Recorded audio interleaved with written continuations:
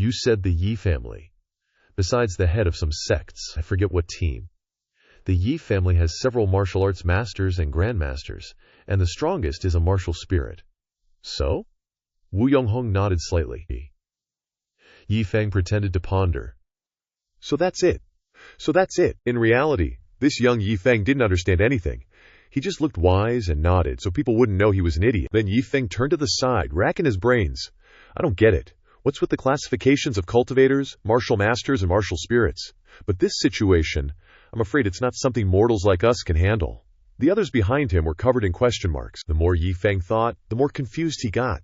Finally, he took out his brick. There's no other way. I'm calling in reinforcements. Just 3 minutes later, Yang Tianyu, Li Shuhua, and Shui Chengzhu arrived, panting like cows.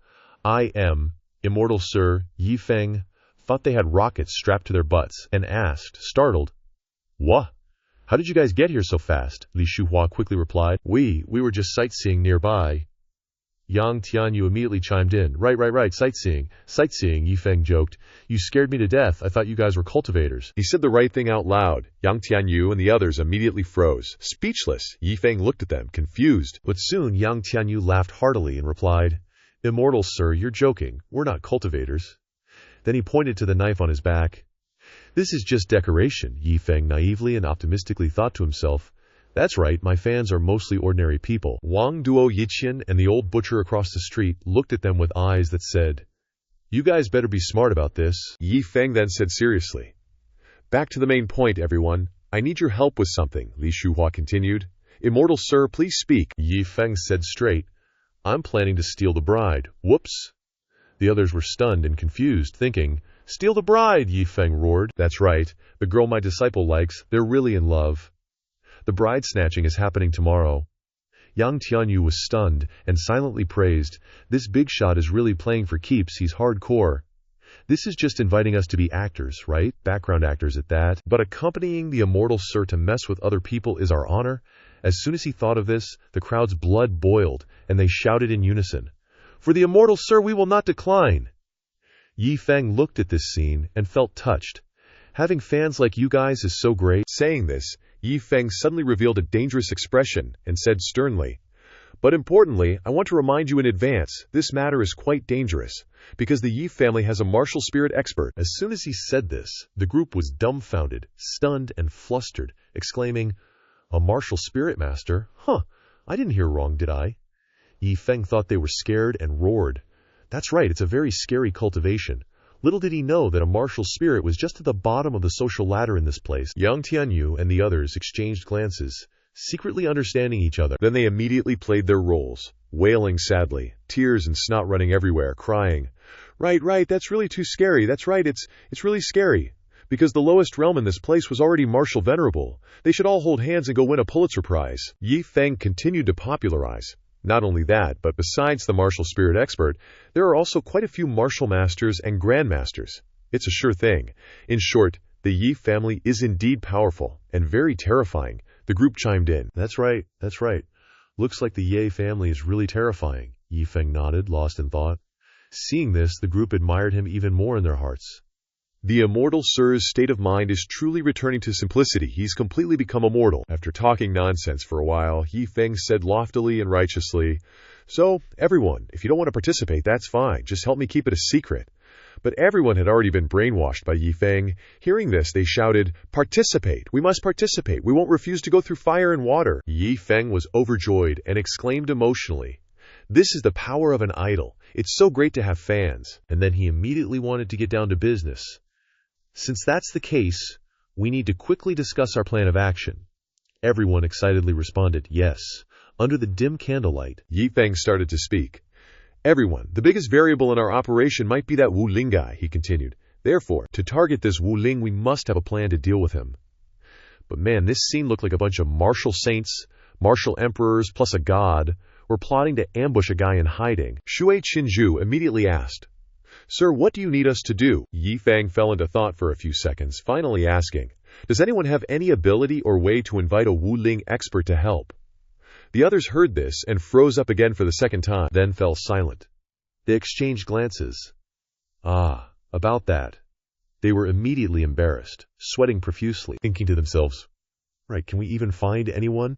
I reckon they're all worried about whether it's easy to find cultivators playing the mortal game like this, but if it's too hard to think, just ask the guy who brought it up, Li Shuhua awkwardly asked.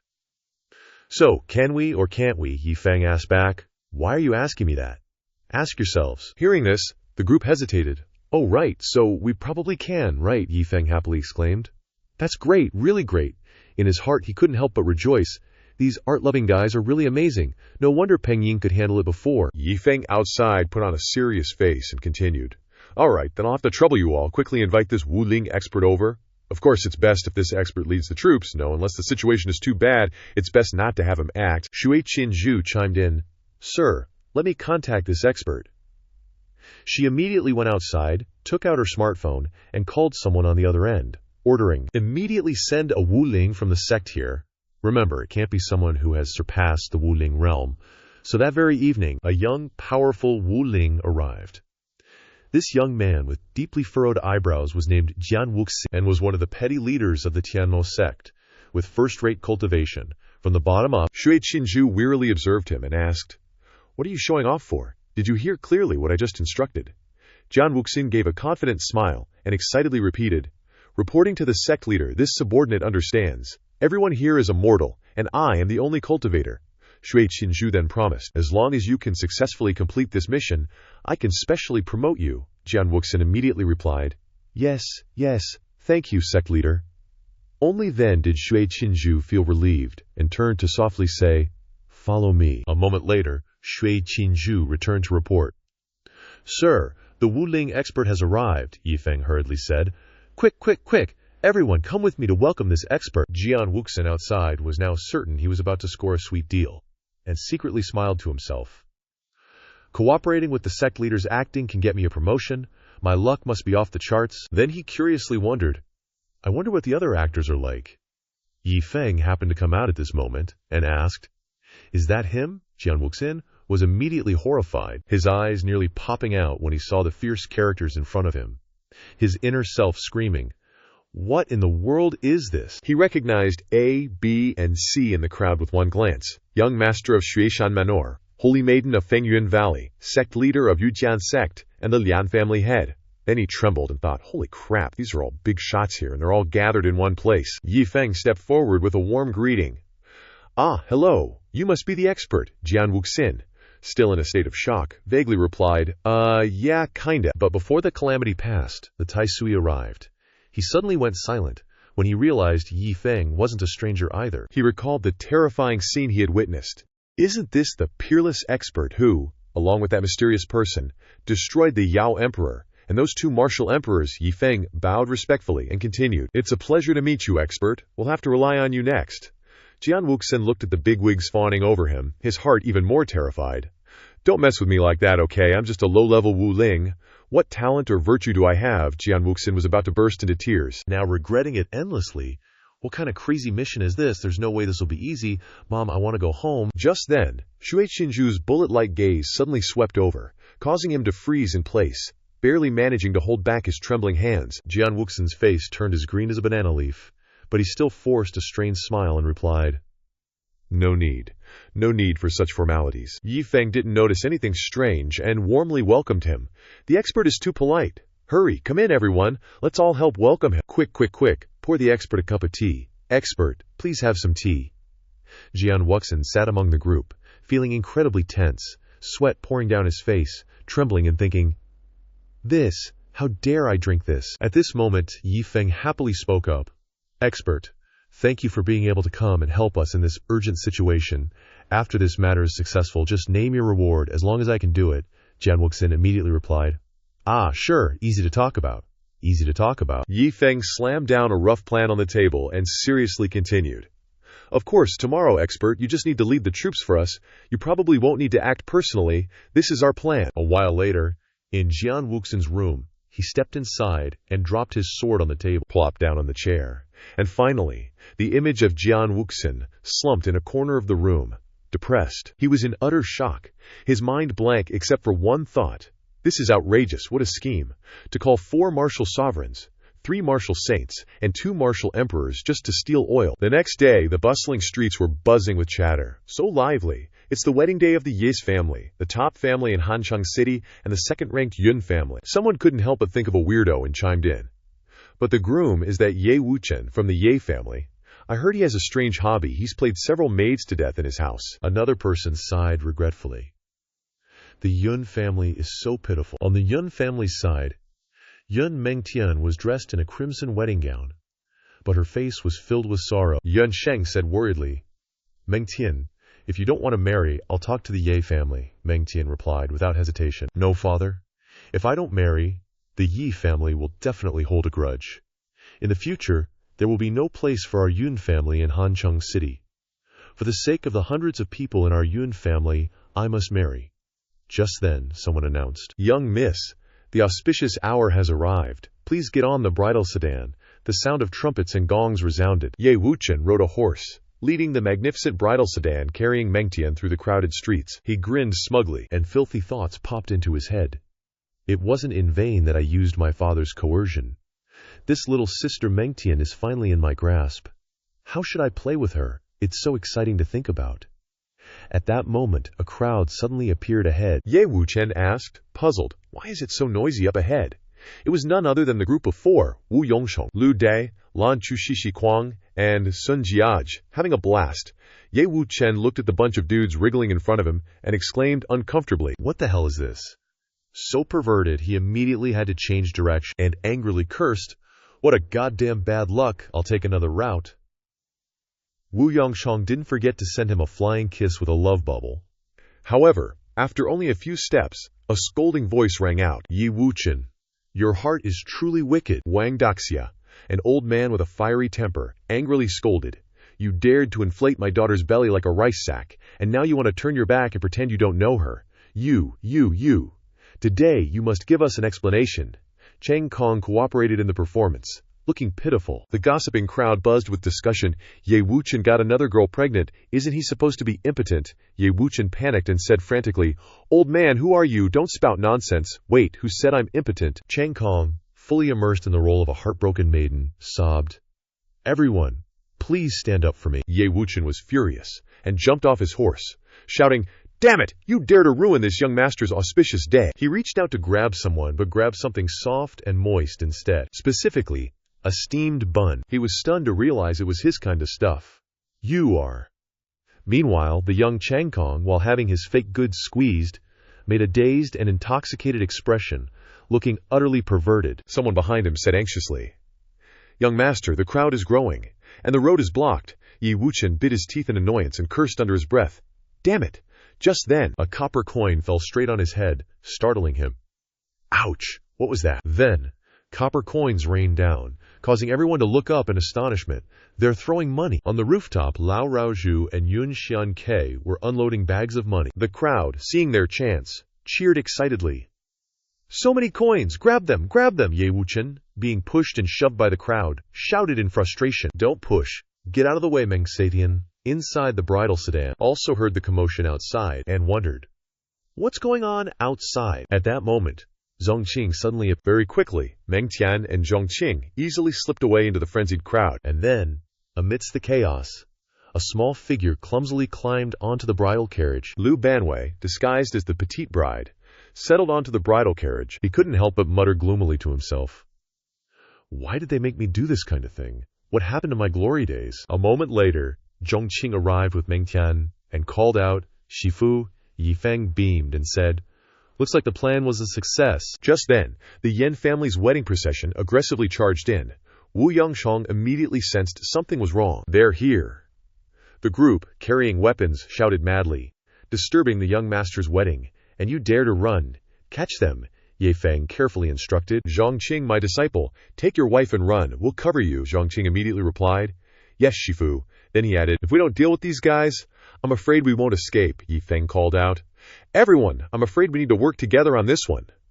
As soon as he finished speaking, Cheng Kong immediately threw out steamed buns, and then Diwu Tianming and Yun Hao Qian joined in, shouting, All right, sir.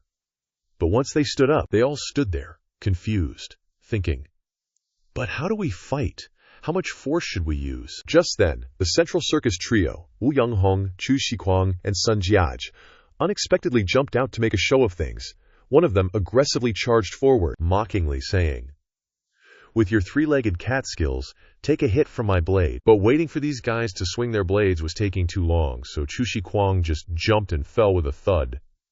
The surrounding guys froze in stunned silence, with question marks floating above their heads. What the heck just happened? Chu Shiquang even squeezed out some sweat to make it look real, then clutched his chest in horror and shouted, "Lao Wu! They're too strong! They're martial master experts! Come help me!" Hearing this, Wu Yongchong spun around quickly. "Lao Chu, hold on, I'm coming to help." Another guy charged forward to slash, but as soon as the blade touched Wu Yongchong's, it flew away with a whoosh. He shouted, "Damn, that's strong, Jiaj. These guys are so powerful, I'm afraid the three of us need to team up." Sun Jiaj, meanwhile, was twisting and turning, panting heavily, acting as if he was in real trouble, shouting, "I can't guarantee anything myself. I'm being suppressed by this 8th stage martial master." The people on the other side watched the three of them coordinate perfectly and were thoroughly impressed. So awesome. They really are seniors. Acting masters, no wonder they've followed the Sir all this time. Yi Feng had also already joined in, waving his sword randomly, cursing non-stop, "Die, you trash." The 5 Great Talents gang also started to get into character. Yun Haoxian tensely said, "Everyone, next, I'm afraid we're going to fight the most difficult battle of our lives." "Everyone must go all out, but remember to control your strength very well," a shout of charge was yelled, and in the end, it was just a scene of people swarming in for a chaotic brawl. Meanwhile, at the Yi family mansion, Yi Wuchen was still happily chugging alcohol. Then, he suddenly turned to leave, excitedly saying, "No more drinking, I need to go see my bride." Hearing this, someone teased, "But it's the middle of the day." Ye Wuchen happily pushed open the door to the room, and when he saw the obedient and beautiful girl on the bed, Ye Wuchen couldn't hide his perverted smile, pouting and acting coquettish. "My little darling, does wifey miss her hubby?" The person on the bed turned her head coyly. Yi Wuchen became even more excited at seeing the beauty sulking, so he playfully teased, Oh, my little cutie is a little angry." Ye Wuchen licked his lips greedily, wanting to get straight to it, happily saying, "But hubby likes it even more like this. I'm coming." Then he continued to laugh pervertedly, but as soon as he lifted the bridal veil, his expression changed. And then, surprise, Lu Banwei poked his head out and teased. Ye Wuchen's face immediately drained of color, turning green and purple, and he screamed in terror. "A ghost!" The servants outside immediately reacted. "Something happened to the young master. Go check it out." The group rushed in and frantically called out, "Young master." But at this time, there was only Ye Wuchen, who had already wet himself in terror, along with an empty wallet, wailing miserably.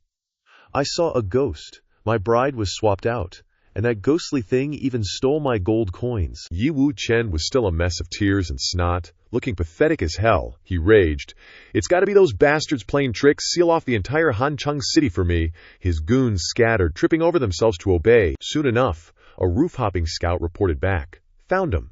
Spotted those guys near the west entrance." Yi Feng's eyes narrowed. He instantly sensed the ambush coming his way. A goon leaped down, landing with a thud right in front of them. Yi Feng immediately recoiled in mock terror, yelling, "Ouch! That was one hell of a landing." Yi Feng started blustering, "Master, make your move. That's probably a martial spirit expert from the Yi family." Jian Wuxin, chillin' in the back, was caught off guard. He squinted at the chump in front. He thought to himself, confused, No way.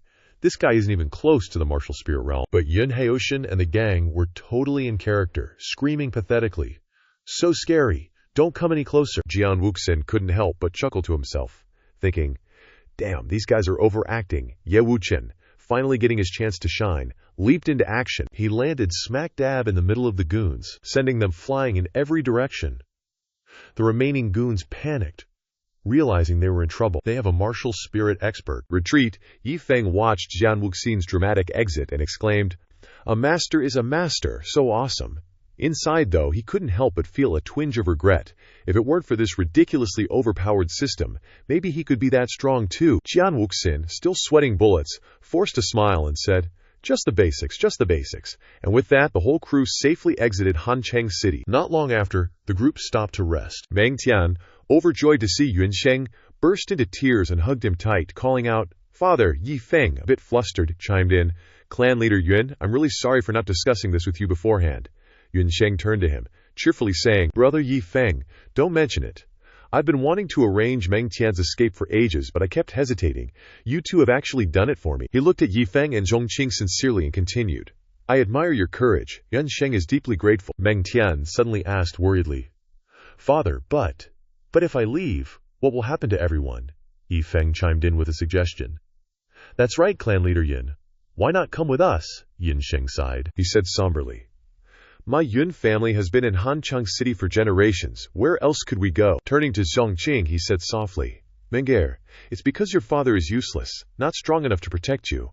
But now it's all right. I can rest easy leaving you with this young man." Zhongqing seized the chance to impress his future father-in-law, pledging confidently, "Don't worry, I'll take good care of Mengzhi." Yunsheng smiled and accepted. "Good, I believe you." Yi Feng wondered aloud, "Clan leader Yun, I heard that the Yun family is a major clan, on par with the Yi family. Why are you so afraid of them?" Yunsheng sighed again, muttering, "Didn't I mention this before?" Yi Feng asked hesitantly. "It's that squad leader who joined that whatchamacallit sect, right?" Yunsheng repeated the name in full.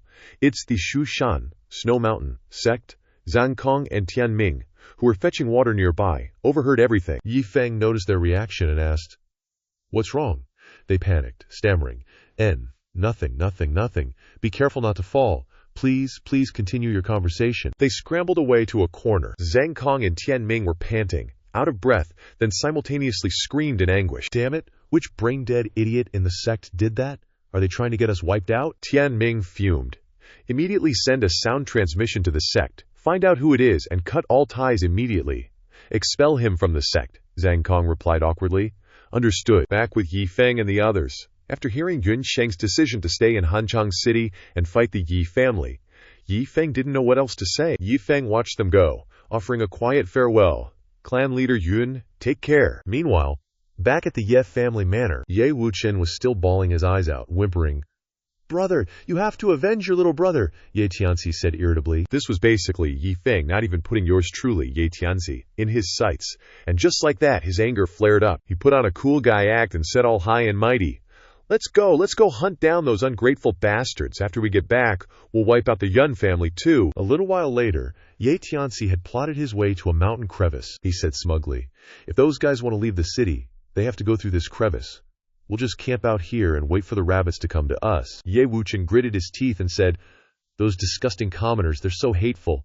And that skeleton guy, I'm going to stomp him into the ground." Ye Tianzi immediately shot back. Not nearly enough swagger. Ye Wuchen hesitated a bit and continued, "But bro, they've got a martial spirit realm cultivator with them." But the next instant, he sensed the powerful aura around Ye Tianzi and asked in shock, "Bro, you've reached the martial king realm."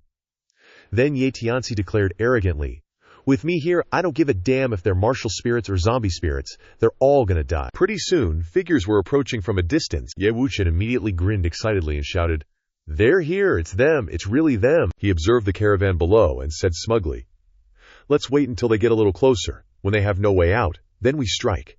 That way, they won't be able to escape." The image of Yi Feng and the others being diced and stir-fried with chili peppers flashed in Ye Wuchen's mind, and he continued excitedly, "After I see those guys crippled by you, begging for mercy on the ground, I've already figured out how to torture them." Saying this, Ye Wuchen grinned gleefully and urged, "All right, the time is now. Let's make our move." But after a while nothing happened. He turned his head back, confused, and said, "I can attack now, right?" But there was no one to be seen, plunging Ye Wuchen into a panic. That older brother of his had already bolted a long time ago. He thought to himself in fear, "What the hell did I just see?" Ye Wuchen recalled the group of people from just now, and his face turned white with fear. Li Shuhua, Yang Tianyu, Xue Qin, Zhu Yunhao, and Hao Tian, they're all super big shots from Nanshan. Besides those guys, there's also the Snow Mountain Manor Lord, Di Wu Tianming, and Young Master Di Wu Chengkong. Ye Wuchen ran for his life, thinking to himself, "Sending a little martial king like me to ambush them, isn't that like an ant trying to move a mountain? Doesn't he know his own strength?" He tripped and fell. Ye Wuchen was all alone now, and could only call out helplessly, This, what the heck is going on?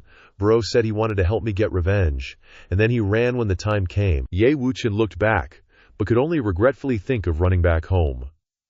What to do about this? I can't beat a martial spirit realm expert by myself.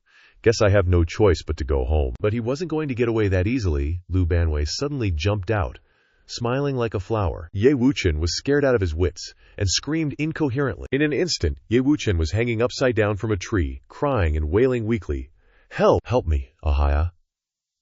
Out of nowhere, mysterious figures appeared from the clouds in the sky. Bai Lingxi, with her long legs and arms crossed, and an old man were calmly observing the situation below. Bai Lingxi said with a sigh, "These Nansha people are really ridiculous. How could they see a mere mortal and imagine him to be some kind of peerless expert?" She looked at Yi Feng, who was laughing and chatting happily with the group, and continued, puzzled, "I really don't know what kind of bewitching words that young man used to make this group of people believe him so unconditionally. And there are even 2 Second Life martial emperors among them. It's really a laughingstock for the world." The old man next to her said calmly, "Just a bunch of ignorant fools. No need to bother with them." Then Bai Lingxi asked suspiciously, "But is that kid really a divine bloodline?" The old man looked at Zhongqing and affirmed confidently, "I used celestial phenomena to calculate it. The divine bloodline will definitely appear in this land of Nansha. Moreover, after observing him for this period, I'm afraid that kid has a 50% chance of being a divine bloodline." He suddenly became excited, with a crazed expression, and shouted, "This is the first divine bloodline to appear in 2 million years. His appearance is of great significance to us, especially to you." "It can't be ignored," Bai Lingxi asked again, still uneasy. "Only a 50% chance of being real." The old man retorted loudly, "There's no other way. Even if it's only 50%, I have to give it a try. After all, dual cultivation is the only way to activate your bloodline." He kept talking non-stop. Dual cultivating with a divine bloodline, activating the divine phoenix body. Only then. "Got it. Let me go grab him." The old geezer quickly stopped him. "Absolutely not." Yi Yongxi perked up her ears to listen. "What I'm talking about isn't just some plain old roll in the head." The old guy seemed to have been around the block a few times in this department, calmly analyzing.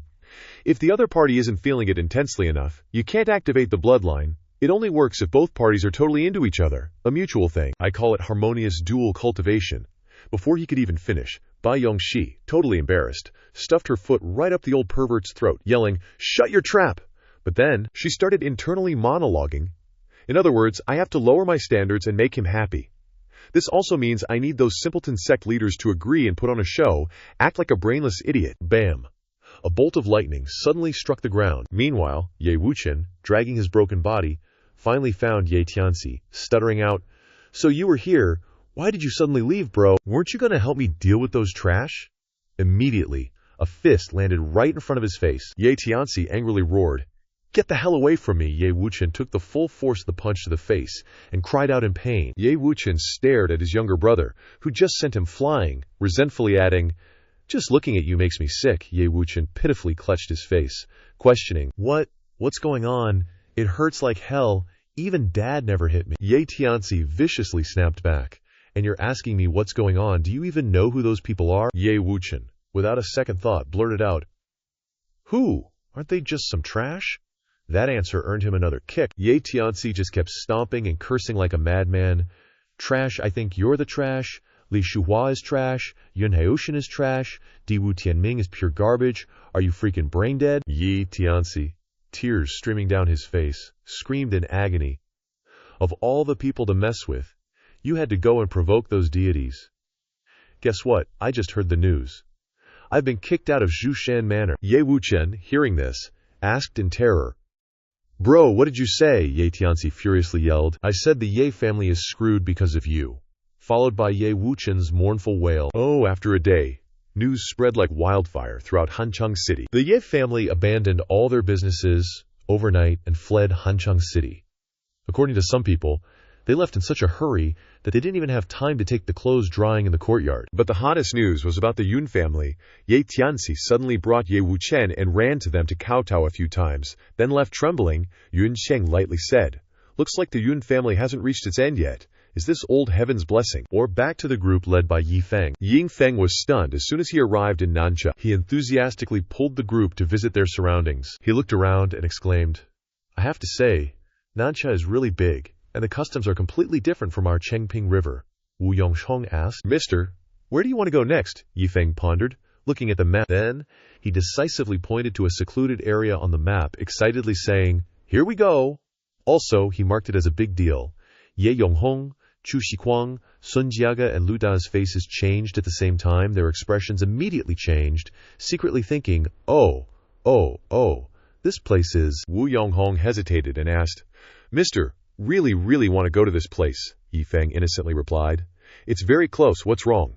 Old Pigmeat spoke in a deep voice. That place is a very strange place in Nanjia, Wang Daoshen continued with a dazed expression. It is because of that place that a small place like Nanjia has gained a lot of fame throughout the entire Shenjiang continent. Yi Feng was silent, looking at them for a while. Then he drew a conclusion in his mind. Understood. A tourist attraction, huh? Then he happily said, let's go, this place. The group of Wu Yongsheng immediately fell silent. Extremely confused, the group was haunted by the image of the demons in that land, thinking to themselves, perhaps this place is nothing special to Xiansheng. Back to Yi Feng's spring trip to the romantic and picturesque land of Nanxia. The more Yi Feng looked at it, the more excited he became. His eyes lit up as he exclaimed, oh my God, what heavenly scenery is this? It's so beautiful. Just then, a voice called out from behind. Esteemed sir. Yi Feng turned around to see a group of people simultaneously cupping their hands in supplication. We have some important matters to attend to at home, and we're afraid we must leave ahead of you. We were hoping to borrow a few people from you. Would you allow it, esteemed sir? Yi Feng happily thought to himself. These old codgers have been trekking through mountains and streams with me the whole time. It's inevitable they're tired. Going home early is probably better for them. So, he cheerfully said, what, allow or not allow? If you really encounter any trouble, I'm here to help. Just say the word. It's thanks to everyone's efforts that Zhongqing's matter went so smoothly. I should be the one thanking you all. The group, upon hearing this, was overjoyed and shouted happily, thank you, esteemed sir. Suddenly, another voice called out, Shifu. Yi Feng glanced over and saw Zhongqing and Meng Tian gazing at each other, lovey-dovey as could be. Deeply in love, Zhongqing shyly said. Meng Tian and I also. Yi Feng, a single dog for so long, was force-fed a mouthful of dog food and replied wearily, you two go too, Lu Banwei. Once the overlord of Nanhui Huang could only weep in sorrow. The group, having received permission, immediately hightailed it out of there without looking back. At this moment, there was only one person, a bone, and a dog left, and a feeling of joy rushed over them. All three laughed excitedly and shouted, finally, we can go wild! Yi Feng happily embraced his long-held desire, taking a stroll when he felt like it, enjoying things only he knew about, and going to the end of the road to watch the clouds appear. Lu Banwei below also let out a perverted yell. I need a big sister to rest my head on, gold coins to kick around, a sugar mommy, and, unsurprisingly, Yi Feng predictably lost it and whacked him on the head. Down on the bustling street, inside a luxurious restaurant, the patrons all wore tense expressions. Their eyes were wary. A naive little girl pointed and wanted to ask, but her mother stopped her, trembling as she said, don't disturb that man. The focus of everyone's attention was two men, one standing and one sitting, with extraordinary auras. One was Martial Emperor Huang Wujing, with a handsome but ice-cold face. A kid couldn't help but ask his mother, who is that person over there? Someone cautiously replied. That's one of the emperors of Nanxia Huang Wujing. The guard behind him also had a fierce face, especially that hairstyle. This young man with pigtails is Yun Lang. Seeing them whispering and discussing, Yun Lang glared fiercely as a warning. The crowd immediately fearfully turned their heads, mute as cicadas, each trembling like a leaf, panicking and thinking, don't get close to him, or you'll bring disaster upon yourself, and won't even know how you died. I better scram. Just then, a figure appeared, and loudly made Huang Wujing and Yun Lang look up. Finally, there's a seat. Yi Feng innocently approached them and cheerfully said, esteemed sir, this one is a little hungry. May I sit here? The crowd immediately suffered a mental shock, their faces turning green and purple, and their hearts were screaming, where did this guy come from? Does he want to die? Someone, anyone, quickly warn that kid to stay away from the emperor. One person fearfully recounted, I heard that last time, a martial saint offended the emperor and had his legs removed on the spot. This little brother is too clueless. Another person softly said, if he kneels on the ground and begs for forgiveness now, he might still make it. Yun Lang also thought uncomfortably, what a bold mortal. Doesn't he know who his excellency is? Huang Wujing also glanced up with a sharp gaze, and faintly asked, sit here. Then, he smiled with interest and thought, how interesting.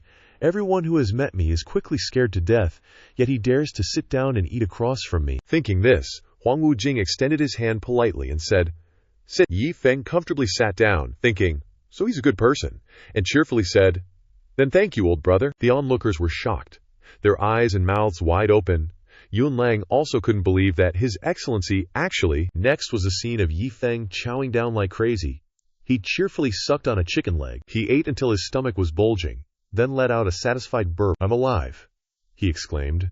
Then his eyes landed on the wine jar in front of him. Yi Feng, who was really craving some, shamelessly asked, "Hey bro, can I have some of your wine? The stuff at this tavern is seriously undrinkable."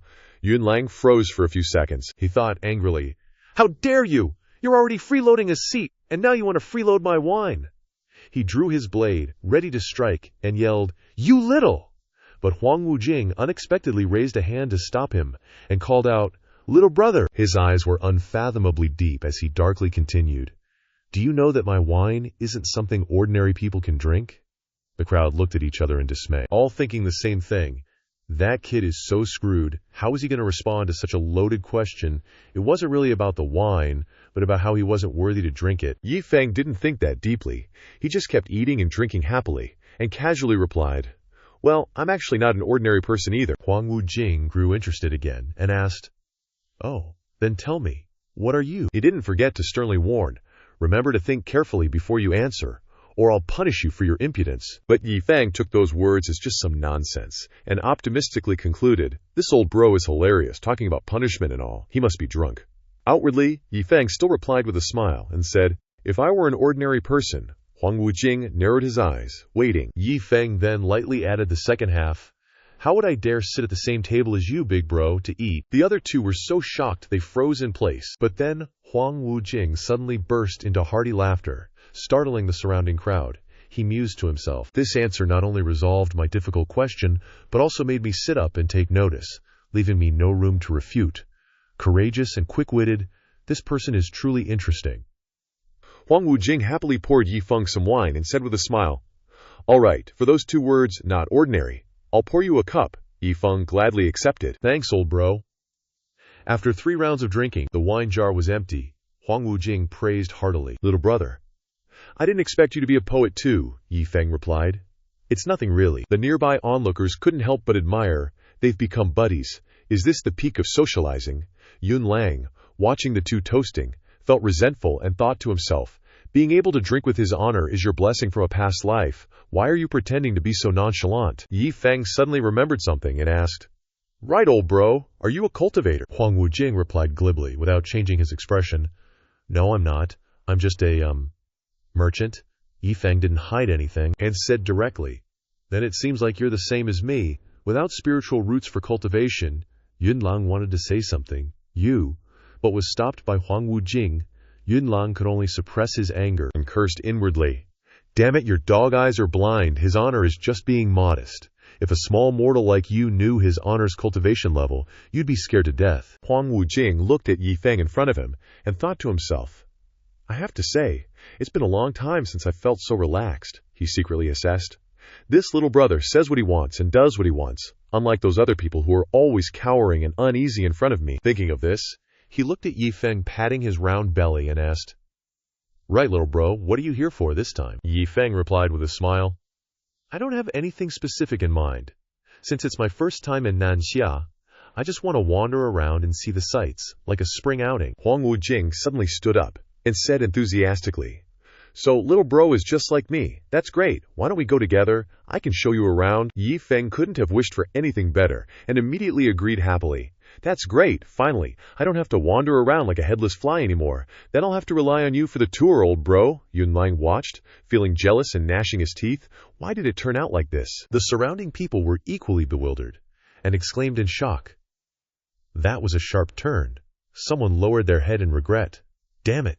If I had greeted him earlier, maybe I could have. But who would dare?" After a cup of tea, Huang Wujing and Yunlang followed Yi Feng out. Yi Feng was busy eating inside, but thankfully, he remembered to bring the bone for his dog. "Wang Kai, eat up," Yunlang softly reminded. "Your Honor, even if you find this mortal interesting and want him to follow you, you don't need to hide your identity," Huang Wujing suddenly threatened. "Shut your mouth," he growled.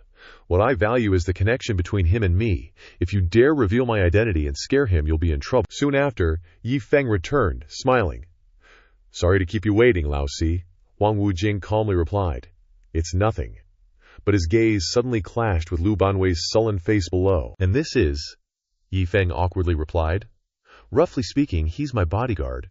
After all, Nanxia's a long way. It's safer to have someone along. Huang Wujing cheerfully continued. Oh, I see.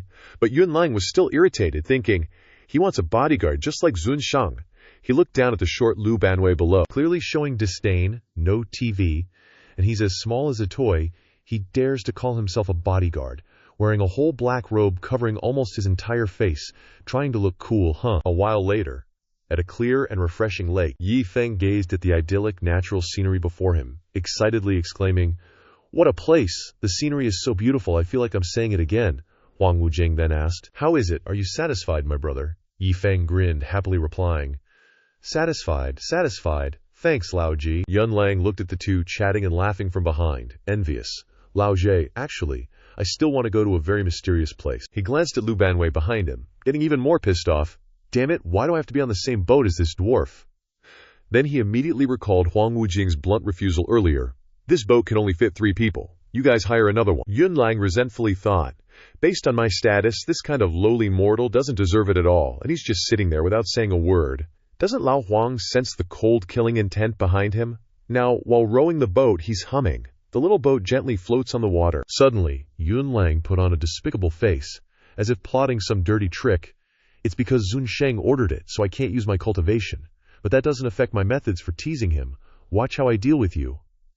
Mentally, he immediately rummaged for something in his pocket, excitedly thinking, I must let you know the difference between us. Then he pulled out something round and green. Hey, dwarf, know what this is? Yunlang held the strange round thing out, coaxingly saying, Let me tell you, this is called a medicinal pill, and it's a Wang-grade pill. Just this one pill, to you mortals, is priceless treasure. Lu Banwei indifferently turned his head, even letting out a loud yawn, embarrassing Yunlang. But he stubbornly continued, You're pretending, I'll let you pretend. Huang-grade pills. Even martial emperors would fight to the death for one. Then Yunlang raised his hand, unintentionally or intentionally showing off his armpit hair, generously promising, Now as long as you jump off the boat, I can give you this pill. How about it? This is clearly a huge opportunity for you. Lu Banwei had completely lost his patience and glared, cursing. You're holding a dog treat here, being noisy and jumping around for half a day, and you dare tell me to jump off the boat? Is your brain damaged? Yunlang was shocked upon hearing this, breaking out in a cold sweat. Dog treat. Did I hear that wrong? Lu Banwei affirmed with certainty. You didn't hear wrong. My dog at home usually chews on these toys. Wouldn't that mean he's no better than a dog? Yunlang angrily roared. Are your dog eyes blind, you lowly mortal? Today, even if I anger Zun Shang, I have to teach you a lesson. Saying that, he put force into his hand and pushed towards Lu Banwei, causing Yunlang to flip into the lake. Yi Feng, hearing the commotion, asked, What's going on? Yunlang quickly climbed back ashore. He looked at Huang Wujing standing tall in front of him, and immediately trembled, stuttering. Zun Shang, I, Huang Wujing coldly asked. What exactly happened? Yunlang then recounted the events that had just occurred. I just wanted to teach him a lesson, but I don't know why I suddenly flew into the river. Huang Wujing casually scolded. Messing around, Yunlang panicked, yelling, Zun Shang, this subordinate deserves to die. This subordinate won't dare to do it again. Then, Huang Wujing looked towards Yi Feng, also feeling confused, thinking, but with Yunlang's strength, how could he fall into the river so easily? Yi Feng on top was also angrily flicking Lu Banwei's head at this time. Huang Wujing immediately brushed aside those ridiculous thoughts, guessing that Yunlang was probably just overwhelmed by emotions, and became confused. Time passed as quickly as a dog running in the fields. A boat gently drifted amidst the silent night. Yi Feng inside was being enthusiastically served wine by several young women. Handsome guy. Ziliang, you're so talented. Yi Feng laughed, of course. He casually recited a few lines of poetry. Raising my cup, I invite the bright moon. With my shadow we become 3. The beauties beside him exclaimed in admiration. Handsome guy, you're so talented. Lu Banwei quietly sat in a corner. Looking at the lively scene inside, he felt envious. Seriously, this daddy needs some ladies too. Just then, another boat passed by. The young lad on board was having a blast with a group of girls, giggling, I caught you! Then he puckered up for a kiss. The girl beside him whined, You're so naughty. Lu Banwei was even more bitter seeing this. Why, his hands wouldn't stay still as he tugged on Wang Kai's collar. Bro, loosen up a bit, I can't breathe. In the end, Lu Banwei could only sigh dramatically. Life is meaningless. Yi Feng also saw the scene on the other boat and grumbled unhappily. Damn it, that monk's playing like that again. What a degenerate. Huang Wujing suddenly put his hand on Yi Feng's shoulder. Little bro, take this. Yi Feng looked at the blue thing in his hand and hesitantly asked, Big bro, what is this? Huang Wujing replied nonchalantly. It's nothing. I just feel we met by chance, so I wanted to give you a gift, Yunlang exclaimed in panic. My lord, you! But Huang Wujing glared at him, silencing him, and he was burning with anger inside. Damn bastard! That's a top-grade treasure worn on the body, which can automatically protect the owner, and can even withstand a blow from a martial venerable. Even I don't have many of these kinds of treasures. Yet the Lord is giving it to a mortal. Huang Wujing directly stuffed the treasure into Yi Feng's hand, instructing, Little bro, remember, you must always carry this jade pendant with you. You will know what I mean in the future. Yi Feng happily accepted it. This big bro is really a person who values friendship. Okay, Yi Feng suddenly took out a gourd that looked a little strange. Huang Wujing asked in confusion, Little bro, what's this? Yi Feng replied, It's something I carved myself, called Little Brother's Gourd. Huang Wujing looked at the item in his hand with suspicion. Little Brother's Gourd. Yi Feng just smiled and replied briefly, In short, it's a small gift for our friendship. You must always carry it with you. Don't forget me. Hearing this, Huang Wujing thought to himself, It seems like my little bro misunderstood that I have to carry it with me. Outwardly, he replied politely, Okay, I'll carry it with me. I definitely won't forget, little bro. At this time, Huang Wujing suddenly got an idea. Right, you wanted to go to some mysterious place just now. Tell me about it. I'll take you there, Yi Feng asked back. I really want to go, but won't this bother you, big bro? Huang Wujing immediately replied happily. No bother, just tell me. Even if it's up in the sky, as long as my brother is happy, I'll take you there. As soon as he finished speaking, Yi Feng pointed to the place marked on the map and excitedly said, Then I'll have to trouble you, big bro. I want to go here. As soon as they looked at it, Huang Wujing and Yunlang, one spat out wine, and the other was shocked, and their eyes popped out. Yi Feng looked confused. Huang Wujing asked in confusion, Little bro, you really want to go here? Yi Feng still asked innocently. Yes. What's the matter, big bro? Is it inconvenient? Yunlang looked at Yi Feng's innocent face and cursed in his heart. Is he stupid? That's clearly the entrance to the chaotic land of Nansha. That place has formed its own space, and the entire Immortal River continent only has that one place as special as that. That's why it gathers all the evil cultivators on the continent, as well as criminals wanted by the major sects. This place is a mixed bag. Even the local major forces in Nansha don't dare to enter casually. Huang Wujing regained his composure and asked, It's not that it's inconvenient, but I want to hear the reason why you want to go. Yi Feng replied leisurely, You only live once. It's never wrong to see more of the world. Then he said enthusiastically, Moreover, looking at the markings on this map, it seems like there's only one tourist spot in the entire Nanshan, so I have to check it out anyway. Huang Wujing was stunned. Tourist spot? But then he suddenly showed a meaningful smile, and then replied, All right, if you want to go, I'll take you there. In his heart, he thought, ignorant, but makes me feel jealous, because inside this kind of world, ignorant people are often the most precious thing. Yi Feng was happy to hear this. Then thank you, big bro, Huang Wujing pondered and continued.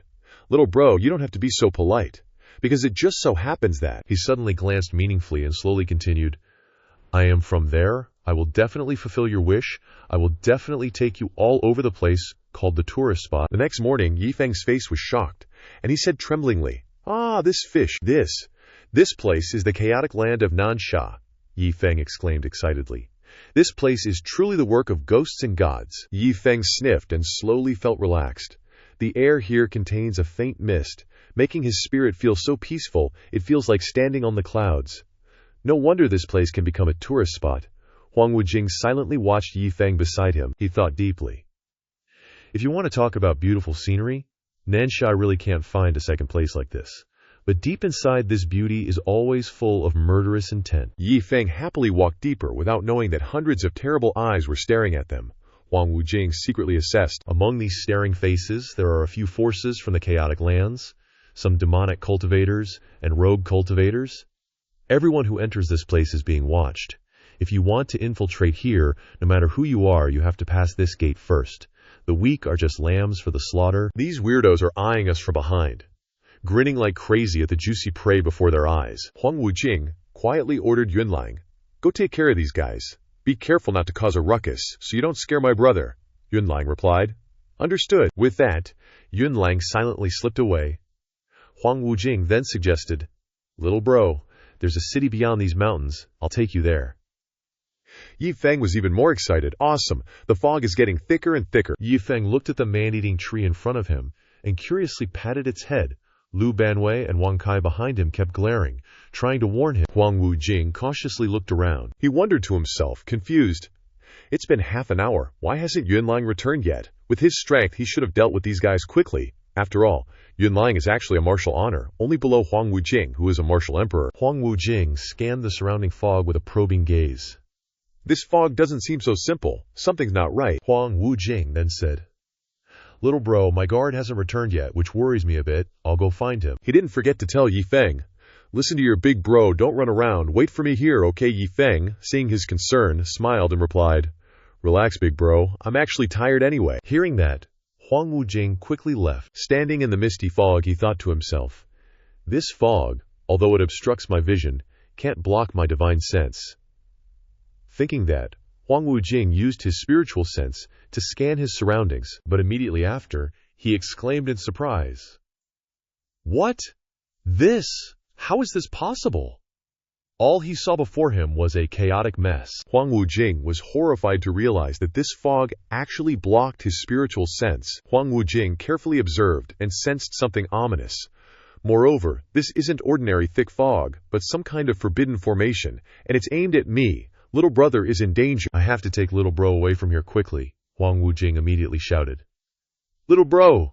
Just at that moment, a series of strange arrows suddenly shot towards him. Huang Wujing raised his hand, channeled his power, and released a full-force palm strike straight into the sky, shattering the arrows.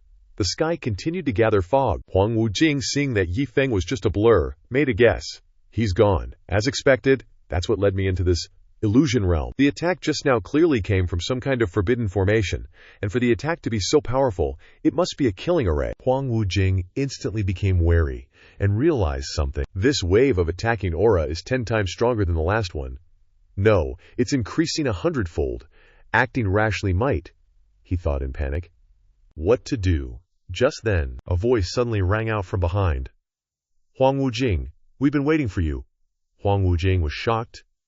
The chaotic 5 elements unexpectedly appeared. The 3 guys posed in a sickeningly flamboyant way. The 3 of them shrieked in unison, "You killed our big brother that day. Today, don't even think about getting out of here alive." Huang Wujing coldly sneered in response. That day, Jin Xing rebelled, killing innocent people, intending to use the lives of 10,000 people to practice demonic arts. Although I am not a saint, killing him is considered acting on behalf of the heavens.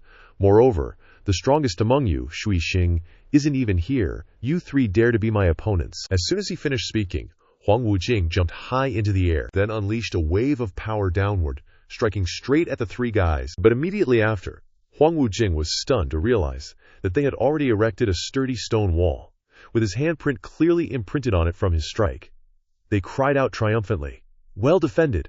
Huang Wujing's face instantly turned dark as he realized he was finding it hard to breathe, and then he just lost strength and fell.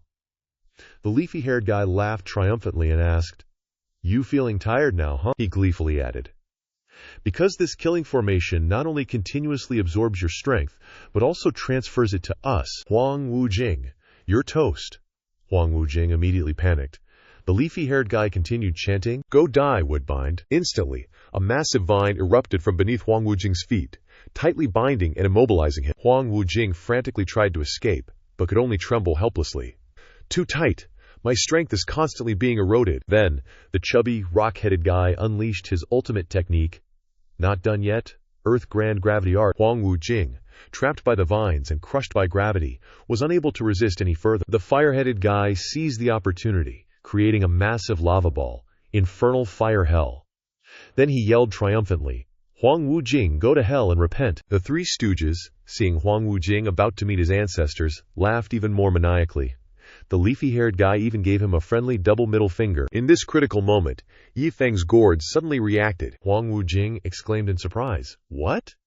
That wooden carving?" A song echoed from the burst of light and power. "This thing is huge, super powerful. This thing is huge. Super huge, super powerful." Then, The initially lifeless wooden figure unexpectedly transformed into a super gourd, becoming incredibly large. The faces of the three mixed bag guys instantly contorted in ugliness, baring their teeth, sticking out their tongues, and sweating buckets. But the most expressive reaction had to be Huang Wujing's. He was utterly shocked, eyes bulging, yelling like he'd never yelled before. The giant gourd quickly nudged the lava ball, sending it straight back at the fire-headed guy. Before he could react, he vanished in a puff of smoke. The other two yelled in horror, "Third bro!" The big gourd then proceeded to lift up a nearby mountain. The rock-headed and leafy-haired guys were utterly terrified, only managing to scream, "Save us!" The mountain was instantly compressed, crushing the two loudmouths into pancakes. Huang Wujing stared blankly at what had just happened, his brain still buffering. The big gourd, its job done, reverted to being a tiny, lifeless gourd. Huang Wujing said in confusion, "It's over." He looked at the wooden figure in his hand in disbelief, wondering. A crudely carved piece of wood emitted such powerful force. What the hell is going on? Huang Wujing thought cautiously. Could it be that this bro of mine is actually a hidden powerhouse? Then he frowned and refuted himself. But that's impossible. Huang Wujing recalled their time together, having been with him for so many days. Even a 10th order martial emperor would give off some clues, right? Then, a possibility suddenly dawned on Huang Wujing. Unless he's an immortal. As soon as he thought that, the image of the goofy and clueless Yi Feng popped into his head, and those speculations were kicked out of his mind before they could even last 5 seconds. The more he thought about this speculation, the more ridiculous it felt, because the path to immortality in Shanjiang Great Mountain had long been severed, meaning that Shanjiang continent has no possibility of having immortals, while experts from the immortal realm cannot enter the Shanjiang continent. Huang Wujing gave his own explanation of the big gourd. Then this wood carving may have been left by the immortals when the road to immortality was not cut off. In addition, there may be some unknown reason that caused it to be lost in the human world. By a stroke of luck, it fell into the hands of my old bro, who then gave it to me, saving my life. Huang Wujing was overjoyed, thinking, "Little bro, you're so lucky as a mortal. I was going to give you something for self-defense, but who knew you'd give me something to save my life?" Then he looked at the chaotic, colorful Kui in front of him. "Ugh, I can only see little bro after I get out of this killing formation. Little bro, don't you dare get into trouble, big bro's coming." Little did Yi Feng know how much Huang Wujing was racking his brain. He stroked his chin, wondering, "It's been so long, why isn't big bro back yet? Don't tell me he got lost too." Lu Banwei and Wang Kai were chilling under a tree. Yi Feng walked over to them and instructed, "Chu Iz, come with me to find big bro. You stay here and don't move." Lu Banwei, still half asleep, blurted out, "Papa." Yi Feng gave him a dark glare. Lu Banwei immediately stood up straight. "Yes, sir." Yi Feng was looking around while searching for his big bro. Where did he go? Wang Kai suddenly caught a scent and started barking loudly. Yi Feng turned and saw Huang Wujing. He called out happily, "Big bro!" Huang Wujing freaked out and yelled a warning, "Little bro, don't come over here. There's a killing formation." Unfortunately, the god Yi Feng had cotton in his ears. He strained his ears but couldn't understand a thing. "There's what?" Huang Wujing yelled again. "Killing formation," Yi Feng asked. "What formation?" Huang Wujing had to answer. "There's a killing formation," Yi Feng kept asking. "What kind of killing?" Back and forth they went. Huang Wujing finally gave up and roared with all his might. Killing formation, damn it!" In some miraculous way, Yi Feng still couldn't understand. He quickly walked over, casually saying, "Why make it so complicated? Just walk through, isn't that enough?" Huang Wujing cried out in fear. "It's over, little bro's coming over here, this killing formation's gonna deal with him." But against his expectations, Yi Feng steadily walked closer to Huang Wujing, which shocked him. Yi Feng smiled happily, put his hand on Huang Wujing's shoulder and said, "Big bro, what are you doing standing here blankly? I'm tired of searching for you. But you're so smart, knowing that you'll get lost in the great chaos fog, so you stood here waiting." Seeing Huang Wujing unharmed, Yi Feng's mind started to wander. If the position before was because he had not stepped into the range of the killing formation, now he was already in the range of the killing formation, but still safe. It was clear that a slight movement of my foot would cause a powerful attack from the formation. Again and again, a mortal was able to pass safely and unimpeded. He looked at Yi Feng standing there calmly, as if nothing had happened, even more confused. Even a supermaster stronger would trigger the formation's attack, but now this killing formation was not even worth his attention. What the hell is going on here? Yi Feng then said happily, "Big bro, stop spacing out. With Guzi here, you won't get lost. Remember to follow closely." Huang Wujing forced his brain to consider a possibility. Could it be that the killing formation disappeared automatically when little bro came over? "Let's try for now." Thinking, he trembled and lifted his foot. Then he mustered all his courage and stepped down, and of course nothing happened. Huang Wujing immediately clutched his chest and breathed a sigh of relief. Sure enough, the killing formation disappeared. It seems that it really was the time that the younger brother went to the killing formation just happened to disappear. Yi Feng saw that Huang Wujing had only been able to take one step for a long time and was puzzled. Big bro, are your legs numb from standing for too long? Huang Wujing couldn't help but rejoice in his heart. Little bro is really an European emperor. The piece of wood saved my life. Not to mention, the time that the killing formation disappeared was just as beautiful. Yi Feng then asked, "That's right, big bro. Still haven't found your bodyguard?" Huang Wujing shook his head slightly and pondered. This is a killing game that the chaotic 5 elements has for me, and I escaped from a disaster with the wood carving of my little brother. Yun Lang is afraid that it is really more good than bad. The matter of the gourd is not clear, but if I am known by my little brother, then now I can't talk freely with each other like this. Yi Feng saw Huang Wujing was so melancholy, he comforted. Don't worry, big bro, your bodyguard is definitely fine. He may be like you, afraid of getting lost, so he stood still and waited for the fog. Huang Wujing had to answer, I hope so. At this time, his eyes changed slightly, measuring his thoughts. To be honest, what I am most worried about is not Yun Lang, but a troublesome woman. Shui Jingmei. If it wasn't for self-restraint, seeing this woman would have to find a way around. That Shui Jing woman must be in this mountain, let alone the 3 Huao Jing died. Meeting each other must be a deadly battle. On the other side, Lu Banwei was bored, playing with some blue round balls. So boring, what to do? Yi Feng next to him twisted and wanted to have fun.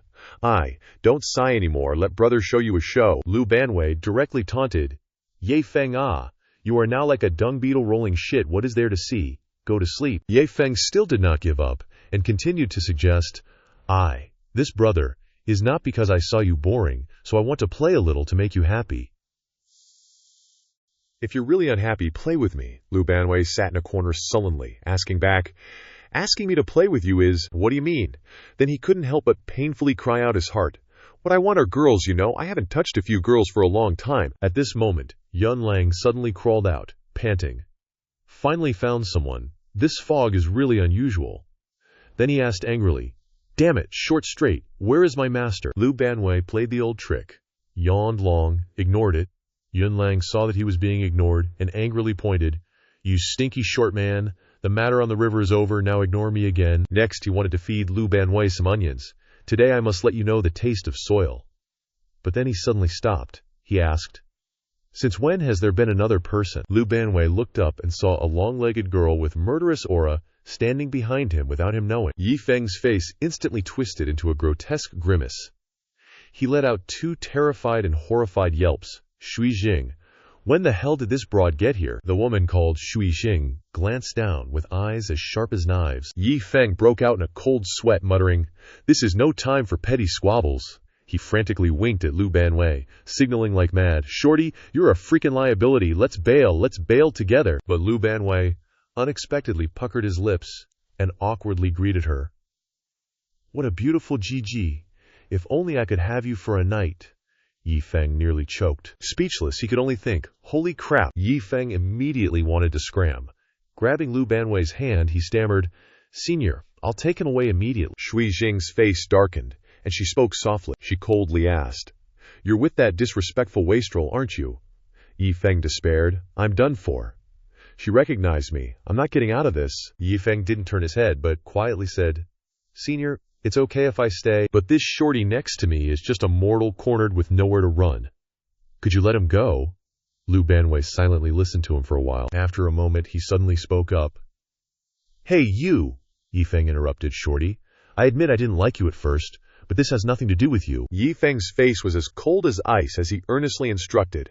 I'll do everything I can to help you escape. If you get out, find my master and tell him what happened here. If you can't find him, then leave this place immediately and never, ever come back. Saying this, he frantically turned back and shouted, Senior, I said this has nothing to do with him. Shui Jing, annoyed by his incessant babbling, directly unleashed a water palm, sending Yi Feng flying to the side. She glanced at him with disdain, leaving a single sentence, What's a piece of trash like you grandstanding for? Then, she casually glanced at him and asked, You need a piece of trash to help you escape. Yi Feng trembled, sweating profusely, and wondered, What is she implying? He looked at Lu Banwei in disbelief. Does she think this shorty is stronger than me? Shui Jing was actually eyeing the round, greenish orb in Lu Banwei's hand. As expected, my senses weren't wrong. This is a second Fate Yao Emperor's Beast Core, and it's water attributed, just what I need. She stared at Lu Banwei's back. She carefully assessed. But to be able to hold a second Fate Yao Emperor's Beast Core in his hand and casually play with it, he's definitely not just a mortal. Even I wouldn't dare to act rashly right now. Lu Banwei unexpectedly turned his head. Shui Jing jumped in alarm. He's making his move.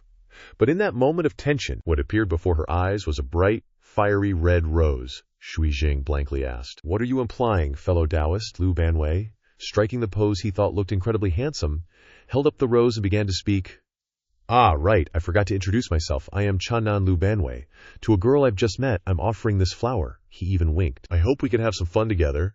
Shui Jing and Yi Feng were speechless. Frozen stiff, Shui Jing directly got to the point. "Fellow Taoists, you should avoid joking around. Just say what you want. I want the bead in your hand."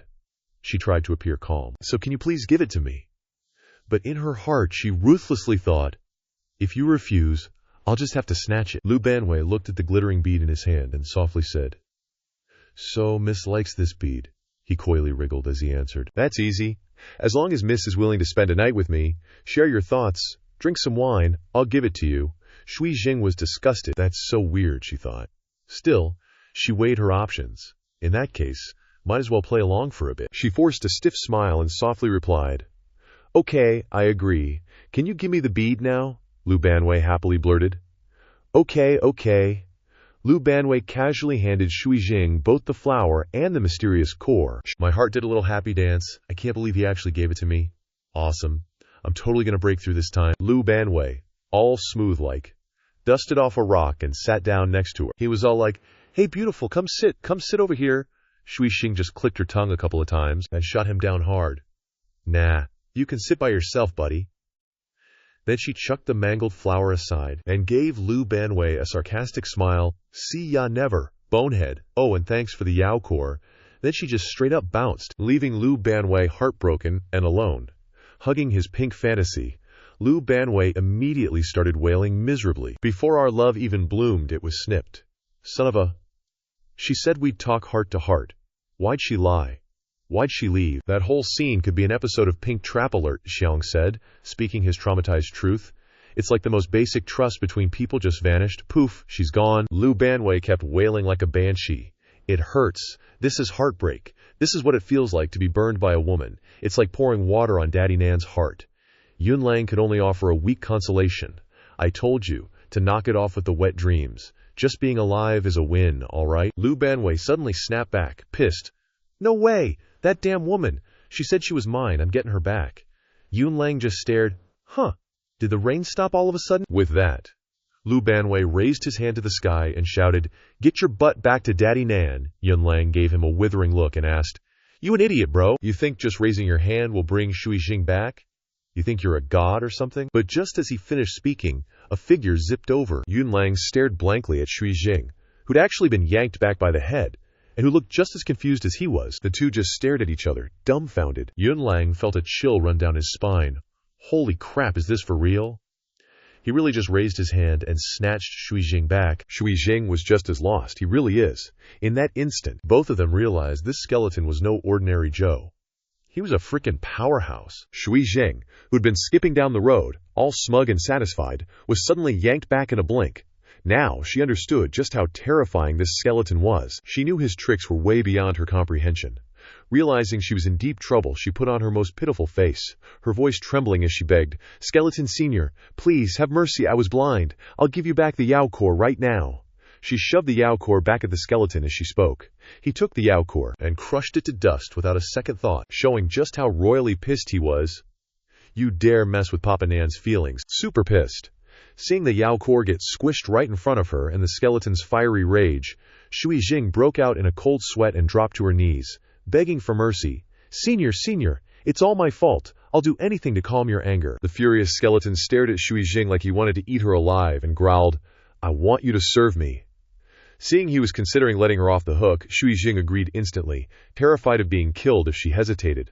Okay, as long as it calms your anger, I'll do anything." Seeing Shui Jing's sincere attitude, Papa Nan the skeleton casually propped his hand on his skull and started thinking. Then, without a shred of shame, he said, "First, dance a little something for Papa Nan." Shui Jing just froze, her face twisting into an ugly smile. She stammered, "Senior, if you want me to do a fist form, I can handle that. But dancing, Before she could finish, the skeleton gave her a death glare, making Shui Jing tremble and start doing, as he said, dancing a little jig. As she danced, she sang embarrassing lyrics. "Listen to me, thank you, for your warmth in all seasons.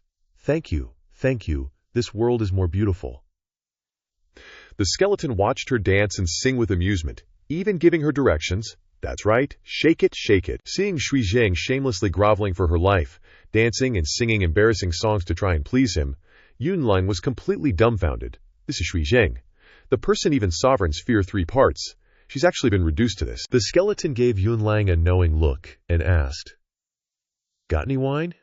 Yes, Yunlang answered frantically. The skeleton was having a blast, with a pretty girl dancing and good wine to drink. He ordered them both to drink together. So Yi Feng sees Shui Jing getting the business like this. Plus, he's got the skeleton's backing. He can't help but get cocky. To suck up to the skeleton, he gets all up in Shui Jing's face. "Hey there, sweet thing, tell me, who do you love?" Seeing this tiny, lowly, yellow-level centipede Yao act all high and mighty with her, Shui Jing couldn't hold back the killing intent bubbling up inside. Yi Feng, seeing Shui Jing's scary attitude, shamelessly turns tail and snitches to the skeleton. "Hey, you see this? This woman's glaring at me. She doesn't even respect your bro." The skeleton hears Yi Feng and immediately throws down a deathly pressure, staring Shui Jing down. "Senior, I was wrong. Please, calm your anger." Shui Jing panics and begs for mercy. Yi Feng, seizing the moment, asks with a brazen face, "Then hurry up and answer. Who do you love?" To save her skin, Shui Jing trembles and answers against her conscience, "I love Chanan, Senior." The skeleton hears this and snorts in delight. "Not bad, little centipede. You've got my heart." Yi Feng, riding high, turns to Yunlang, a martial exalt, and asks the kid in a superior tone, "Yo, who's the most handsome?" Yunlang sweats buckets and answers in a fluster. Reporting to Yao Emperor Sama, Chanan is the most handsome. Yi Feng, looking pleased with the answer, nods and says, "Not bad, kid. You've got potential." The skeleton, totally stoked, keeps grooving to whatever music's in his head and keeps dancing. Meanwhile, on the other side, Huang Wujing is with Yi Feng, searching for Yunlang. Huang Wujing is walking along, a bit worried. Now that the 3 guys from Fire Xing are dead, the only one left is the trickiest one, Shui Xing. She's definitely going to come for revenge. He really doesn't know how to deal with her. Seeing Huang Wujing walking with a troubled look on his face, Yi Feng can't help but ask with concern, "Bro, you don't look so good." "I'm fine." Huang Wujing smiles, looking at Yi Feng gently. But in his heart, he's thinking, gotta keep Yi Feng, my bro, out of this. After the fog clears, he needs to get his bro out of here first. Suddenly, Huang Wujing sees 4 blurry figures in the mist. When he gets a clearer look, he sees the skeleton guard enjoying a massage from beautiful women. Huang Wujing and Yi Feng are speechless at the scene. Huang Wujing looks at Yi Feng with a teasing look. "Bro, your guard sure knows how to have a good time, huh?" This just makes Yi Feng even more annoyed. Yeah, he's real smooth, all right. Just then, Yunlang sees Huang Wujing and is overjoyed, running towards him. "Master, Yunlang is here. Why are you back so late?" Huang Wujing is happy to see. "Yunlang is still safe," Yunlang replies. "Because a thick fog suddenly spread in the mountains, blocking all my senses, so I was delayed." Huang Wujing says with a worried look. "I see. But compared to this fog, what I'm more worried about is Shui Jing. She hasn't shown up yet. Shui Jing's attacks are weird, and her realm is a bit higher than mine. This threat isn't gone, so I can't eat or sleep in peace." Yunlang, when the fog clears, "Quickly take Yi Feng's bro and get out of here. If Shui Jing comes looking for trouble, I'm afraid it'll affect them." He gets a laugh in response from Yunlang. Seeing this, Huang Wujing asks with a puzzled look, "What are you laughing at?" Yunlang stifles his laughter and says, "Your Honor, as for the problem of Shui Jing, I don't think you need to worry anymore." As he speaks, Yunlang points towards the skeleton's group. Huang Wujing looks at Yunlang with a confused expression. Seeing Yunlang's attitude, Huang Wujing can't help but get angry and says, "Haven't I always taught you not to underestimate your enemy, especially a tricky one like Shui Jing?" "Your Honor, Shui Jing isn't scary anymore," Yunlang says. Covering his mouth and laughing gleefully, Huang Wujing asks impatiently, "Then what do you mean?" Yunlang says with a playful tone, "Your Honor, why don't you take a look at the woman who's massaging his feet?" At this point, Huang Wujing finally turns to take a closer look at the girl who's massaging the skeleton's feet, and he's shocked, not believing his eyes. He sees a weak and tearful Shui Jing massaging the skeleton's feet, making Huang Wujing doubt his life. He yells, "That woman massaging his feet is actually Shui Jing. How can this be? What the hell is going on here? This scaredy cat look is the same Shui Jing that was keeping me up at night." Hearing Huang Wujing talk about her, Shui Jing can't help but feel uncomfortable. Huang Wujing asks Yunlang suspiciously, "What exactly happened?" Yunlang starts telling him the story, complete with eye-rolling expressions. After understanding the story, Huang Wujing can't help but look at the skeleton with disbelief. To easily bring Shui Jing back without a trace, not only Yunlang, but I have never heard of or seen it. Doesn't this say that this guard of my bro is a super hidden expert? So, who is his bro? Thinking of this, he can't help but feel confused and suspicious.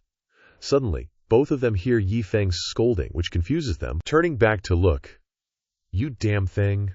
You damn thing. I let you enjoy this. I let you enjoy this. See if you still like it." Yi Feng angrily kicks and curses the skeleton, while the skeleton hugs Yi Feng's leg and begs for mercy. "Master, I was wrong. I won't dare to do it again."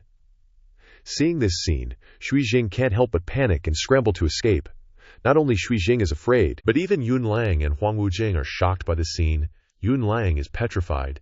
Seeing Yi Feng dare to stomp on a super expert, Huang Wujing also can't help but joke, "This expert is too weak." Suddenly, Huang Wujing realizes something isn't right. In his heart, he is afraid to think about Yi Feng being able to trample an expert under his feet like that. Which also means that his bro's strength is far beyond that expert. Is my old brother really something? Yi Feng's voice interrupted his train of thought. I want to ask something. Where did you get this carved wood from?" As he spoke, he held out a piece of wood shaped like a gourd in front of Yi Feng. Yi Feng saw the crack on the wood and said in a panic, "It's cracked. I'm so sorry, bro." "All right, buddy, let me give you a few more.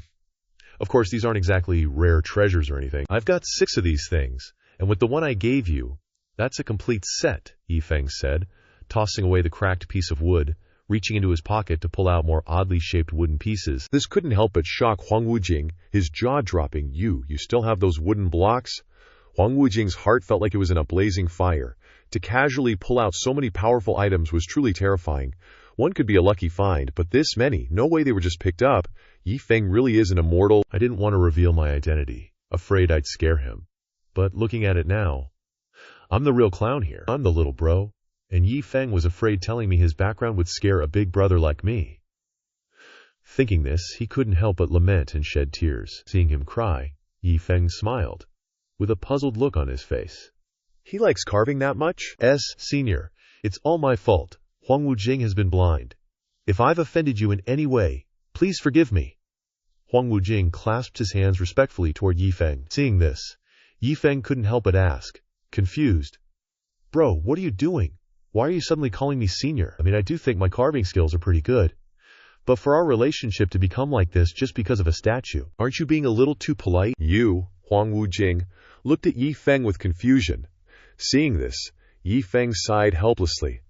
"Bro, it's not easy for me to make a good friend like you. If you're going to be like this because of a little carving skill of mine, I would have known not to give you the little gourd, baby." Hearing this, Huang Wujing was shocked. I get it now. From his perspective now, the way he looks at me is exactly the same as the way I looked at him earlier. After all, experts are always lonely. They're used to being flattered, and it's rare to meet someone you can comfortably confide in. In his eyes, I'm the interesting one, huh? It seems like he doesn't want to ruin everything. If that's the case, I'll cooperate and continue to be an interesting person. After all, being able to befriend someone like him is my good fortune from a previous life. Huang Wujing looked at Yi Feng's back, calculating in his heart. At this time, Yi Feng walked over to Shui Jing with a smile and asked, "This young lady, are you all right?" Seeing Yi Feng so close to her, Shui Jing was so frightened that she started crying. She quickly backed away from him. I'm fine." Daring to mess with Di Kuang, that black-clothed guy, he's definitely much more terrifying than the black-clothed guy Huang Wujing. Actually made connections with this kind of person. Even if my cultivation is stronger than his, I'll never be able to fight him, she thought, panicked in her heart. Seeing her attitude, Yi Feng was puzzled. "Young lady, don't run around next time. You're lucky you ran into me. If it were someone else, you probably wouldn't be able to leave today. It's dangerous for a beautiful girl to wander around here without going to a village or shop. If someone had malicious intentions, you'd probably end up ruined." Kulu, who was listening to Yi Feng lecturing Shui Jing, couldn't help but sweat in his heart. As for Shui Jing, After hearing Yi Feng's words, her heart trembled even more, panicking and worrying even more. There was a strong warning in his words. He had already seen through my intentions, but he disdained to act against someone like me, so he gave me a way out. Thinking of this, she turned around and ran away as fast as she could, afraid that if she didn't hurry, she would be killed instantly. Thank you, Senior, for not killing me. Seeing this, Yi Feng couldn't help but laugh at himself in his heart. What a strange girl, so moody, and she didn't even say a word before her hair fell out. Seeing Shui Jing run away, Kulu looked at her with heartache, clutching his chest and sobbing towards Shui Jing. My little sister, the beautiful dream is shattered. Yi Feng, standing next to him, was dumbfounded. Somewhere in the forest, in front of the entrance to the chaotic lands, Seven-Life Martial Emperor Bai Lingxi was very angry. Old Taoist Lin Mo, standing next to her, couldn't help but ask in a cold sweat, "Weren't you going to check if Zhongqing was a divine body or not? What did that Zhongqing do to you? Why are you so furious?" Hearing this, Bai Lingxi became even more furious. "Don't mention him to me. Just mentioning him makes me angry." As she spoke, she thought of her encounter with Zhongqing. Thinking of this, she became even angrier. She didn't expect that her attempt to seduce Zhongqing would fail, and she was even called Big Old Taoist Lin Mo. I ask you, am I worse than that big-boobed, brainless girl of his? Think carefully before you speak. Her eyes looked like they wanted to devour him alive if old Lin Mo said the wrong thing. If comparing, then you far surpass them. You are as beautiful as the horizon, Lin Mo replied in a panic. Hearing the satisfactory answer, she didn't make things difficult for him. But I won't give up on that Zhongqing just like that. He has already left Hanchang City, preparing to reunite with his Shifu, that Shen Kun. Shen Kun is a derogatory term, a mockery referring to people who pretend to have magic powers, authority, or even supernatural abilities to deceive and profit from others. According to the timeline, he should already be in Wulong City, which is very close to here. Your meaning is? Old Lin Mo asked, puzzled. He listens to everything that Shen Kun Shifu says. As long as I win over his Shifu first, it'll be fine, men. Isn't that how you solve things? She said triumphantly, causing old Lin Mo, who was watching, to evaluate her. She's a nymphomaniac in Chushui City. What beautiful scenery. Yi Feng couldn't help but sigh. Yo, there's a killer wine shop in this city. I'll take you for a drink, my brother. Huang Wujing said. Thanks, bro, Yi Feng happily replied. Inside the wine shop, Huang Wujing and Yi Feng were happily clinking glasses, with a bunch of smoking hot babes standing next to them, pouring the booze. Seeing this scene, Skeleton couldn't help but feel jealous, standing off to the side and crying his bony eyes out. Seeing him like that, Yi Feng casually tossed him a gold coin. He happily zoomed off. With Wang Kai hot on his heels, Huang Wujing took Yi Feng all over the place, checking out all sorts of cool stuff, and the vibe was super chill. Bro, you weren't kidding. This place ain't bad, Yi Feng said, his eyes sparkling with delight. Little bro, if you're down for some exploring, I know even more interesting places to take you, Huang Wujing replied. Even though he called Yi Feng little bro, he was still a little nervous deep down. Suddenly, a voice came from inside Yi Feng's pocket. Orphan widow, orphan widow. It was the transmission jade slip reminding him, your beloved disciple, Zhongqing, is calling. Isn't Zhongqing supposed to be enjoying his honeymoon? Yi Feng thought. Shifu, your disciple misses you, right at the entrance of Crouching Dragon City. In the jade slip? Zhongqing said. It's been a while since we gathered here. Wonder what that little rascal is up to. Yi Feng was still lost in thought when he heard someone call out Shifu. He turned around. Zhongqing, you, what the heck happened to you? Seeing Zhongqing's slightly flamboyant face, shining and radiant, Yi Feng couldn't help but laugh until tears streamed down his face. Shifu, you're such a joker. It's me, Zhongqing. At this point, Yi Feng was speechless, totally frozen. With this style of Zhongqing, could it be that you naturally changed your style? Moreover, your Shifu is on this side. Of course, having a woman is great. Shifu must still be single, dog. At this, Yi Feng couldn't help but sigh helplessly, but just a second later, the two snapped back to reality. Let's go. Let's grab a drink together. The two bros put their arms around each other's shoulders and walked off happily. At the wine shop, Zhongqing slammed his wine cup down heavily. He sighed and said, Shifu, is it just that hard for guys to live? What do you mean? Yi Feng asked, caught off guard by his question. It's just Meng Tian. Everything's great, but. As he said this, Zhongqing's body trembled uncontrollably, leaving Yi Feng with a blank look, not understanding what he was trying to say. Look at your disciple, Shifu. I've even lost weight lately. As he spoke, Zhongqing stood up and pulled down his clothes, revealing his thin, bony shoulder. What are you getting at? Yi Feng asked, sweating. Shifu, don't you understand? All right, now that you're back, You remember your Shifu doesn't understand these things clearly. As he said this, Zhongqing's face flushed red, and he rubbed his nose and said, How can one understand love when it is just a male and female? Hearing this, Yi Feng's face darkened, and he angrily crushed the wine cup. What are you implying? If I have to spell it out, then Shifu doesn't need to blame himself. Even though Shifu is experienced, he's ultimately still a single dog, so a single dog can't understand my suffering. That must be it. As he spoke, Zhongqing flashed his irresistible, punchable face. You little brat! You dare look down on your Shifu? Yi Feng angrily smacked Zhongqing on the head, and it seemed like that smack hurt a bit, making Zhongqing get a bump on his head. Shifu, I was wrong. Seeing that the two seemed to be at odds, everyone around them panicked and ran away, and the broken wine cup in Yi Feng's hand fell down. His face was confused when he said, You're saying your old lady harasses you several times a day, so your body couldn't take it anymore, so you came to find your Shifu? Is that what you're saying? No, Shifu. The journey here made me weak-kneed, Zhongqing said, his face tired and lifeless. Seeing Zhongqing's withering body, Yi Feng couldn't help but feel a chill in his heart. Especially several times a day is commonplace. Could it be that everyone in this world is that strong? I'd better stick to the single life. But don't worry. Yi Feng patted Zhongqing on the shoulder and said, When we get back to Pingjiang City, I'll make some delicious food to nourish you properly, and I guarantee you'll be able to plow away comfortably. Yi Feng winked and smiled triumphantly at Zhongqing. Thank you, Shifu, Zhongqing said, his face adoring. Elsewhere, a crowd of guys, drooling over a beautiful girl, walked in. It was Bai Lingxi. She was radiantly beautiful, making the guys around her swoon and die for her. At this moment, the waiter ran over and said to her, I'm sorry, customer, we don't have any seats available right now, Bai Lingxi said with a weak expression. What's the best way to do this? Hearing this, the men around them couldn't help but be upset. Girl, why don't you sit here? Girl, I will move to side C for you, and you can just sit right here. Girl, I am better at this side. She has an expression of enjoyment on her face, pleased with the desires of those men. So many people want to fight to invite me. I don't believe that you are indifferent to me. She proudly walked in front of Yi Feng and Zhongqing's table. At this moment, Yi Feng was still engrossed in teaching Zhongqing some valuable lessons. Disciple, you're all grown up now, so there are many things you should understand. The marked book his Shifu had opened up many times. Grade K plum degeneracy, Yi Feng said with a serious expression to Zhongqing. This is something that your Shifu has modified, and it contains some knowledge that can greatly benefit you. Remember to observe discreetly. Shifu is hiding it all, Zhongqing said in a tone of reverence. Hey, hold it right there. Speaking of which, Yi Feng asked curiously, Have you two thought about having kids yet? Hello, you two. At this point, she tried to suppress her anger and stepped forward to greet them. Bai Lingxi's abrupt appearance made things a bit awkward for Yi Feng and Zhongqing. The master and disciple duo looked back with blank faces, asking, Hello, is there something you need, Ms.?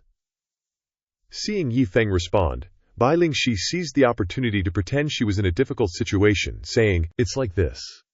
The carriage ride today was really tiring. I originally planned to come to this restaurant for a hearty meal, but there are no empty seats inside. I think you two seem like kindred spirits, and definitely not bad people. So, would you mind if I joined you here? She thought she was putting on a show of being in distress, and then giving them a little compliment to make things flow naturally. After that would be the familiar act of offering help. They would invite her to hang out, and finally she could find out if Zhongqing was a split soul or not. She was smugly pleased with herself, but then Yi Feng replied, Sorry, not convenient. She was still basking in the glory of her plan, expecting gratitude, but when she clearly heard Yi Feng's words, she couldn't help but be surprised. Why? She asked, her face flushed with embarrassment. So sorry, Yi Feng said politely, but inwardly he was thinking, we were having a conversation, and this woman just barges in. What's up with that? But she does look pretty pathetic. Forget it, Yi Feng thought dismissively. If Miss is tired and hungry, then go ahead and sit down. Hearing Yi Feng say this, Bai Lingxi couldn't help but feel a surge of joy. She smugly sat down, thinking to herself, Typical man, watch how I win you over. With that thought, she tried to appear seductive, her voice soft and gentle. Thank you so much, two young masters. May I ask what your names are? This crazy chick, I can't even sense his cultivation level at this close of a distance. Immortal. That's right, she reasoned in her mind. When she looked up, she saw Yi Feng and Zhongqing focused on eating their meal, not saying a word, which surprised her. This master and disciple duo are such conversation killers. To break the silence, Bai Shi deliberately coughed a few times. Seeing her cough, Yi Feng couldn't help but ask, "Miss, are you all right?" "Oh, is that so?" "Then Miss should drink more hot water. We have to go."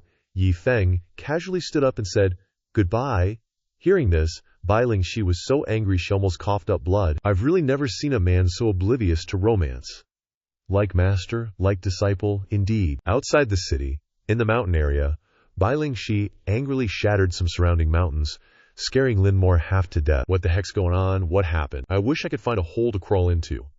As she spoke, Bai Shi became even more enraged and unleashed her attacks. Linmo quickly dodged. This! Didn't you say you'd handle it yourself?" Linmo said with a frightened expression. "If being gentle doesn't work, then I'll just directly reveal my cultivation and identity in front of him. If you're not going, then I'll go," Bai Shi said angrily to Linmo. "Outside the city, I'm so lucky to have Shifu. I've benefited greatly, Meng Tian, and I will definitely be happier," Zhongqing said happily. Yi Feng felt like he had a lemon in his mouth and said bitterly, "No need to be so polite. Your happiness is my happiness." Suddenly, Yi Feng and Zhongqing saw a figure appear above them, and they couldn't help but be surprised. It was Bai Shi, radiating killing intent. Her eyes bloodshot, she said, "Then I'll get straight to the point. I'm Bai Shi from the Void Gate of Dongsheng Continent. I'm here today to take Yuan's disciple away." Hearing this, Zhongqing hurriedly turned to Yi Feng and asked, "My disciple?" "Don't worry, I definitely won't do anything to harm him. At least half a month, at most 2 months, and I'll send him back. No matter what happens in the end, I'll give him a stroke of good fortune." Seeing Bai Shi say this, Yi Feng couldn't help but be surprised. He scratched his head and thought to himself, Zhongqing has good talent and a high-level cultivator values her. Sounds a bit far-fetched and lazada. She couldn't even get into the Qingshan sect, so isn't she even more useless than me? After insulting her in his mind, he spoke up with an utterly blank face. "Can I ask what's going on?" "I wouldn't need to deceive a mortal like you." Although she said that, she was secretly plotting in her heart, still not understanding, why were those guys from Namsasa so respectful to you? A cultivator really doesn't need to waste all this effort to deceive a mortal like me. Thinking this, he pushed Zhongqing forward. Surprising her, Yi Feng then agreed, "Okay, this kid Zhongqing has only followed me from beginning to end to practice some mortal moves, and is certainly not promising. If this time really allows her to obtain an opportunity, perhaps it will alleviate some of her pressure." He underestimated himself, saying he couldn't help, because he was just a mortal, without spiritual roots. Seeing that he had agreed, Bai Shi couldn't help but reveal a smug smile, a hint of disdain on her face, and muttered, "He's really average, not surprising."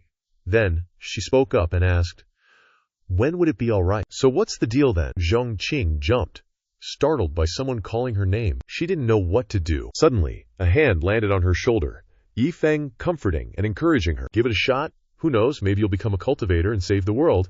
If she really wanted to harm you, she wouldn't need to go to such lengths. So this is a real opportunity for you, and at most, you'll be back in 2 months. Hearing her Shifu's words, she wavered a bit, and finally listened to Yi Feng. "Then I'll listen to Shifu." Then he ruffled Zhongqing's hair, saying loving words, but his expression was anything but loving. "Hey brat, don't forget who came first," Bai Shi said. "I'll go with you, but you have to promise to bring me back to Shifu in 2 months at most." She crossed her arms, making her promise. Seeing her agree so easily, Bai Shi blushed, lowered her head, closed her eyes tightly, and regretted it. If I'd known it would be this easy, I wouldn't have had to do all that crazy stuff like an idiot. But this time, she finally succeeded. Then she followed Bai Shi to fly away, but still turned back to say goodbye to Yi Feng. "Shifu, I'm leaving." From below, Yi Feng shouted back, "Disciple, remember to listen." Looking down from above, Bai Shi's treacherous face stared straight at Zhongqing, whispering, "Zhongqing, you're mine. My divine phoenix bloodline can finally be activated. No matter how much you refuse, I still have a million ways to tempt you. I must make you obediently submit to me, until we successfully cultivate together." Damn, Zhongqing has fallen into a tiger's den. Who knows what she'll do with Zhongqing next, Yi Feng called out. "Disciple Zhongqing, your Shifu knows a scenic spot where you can recuperate first. How about I give you a little tune-up? The front is a super luxurious healthcare place like Vietnamese-style hand massage. Go there to enjoy it more." At this time, Luo Li was sitting on the clouds, pouting, saying, "Meng Tian, I'm so sorry, I have to go back 2 months later. By then, I'll become stronger. You must wait for me." This statement made Bai Shi pale in surprise. Stuttering, wait a minute. Seeing Bai Shi calling her, Zhongqing turned back and said, "I'm so sorry, I'm not free right now. Wait a little longer, then talk. Then Zhongqing turned around with a loving face. I love you too, turning faces faster than flipping pancakes, even cheesier than romance movies. That love made Bai Lingxi burst with anger, saying to herself, unforgivable, ignoring me and throwing dog food. I don't care about your bride or mistress. I'll make you forget her every night. Then they both flew away. Yi Feng looked up from below and said with a smile, maybe Zhongqing's life will change. Your Shifu is looking forward to it. But then the result was that Zhongqing was just on the phone all night. At night, inside a large house, a voice came out. Wai Yunlang, lying open-mouthed on the ground, drooling. Huang Wujing stood in front of a mysterious person, holding a sharp red whip.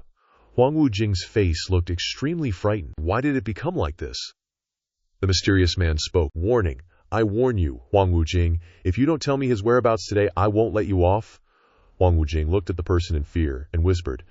Indeed, it was a rose-shaped ball, and a hydrangea appeared, leading to a bloody case. This incident must be, say, from 4 days ago. Lu Banwei's group was walking on the road below. Lu Banwei said happily, drink, drink happily, happily. The name Yunlang said with a smile. It has been a long time since I left the master to go out alone. This is lucky to have Father Nan, Lu Banwei replied with a ha-ha smile. As long as you take me around well, these things are easy to say. Easy to say. But you must know what Father Nan wants, right? Yunlang bowed. Certainly. The fourth Father Nan likes it. The image of that male prostitute flashed through Yi Feng's mind. Flower, wine, gambling den. Right, here we go. Flower, wine, gambling, sisters, and gold coins. This place has everything you could want. Suddenly, Yi Feng glanced next to Father Nan and saw a noisy crowd around, cheering for someone. Shockingly, the wooden board read, Heavenly Killing Fate Incarnate, saying, if you have the guts, come here. Above, Sumoye raised the embroidered ball high and said, kept you ugly men waiting. Anyone who isn't afraid of death and wants to share a night with this old lady, then catch this ball. As long as you can be my man and not die, I don't care who you are, even a village bumpkin, I'll marry him. Yi Feng was so shocked he almost popped his eyes out, recognizing her. Heavenly Star of Solitude, Sumoye. He started recounting Sumoye's life story. Because of my relationship with Zunshang, I met her once. In the past, countless people drooled over her beauty, only to be struck dead. But the event that made her famous was when she came to the Chaotic Lands. A knife-wielding leader sat there, looking incredibly badass. At that time, the Chaotic Lands were ruled by a fifth-order martial emperor. This martial emperor was extremely strong in both methods and power, and his arrogant personality suppressed all forces so they couldn't raise their heads. At that time, that martial emperor took a fancy to Sumoye, and forcibly took Sumoye, who was only a martial venerable, as his dual cultivation partner.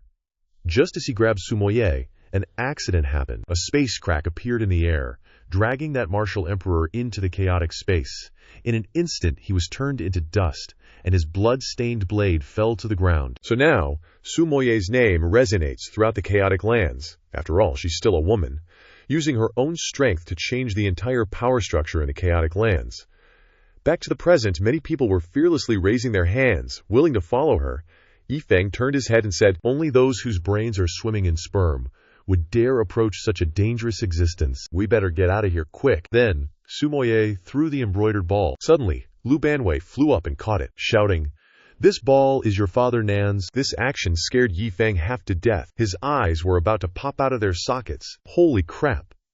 Seeing this, Sumoye frowned and seriously observed him. Seeing that Lu Banwei dared to catch the ball, she loudly declared, you've got guts. You're this old lady's man now. A red thread was thrown out, wrapping around Lu Banwei. Suddenly, someone yanked hard, pulling Lu Banwei away from Sumoye's thread. Caught off guard, she angrily said. What's going on? A pair of feet ran off. Yi Feng dragged Lu Banwei behind him. Seeing himself being dragged away, Lu Banwei asked, what are you doing? Your Father Nan wants to get married. Hearing this, Yi Feng was scared for him, running away while saying, the appointment time with your master has arrived. If you're late, you'll get beaten. We can come back next time. He thought to himself that if something happened to this Lu Banwei, Zunshang would blame him. The guests followed after, craning their necks, mentioning the Lord, that big bro who can't resist at all. They ran off, leaving Sumoye with her red whip, radiating fierce aura all over. Suddenly being dragged away like this, Lu Banwei definitely wasn't happy about it. So he screamed non-stop, I don't want to go. He shouted so loud it echoed through the heavens. At this point, Lu Banwei clung onto a tree, making it impossible for Yi Feng to pull him away. No matter how hard he tried, Lu Banwei yelled, "I want to get married, I want love." Even those two up ahead were helpless. He then angrily roared, "This thing doesn't even look at what it is. Marrying someone else's daughter, isn't that just setting them up for disaster?" Lu Banwei was deeply hurt when he heard that, almost crying, "No, I wanna—" And he continued to cling tightly to the tree, infuriating Yi Feng but leaving him unable to do anything. So he had no choice but to turn away and say, "Is this something you can just want and get? Let's not even talk about whether that young lady can accept your true form after she finds out, even if she does." "What then?" Lu Banwei paused for a second, then he turned back and continued. "Take the wedding night, for example. How would you two handle it? What about her happiness? How would you think about having kids? Are we going to find old Wang next door to help now?" This statement made Lu Banwei gape, his eyes wide, unable to retort. Then, he was dragged away in resentment, receiving a lecture to wake him up. "So let's go quickly. Don't treat someone else's daughter's happiness like a joke. If you really want to play around, when we get back, I'll find some abandoned ancient tomb for you to dig up a skeleton to play with." Qing, who was walking beside them, thought, "Murderous intent.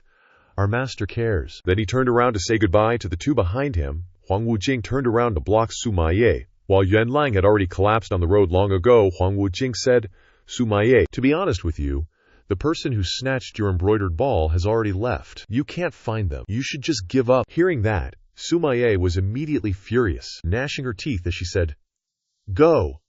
Oh, really? Ever since I was born, any man who gets involved with me has been unlucky. I finally managed to find someone who can last this long without dying. How could I let you escape?"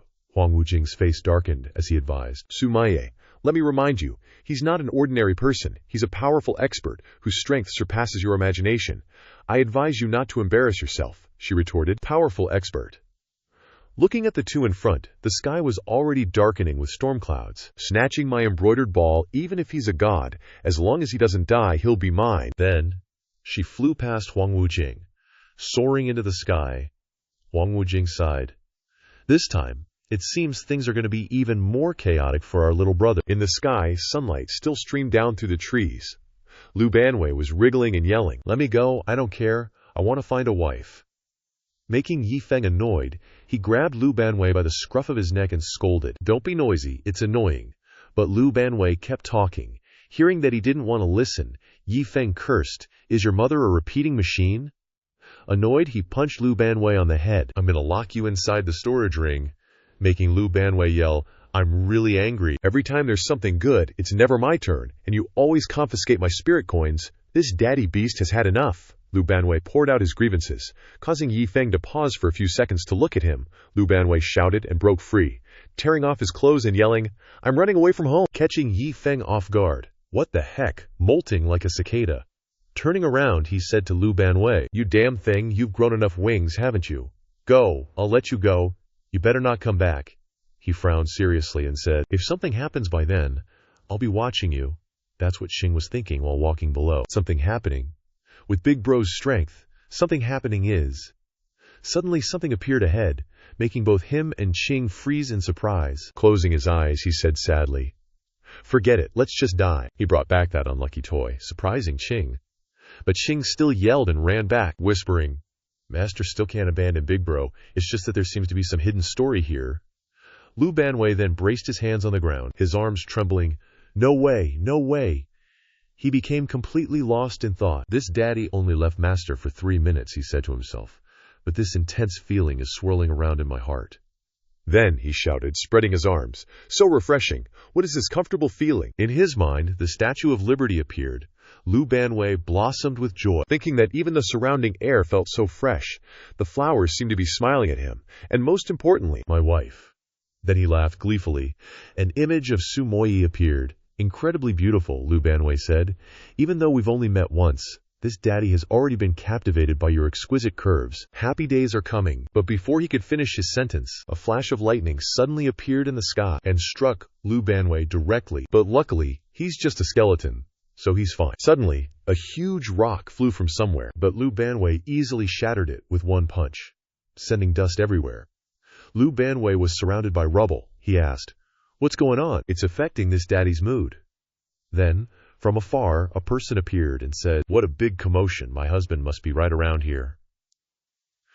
Through the hazy smoke, Su Moyi appeared, making Lu Banwei ecstatic, his eyes immediately glued to her, saying, "It's my wife." Between the mountain ranges was a long, flowing river, with white smoke rising. A large, ferocious, red-furred animal was charging towards Yi Feng, but with just one sword strike, its head was split in two.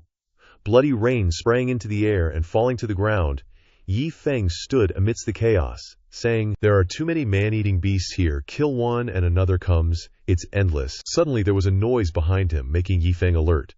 He glanced back. A two-headed winged lion was flying towards him, when suddenly a beam of blue light descended from the sky, causing the lion to burn into nothingness. Yi Feng was extremely surprised when he saw this scene. Above, a large sword was plunged downwards. Looking up, he said, "This sword light has some serious special effects." "Just who is it?" Yi Feng shouted loudly. A long crack had already appeared below, caused by the sword. From above, Yun Yao Yao appeared, still holding the sword, extremely beautiful. Below, Yi Feng clasped his hands sincerely. "Thank you, Yun Yao Yao. Many thanks to this miss for your assistance." Hearing this, she replied, "Mortal, how could you appear here?" Yi Feng then spoke up. "I'm about to head through the 100,000 Great Mountains, and after that, cut through the Mofu mountain range to get to Pingjiang City." She gave him a doubtful look, saying, "Cross the Shiwan Dashan. Just now, a single wild beast was too much for you. There are things in these mountains that you can't even imagine. I think you should just go back the way you came." But he wasn't scared at all, and even showed off strange poisons and poison needles like he was doing a circus act, saying, "Miss is too worried. Although I'm just a mortal, I do have some wilderness survival experience. To deal with wild beasts, I've prepared quite a few poison needles and poisons." But she didn't bother listening to him finish, and just flew away, releasing a cloud of dust that made Yi Feng cough a few times. He stuck out his tongue in anger. "I originally wanted to thank her a lot, but she gave me a bunch of dust instead. What's wrong with her?" Saying that, he coughed and coughed, clutching his stomach but could only sigh, saying, "In her eyes, a mortal like me is probably just an ant, huh?" After that, he put on his basket and went deeper into the forest, sat down, holding a few green and purple leaves in his hand, and looking at a skull, he whispered to himself, "Walking through these great mountains like this is indeed very dangerous. Heaven knows what I'll run into. But ruthless humans are more dangerous than wild beasts.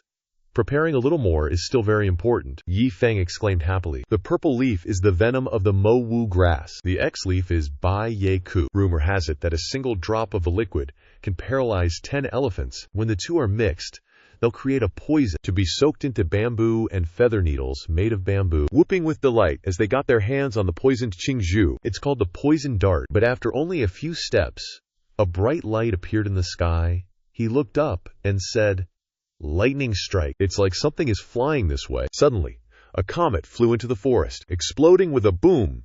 Yi Feng waved his hands up and down as sand fell from the sky.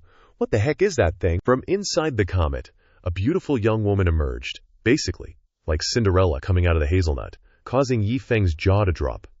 Could this be that cultivation girl using film trickery from before? So a bunch of questions filled his head. What in the world hit such a powerful cultivator like that? Are there even more terrifying things inside these mountains? Then he brushed aside the questions, approached the beauty, and turned her around. But saving someone is more important right now. At this moment, he acted like a pure monk sitting on a durian cushion. Don't look at what you shouldn't look at. Don't look at what you shouldn't look at. Saving someone is more important.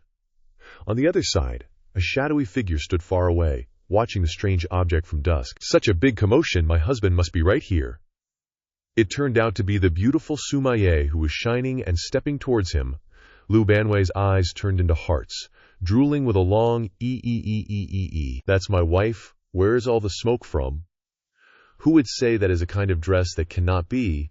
Is that I thought that something unexpected or something grand. Who would have thought the Lu Banwei just changed the most popular outfits in this year sweetly is "My wife is here." Little did he know that crowds of people swept past, and Sumaye walked by. Why is there only a small talisman shop here? Little brother, today might not be peaceful. You should take the time to finish work and go home. Like a thunderbolt from the blue, this stunned the big brother Lu, his mouth agape in disbelief. And just like that, the goddess vibe that Sumenye was giving off vanished. She went right back to fantasizing, "My ideal handsome husband is so good looking. Just wait for me. Sumenye is coming right away." That wild fantasy suddenly became a massive source of energy, making her take off in a flash. "Even if I have to chase you to the ends of the earth, I'll catch you." Lu Banwei yelled in a panic, trying to get Su Mengye's attention. Husband's right here. What's wrong, baby? Don't you recognize me? Then, out of nowhere, came Wang Kai, the love spawn, yelling, Lu big bro, you're here. And there's Lu Banwei, kneeling and crying, secretly calling for his hidden love, Ching Ah. Hearing that made Wang Kai kinda shocked. So you and I were in a place with trees, on a road leading somewhere far, far away. The two brothers, Lu Banwei and Wang Kai, were having a light-hearted heart-to-heart. So that's how it is, bro. Next time you meet her, remember to change your appearance a bit too. Yeah, it's all because I was too impulsive this time. Scene changed. Yi Feng, the Yao spirit, crossed his arms, looking bored. Or rather, too bored to even bother saying anything. He could only sigh. Bro, I've heard a few things you said just now. I don't know if I should say it or not. This Yi Feng just keeps beating around the bush, saying nothing at all. It's driving Lu Big Bro crazy. Stop stirring up trouble. If you have something to say, spit it out. But this Yao spirit, Yi Feng, was like, ugh, you still don't get it when I say it like this. It's like this, bro. Even though you snatched her embroidered ball, Yi Feng dropped a bombshell, opening up a whole new world for Lu Banwei and Wang Kai. Just that alone isn't enough to capture a girl's heart. A woman's heart is like a needle at the bottom of the sea, don't underestimate it, that made Lu Big Bro and Wang Kai gape, like they'd just discovered a new universe. What? Teach this daddy, quick? Then the Yao spirit, Yi Feng, added, you know the suspension bridge effect in physics, right? Is this Lu Big Bro stupid or something? He's hearing one thing and saying another. Xiao Ying. Falling Bridge 2, Yi Feng didn't even bother explaining. It's about men and women experiencing something intense together. When you're scared and nervous together, it's easy to mistake that tension for feelings of affection, and that's how you get the liking effect. Can you explain it more clearly so we can understand? After explaining, he started planning with these two dummies. Listen to me, First, the two idiots listened and nodded in agreement with Yi Feng's plan. Whoa, that's a really good idea. That night, at Su Mengye Peak, Su Mengye seemed tired as she landed on the ground, supporting herself with her hand, looking doubtful and bored. Weird. Besides a little husband inside this mountain, there's not a single living soul. Was my feeling wrong? She sensed something behind her. Turning around, a nine-tailed fox suddenly appeared, baring its teeth. It was Wang Kai's big version, roaring on the high cliff, making the beautiful Su Mengye look up. Human. I'm starving right now. I have to eat you, scream. Beg for forgiveness. I'm invincible. Su Mengye then switched to a cold state, using magic. Coldly saying like she was John Wick challenging. Oh yeah, a tiny Yao Lord dares to block the path of a martial emperor. Is it because I'm not standing high enough? That made Wang Kai furious, baring his teeth with a grin. You said a tiny Yao Lord dares to block the path of a martial emperor. Path, huh? But deep down, he was wiping away tears, admiring Yi Feng's brilliant plan. Damn it, you're so right. This plan of ours is called Hero Saves the Beauty. Rewinding time on Doraemon's time machine, a few minutes earlier, Yi Feng was planning and assigning roles. Dog bro, you have to play the villain. Scare even the dog. Ching ah, you're doing great. Like some invisible, imaginary force, it stimulated Wang Kai, making his wolf eyes shine like stars, full of adrenaline. Man, what is wrong with me? Actually trying to solo a martial emperor. He started his move, channeling his first breath straight out the anime Kimetsu no Yaiba, Breath of the Beast, followed by the heaven-devouring arts protective technique, Grand Gold Shield. He quickly ran through the steps in his head. Use all the moves I can use. But in his heart, he was uneasy, crying and screaming inside, praying to heaven and Buddha for protection, hoping not to get knocked out too early. Su Mengye had seen it before he could even make dog food, and he was already sent flying with a score of CA. And Lu Banwei and the Yao spirit, Yi Feng, had become unwilling commentators, hiding and judging. Hey, Qing hadn't even had time to attack before he was sent down to eat dirt. Yi Feng also sighed in disappointment.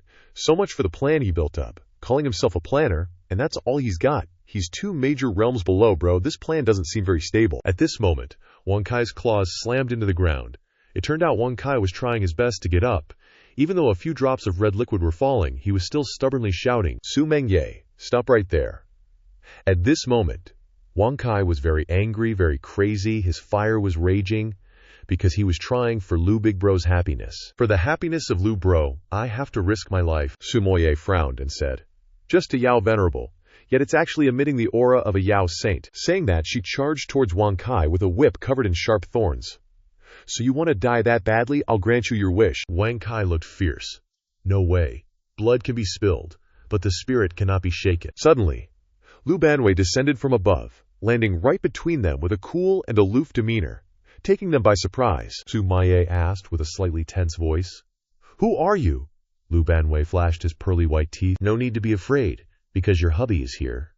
As he spoke, Lu Banwei turned to look at her, trying to show the reliability of a skeleton. Wang Kai gazed at the fist, swinging towards his face with watery, glistening eyes. Easy there, bro. Life is unpredictable. Before he could even say anything, Lu Banwei sent him flying with a punch. Lu Banwei, acting like an overbearing CEO, caught Sumaye by the waist. Wifey, are you all right? Yi Feng, hiding behind a tree, watched the cheesy scene unfold before him and couldn't help but scream in his heart, I forgot to transform. Crap, the plan is about to fail. Sumaye's face darkened. It's one thing to have a skull face pop out, but to suddenly descend from the sky and forcefully grab me. She suddenly smiled, gently touching Lu Banwei's face, making him blush furiously. I'm sure of it. You, hubby, are my destiny. Yi Feng was practically speechless at the beautiful woman's sudden change of face. What the heck does she have such a peculiar taste? Sumaye blushed shyly. No man has ever dared to hug this old lady before. You're the first. At this moment, Lu Banwei's brain was already filled with pink love bubbles. He smiled at her and said, Little wifey, just a hug isn't enough. How about we, right here, on this auspicious day, under this beautiful scenery, he continued, share a kiss of the century. The scene was incredibly romantic, and it would have been even more romantic if nothing had ruined it. Lu Banwei turned around and asked in confusion, What's wrong? Yi Feng, hiding in the tree, also ran away in a panic. Perhaps his sixth sense told him, I have a very bad feeling about this. It's over. At this moment, the beautiful Sumaye suddenly changed her face. I'm sorry, hubby. I have a destiny of being widowed, so any man who gets involved with me will suffer misfortune. Beautiful people are always incomprehensible, and Sumaye was no exception. She immediately unleashed an energy tiger straight at Lu Banwei. Heavenly Dao, screw you, sorry for the hotness. When Lu Banwei was an undercover boss, he said sternly, Even so, that is a blade radiating a terrible energy. Directly sweeping across, Lu Banwei's enormous and majestic form appeared in his hand, a giant scythe, all of it radiating an incredible energy, directly scaring the big cat she had just released witless. How interesting. Seeing the scene, everyone's eyes widened in shock. Sumaye couldn't believe it and stuttered, This isn't the aura that humans can possess? She stared blankly at Lu Banwei's back and affirmed, My hubby isn't human. Back to Yi Feng. He was checking if the girl passed out on the ground was seriously injured.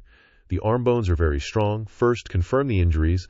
Leaving it for too long will worsen things, which is not good. The person passed out there was none other than the beautiful Yun Yao Care. He felt and checked her leg. Next is the leg. The leg is still fine. His eyes glanced at the bruise on her chest. But this place seems a little off. The blood is severely stagnated. Broken ribs piercing the internal organs wouldn't be good. His hands slowly touched her. Let me take a look. At the same time, Yun Yao Care also woke up. Suddenly turning her gaze towards him, Yi Feng was still very calm. He placed his hand on her stomach and said, You're awake. Don't move. I'm checking your injuries for you. Yun Yao Care, her face flushed red, shouted, I'm going to kill you. But before she could do anything, she spat out a mouthful of blood. Yun Yao Care thought bitterly. This human dares to take advantage of me while I'm in trouble to gain advantages. I'm awake, and he's still touching. Yi Feng asked worriedly, Are you all right? But Yun Yao Tri was very angry at this time. She retreated and shouted angrily, Get out of here! Yi Feng's face was blank and dumb. Ugh, forget it, Yi Feng stormed off, muttering under his breath. No good deed goes unpunished. I couldn't care less about her. Yun Yao Care trembled all over, barely managing to say, So painful. My body has no strength at all. This injury was the worst she'd ever experienced. Suddenly, a Yao beast lunged at her, ready to take a bite. Yun Yao Care glanced at it, thinking, Even a puny little low-level Yao beast dares to take advantage of my weakened state. If I wasn't injured, I'd show you a thing or two. Seeing the Yao beast baring its fangs at her, she tried to stand up and skewer it, but couldn't. Damn it, I can't move my body. Just then, an arrow came flying and killed the beast. Yi Feng walked over, looking puzzled. What are you doing? Putting on a show of strength or something. I try to save you, but you refuse. Would you rather become a pile of dung? Yun Yao Care was surprised to see him. Immortal, she thought, Yi Feng continued. Don't think you're so special just because you're a cultivator. I get chewed out for trying to help you. If it weren't for me, you'd be crying your eyes out right now. It's only because you helped me once before that I even bothered to care, Yunyao Krier grumbled inwardly. This mortal is actually lecturing me. Even though he did save her life, she still couldn't stand it. Seeing her sulky face, Yi Feng didn't give a damn if she was still not convinced by him, leisurely walked away. Before he got too far, he casually called out, "All right, you helped me before, and now I've helped you. We're even. You can just lie there and wither away. I'm leaving first. But I guarantee you won't last long. You'll probably get eaten by wild beasts, and then go through their digestive system, ending up as a pile that floats away. Doesn't matter if you're some big-shot cultivator or a great beauty, you'll eventually become a pile of dung," he went on, and her face paled. Yunyao Ter panicked, imagining herself turning into intestinal byproducts, a pile of poop, her face turning purple. She hastily shouted to stop him. "You! Come back here," Yi Feng pouted, and turned around to look at her. "What?" Yunyao Ter said shyly and softly. I misunderstood you just now. I'm sorry," he smirked. "It's so much better to live life with this kind of attitude." He walked over and sat across from her, then asked, "What happened to you? How did you get so injured?" Yunyao Ter's mood had calmed down, so she replied. "It's not good," Yi Feng continued. "I heard you cultivators can heal yourselves. How long will it take for you to recover from this injury?" Yunyao Ter closed her eyes, recalling the image of the bull Yao, and said, "There's no way to recover in a short time. I fought a bull Yao who had cultivated his divine abilities to the 6th life stage. He can seal my meridians, but you probably wouldn't understand that. You don't need to worry about these things. I'll take care of my injury myself when the time comes." Yi Feng questioned seriously. "What do you mean I don't need to worry about it? We're stuck together right now. If your injury isn't resolved, to put it bluntly, you're just a burden." Yunyao Ter was starting to doubt her life choices. "A burden," Yi Feng continued. "What? Did I say something wrong? Your cultivation is sealed and you can't heal yourself? Shouldn't you be called a burden in this condition?" Yunyao Ter's face darkened. She was furious but couldn't refute him, so she just bottled it up inside. A weak little mortal dares to. Yi Feng reached out his hand. "I can't do anything about your sealed internal injuries, but let me take a look at your external injuries." Yunyao Ter instinctively hugged herself, roaring. "What are you doing?" he explained. "Relax, I know about bones. Your ribs seem to be fractured. Not healing them will be a big problem and will affect your movements." Only then did Yunyao Ter let him examine her. After a while, Yi Feng came to a conclusion. "It's all right. Your ribs are probably just cracked, and there aren't any obvious fractures in other places. The defense of you cultivators is really strong. You should be able to walk again after a short period of rest." Yunyao Ter knew that he was helping her, and she felt a little touched.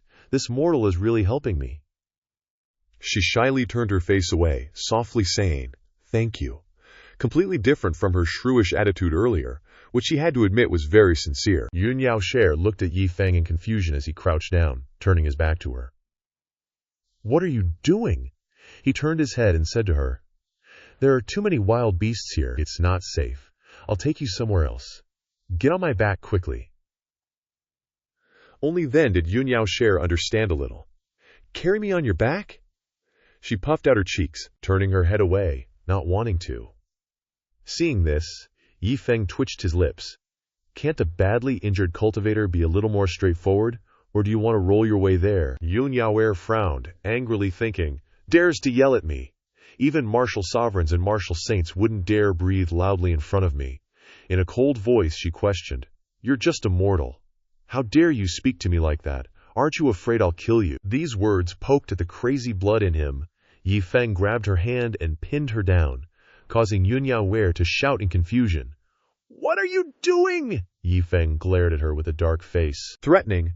Based on your current condition, you still think you can kill me, and you keep calling me a mortal. So what if I'm a mortal? Did mortals eat all your rice? You're not even as good as a mortal like me right now? Do you believe I'll shut you up directly, or freaking gag you?" "If you want to live, you should first get rid of that damn arrogance of yours." This rapid change of face and cold tone made Yunyao Ter sweat profusely. She didn't dare to open her mouth for a moment. In the silent night, there was a small cave at the foot of a mountain. Yunyao Ter sat inside, grinding her teeth and lamenting, "Damn it, I'm a dignified martial emperor, Shifu, and I'm being trampled on by a mortal." Yi Feng glanced at her, then pointed his sword straight at her, saying, "I unintentionally offended you and knocked you out. It was also out of necessity. There are many wild beasts at night, and I don't want to throw away my life because of you." She frowned at him. "Then you don't need to care about me at all," Yi Feng said. It's true that I could ignore you, but you helped me deal with a lion, so I saved you," he continued. "But you have to guarantee that you won't kill me because I'm still your life-saving benefactor." Yun Yao Care thought for a moment. Although he's still hateful, and I've wanted to kill him several times, he really did save me. Thinking this, she didn't hesitate and said, "I promise you." To be sure, Yi Feng resolutely raised his hand as an example. "Then you have to swear, make a poisonous oath, using your cultivation, your Tao heart, and even your whole family." Yun Yao Hair lowered her head, gritted her teeth, and raised her hand to swear according to his instructions. "If I kill you, I will die a horrible death." Feeling that it still wasn't enough, he added, "If you kill me, you'll have to stand upside down to wash your hair for the rest of your life."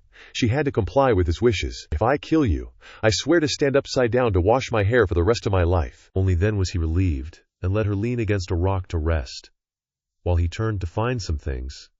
"All right, then you wait here for me first. I'll go find some medicinal herbs for you," Yi Feng said worriedly as he walked. "Damn it, I know there are Yao beasts inside this mountain, but just don't let me run into one."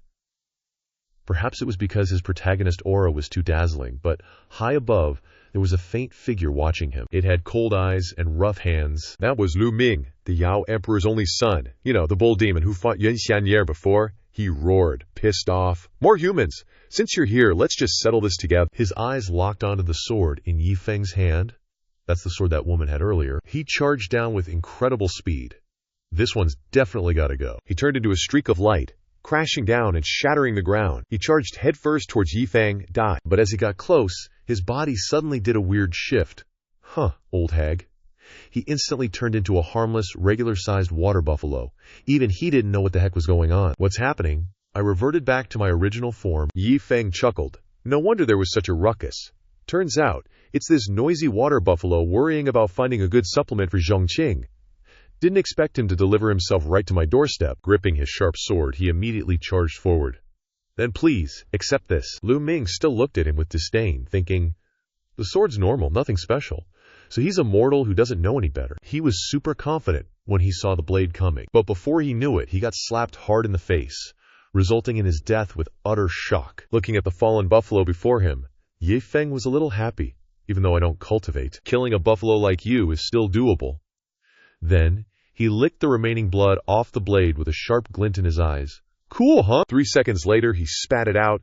"Damn it, this buffalo tastes awful." Yi Feng swung his sword down. "Forget it, I'll just take the essence now." He happily picked up the part he'd cut off. Holding it in his hand, his face beamed with happiness. "This should be enough for a great supplement for the two of us, Shifu and I." He happily skipped off, sword in tow, continuing his search for medicinal herbs in the cave. Meanwhile, Yun Yao Care was sitting on a pile of straw, focusing on circulating her energy, but she kept getting distracted by the time he pinned her down earlier. At that moment, she angrily yelled, "What are you doing?" Yi Feng, with a cold face, questioned, "So what if I'm a mortal? Do mortals eat all your rice? Why are you even worse than a mortal like me right now?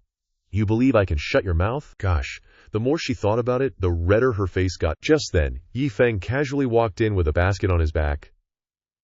"The herbs are here. Let me apply them for you." His sudden voice startled Yun Yao Care, snapping her out of her daze. Yi Feng pouted, puzzled. "What's wrong? You've seen a ghost."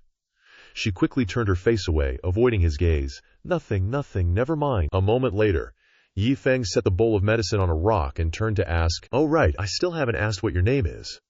Her face flushed. She touched the carefully bandaged wound on her chest and replied, "Yun Yao Care." As if remembering something, he spoke up again.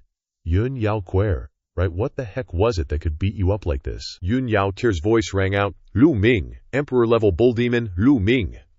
Seeing her serious expression, Yi Feng was also taken aback. "Emperor-level Lu Ming." Yi Feng rubbed his chin. "That's a lot stronger than a Wuling, isn't it?"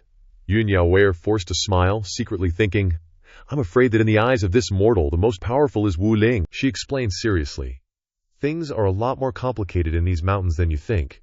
That bull demon shouldn't even be occupying this place. For him to have run all the way from the western Yao forest in the western continent to here, there's only one reason." Yun Yao Shir spoke while thinking of a majestic relic. That is, the relic of Xuan Ren in this mountain is about to be born, so there are many masters came inside this 10,000 great mountains. Yi Feng seemed to understand. "So you're also here for the relic of the immortal," Yun Yao Care frankly admitted. "No doubt about it," she added. I can't help but remind you again, the Western Yao Forest is a haven for Yao beasts, a paradise. That bull demon you mentioned from the Western Yao Forest is seriously strong, not something you can handle. As she spoke, she mentally pictured a map of the area. Yi Feng worriedly asked, "That powerful? If I run into it, can I at least escape?" Little did he know, he wouldn't be running into it again because he'd already sent it off to the afterlife. Yun Yaoge replied, "If you encounter it, just pray for yourself." Suddenly, Yi Feng yelled a few times, startling her. "What's wrong?" With a pale face, he clutched his stomach and pointed outside the cave, saying, "Suddenly gotta go. Not convenient here. I'll go outside." Yun Yaoge was officially speechless. "Be careful." The moment he left, her face suddenly paled. That aura. Crap. There might be a Yao beast outside the cave. She gritted her teeth, struggling to stand. What to do? He's definitely no match. I have to go save him, but my cultivation is completely gone right now. Even moving is a problem. Damn it. Suddenly, her facial muscles twitched. The aura of the Yao beasts, it's gone. Did they leave?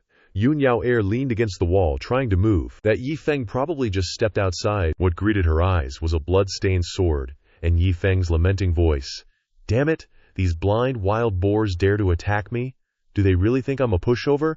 At least I'm a martial artist? Yun Yao Sher looked at him and asked, "You're not dead." The question left him speechless.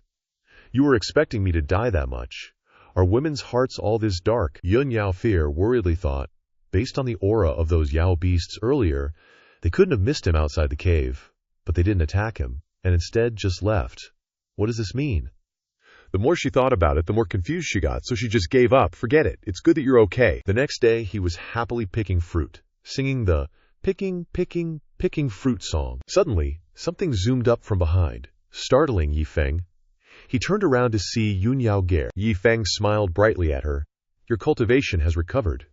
Yun Yao Chair, holding her sword, flew into the air and instructed, "You wait here for me. Don't run around. Once I've dealt with this, I'll take you out of the mountains." Yi Feng looked up and asked, "Where are you going?" Yun Yao Chair said as she flew, "To find that bull demon and get revenge." Her heart was filled with determination. Last time was because I was careless. This time, with experience, I can definitely defeat him. She flew high up, looking around, searching. Why can't I sense his aura? Although she didn't want to waste spiritual energy before the fight, there was no other way. With that, a golden light flashed in her eyes. Found it. Although it was only a faint trace of aura, she channeled her spiritual energy and looked towards the distant source of the aura. When she landed, she noticed something was off. Why does this place feel so familiar? Yun Yao Sher, drenched in sweat, stared at the cave in front of her, her heart filled with indescribable emotions. No way! Isn't this close to our cave from before? Is that bull demon ambushing nearby? Yun Yao Sher's face turned pale. She couldn't believe her eyes as she looked at the bull's half-corpse in front of her. She turned to look at the corpse. No way! Is this the bull demon's corpse?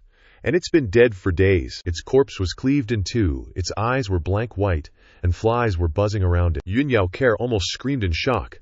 This is a 6th-level Yao Emperor. How did it end up like a wild beast left to rot? Confused thoughts swirled in her brain. This is too unreal. Who on earth did this? Her attention was drawn to a certain part of the bull demon that Yi Feng had chopped off.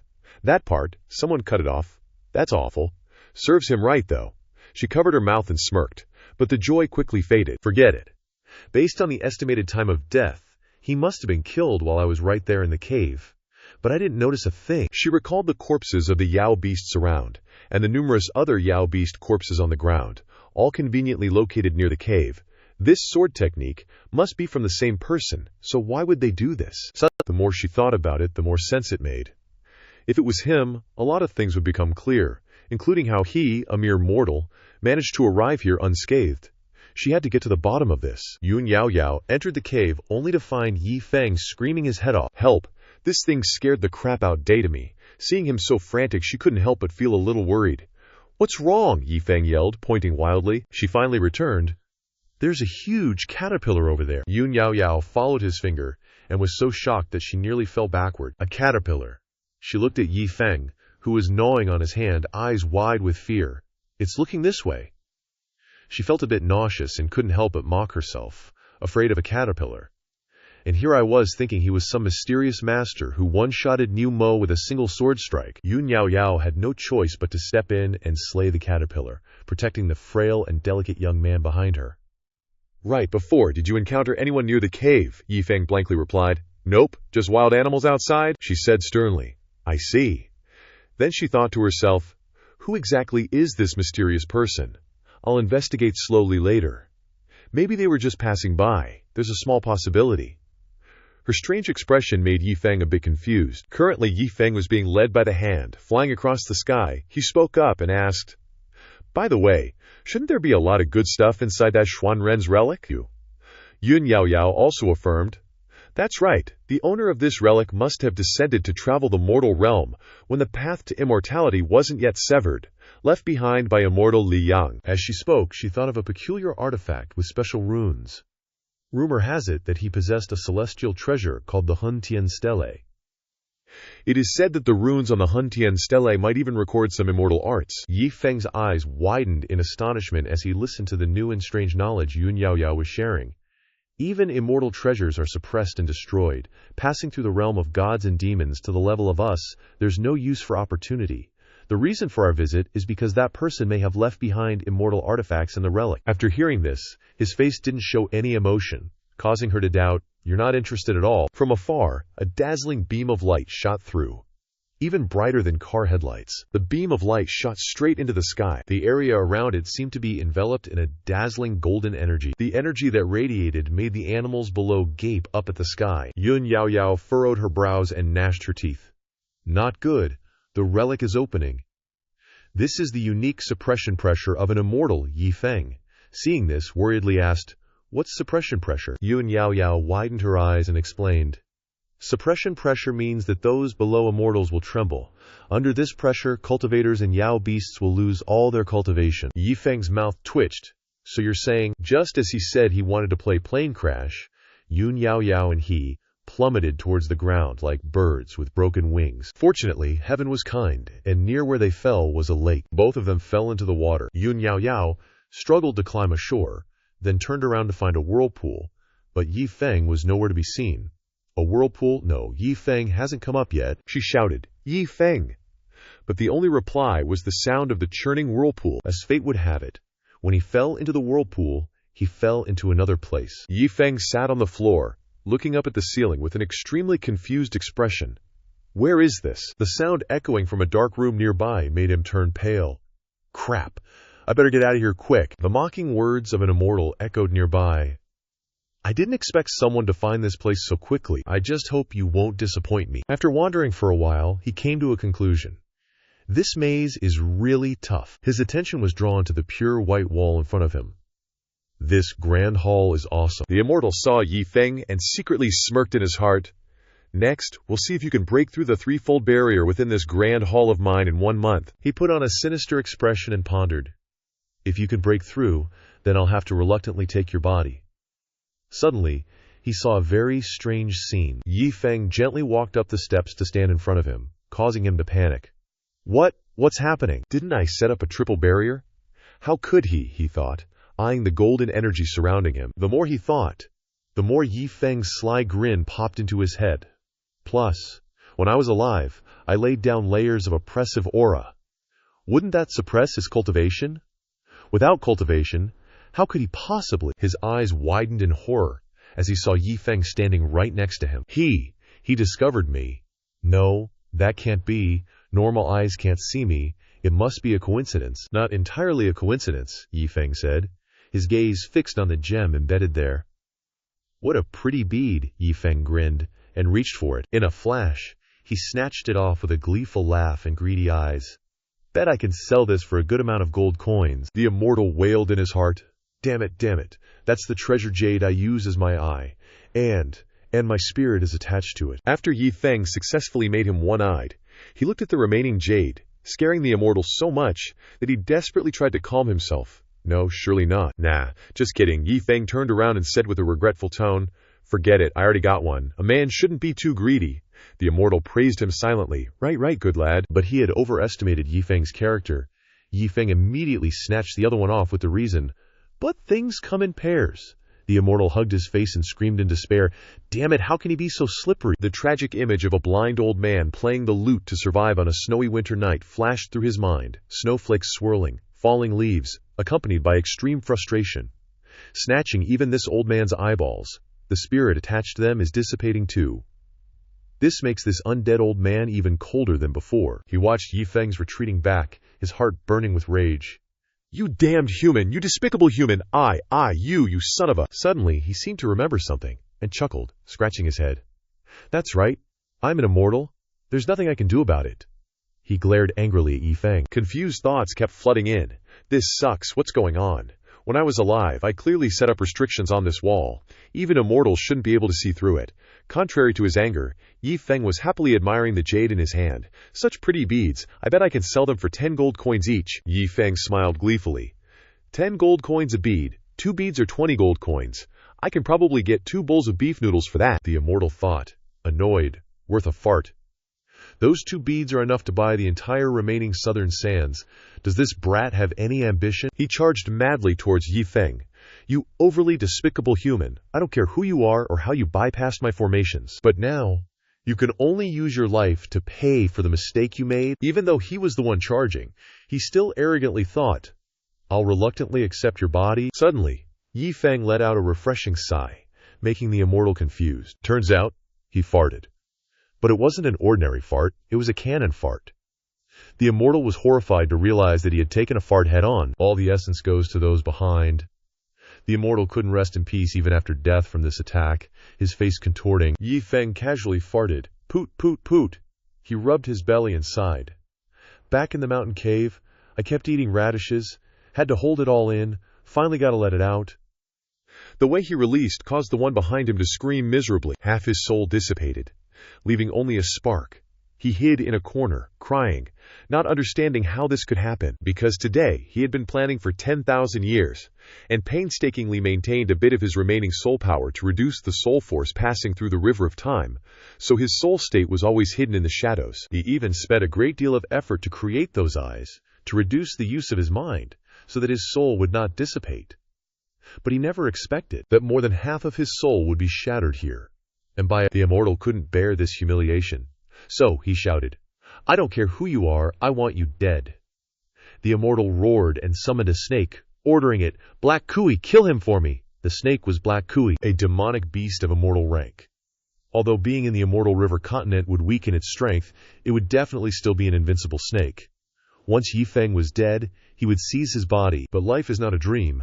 Yi Feng grabbed the snake by the neck with one hand, causing it to screech like a chicken, and the one screeching even louder was the immortal. Yi Feng was as excited with Black Kui as a child. He even happily said, "What a big snake! It's been a long time since I've had snake meat.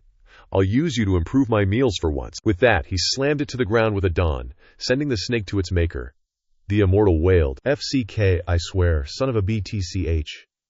Because the snake had followed him for many years, and now it was going to be a snake hot pot. Yi Feng started scooping up, bam, bam, that super spicy snake hot pot. After finishing a bowl, he praised, "This broth is the bomb. Feels so good all over, so relaxing. Gonna have another bowl." The immortal was freaked out, seeing someone even crazier than him, trembling like a leaf. This guy's a mega monster. He doesn't even care about immortal level taboos. Turning Black Tortoise into chow, he realized it wasn't just his suppression acting up, it was completely useless against Yi Feng. Imagining Yi Feng, the immortal grinned ear to ear in his mind. "I just thought I'd found a talented junior to possess and be reborn. Never imagined I'd need a freaking mega monster to come here and eat me." After eating, Yi Feng even let out a loud burp while rubbing his full belly. He felt so good, deserved a nap. The trembling immortal muttered, "Great one, please don't do anything to me." Then, oh what nap, he was drifting off when he suddenly remembered something. Sitting up and glancing around, the immortal panicked, "Spare me, ancestral grandpa, what are you planning now?" Seeing Yi Feng walking towards him, the immortal in the corner chanted Buddhist scriptures, sweating bullets. "He's coming this way. Could it be he's discovered me?" Suddenly, something wet and squishy landed on his head. Turns out, Yi Feng had gone to relieve himself. After finishing, he said with satisfaction, "Ah, that's the stuff. Essence condensed." The immortal short-circuited, wailing in despair, "Grandpa, I was wrong. I wouldn't dare try to possess you again." Having finished his inner liberation, Yi Feng sighed. "Man, couldn't hold it anymore. Lucky there's no one here, or I'd have burst." Then he added, There's still half a pot of snake soup left. Let's go for round 2. The immortal in the corner looked withered. He couldn't understand why he was being treated like this. First a fart, then pee, and the black tortoise was already eaten. His soul was barely hanging on. The immortal knelt, begging Yi Feng to spare his life. Bam! Bam! Finishing off the hot pot, Yi Feng was overflowing with satisfaction. Delicious, delicious, so refreshing. So refreshing. The immortal finally asked, Great master, you finished your soup, relieved yourself. Can you finally leave? But then Yi Feng suddenly said, After eating and drinking your fill, you gotta take a walk. That made the immortal jump out of his skin. Oh heavens, how much longer are you going to torture me? Then the immortal realized something. Wait, he seems to be looking for something. He heard Yi Feng mutter, Such a huge palace. How can I find a weapon that fits? Yi Feng's face turned dark as he complained. Even a brick would be better than nothing for self-defense. Now the immortal was sure of his guess. I was right. Yi Feng definitely discovered his existence a long time ago, the kind that makes people suffocate, unable to help themselves, and this guy wants the Soul Heaven tablet. Those were the immortal's thoughts. Seeing his reasoning made sense, he cried and sighed. Oh, Grandpa, just say it straight. Do you want to torture me to death? Something appeared from the ceiling and fell right in front of Yi Feng. He picked it up, feeling satisfied, and said, This brick isn't bad either. Then, showing it off, he happily said, Good enough for self-defense. Better than nothing. The immortal cursed inwardly. That's my freaking immortal treasure. Afterward, the immortal looked at Yi Feng's departing back, filled with happiness. He's gone. He's gone. He can be regarded as letting me go. Worth it to throw away my life-saving treasure. Just as Yi Feng walked out of the great hall, he realized he couldn't escape this maze. Yi Feng cursed, Motherfucker, what kind of demon made this damn place? As he walked, he suddenly noticed figures ahead. The two figures were fighting, and they felt familiar. Swords clashed against swords. One person jumped backward, and the other followed suit. It turned out to be Yao Yao fighting until she was spitting blood. In front of her was Yan Lao. He said confidently, Yun Yao Yao. If we were outside, wanting to defeat you would indeed be difficult. But right now we both have no cultivation, fighting with our physical. When Yao Yao heard him say that, she shouted, Yan Laomo, cut the crap. If you want to fight, then come at me. Old Yan laughed like a demon, saying, Although I don't know who you're here to find, you should know, there's no third living person here, no one can save you. Just as he was delivering his villain monologue, Yan Lao got kicked from behind. Yi Feng, who had been listening to his BS, couldn't stand it anymore and yelled, Bullshit, am I not a person? The ambushed Yan Lao was caught off guard and quickly turned to look at the person who appeared. Even Yao Yao was surprised that there was someone else here. When she saw it was Yi Feng, she was even more shocked that he was still alive. She happily exclaimed, You're okay, that's great. Yan Lao slowly stood up and said, Do you two know each other, kid? I'm warning you, you shouldn't meddle in our affairs, or I'll make sure you die without a burial place. Seeing that he was about to lose it, Yao Yao quickly told Yi Feng, Hurry and leave. Yan Lao Mo is not someone you can afford to mess with. He twisted and turned, pouncing forward, saying, You die. Yao Yao anxiously warned from the side. Be careful. Too bad he wasn't the MC. Yi Feng blocked the attack with a single punch to the face. Yao Yao was shocked beyond belief. Is he delusional? How could he do that? You have to know that even without cultivation, his combat experience and physical strength are definitely not something ordinary people can compare to.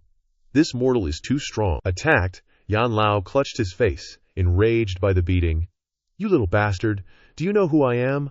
I am Zhongzhao's Yan Laomo, the six-fate Rakshasa martial emperor. How dare you hurt me? You don't want to live anymore? Seeing this guy hallucinating about his own power, Yi Feng, in the name of justice, whacked him on the head again, saying, So much yapping? Is Yao Yao not worth it? He KO'd himself because Yi Feng was too strong. Yan Lao, real name Li Zhao, officially went to meet his maker. Yi Feng logically told Yao Yao, See? In this place, the space suppresses cultivation to the point of nothingness. Everyone is the same. What's the point of running? We're all just chickens here, so what's the big deal? Hearing this, she said, You're so naive. It's true that there's no cultivation here, but what about after we get out? He will take revenge on you 100, 1,000 times over. Even your family will suffer. Yi Feng's expression changed when he heard that. He snatched the sword from her hand. Right in front of Yao Yao, Yi Feng coldly said, Then we'll just kill him, she thought in shock. What is he doing? This mortal actually dares to deal with a martial emperor. Yao Yao was shocked that this mortal, Yi Feng, actually dared to kill a martial emperor in front of her. If this were to be said, it would probably shake the entire continent. Thinking of something, her expression darkened as she thought, Don't tell me I'm also... Yi Feng called out to her again.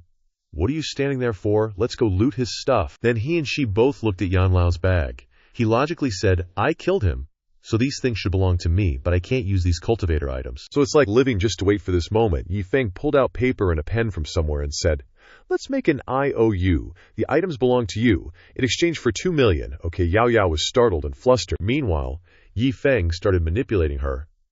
Are these cultivator items not worth anything to you guys? Hearing this, Yao Yao quickly retorted but didn't know how to explain. In the end, he finalized the price. Then 1 million it is. He finished speaking.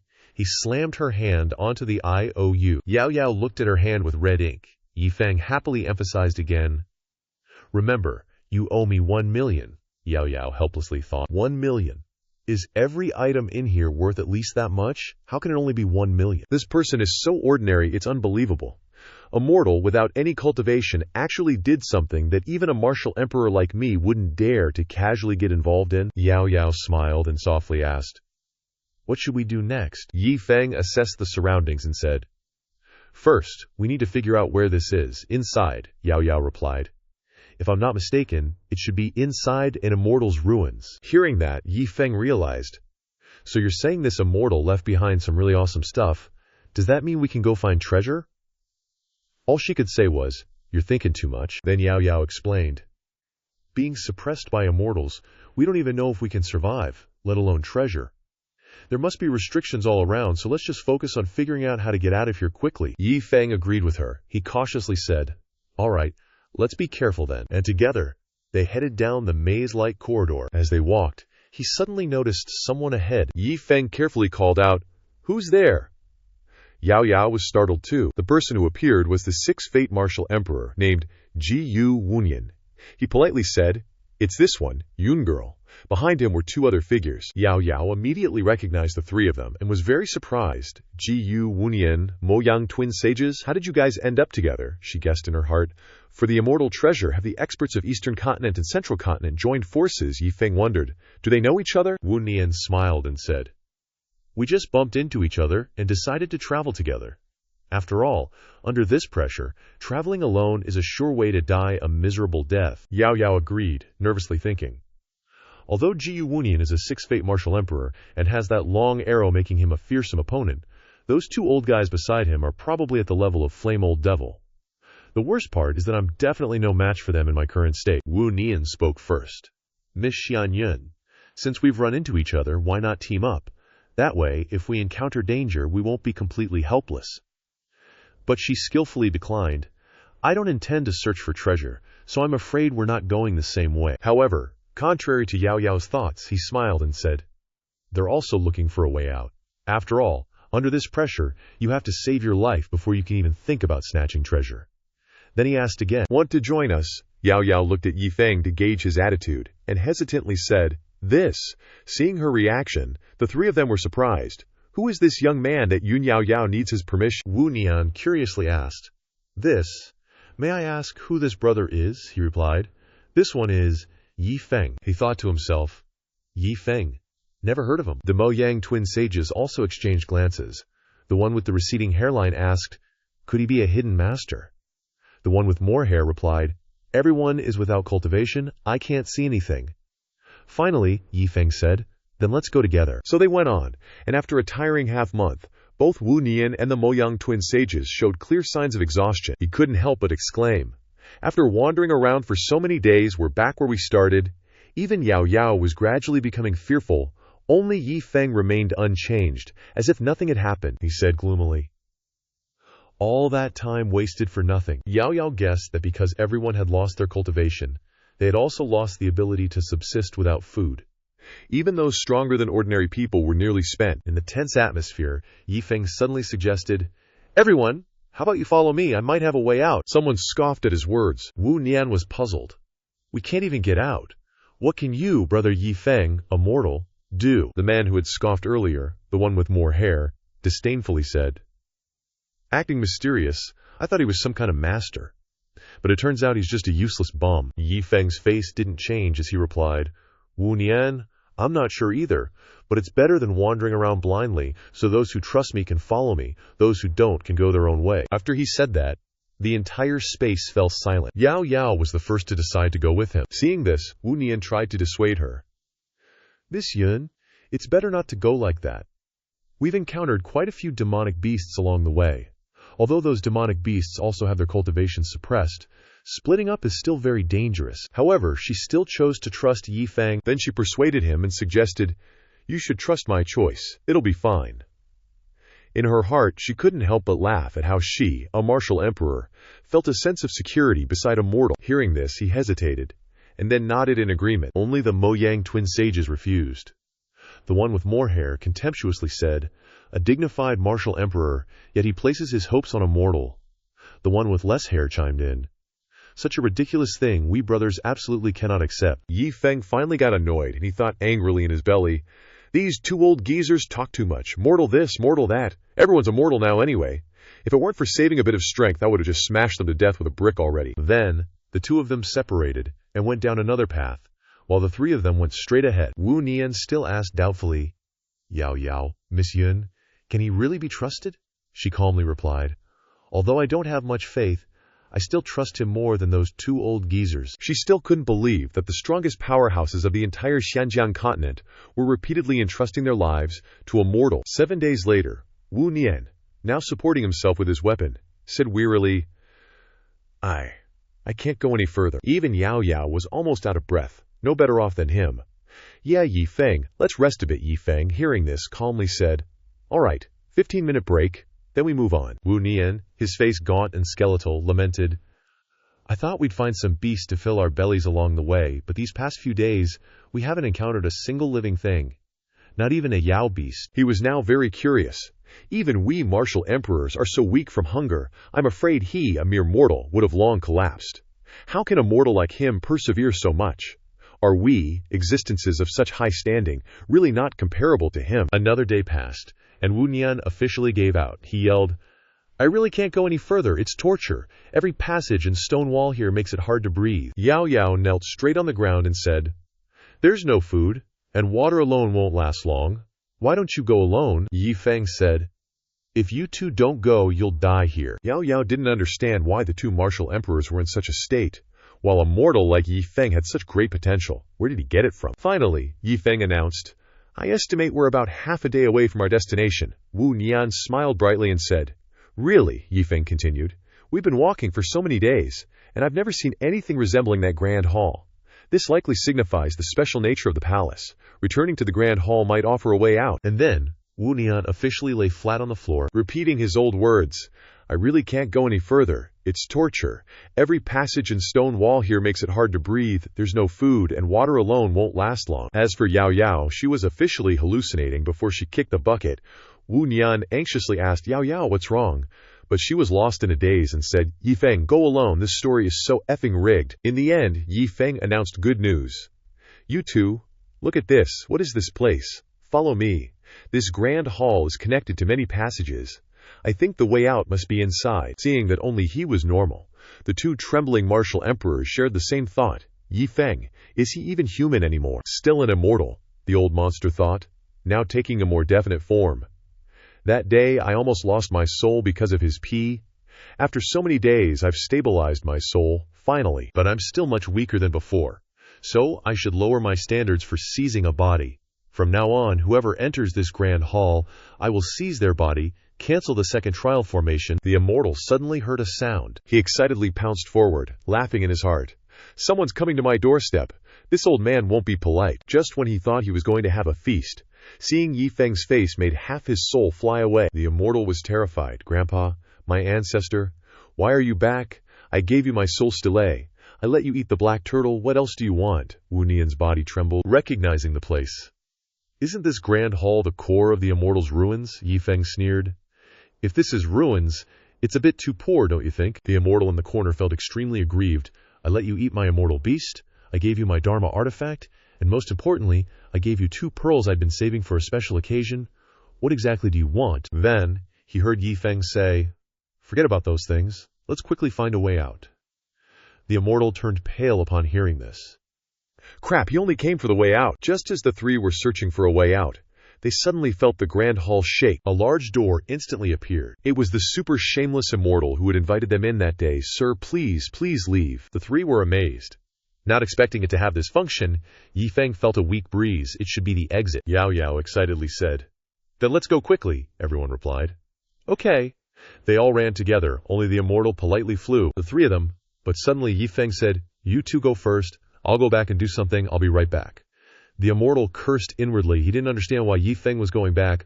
Could it be that he wants to deal with him? Thinking this, the immortal saw something pierce through him.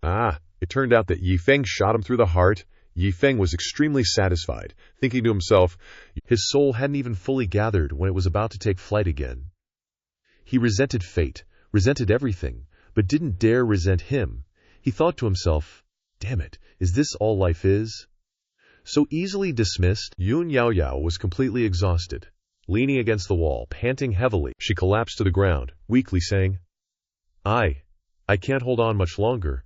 Ji Wunian behind her wasn't in much better shape. He desperately asked, "Isn't he here yet, Yi Zhongdi?" Yi Feng, while fetching water for them, reassured them. "Don't rush, we'll be out soon." Yun Yao Yao cried out in agony, "I really can't take it anymore." Ji Wunian echoed, "Me neither." Yi Feng, seeing them so dispirited, sighed softly and quipped, "Your cultivator physiques are just too weak. Without cultivation, you can't do anything." Yun Yao Yao and Ji Wunian were furious at that, but helpless. They could only shut up. He was right, after all. But they were still annoyed inside, thinking, "It's because you, a mortal, have such a freakish physique." They feared this guy wasn't as simple as he seemed, but actually a super powerful expert in disguise. That's what they said. But Yi Feng sighed. "All right, fine." He then pulled out a piece of steak that looked super faded, grinning slyly. "Actually, I still have a piece of beef jerky left." Yun Yao Ger and Ji Wunian immediately gawked at the meat in Yi Feng's hand, drool practically flooding down their cheeks, and lowly, they pounced on it, wolfing it down like there was no tomorrow. Ji Wunian, chewing with her mouth full, couldn't help but question, "Yi Feng, dude, why didn't you bring this out sooner?" Yi Feng replied calmly, "If I brought it out earlier, it would have been gone in a flash. How could we have lasted until now?" Ji Wunian and Yun Yao Ker's brains just blue-screened. They froze, their faces darkened, and they almost dropped the food in their hands. All they could think was, holy crap, that's impressive. In such a starving situation, he actually managed to hide it.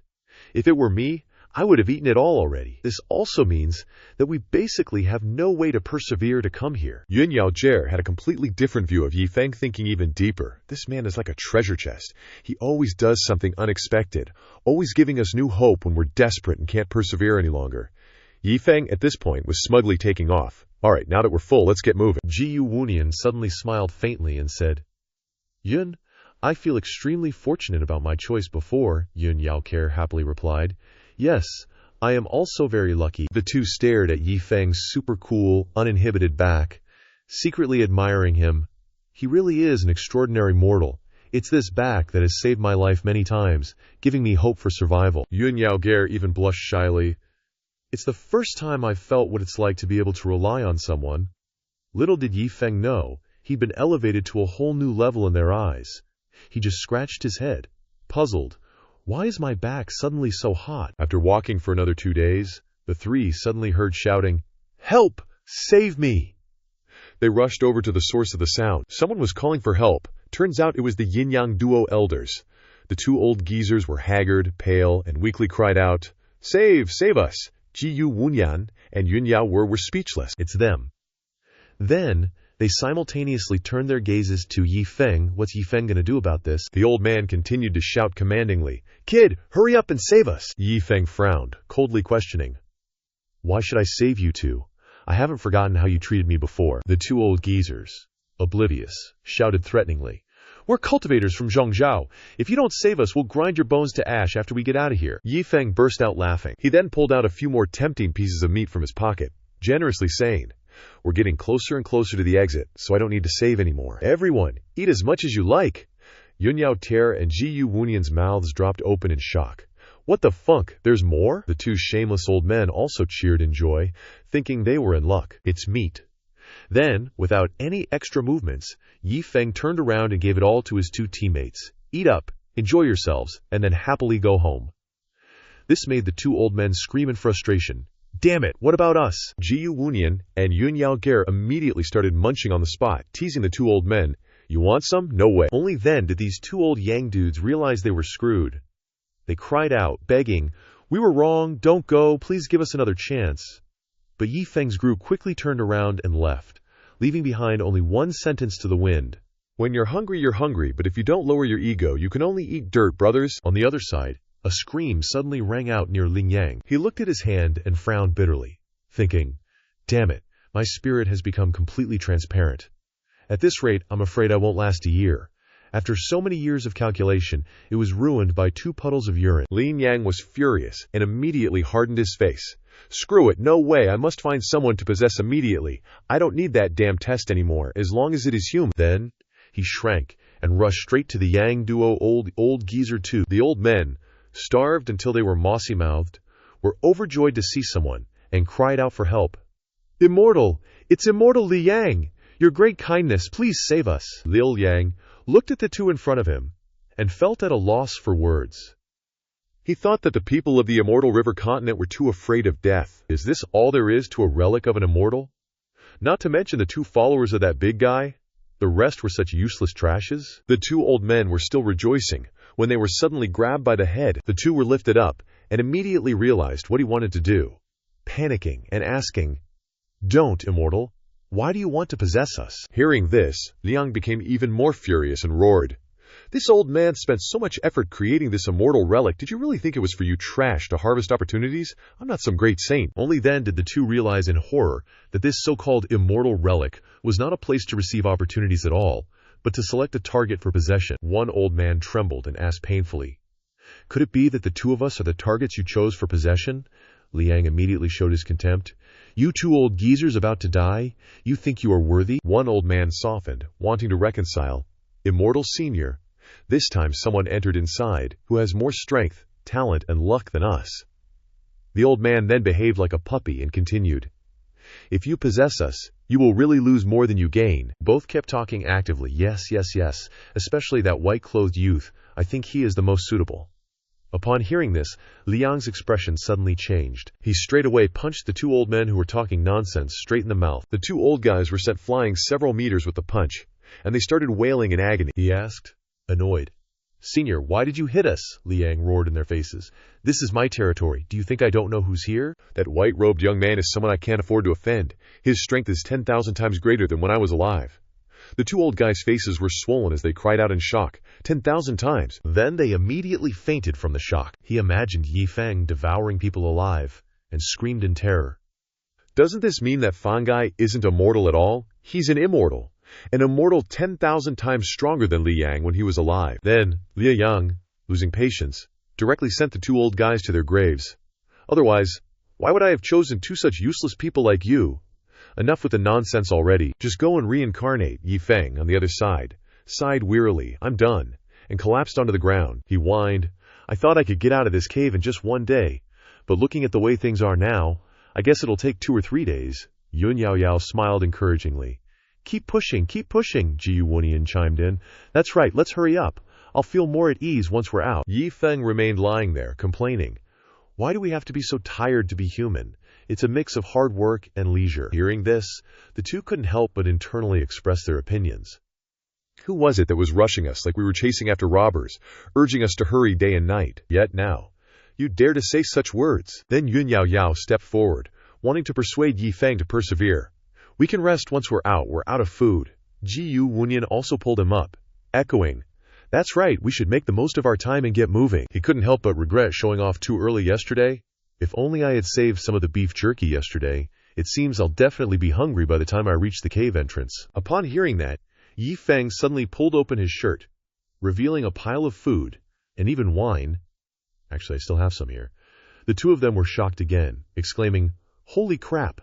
How much did you actually hide?" Above the chaotic lands, at Sumoye's residence, Lu Banwei sang a tune. What dives on the water's surface?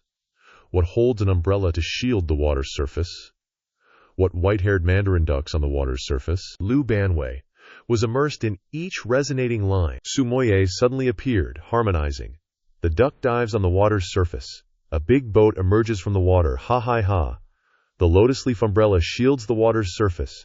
White-haired mandarin ducks on the water's surface. A big boat emerges from the water. Lu Banwei and Su Moye blended into a love song with slightly crazy lyrics. The lotus leaf umbrella shields the water's surface. White-haired mandarin ducks on the water's surface. Wang Kai, looking at the pink-filled atmosphere in the distance, exclaimed in shock, "I can't believe it. My big bro skeleton is finally going to consummate their marriage." Yi Feng next to him also hesitated and asked, "No way, big bro wants to consummate their marriage, but how will they do it after the singing and dancing ends?" Lu Banwei exhaled excitedly. He was screaming with joy in his heart. Lu Banwei, after so much hardship, hauling so many things, I finally embraced my beauty. Lu Banwei was already thinking about the happy ending for the story. Could this trashy male lead manhwa finally be ending? Lu Banwei was still smiling foolishly when a voice called out from the bedside. "Husband, what are you dawdling for? Come here quickly," Lu Banwei exclaimed excitedly. "Wife, Su Moye," she beckoned alluringly, inviting. "A moment of spring night is worth 1,000 gold." Lu Banwei quickly replied, "Wife, wait for me, your husband will be right there." But then he suddenly paused. He slowly looked down at himself, thinking, no matter what, this trashy male lead is a connoisseur of feet, but I can't proceed normally. Thinking this, Lu Banwei suddenly smiled mysteriously. Then, abracadabra, alakazam, he conjured a tool. This small problem is no match for this trashy male lead. Abracadabra. Then, without hesitation, he stomped his foot and charged towards Su Moye with his sparkling, dazzling thing. The atmosphere in the room gradually heated up. Lu Banwei asked confidently, "Wife, what do you think?" Su Moye had 3 question marks floating around her head and asked confusedly, "What are you spacing out for?" "I'm still waiting." Lu Banwei hugged his head in panic. "What?" He lowered his head to look at himself again. "I get it now. The cuckoo must be the problem. Gotta calm down. I can handle this." Lu Banwei then went all in. "If you're not reacting, then how about this? Transform!" Su Moye stared at the glowing cuckoo in front of her, drooling, and happily cried out, "Hubby, you're the best!" Uh-oh. Lu Banwei smiled smugly inside. She praised me. But Su Moye's smile gradually froze as she saw the dark shadow in front of her getting bigger and bigger. Lu Banwei was still frantically conjuring up the pomfret fish, excitedly showing off. "Wife, look, I can keep going," Su Moye cried out in horror. "Wait, hubby, hold on a sec." Lu Banwei continued to transform. And continued to transform. Su Moye kept screaming in fear. Then, he created a scene of breaking the roof, scaring Wang Kai outside. What's going on? Yi Feng, ever knowledgeable, quickly stepped up to teach. "This ain't something they teach in school, but it's all about being comprehensive," he yelled out with passion. "Brothers, don't forget, the key is love. Only love can make a woman feel." Wang Kai was speechless. "Can you even say that? Don't mind what he says in front of me." The next day, early in the morning, Lu Banwei was sitting silently in front of the door. He sighed wearily. "This is killing me," Wang Kai asked worriedly. "Bro, you look terrible. What happened?" Lu Banwei weakly recounted the events.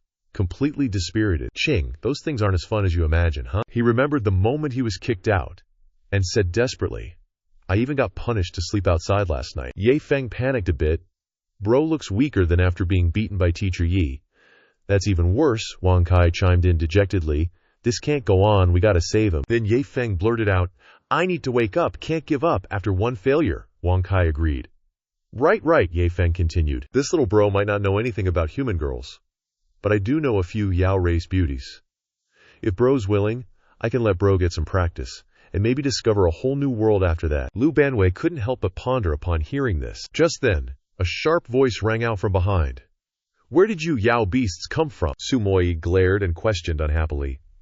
"Who allowed you to get close to my hubby?" she scolded angrily. "Dare to talk nonsense, you want to die." Lu Banwei awkwardly stepped forward to explain. "Wait, they're my friends." Yi Feng quickly tried to defend himself. Right, we're bros friends. But Su Moye didn't care and slapped them straight in the face. "Friends with benefits, huh? Trying to corrupt my cute hubby." Wang Kai and Yi Feng immediately dodged in fear. Su Moye saw them running away in fear and yelled madly, "Don't let me see you again." Lu Banwei watched this scene and asked loudly, Hey, they're my people. What right do you have to chase them away?" Su Moye turned to scold him. "I haven't even talked to you yet. You broke the roof last night, and you still dare to talk so loudly." Lu Banwei felt guilty. But Su Moye suddenly reached out. She said softly, pretending to care and indulge. "Hubby, I'm doing this for your own good. This chaotic land is full of all sorts of people, and I don't want you to be led astray by those shady people. I hope you can understand my good intentions. Lu Banwei was completely blinded by love at this point, thinking to himself, this is what a good, gentle wife should be like. Then he softened and replied, okay. Time flew by, and a month later, Wang Kai and Yi Feng came to Su Moyi's house again. It's been so long, I wonder how bro is doing, Yi Feng said bitterly. Crap, don't let that vicious woman find out. That woman wants to control bro, but with bro's boss-like attitude, he must have tamed that woman already. The two approached, and suddenly heard the sound of chopping wood and a happy voice shouting, Buzz, buzz, I'm a little... Looking closer, it was none other than Lu Banwei. He looked incredibly energetic, shouting, labor is truly something that makes you want to stop but can't. Yi Feng and Wang Kai were utterly bewildered. Who is this guy? Wang Kai asked cautiously. Bro, what's up with you? Lu Banwei chuckled excitedly, replying, is that you guys? Can't you see? Bro's working? You guys should join in too. Labor is super fun. Wang Kai wagged his tail happily. Seeing you so energetic, bro, is really great. But then he noticed something off. Lu Banwei was actually dragging a massive weight, and there was a hot stove under his feet. It looked like he was doing hard labor, which made them both freak out and yell, WTF, bro, this isn't right at all. You've got shackles on your feet. What's going on? Lu Banwei looked back calmly. This, he replied sheepishly. This is called lovingly binding my damn irresistible charm. Wang Kai and Yi Feng shook their heads, muttering to themselves. No, Yi Feng said nervously. I can't take it anymore. That woman's control over desire is beyond extraordinary, far surpassing normal people. Bro, what kind of brainwashing method did she use on you? Wang Kai, still in shock, exclaimed. Is this still the domineering and cool bro Lu? Wang Kai desperately shouted. Wake up! This isn't really fun at all. Lu Banwei wanted to happily jump around and show them, that's not true, look at me, I can still be so lively. But after a few seconds he gave up, wearily murmuring, a little tired, which made Wang Kai and Yi Feng feel helpless. It's a terminal illness. Yi Feng angrily thought of Su Moyi. Can't stay any longer. That tyrannical woman is playing mind games with our big bro. She's not home right now. Let's take advantage of this. As soon as he finished speaking, Wang Kai quickly jumped forward and broke the chain. Lu Banwei asked blankly, what are you guys doing? Next, Wang Kai dragged Lu Banwei away. Without hesitation, let's bail, bro. Catching Lu Banwei completely off guard. Hey. Wang Kai ran headlong. Lu Banwei finally asked unhappily, where are you dragging me to? Wang Kai replied bluntly. Do I even need to say it? Of course, back to Master's side. But the moment he thought of Yi Feng's image, Lu Banwei jumped straight down. I'm not going back. Master already hates me. Don't drag me back, he said with a determined look. And Lu Banwei wants to find his own life. Anyway, Master won't actively come looking for me. Then he jumped into the sky. Bye-bye, Wang Kai exclaimed in panic. Wait, bro. We're screwed. If bro insists on leaving, we can't eat either. Think of a way, Yi Feng instantly shouted faster than his brain. Big bro, are you even a man anymore like this? Lu Banwei paused when he heard that. Both of them realized in fear that they had just spoken carelessly. Lu Banwei turned back and asked, you guys are saying this daddy is not a man? She. Just when Wang Kai thought they were done for, Lu Banwei suddenly reached out and stroked his chin, reflecting. It's true, logically speaking, I should tell Master. Wang Kai and Yi Feng were speechless and collapsed. Lu Banwei continued. Let him know that Lu Banwei also has the right to be autonomous in his life. Wang Kai glanced over, assessing the situation in his heart, and could only mutter to himself, call it having autonomy, but first we'll trick bro into coming back, and then Master can handle it. But at this moment, Wang Kai and Yi Feng suddenly realized something, and their faces turned as pale as a sheet. Su Moyi had actually arrived from who knows when. She asked with raging fire and a gloomy expression, who wants to seduce my beloved hubby? Su Moyi threatened with eyes as sharp as knives. Want to take away my happiness? Even an immortal must die. Su Moyi looked down from above, marking her territory. Always. Hubby can only be mine. He is my possession. No one can take him from my hands. You two little beasts dare to cause trouble. You must pay with death. Wang Kai and Yi Feng were enraged by her arrogant words. Big bro is your possession.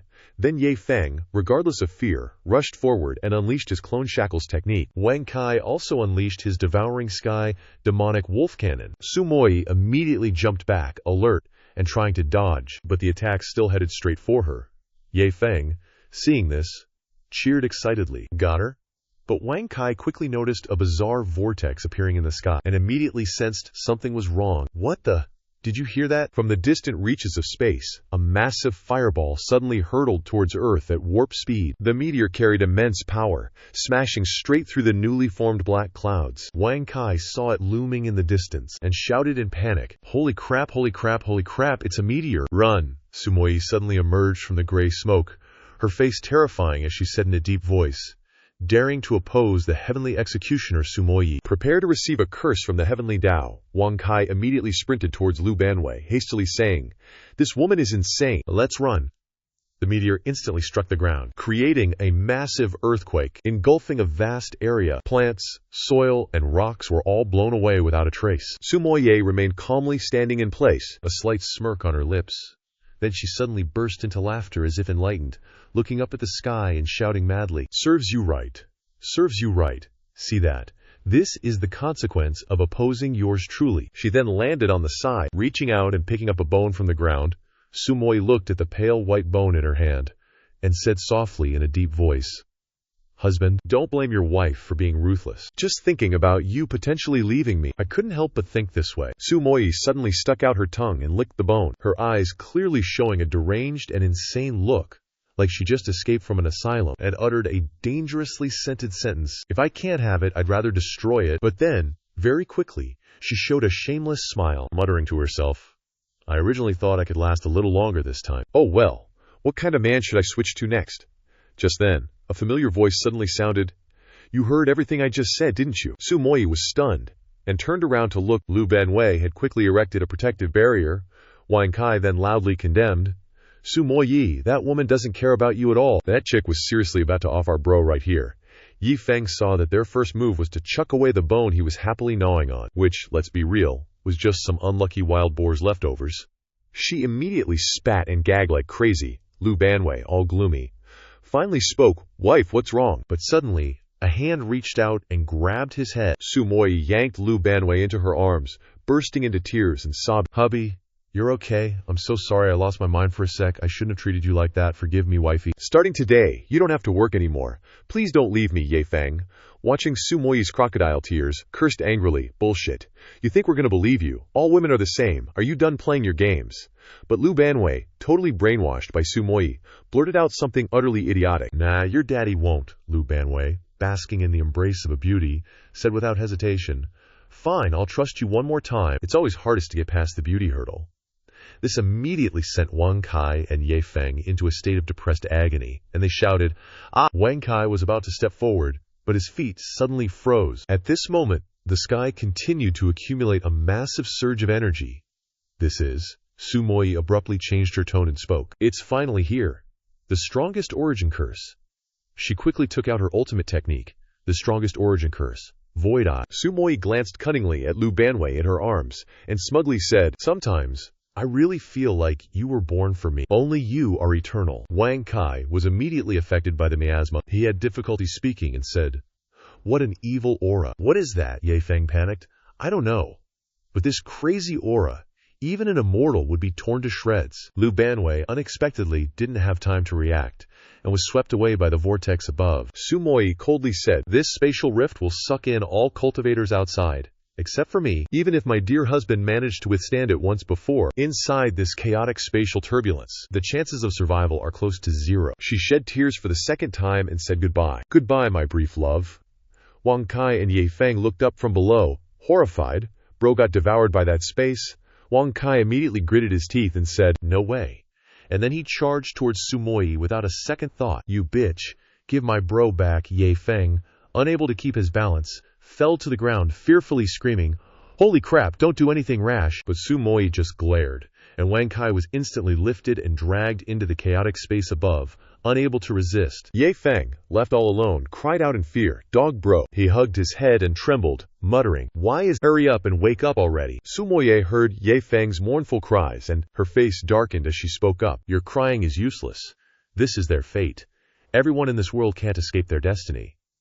But right at this moment, a deep, terrifying voice suddenly rang out unexpectedly. "This washing machine is a bit too powerful." Under the shocked gazes of Yi Feng and Sumoye, the shattered pieces gradually fell as Lu Banwei slowly tore open the crack, causing Sumoye to gasp in horror. Lu Banwei's eyes flashed with a blazing red light, sternly reminding her, Next time you want to help me wash my clothes, you have to tell me in advance, wifey. Sumoye's eyes widened, terrified and speechless.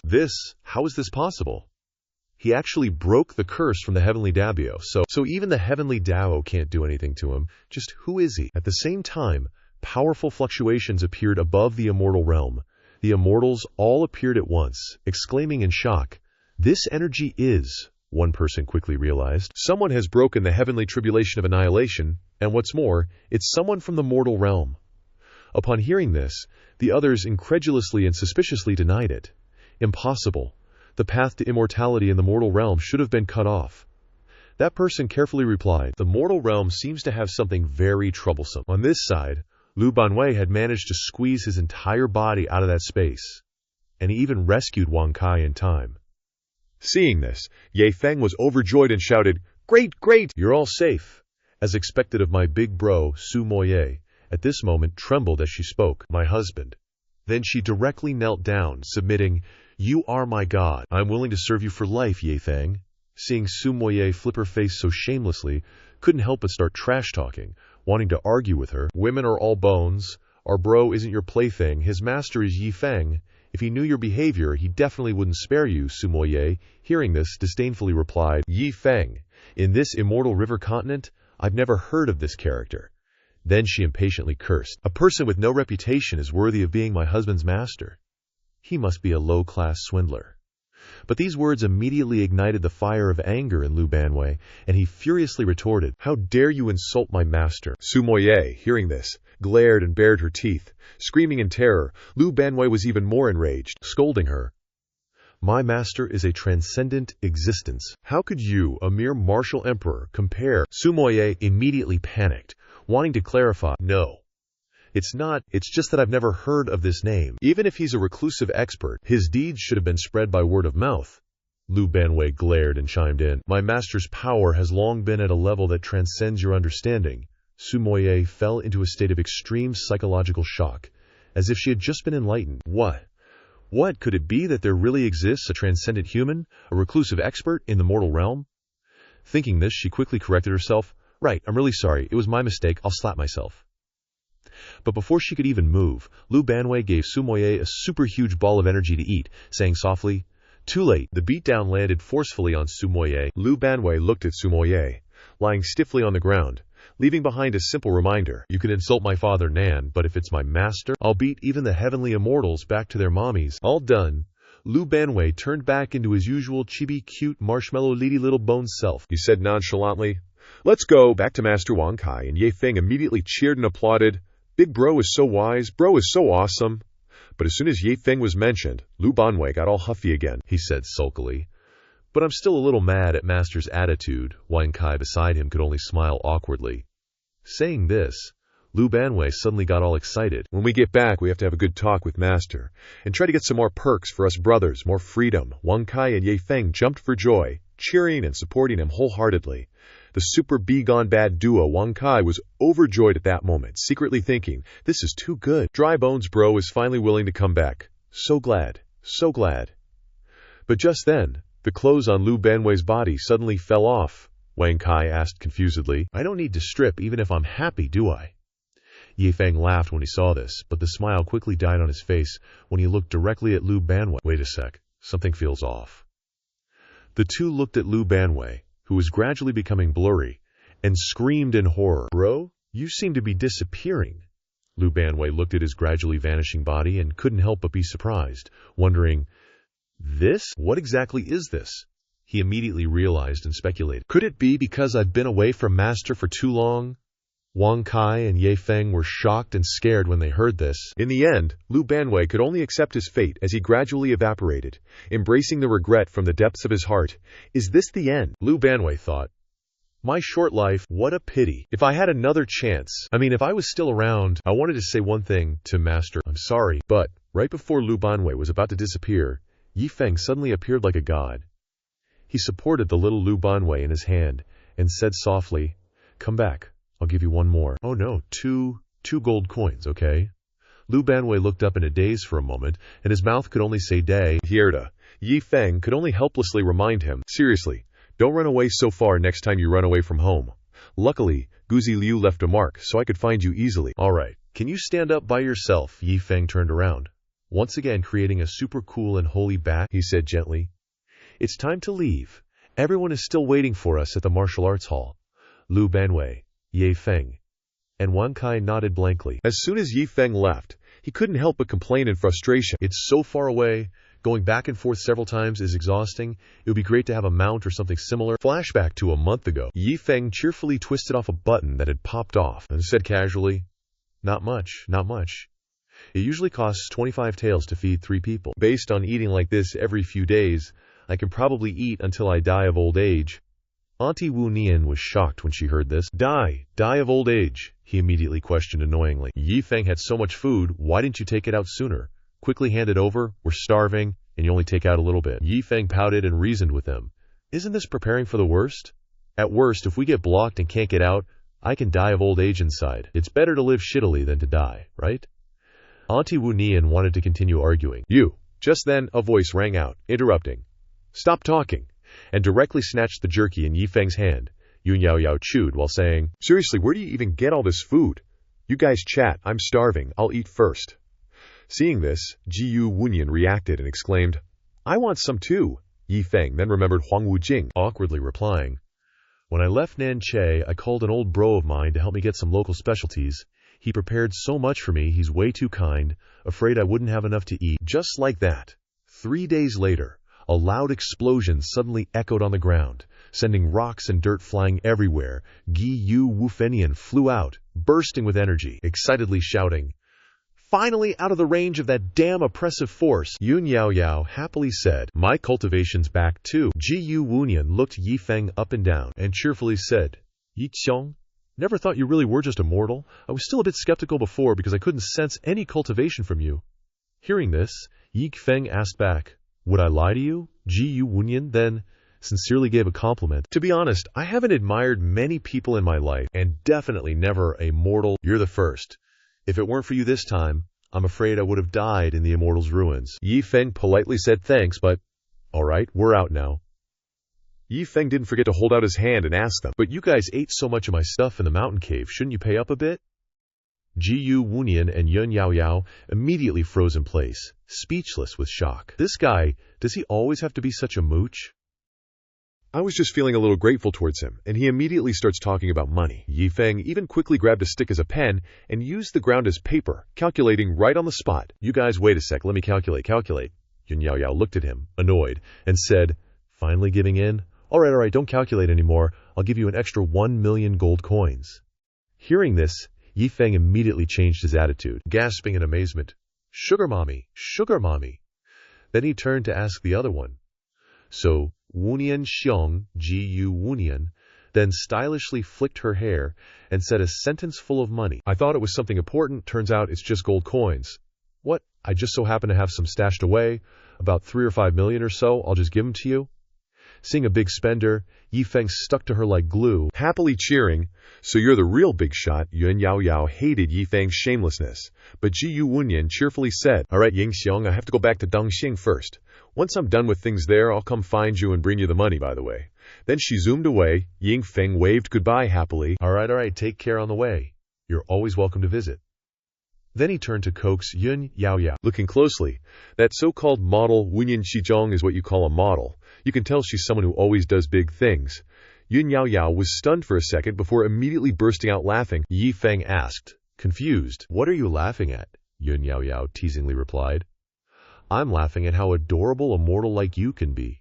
These words made Yi Feng ask back in confusion, "What?" Finally, Yun Yao Yao happily grabbed his hand and seriously continued, "Forget it, let's get you out of the mountains first."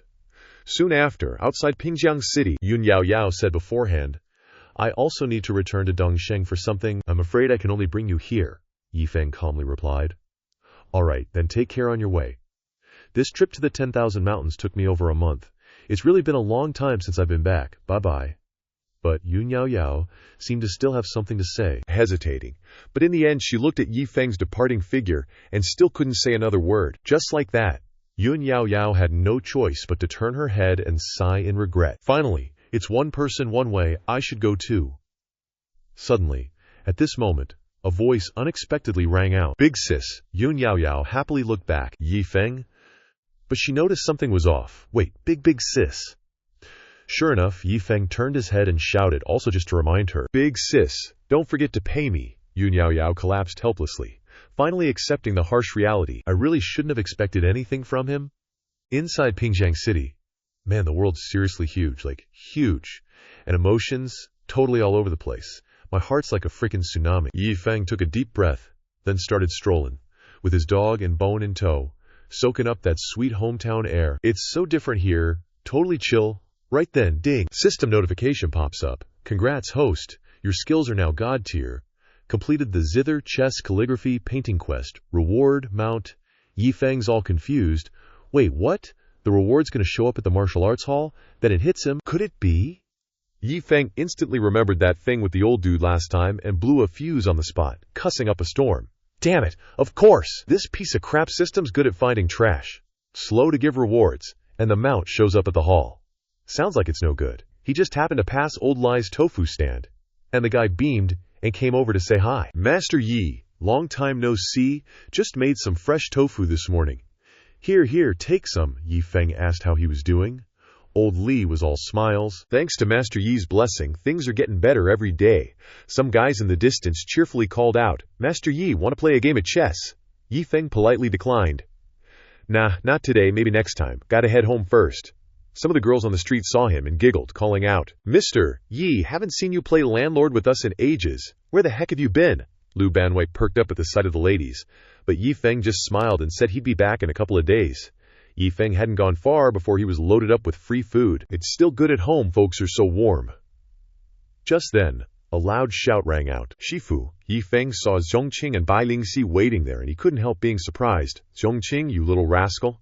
You got back before me? Zhongqing rushed over excitedly. I missed you so much, Shifu, Bai Lingxi calmly said. I have brought the person back for you to see. Yi Feng was a little surprised as he stepped back to his sect. He was actually back from the Xiwan Great Mountains. The two masters and disciples happily left like that. The old man next to her asked, Are you just letting him go back like that? Bai Lingxi bitterly asked.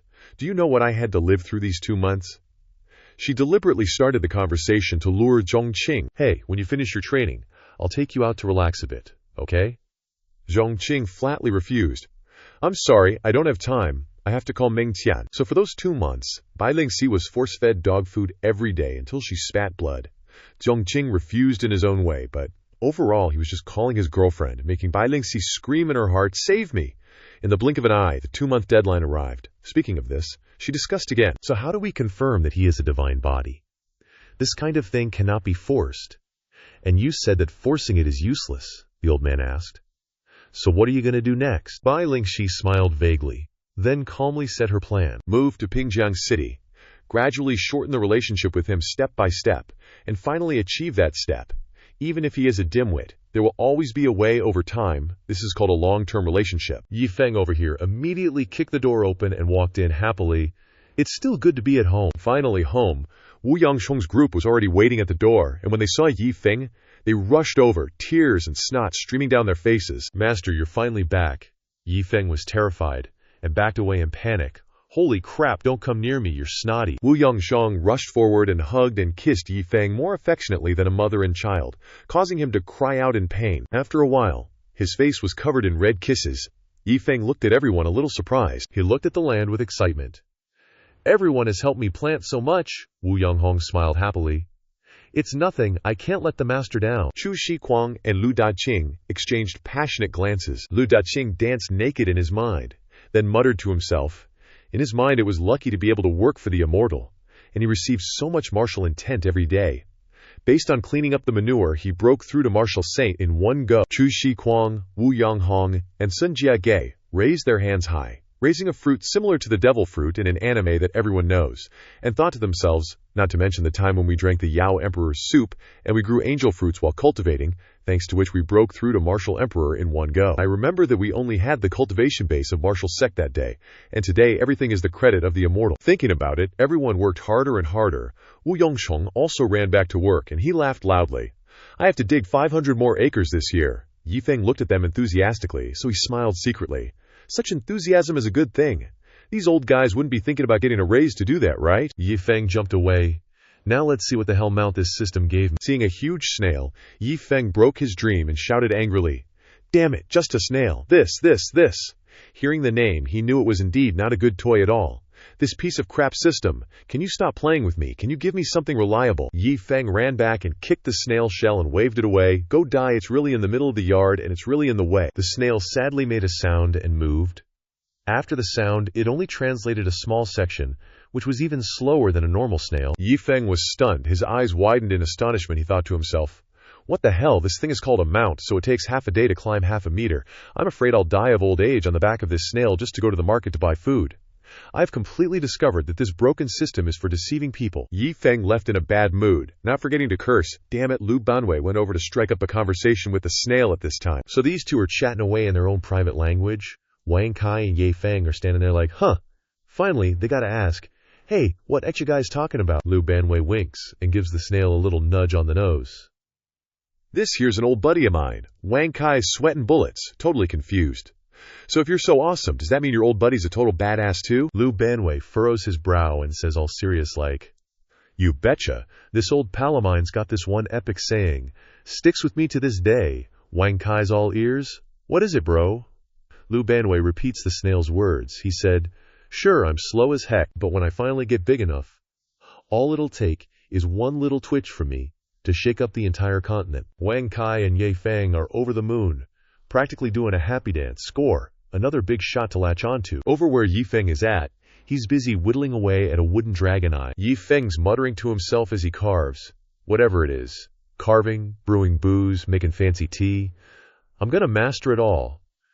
Then let's see what kind of loot that cheat system of yours can cough up. After a good bit of hard work, he finally finishes a complete dragon. Yi Feng wipes the sweat off his brow, feeling relieved. Finally done, the wooden dragon, looking all spirited and alive, suddenly springs to life and zooms up into the sky. Yi Feng, still clueless, gets all grumpy. What's with this wind? This is so annoying. Bits of wood are flying everywhere. The system announces, congratulations, host. Your carving skill has reached godlike levels. Yi Feng orders, show me the stats. His info panel pops up, but the cultivation level is all glitched out, showing unable to determine. Yi Feng throws his hands up in exasperation. What the hell? He stares at his cultivation, totally baffled. Before, it at least showed something, like mortal. Now, it's just completely unreadable. Yi Feng clenches his fist, holding back his anger. In cultivation novels, only when your power is so immense that it can't be measured. He furiously throws a punch at the sky and yells, so, this daddy. Nothing happens. Yi Feng's face goes totally blank, still frozen in that punch pose. He's so disappointed that he just lets out a helpless laugh. Or is it just so garbage that it can't be measured? I'm so tired of this. Yi Feng turns around, decides to just ignore it and go back to sleep. What he doesn't notice is that, up in the sky, his punch has caused dark clouds to gather. People on the streets can see it too, and they're all staring up in awe. Everyone's eyes are popping out of their heads in shock. The sky looks like it's been stabbed, with a massive hole torn right through the clouds. The villagers are whispering, what? What is that? Meanwhile, in Zhong province, a golden figure yells and shoots into the sky. An old man gathers his energy, leaps up, and lands on the clouds. He stares wide-eyed, looking super serious. This strange phenomenon? I haven't seen something like this in a millennia. In the western Yao forest, all the beasts sense danger and start stampeding in a panic. Even the high-level Yao in the forest are scared out of their wits. This suffocating aura, it transforms back into its beast form, trembling uncontrollably. Over in the southern desolate region, a giant strolling through the woods looks up at the sky. Feeling the immense power, it respectfully drops to its knees and prostrates itself. Even in the northern sea continent they can see it, and cultivators are gawking, completely dumbfounded. Just what kind of saint is causing the sky to be torn open? He stutters out, is this a cataclysm? Up in the immortal realm, all the gods were gawking at this massive hole that Zihaba had punched from the mortal realm. Everyone was whispering, just where did that punch come from? It straight up shattered the barrier of the immortal realm. It vaporized a whole 10,000 lies of land and space. One of the gods piped up, scratching his head. Could it have been someone from the Beyond God clan? The long-eared dude hesitated. Those Beyond God folks are high-level existences. They wouldn't bother with something like this. It's more like it came from the lower realm. Suddenly, someone appeared, grabbing everyone's attention. He yelled, clearly annoyed, what are you spouting? Even we couldn't do that. Who in the lower realm is that powerful? They just shattered the immortal realm barrier and didn't even leave a trace of chi for us to sense. The red-haired old guy chimed in. If someone from the lower realm could shatter the immortal realm with one punch, we might as well find a hole and bury ourselves. We'd be useless. Yi Feng, the dude who caused all this, was still chilling in his courtyard, soaking up the sun. He sighed. Why does cultivation have to be so freaking hard? Life's no fun at all. Suddenly, a noise startled him, and he snapped his eyes open. A weirdly dressed old geezer popped up, announcing a new mission. Yi Feng nearly jumped out of his skin. Holy crap, you scared me half to death. Can't you just give me a text notification? Yano, use the text. The system just chuckled. Nah. Imagine a deadly beam shooting out out of your chest. So cool. Physical manifestation from your body is the most accurate, Yi Feng scowled. Right now I just want to blow up your freaking head. The old guy dropped the jokes and got to the point. No time for chit-chat. You've got a new mission, Yi Feng sighed, leaning back. What new skill do I have to learn this time? Not like I can cultivate with it anyway. He opened his eyes wide, taking a good look at the mission details. The mission. The host must self-fund the expansion of their martial hall, create a sect, and recruit 100 disciples. Yi Feng bursts out in English curse words. Stop, he yelled. Self-fund the expansion of the martial hall? How much freaking money is that going to cost? And create a sect? Seriously, opening a martial hall didn't even get me any disciples. Creating a sect is just digging my own grave. The old geezer grinned, pointing at the system. Take a closer look at the mission rewards. Bam. The system flashed a message. The host can begin cultivation. Yi Feng's face flushed with excitement. What? Yi Feng cried. He clenched his fists. I'm finally going to pass the system's trial and become a true superhuman. This is awesome. Awesome. Yi Feng, full of determination, pointed into the distance. All right, so I got to self-fund the expansion of the martial hall. Fine, self-funding it is. As long as I can cultivate, it's no problem. Create a sect. No sweat.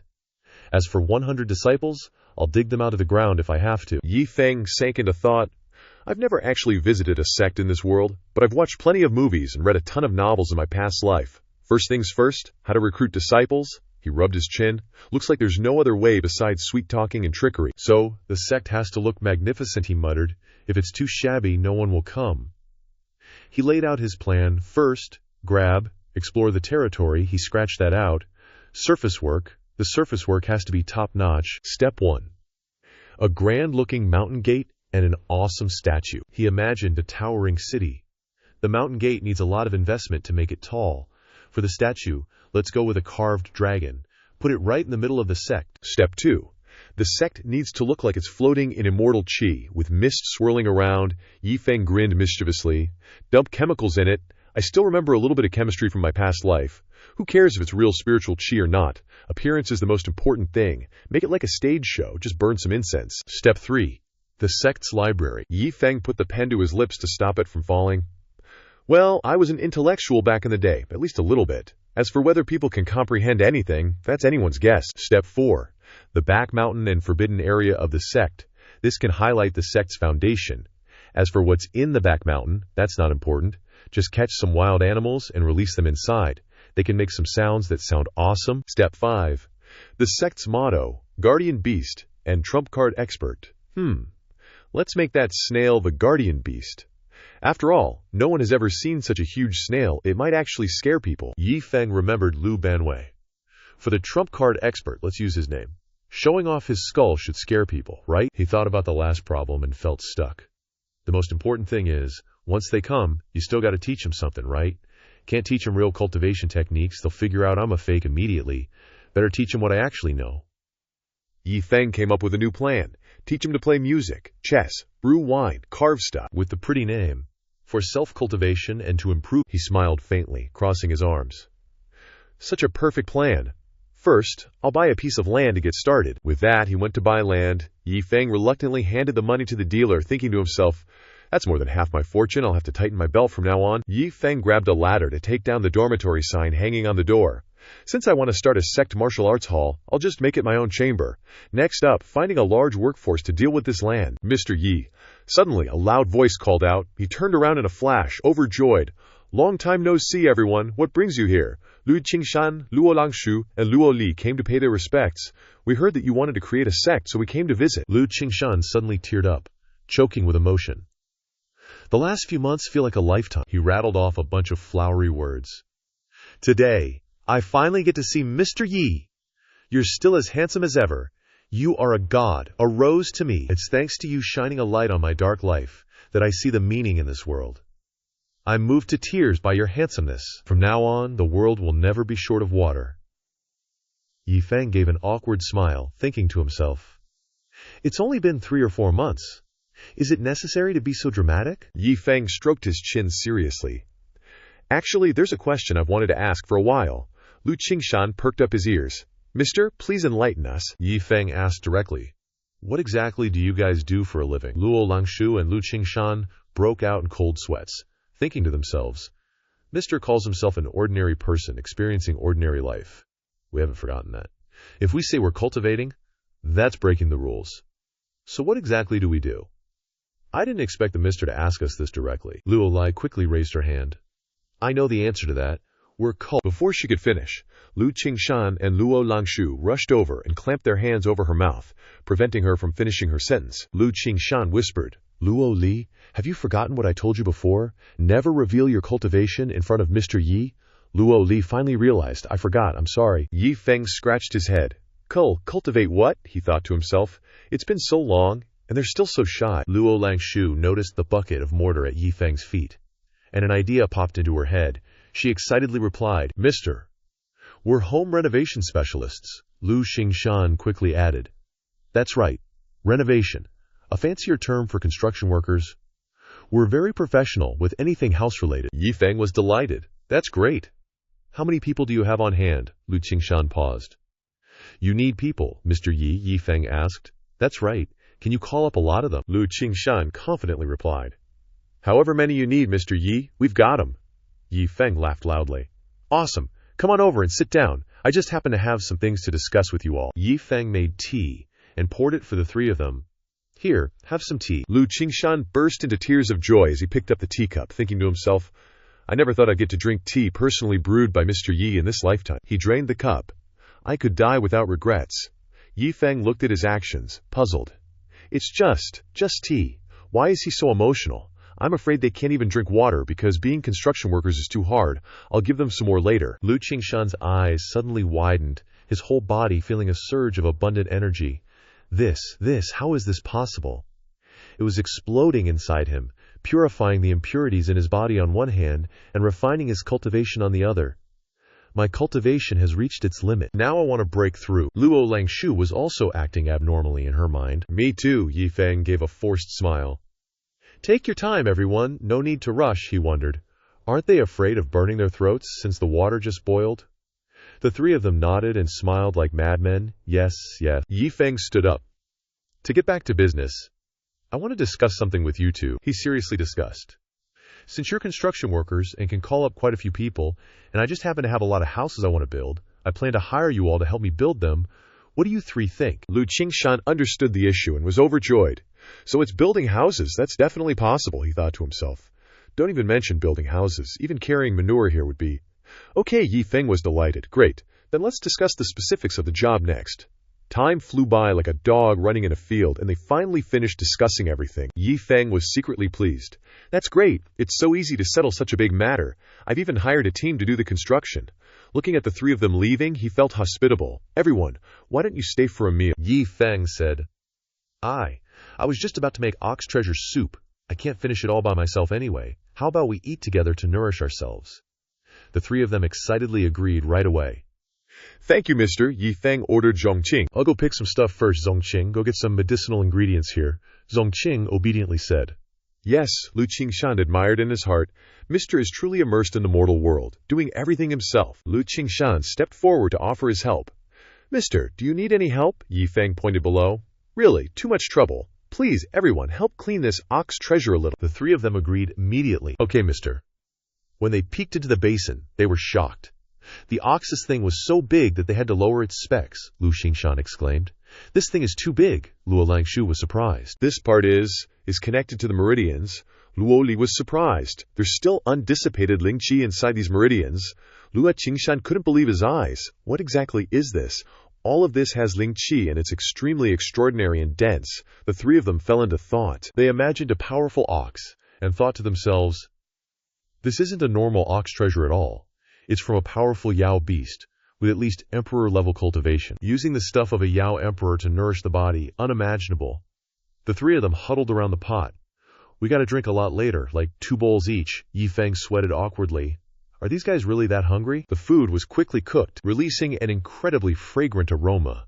Lu Qingshan stared into the pot, drool threatening to spill. Yi Feng ladled out a bowl. "Here, I'll bring it to Zhongqing. Zhongqing, this is yours." Zhongqing happily accepted it.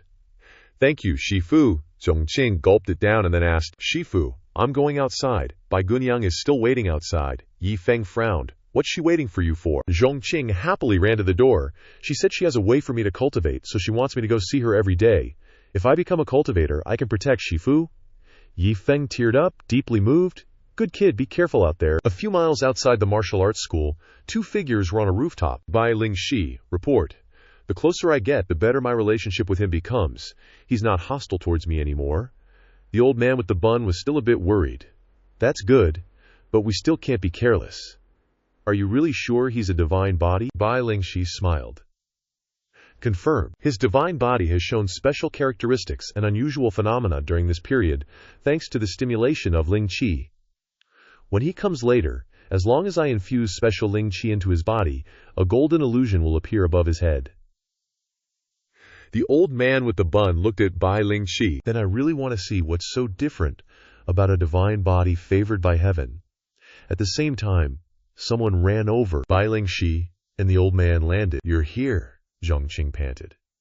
"Can you really make me cultivate?" Bai Lingxi said nothing, and instead began to cast a spell on Zhongqing. The old man's eyes widened in surprise as he watched Zhongqing change. Zhongqing went from innocent-looking to muscular and handsome, causing Bai Lingxi to sweat in confusion.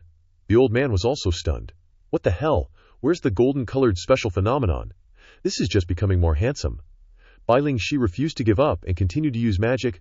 "No way, I'll cast again. I'll cast again." Finally, Zhongqing turned into a super expensive-looking dish for the LGBT crowd. Bai Lingxi covered her face. "How can this be?" The old man covered his eyes. "But not really. This is nothing like what you said. Why do you want to hurt my eyes?" Bai Lingxi frowned, puzzled. "I've been using Ling Qi to stimulate him every day, and I've only been able to release some of his hidden divine body. I even succeeded this morning." Bai Lingxi collapsed, kneeling and thinking to herself, "How could something unexpected happen after just one meal?" Zhongqing fanned himself. "Oh, are you okay? Besides, it's so hot today." The old man seemed to realize something. "What the hell? Quickly check his meridians." Bai Lingxi walked over and gently touched Zhongqing's forehead to check. She took her hand away, crying in pain. "No divine body." Bai Lingxi burst into tears of frustration, her voice trembling. "How could it be like this? The meridians of this body have completely changed, turning into a kind of meridian whose structure no one can understand." She angrily grabbed Zhongqing's shoulders. "Tell me, what did you do?" Zhongqing was confused. I didn't do anything." Bai Lingxi gritted her teeth.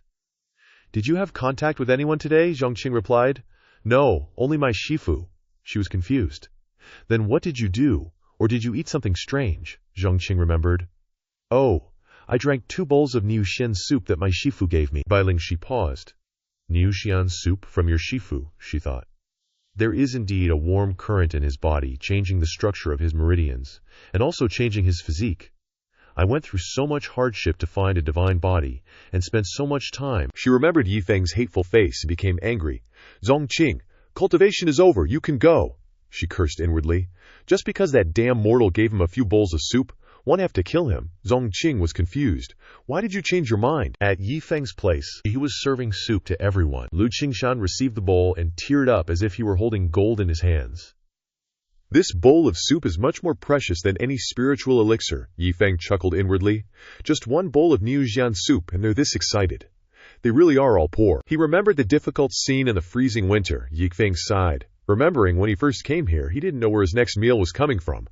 Fortunately, his luck had been good these past 2 years. He made quite a bit of money writing books and stuff. Yi Feng generously urged, "Drink up, it's just a bowl of soup, don't be shy." The 3 of them drank quickly, and then their eyes widened. All 3 of them changed immediately, but it looked like they were playing a game of statues. This feeling, it's like my physique and meridian structure are undergoing some kind of transformation. Lu Qingshan could clearly sense it. "It's like there are no limits to my future cultivation." Luo Langshu, face flushed, agreed. Me too. It feels like becoming some martial saint or martial emperor isn't even a problem. They both turned to Yi Feng. Thank you, sir. You're like our parents, Yi Feng chuckled. You guys are being way too polite. Lu Qingshan thought to himself. Breaking through here will disturb, sir. The three of them quickly took their leave. We'll head back and gather our people. Yi Feng nodded slightly. So diligent. As he saw them out, Yi Feng reminded them. Remember to call on some trustworthy people, and they can't be too weak. After all, what we're about to do requires some stamina. Lu Qingshan muttered. Trustworthy and not too weak. Got it, sir. Bai Lingxi was also on her way to settle accounts with Yi Feng. Her eyes widened, thinking, a divine body? This is a divine body that's been extinct for ages, a physique from the ancient era. No exaggeration, Zhongqing might have been the last divine body on the entire immortal river continent, and it got ruined by a bowl of soup. She brushed past Lu Qingshan and the others, thinking, it's really hard for me to feel satisfied without killing that fake mortal. Bai Lingxi sensed the three of them and sneered. With this little bit of strength, they are also hiding their cultivation. Is everyone in Chengping River this kind of idiot? Suddenly, she seemed to sense something, and her eyes lit up. Bai Lingxi's face flushed red, confused. What's going on? The divine phoenix blood within me is suddenly burning. This only happens when encountering a divine body, and the vibration is 3 times stronger than before. Which means, she looked towards Lu Qingshan and his group. Those 3 are divine bodies. Bai Lingxi put on an utterly dumbfounded expression, thinking, I searched the entire continent, and even used Elder Linmo's deductions, only finding Zhongqing. Now suddenly 3 more appear. Since when did ancient divine bodies start gathering? Bai Lingxi's expression turned serious. Confused, she thought. What's going on exactly, Yi Feng? Having drunk his fill, burped, I'm stuffed. And there's so much left. He looked towards the door and waved, Butcher, come over here. The butcher happily ran over. Sir, what are your orders? Yi Feng smiled, handing him the bowl of soup. Although your wife is only 34 or 35, judging from that figure, her needs must be a little overwhelming, right? So, you've come to the right place. I have a bowl of soup here for you to replenish yourself. The butcher's eyes lit up. Thank you, sir. Yi Feng quickly stopped him. Wait a minute. There's still half a pot left. Take it with you. Call over tofu vendor Li, Zhao the cook, and old son who plays chess, and have some together. The butcher grinned. All right, everyone, quickly gather around. They divided it up and drank it to replenish themselves. Bai Lingxi finally arrived at Yi Feng's place. As she walked, she thought, but why would divine bodies appear in this rural village, and 3 at the same time? Suddenly, Bai Lingxi sensed something. Her entire body felt a fiery sensation. She felt enveloped by a phoenix. This is my blood stirring. It's even more intense than when I faced those 3 divine bodies. It's more like the feeling of being invaded. Bai Lingxi used a spell to start counting the people, and she was stunned. 8 divine bodies. Bai Lingxi gasped. She knelt down. Seriously, a whole 8. Just now there were 3, and now 8 more. 11 divine bodies in total. Bai Lingxi realized. It's the soup. It must be the soup. That immortal soup is transforming these people's physiques into ancient divine bodies in such a short time. She hurriedly ran to where everyone was eating and drinking. Yi Feng was the one who made the soup. She looked in horror at the villagers who were drinking it all up. Everyone happily chatted. This soup is really delicious. That's right. Look, even the hair on my arms is getting bigger. My strength is surging. I feel like I can slaughter a pig barehanded. It's all thanks to the sir's generosity. I'm going to get 2 blocks of tofu. Suddenly, a sword plunged straight down, attracting everyone's attention. One of the villagers spoke up. Little girl, is something the matter? Bai Lingxi walked over. I want to take this soup. The old man with the hair bun narrowed his eyes. Little girl, don't you have any manners? Our old bones are just having some soup, and you want to snatch? Bai Lingxi tossed out a bag full of pure gold. She asked again, is this enough? In her head, she looked down on the bunch of old-fashioned mortals. The old man with the hair bun didn't even bother counting, and waved her away. Young lady, old folks like us are already halfway to the grave. We don't need gold or treasure, so please don't disturb us old-timers enjoying our twilight years. Just go, go. Bai Lingxi retracted her sword. She angrily unleashed her power, threatening the mortal old men. Since you don't want to play nice, looks like you prefer the hard way. Today, you're giving me that soup whether you like it or not, I'm taking it. Everyone was furious when they heard that. Looks like I'm seeing a little brat who still smells of milk trying to act tough, someone said. Me too, another replied. Yeah, that's right. Bai Lingxi was so scared she broke out in a cold sweat. a 10th order martial emperor, and that's Ma, an 8th order martial emperor. The old man slapped her hard and snorted.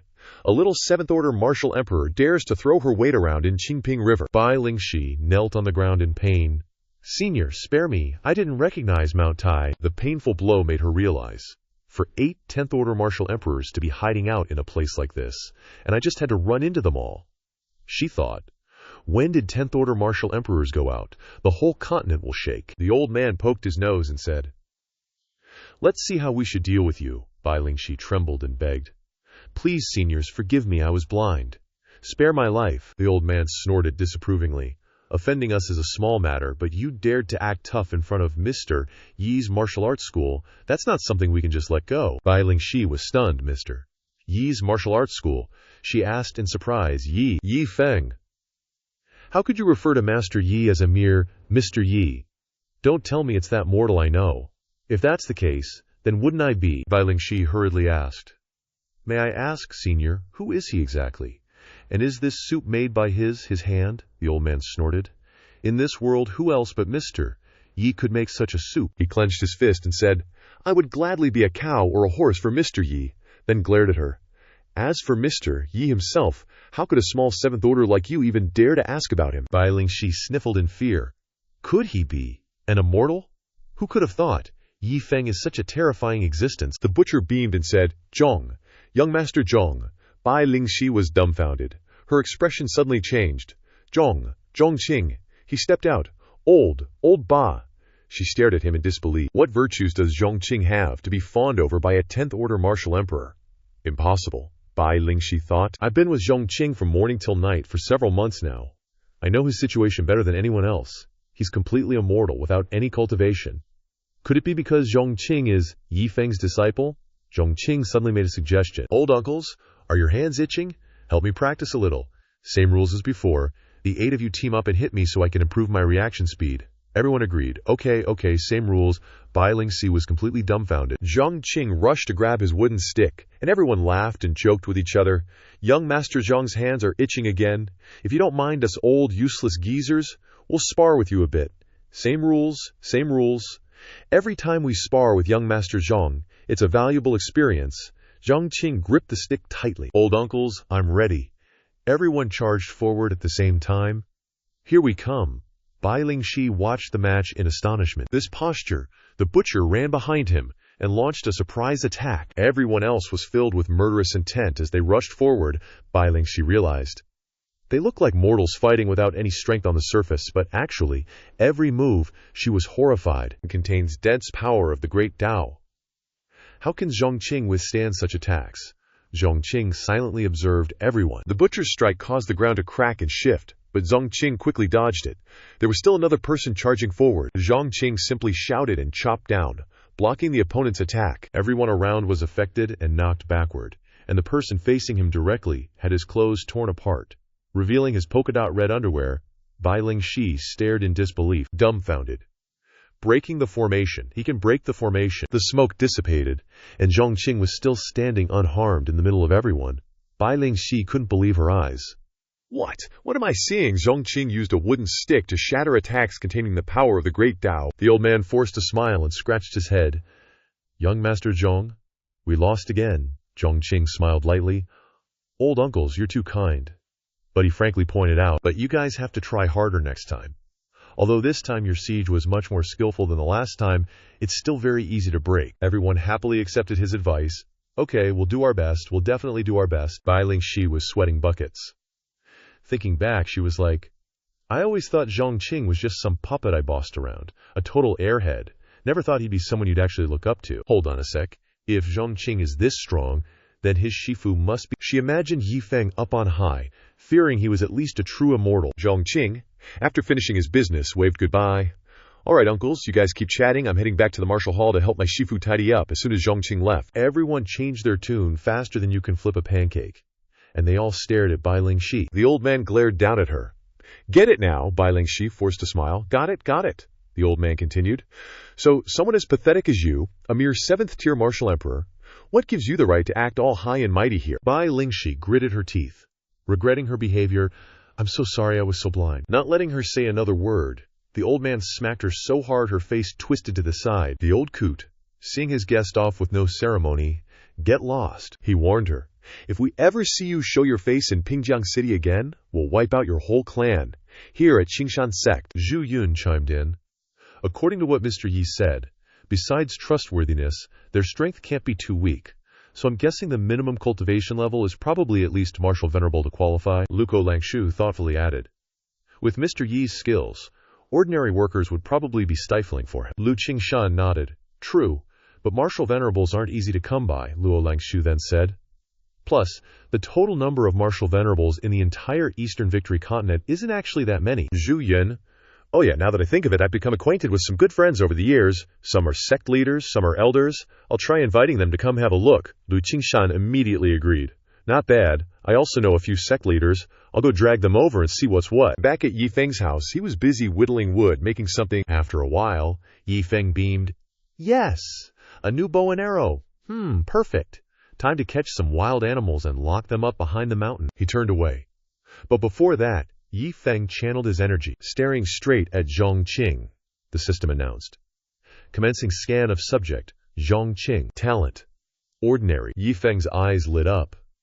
There are small words in the eye box, he thought to himself.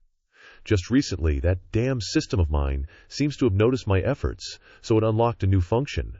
I can now check other people's talents. Yi Feng ran around checking everyone's talents. Subject, Zhu, martial arts sense, trash, subject. Li Tian, talent, trash. Yi Feng felt enlightened, looking like a bookworm in glasses.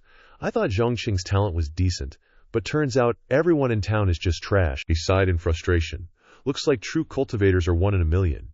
Even my disciple has ordinary talent, not even good enough to get into Qingshan Sect. All right, let's go catch some wild animals. A shadowy figure followed behind him, grumbling. Little beast, grr! I'm so angry. You're just a mortal, he said. It's infuriating. I, Yan Laomo, a dignified 6th-tier martial emperor, actually getting played by a mortal, he muttered. Even if it was just my clone.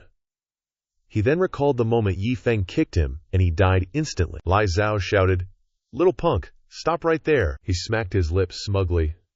Look at you, little punk. You'd never in a million years guess that I'm still alive.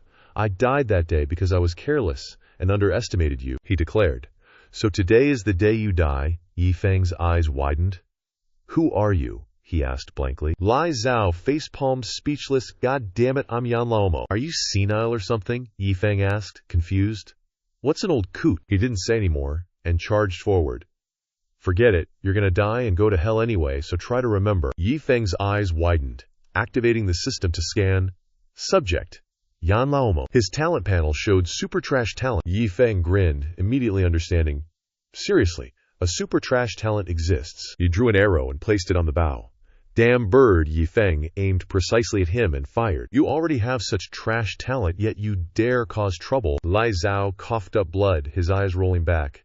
How is this possible? I was hit by an arrow from a mortal. He collapsed. Yi Feng was a little worried. These days are really unstable. You can run into thugs just walking down the street. But this system seems a lot more reliable now.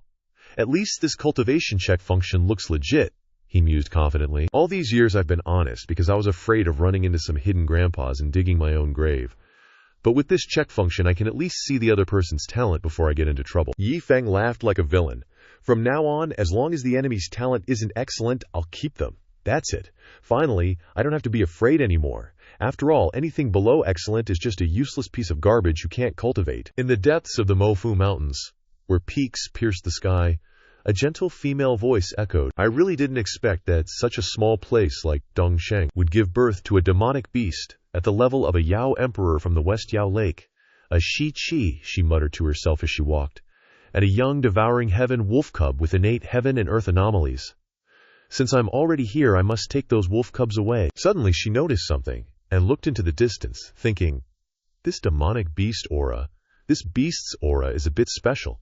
I can't even tell what kind of creature it is. I should go take a look, she said, and flew towards the source of the aura. Yi Feng, Wang Kai, and Lu Banwei had also set foot into the forest. He pondered as he walked. What kind of wild beast am I looking for? First, its cry must be scary enough. Next, I have to be able to catch it. Wang Kai suddenly started barking loudly, drawing his attention. What's over there? He went to the bush and pulled it open. Yi Feng praised happily. Good boy, you can even find treasures like this. Lu Banwei shouted. Turn into a skull, Abba. Invisibility technique. Yi Feng and Wang Kai laughed. Annoyed, he flicked Lu Banwei's skull. Stop messing around. Causing Lu Banwei's skull to shake. He grabbed the skeleton's hand, thinking to himself that having a skeleton wasn't a big deal. But on the bony white hand was a ring with words on it. Yi Feng looked at the ring with glee. Besides cultivators, only the rich can afford a ring like this. I'm rich, Wang Kai barked in agreement, and Lu Banwei also cheered nonstop. Yi Feng soothed them. Don't rush, don't rush. Let me open it and see what's inside. Wang Kai noticed something else and turned its head. Seeing someone in the bushes, the person inside knew she'd been discovered. Hu Shiki worried. Did those eyes find me? No, I'm probably just overthinking. With my cultivation, I can hide my aura. There's no way it could have found me. She observed carefully. Wang Kai just confused me, but this dog is clearly a Yao beast in the form of a ball, but there's no Yao beast aura at all. It's really strange. Moreover, as a Yao beast, it's actually willing to follow a human. Hu Shiki flew toward Yi Feng, constantly deducing. My mama once told me that humans and Yao beasts cannot stand together. It must be forced by that despicable human. She transformed into her beast form and charged in, full of anger. You little human, I don't care what methods you use to control it, but daring to treat our Yao beasts like this, you'll have to pay with your life. Suddenly, a bolt of lightning appeared. Yi Feng screamed with joy, and he once again threw out the elder up into the sky, nearly hitting Hu Shiki. He laughed. The sky was suddenly pierced again, making Hu Shiki look up in horror. This punch is... She recalled the moment. I remember this punch, Hu Shiki muttered. It appeared again. That punch appeared again. Falling debris from above caused an uproar. Is that level of attack really from a human? The gods gathered again to discuss. This punch is even stronger than the last one. This punch landed in the same spot as the last, turning an area of 10,000 lies into chaos, and the center 10,000 lies directly into nothingness. The gods thought uneasily. Is this punch a warning from some existence? Or is someone trying to hide something, attacking the immortal realm as an omen? The dark sky shone down two huge beams of light. Hu Shiki, terrified, transformed back into her small fox form, covered her face, and trembled, too terrifying. That great power was right next to me, and I had intentions towards him. Yi Feng finally noticed and looked at the fox. No intimidating aura at all, just cunning calculations. Yi Feng just left? Hu Shiki was secretly pleased. He let me go. That's great. I'd better hurry to the Devouring Heaven wolf clan and try to snatch that little wolf cub. Everyone in the village looked curiously at the sky. The old codger sighed. Stop watching. Everyone disperse. This is the second time something like this has happened. Even us 10 fate martial emperors can't see through it. Suddenly, he paused as if sensing something. Wait a minute, this power is... The crowd roared with excitement. Celestial infusion! It's the celestial infusion! The path to immortality on our Xinjiang continent, cut off for millions of years, has finally reopened. In the past, those who broke through from the 9th destiny to the 10th destiny could receive the celestial infusion. This qualified them to enter the immortal realm and be hailed as true immortals. But later, something like a barrier formed around the Xinjiang continent, blocking the celestial infusion from entering. Since then, even breaking through to become a 10th destiny martial emperor hasn't been enough to achieve immortality. The whole village shouted. We can finally become immortals. Looking at the great power emanating from their bodies, everyone was overjoyed. I understand now. The path to immortality in the immortal river continent was probably opened up by that mysterious fist. So this is immortal power. It's so powerful I feel like I could destroy the entire immortal river continent with just a wave of my hand. This day was a day of rejoicing for the entire immortal river continent. About half a day later, in the central province of the immortal river continent, two figures stood atop the old freak peak. You're leaving after only half a day. Not staying a little longer, the old freak replied. I've been stuck at 10 fate for 3,000 years. I can't wait any longer to go to the immortal realm. The long-haired old man looked envious. All right, I'm truly envious that a lonely person like you can just leave whenever you want. The old freak looked at the old man. Brother, it's not a big deal. You'll definitely be there in a year at most, the long-haired old man said seriously. That's right. Because of the difference in the laws of power, if we don't leave within a year, we'll be isolated by the laws of power of the immortal river continent and destroyed. Then, the old freak flew up with everyone. All right, time to depart. We've sensed that the barrier between the two realms is right in the Dongsheng province, far away at the Mofu mountain range. In the following days, Countless immortals went to the Mofu mountain range every day, passing through the barrier between the two realms and entering the immortal realm. And, besides the immortals, the Yao beasts of the western Yao forest were no exception. 10 Fate Yao emperors also received Qi irrigation and became Yao immortals. The Yao immortals flew high into the sky, looked down, and instructed, "Children, after we leave, you must carefully protect our western Yao forest, so it won't be invaded by the human race." The Yao beasts kneeled down. "We obey. Yes, Yao immortal lord." The Yao immortal continued. "After we leave, the position of president leader of the western Yao forest will be passed on to Yao Emperor Hu Shiki. You must listen to her orders." The sky quickly returned to normal. On Yi Feng's side, he was depressed. "Damn it, what am I supposed to do like this? I've been up the mountain for so many days. Plenty of wild boars and rabbits, but not a single wild beast that can scare people." He sighed, hanging his head low, not noticing 3 golden figures passing overhead. "Forget it. I should still go home." The lead big brother rushed ahead.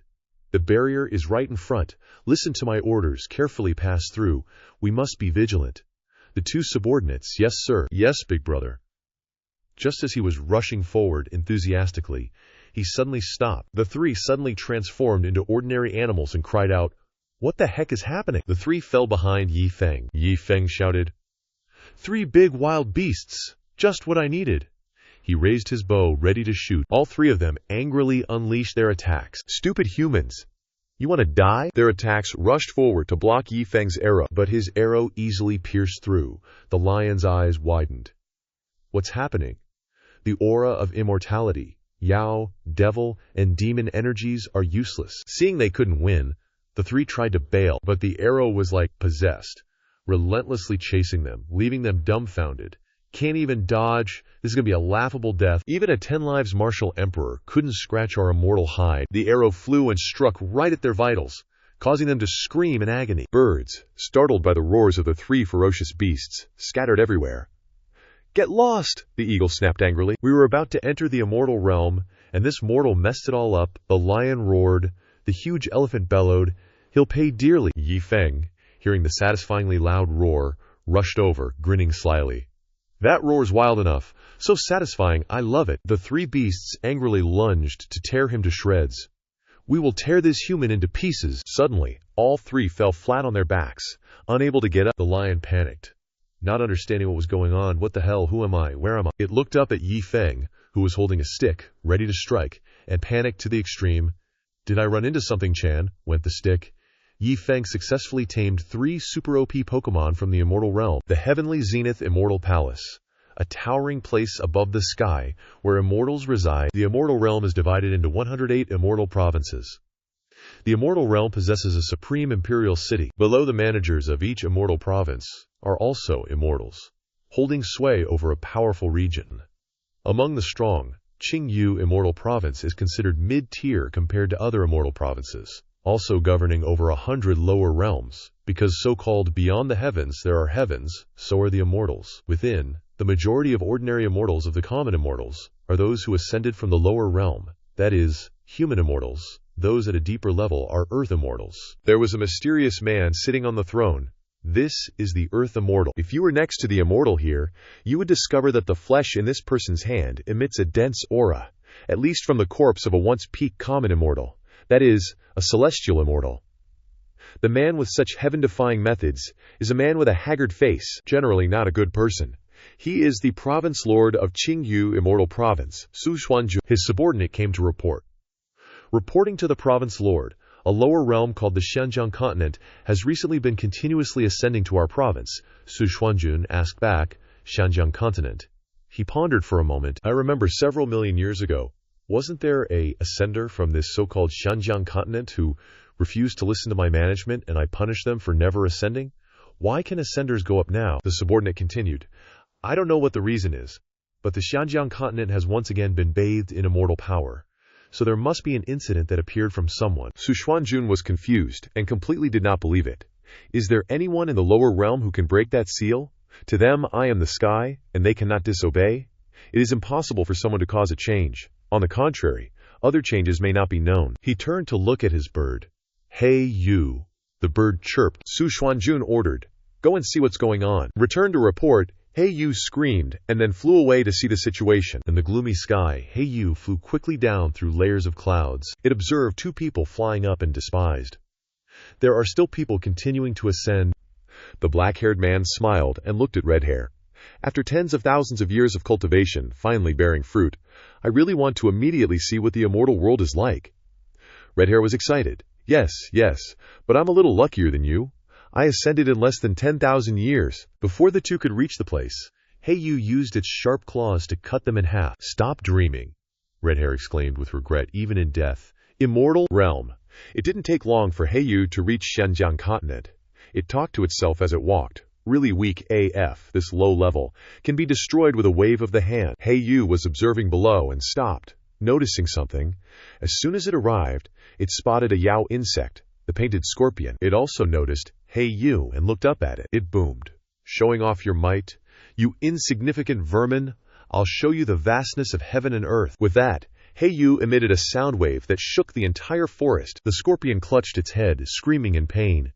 What kind of racket is this making such a loud noise? Yi Feng, who was sleeping in the tree, was startled awake by the loud noise. The scorpion reached its limit and gradually went insane, its brain eventually exploding like a firecracker. Hey Yu was still emitting the ear-splitting sound, causing Yi Feng to walk over, annoyed, with his bow. Still not done? If you like screeching so much, I'll send you to the back of the Marshall Hall Mountain to screech to your heart's content. Who knows, you might actually be able to shake that old codger. He knocked an arrow and aimed straight at Hey Yu. Hey Yu glanced disdainfully at the scorpion's miserable death. Insects aren't worthy of my attention. Noticing the arrow flying towards it, Hey Yu's attention was drawn. Hey Yu smiled mockingly. After that one dies, someone dares to attack me. Even if this immortal stood motionless right here, they couldn't even scratch me. Hey Yu stood confidently, taking the insect's attack head on. Even if it lands, so what? Except it hit the tree. The arrow pierced its stomach, causing it to scream in pain. Hey Yu trembled, gaping. What the actual heck? I'm clearly an immortal beast from the immortal realm, yet I'm getting knocked on my ass in the lower realm. It was severely injured and fell below, losing in a spectacular fashion. Yi Feng appeared, shutting Hey Yu up, and it thought to itself, it's him, this guy attacked me. Damn it, it opened its mouth, preparing to scream again. Watch me scream you to death. Yi Feng whacked it hard on the head with his stick. Motherfucker. Yi Feng angrily raised his stick, threatening, you still want to keep howling. Hey Yu widened its eyes in fear. Let me catch my breath. I just got down here. It can't be like this. And just like that, Yi Feng subdued Hey Yu and put it in his ring, excitedly thinking, Major Hall. 4 savage beasts like that will definitely scare the crap out of a lot of people. He was excited. Let's head back quickly. At Lu Qingshan's place, the big shots had arrived and were furious. You better explain this clearly, Lu Qingshan said, looking at everyone. The old-fashioned gentlemen were angry. That's right, why did you bring us here? He pointed to the bird. You even said it could bring us a great opportunity, and we had to rush over here like a rocket. Barely able to breathe, Lu Qingshan quickly tried to defuse the situation. I said it could bring you an opportunity, and it definitely will. Just listen to me first, he explained. Everyone, take a look for yourselves. There are elders and sect leaders here. Do you really think I would be free enough to trick you into coming to this place? Zhu Yun added, crossing his arms. If we weren't familiar with you all, this good thing wouldn't even be your turn. One of the gentlemen boomed. You two are being a bit too bold. Do you know our status? We don't have time to waste on your nonsense, the blonde one sneered. What kind of opportunity could there be here? The gentleman said. If what you say is true, then show us some proof to make us believe it, another agreed. That's right. Where is this peerless expert you speak of? Lu Qingshan was at a loss for words. Proof. One of the gentlemen disappointedly turned away. Let's go. We'll spare some time to head back to our sects.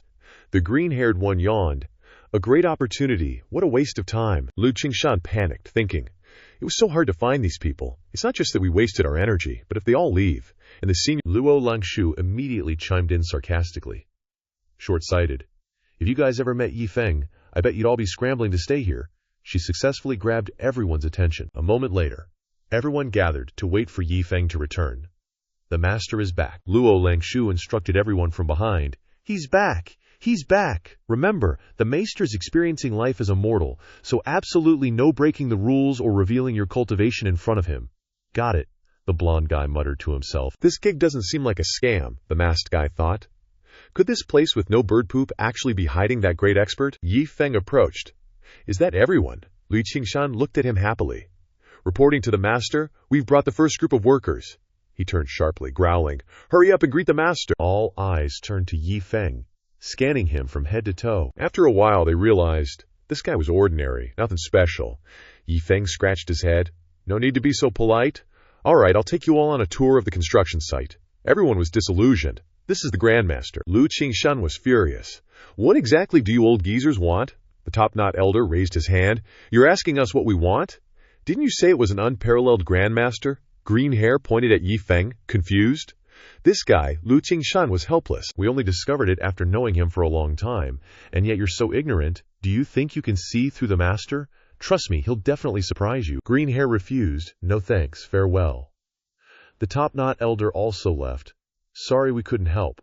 We've done our best to help by waiting until now. Everyone flew away. Lu Qingshan tried hard to stop them. Wait a minute. You'll definitely regret it if you leave. At the back of the martial arts school, Yi Feng released a horde of beasts. If I let you guys go after catching you, all my effort would be wasted, he called out. Zhongqing, Zhongqing, Zhongqing, bring out the iron chains I forged in the middle there. Zhongqing scurried over. Yes, Shifu, delivery. Heiyu's eyes widened in fear. The three ferocious beasts also woke up. They were stunned when they realized they were chained. We're being restrained so embarrassingly again. The four of them roared angrily. Damn it! The roar echoed through the heavens and earth. Even the villagers heard it. Chu Shiquang looked up at the sky. This pressure, it seems to be at the immortal Yao level, Wu Yonghong added. That's right, even an immortal Yao can't escape the master's clutches, Sun Jiaj mused. I wonder if the master will use them for food or for fun this time. Four lights suddenly turned back toward Lu Qingshan. All four landed, immediately causing a commotion. What's the situation in Chengping River? What exactly was the pressure from the roar just now? You should know. Right? Lu Qingshan snorted. What do you think it was? Who else could it be, besides the master? He chuckled. The master just casually revealed a bit of his talent, and you guys rushed back here. All four flew away again. Hurry to the martial arts school, Lu Qingshan reminded. You old geezers better stop, and remember not to bump into the master. In Yi Feng's forest, he happily asked the three people. Did you all hear the roar just now? Wu Yonghong, Chu Shiquang, and Sun Jiaj shouted. Listening to the master, the roar was extraordinary. The ferocious beasts were furious. Ma, Heiyu glared. Utterly humiliated, I am Heiyu of the immortal realm, a beloved of Qingyu immortal continent, and yet in a place of this level, you use an iron chain to lock me up. Moreover, from the beginning, there's been a pressure that prevents us from even speaking. It roared angrily again, and the four people started dancing around it, adding to the beat, adding to the beat. Heiyu was indignant. This roar is too much. Don't go too far. Jumping up, Yi Feng leaned close to its ear. Come on, make a few sounds for me to hear. Hurry up, baby. Heiyu's eyes almost popped out. Damn you! The other four people also rushed over excitedly. Look at the master over there. The four of them witnessed that terrifying scene. Ferocious beasts were roaring, scaring the four of them. The three great Yao immortals of Jilin. That black eagle. The pressure seems even stronger than them. That weirdo with the top knot is all like, the Western Wild's peak predators, what's the deal? Why are they here, chained up like that? Yi Feng noticed and turned around, trying to reassure them. Don't sweat it, folks. Just some random beasties I grabbed from the mountains. They're all tied up, won't hurt a soul. The three of them were slack-jawed, grabbed, randomly. Wild beasts. What kind of freaking immortal flex is this? Finally, it dawned on everyone that Lu Qingshan wasn't kidding. This seemingly ordinary dude was actually a terrifying, top-tier expert.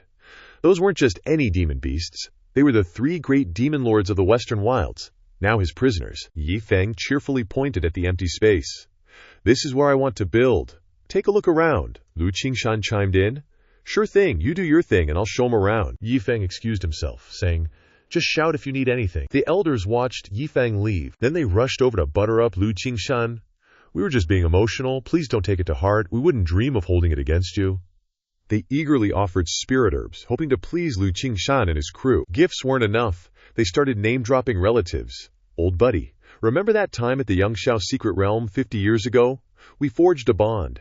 Another chimed in, not to be outdone. My connection with Lu Qingshan is no joke. My uncle's aunt's daughter is my childhood sweetheart. We're practically family. Lu Qingshan couldn't take it anymore and roared. You old geezers have no shame, do you? But in the end, he softened up and let the elders stay, but with a warning. Remember the rules? If anyone offends Yi Feng, don't expect me to show any mercy. Early the next morning, Yi Feng returned to meet with Lu Qingshan and Zhu Yun to discuss his plan to start a sect. He wanted their input and help. Lu Qingshan and Zhu Yun were surprised. Yi Feng quickly explained, I'm just immortal, so it's just for kicks, really. You probably know more about this than I do, so I wanted to ask you, besides the external construction, what else is involved in starting a sect? You guys are locals, you'd know better than me. Lu Qingshan and Zhu Yun were floored. This guy was truly something else, starting a sect as immortal? Next level play! He already knew everything about them. Yi Feng knew their identities. That's why he asked. The two of them sat down and explained everything to Yi Feng as he listened attentively. He picked up on two big headaches. First, the sect's location had to be unclaimed. Starting a sect in territory controlled by another was basically a declaration of war. You'd get wiped out before you even finished building. Yi Feng internally cursed. He remembered Pingjiang City was Qingshan sect territory. Yi Feng knew the Qingshan sect had a sect leader and an elder. The elder was an arrogant hothead who killed without blinking an eye. The sect leader was even weirder, with a temper as unpredictable as the weather, and a penchant for beast-like women. Many young girls had fallen prey to him. They weren't good people. Yi Feng pondered. He couldn't build in Pingjiang City. Messing with those two would be a major pain. Little did he know, those two scumbags were sitting right in front of him. The second, even more troublesome thing, was the qualifications. To establish a sect, you needed permission and certification from the Sect Alliance. The Sect Alliance was made up of all the sects in the Eastern Victory Continent. Without their approval, you wouldn't get any recognition and would be forced to disband. And to get their approval, there was one crucial requirement. The first sect leader had to have cultivation. Yi Feng was petrified. He was annoyed. Wasn't starting a sect just to complete the system's mission so he could cultivate later. If he had cultivation, why would he even bother building a sect? Yi Feng argued with himself. There was one way around this, having a past affiliation with a sect. That would imply he had cultivation. But even the system couldn't find out if he had any aptitude. What sect would even want him? Yi Feng perked up. I've heard there are a lot of small sects in Eastern Victory Continent. Yi Feng decided to take some time to test his luck. Maybe some blind sect would take him in, he'd hang out for a month, then leave with his disciple status. That would be enough to qualify him to start a sect. Yi Feng looked happy again. Lu Qingshan and Zhu Yun couldn't help but wonder, why was their mentor so expressive today? The next day, Yi Feng made his decision. He told Ao Qing and Biyu Shuang, if we can't build a sect in Pingjiang, then I'll take a look at that geomantically auspicious place from yesterday. I've studied the map a bit. Between Pingjiang City and the Mofu Mountains, there's a huge freshwater lake, apparently the largest on the entire Xinjiang continent. Normally, nobody comes here, and it doesn't belong to any power. There's a small island in the middle of the lake. Building a sect there wouldn't be bad. Not only is the scenery beautiful, but there's also a forest, perfect for those wild animals to watch over. The most important thing is that building a sect in such a secluded location feels extremely safe. We don't have to worry about being noticed by other sects. Plus, we'll have fish to eat every day. This made Biyu Shuang and Wang Kai incredibly happy. In a flash, Yi Feng and his two pets arrived. Suddenly, there were footsteps running towards them. It was a man in white robes. He ordered Yi Feng to get a boat moving. Quick! He seemed to be chased by something, covered in sweat, mumbling that the thing was afraid of water and couldn't leave the island. As long as he got to the water, it couldn't hurt him anymore. Yi Feng didn't understand what was happening, but the man already grabbed his collar and started yelling, "You useless trash! Hurry up and get the boat moving!" He angrily kicked Biyu Shuang, sending him flying. Yi Feng's face darkened at the man's crazy behavior. He used the system to check. He's Jiang Yu'd, super trash talent. Ignoring the man's curses, he said, "Mia, why are you still spacing out? Do you want me to give you a beating?" He immediately kicked the man into the water. Yi Feng angrily said, "I thought he was some big shot, but he turns out to be a super trash talent old geezer." Jiang Yude struggled in the lake, still cursing. "Waste! You good-for-nothing waste! How dare you, Yi Feng!" Then whacked him in the face with a stick. He yelled, "You damn mortal! Daring to offend me! If I wasn't heavily injured and unable to use my cultivation, I would definitely skin you alive." Yi Feng gave him the middle finger, scoffing. "Someone like you wants to cultivate. You're full of hot air. Hurry up and scram." Jiang Yude swam away resentfully, yelling back, "Yi Feng, you just wait. If I don't die on this island, I'll come back and rip out your tendons and tear out your bones." Yi Feng didn't pay him any mind.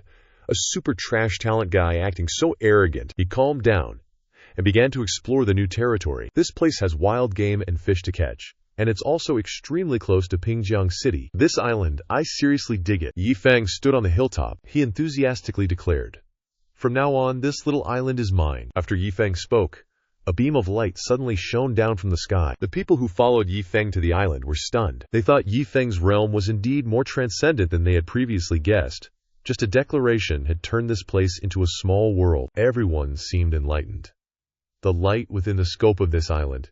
People felt that the rules are completely changed, cannot fly, cultivation is suppressed. The eyes of the people lit up, sparkling. Even more strangely, they no longer felt the summoning from the immortal world. It seemed that they would not be ascending to the immortal world every year. It seemed that they could continue to be with their Mr. Yi. Because this place is completely detached from the laws of the immortal world and the Xianjiang continent, the people who followed Yi Feng to the island happily discussed, not missing anything, every big bird, every mountain. Some even said they had never seen. Yi Feng loudly declared, "We're all acquaintances here. If you all plan to stick with me, I won't treat you poorly." Everyone cheered. The immortal Sir is benevolent.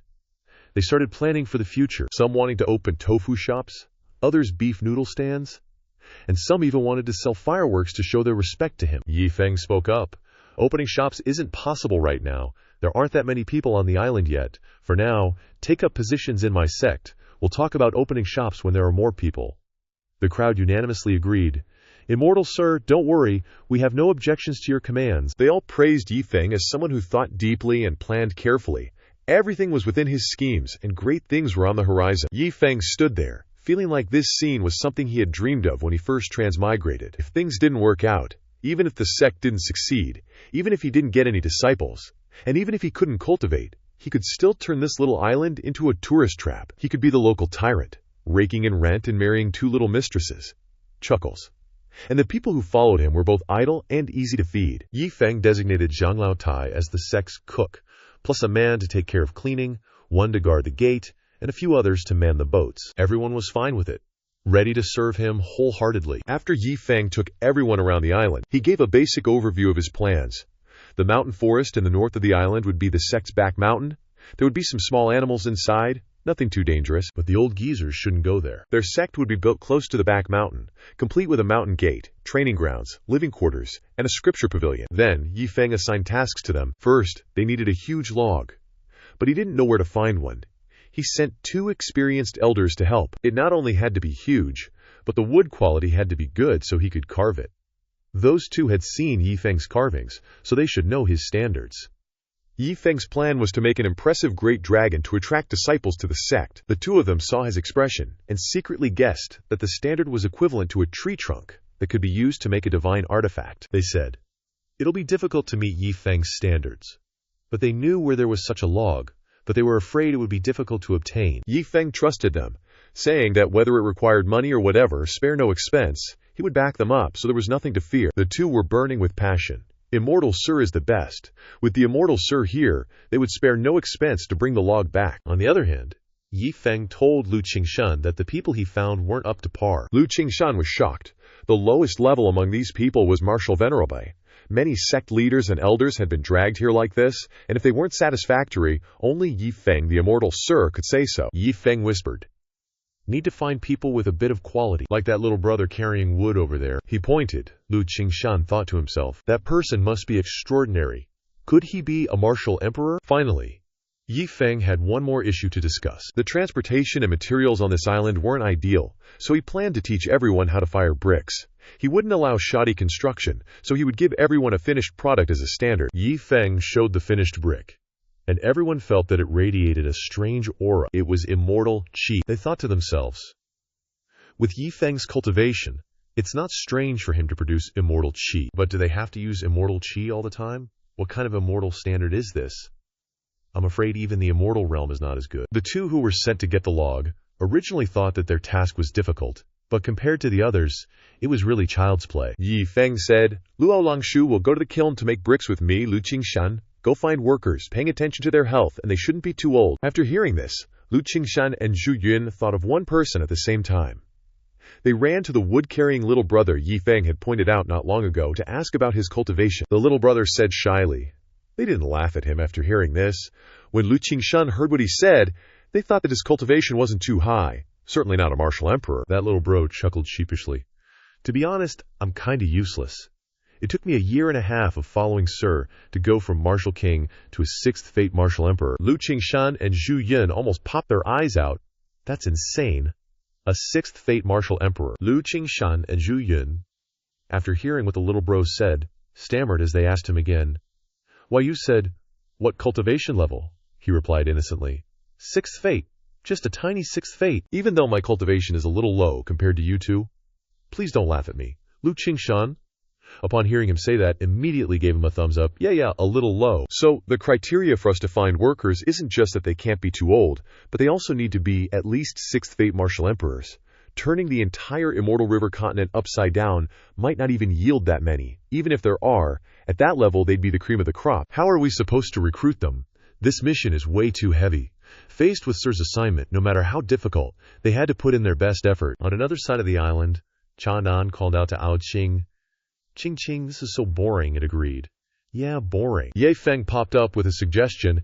Hey guys, how about we take those dudes for a walk? Cha Nan rolled his eyes, full of disdain. A bunch of nobodies.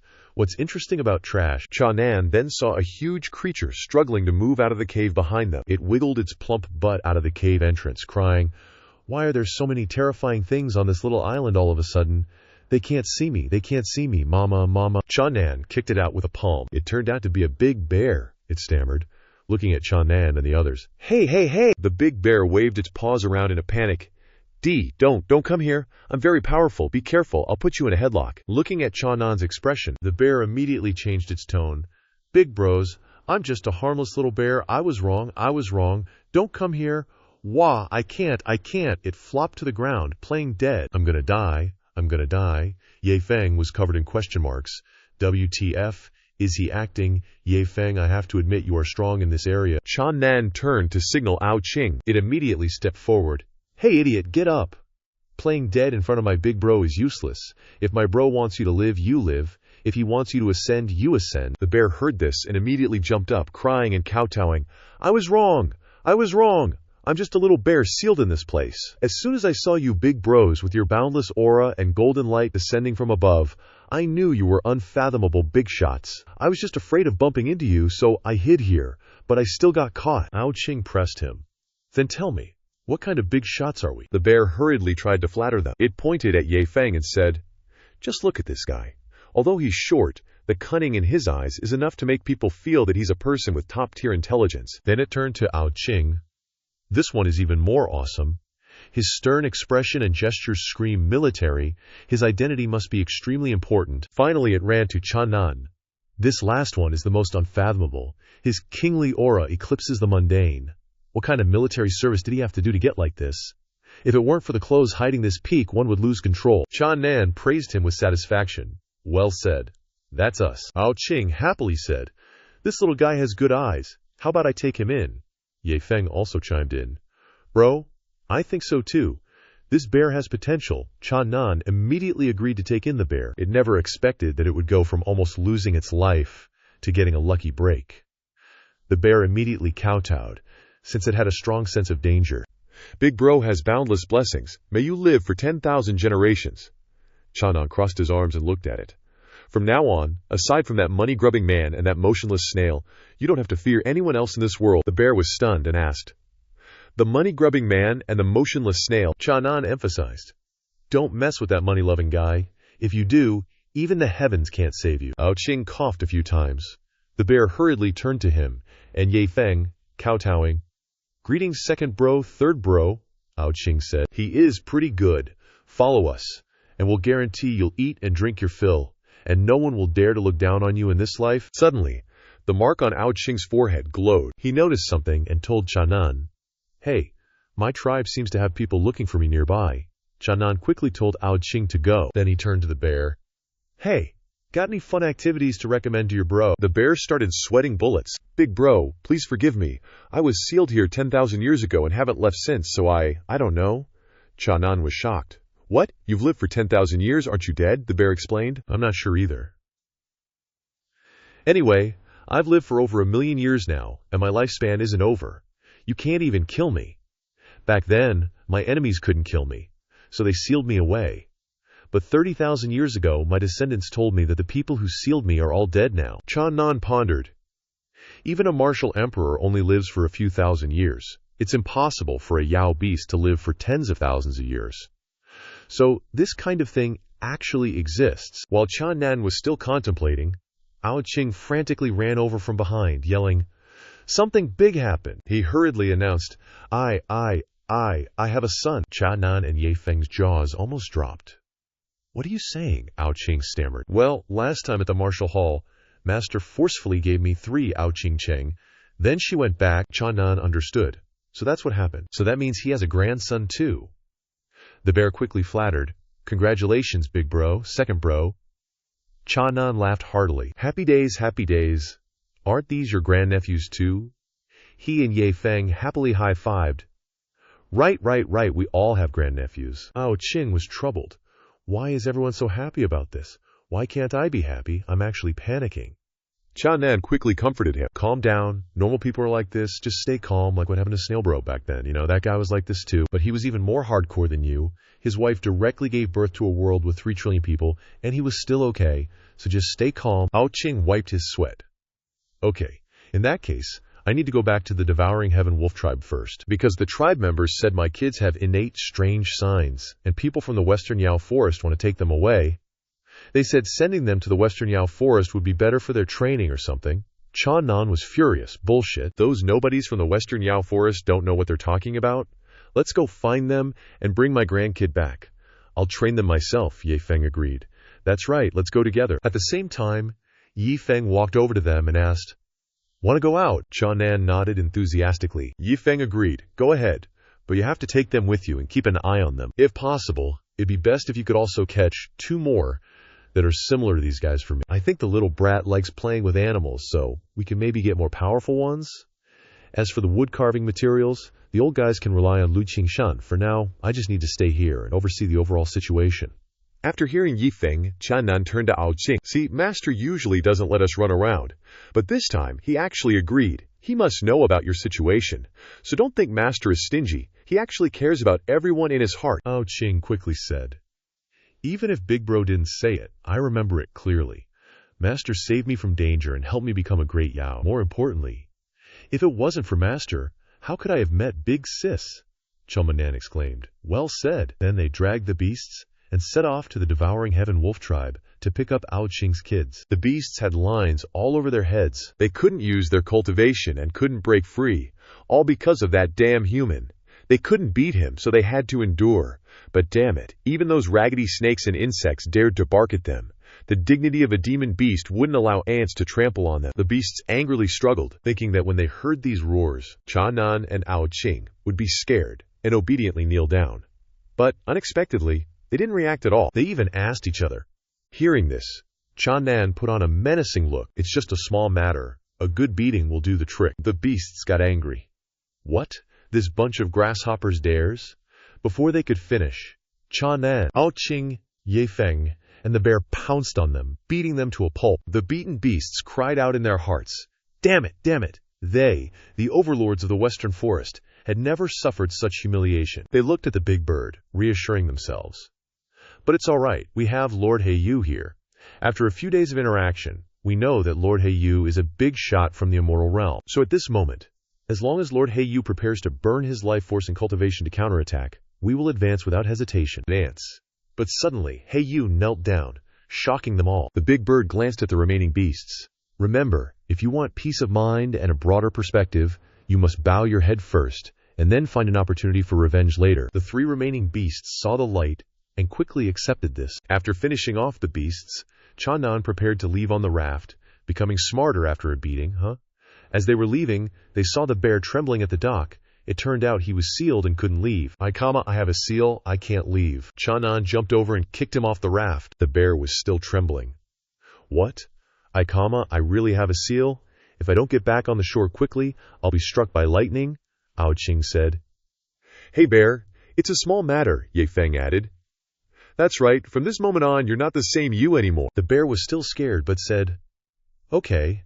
Dark clouds gathered in the sky. Over there, the beasts asked, "Heiyu, Lord Heiyu, how long do we have to endure?" Heiyu shouted.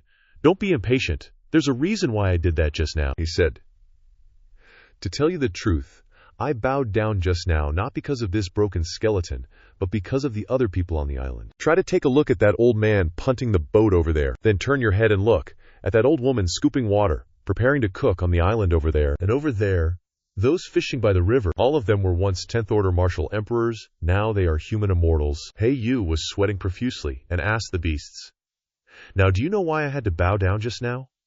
Fighting for a whole day, even if that terrifying human doesn't make a move, just these people around are too much to handle." But Hey Yu put on a menacing look. "They won't be dancing for long. Just wait until this crippled skeleton takes us away from this island.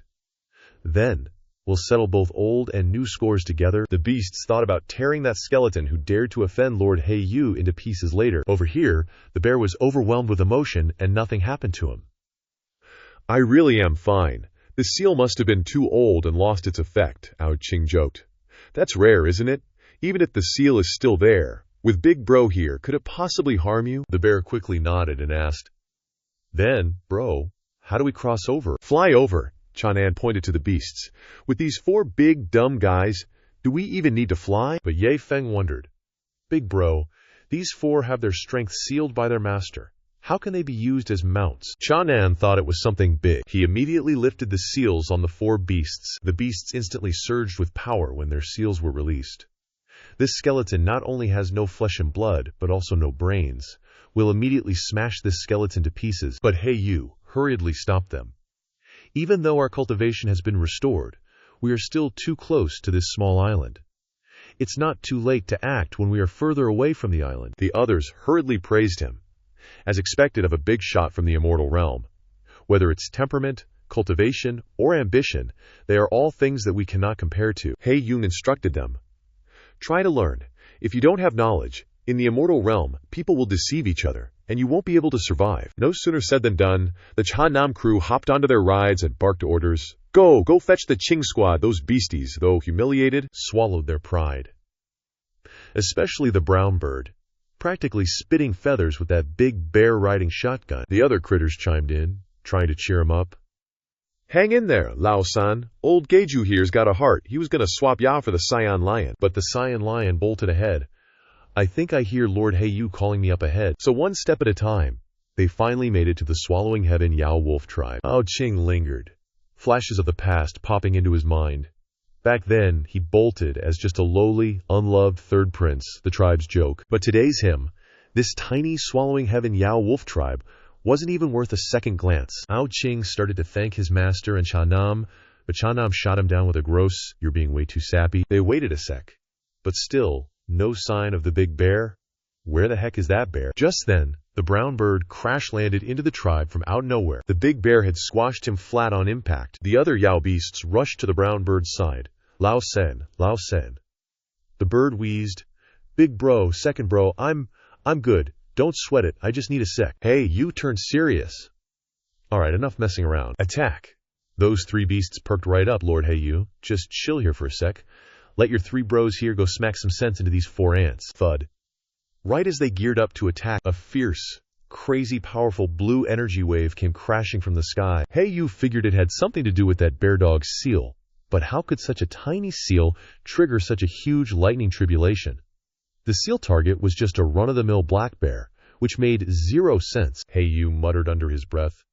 This kind of pressure, even true immortals from the immortal realm wouldn't necessarily get the lightning treatment. Can't believe this lower realm's seal power is so strong. He reassured the remaining 3 beasts. No need to panic. This lightning tribulation is just for the bear, he's a goner. We can take care of him without breaking a sweat, which will make handling the others even easier. So once that bear dog kicks the bucket, we'll jump on them while they're distracted. Observe the heavens and seize the moment. A Yao's gotta be cautious. The Yao beasts were impressed. Wow, you really learn something new when you stick around strong folks. So good. The terrified beasts gaped at the sky and told Hey Yu, "If anything unexpected happens, please, Lord Hey Yu, lend a hand." Hey Yu soothed them. "Relax. If things really go south, I'll step in. Letting you guys handle it would just be me underestimating those trash bags. I could wipe them out with a flick of my wrist, easy." Meanwhile, the big bear was hugging his head, trembling. "Here it comes. Why me, dear heavens? Why pick on such a harmless animal?" The intense blue light plunged from above right for the bear. Those beasts seized the moment. Now's our chance. Attack. Finally, we can wipe away this humiliation. Feng, oblivious to the danger, was still chatting away. Ching bro, you like my new shell. Not bad, but I think my fur's prettier. But to be fair, Cha Nam's the real looker. The Yao beasts lying in wait snickered to themselves. What a bunch of dummies. Just then, as the power slammed down, Cha Nam casually raised a finger to meet it. Poof! All that blue energy vanished without a trace. The Yao beasts gasped in shock, jaws on the floor. What? This skeleton's a bit stronger than we thought? Gotta watch out, Cha Nam then flicked his hand. That same light blasted back, straight at the Yao beasts. Cue the terrified screams. How is he so strong? But they were still stubborn, thinking, no need to freak out, we still got Lord Heiyu from the immortal realm. They scrambled back, begging Heiyu to step in. Heiyu soared into the air, and they were all wowed. That's our Heiyu, the immortal realm envoy, so impressive, truly worthy of our worship. That pathetic skeleton must be scared stiff right now. Scared witless. But then they noticed Heiyu was flying in the wrong direction and frantically called out, Heiyu, the skeleton's over there! But Heiyu roared back, you damn fiends, shut your traps. The Yao beasts were confused. Lord Heiyu, what's going on? Weren't we going to off those skeletons together? Yeah, that's right, why are you attacking us? Black Feather denied it. You three fiends, don't go spitting blood on me. I'm a bird of shining righteousness. You guys have really disappointed me. I thought we were bros, you know? We even talked about becoming pets for those big shots. Never thought you'd be secretly plotting a rebellion. The three Yao beasts were terrified by Blackfeather's betrayal. Before they could run, Blackfeather pinned them to Cha Nan's feet, saying respectfully, Respected four masters, Blackfeather has captured these rebel elements. Please deal with them, the Yao beasts cursed. You treacherous bastard. Blackfeather thought to himself, good thing I didn't act just now. Facing a lightning tribulation like that, he's got to be at least 10 times stronger than me. Face and friendships are nothing. Staying alive is what matters. Cha Nan, annoyed by their cursing, said, All right, stop blaming each other. You're all just Yaos. Nothing good comes of it. Cha Nan kicked the terrified Big Bear, saying, Little Four, hey, wake up. The Big Bear, face covered in sweat, turned around and said, The lightning tribulation. Am I okay? Cha Nan crossed his arms, saying, With your daddy Cha Nan here, what's a little lightning? Even if the sky falls, it's just a one-punch problem. The Big Bear knelt down in gratitude. Big bro, whatever you need, just say the word. Cha Nan immediately pointed at the four Yao beasts and told him to slap each of them 100 times in the face. Blackfeather rejoiced inwardly, but then thought, Isn't this just asking for my death? He scoffed, thinking that with the Big Bear's cultivation 100 slaps wouldn't even tickle. Thinking this, Blackfeather said magnanimously, An order is an order, so slap me too. Go ahead, use all your strength. The Big Bear put all his strength into a slap directed at Blackfeather. Just as he was celebrating not losing his life, the slap landed, sending him flying far away. Blackfeather trembled. What kind of bear is this? Why can't I withstand it with my immortal body? That doesn't make any sense, the Big Bear said sheepishly. Sorry, big bro. You ordered me to hit you, and it doesn't seem like this much strength is a problem, so should I continue? Blackfeather stuttered. Your strength is a little too much, I can't. Before he could finish, he was bombarded with blows. The Big Bear looked at him and asked, Want me to use more strength? Before Blackfeather could answer, a fatal blow landed on his head. Blackfeather spat blood, quacked, and fainted. The other three Yao beasts were also lying scattered. The Big Bear wiped his sweat. Finally done, Cha Nan said, Forget those trash. They went to greet Qingshare. Meanwhile, Hu Shiki was threatening fiercely. Let me take these 7 wolf pups. Staying here is just wasting their talent. She promised to give the wolf pups the best cultivation resources. Ao Qingcheng refused decisively. Ao Zhong, the father, and Ao Qing, standing beside them, also said loudly, My son won't allow it. Besides, with him here, there's no need for your Western Yao to cultivate our son. He's now a subordinate of a peerless expert. Hu Shiki sneered. So impressive, huh? My patience is limited. No matter who your kid is, even if he's here, I'll only say one thing. Today, I'm definitely taking these 7 wolf pups. Whether you agree or not, the outcome won't change. Hu Shiki declared war. Ao Zhong and Ao Qingcheng were determined to protect the children. But they were afraid they couldn't hold out. Suddenly, several blurry figures prepared to land on the ground from above, and a majestic voice was heard from nowhere. Who's the sperm-brained idiot who wants to take my son in front of your daddy Cha Nan? Don't you want to live anymore? Ao Qing, who had transformed into human form, lightly flew down. Father, mother, elder, Ao Zhong cheered with joy, and the surrounding people were also delighted. It's the third prince, The third prince is back. Third prince, we misunderstood you before. It's so good that you're willing to come back. Over there, Hushiki was starting to get impatient. A fire seemed to blaze from her. You guys are having quite the party, aren't you? But aren't you forgetting something? Everyone around quickly changed their tune. Third prince, although he can stand, his aura doesn't seem very strong. That's right, even if he's back, I'm afraid he's no match for the Yao Emperor Hushiki. Chanan, who had been silent, suddenly spoke up.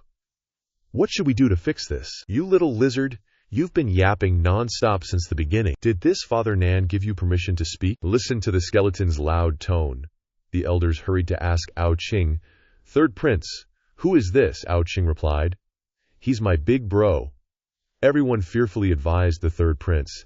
Tell your big bro to watch his words a little. Offending the Yao Emperor, I'm afraid, won't end well. Hushiki, now furious, questioned Chanan. What a big mouth. So you're the father of those 7 wolf pups. Chai Nan calmly jumped onto Ao Qing's shoulder. Of course not. This Father Nan. Ao Qing cut her off. I'm the father of those wolf pups. Hushiki seemed to be thinking.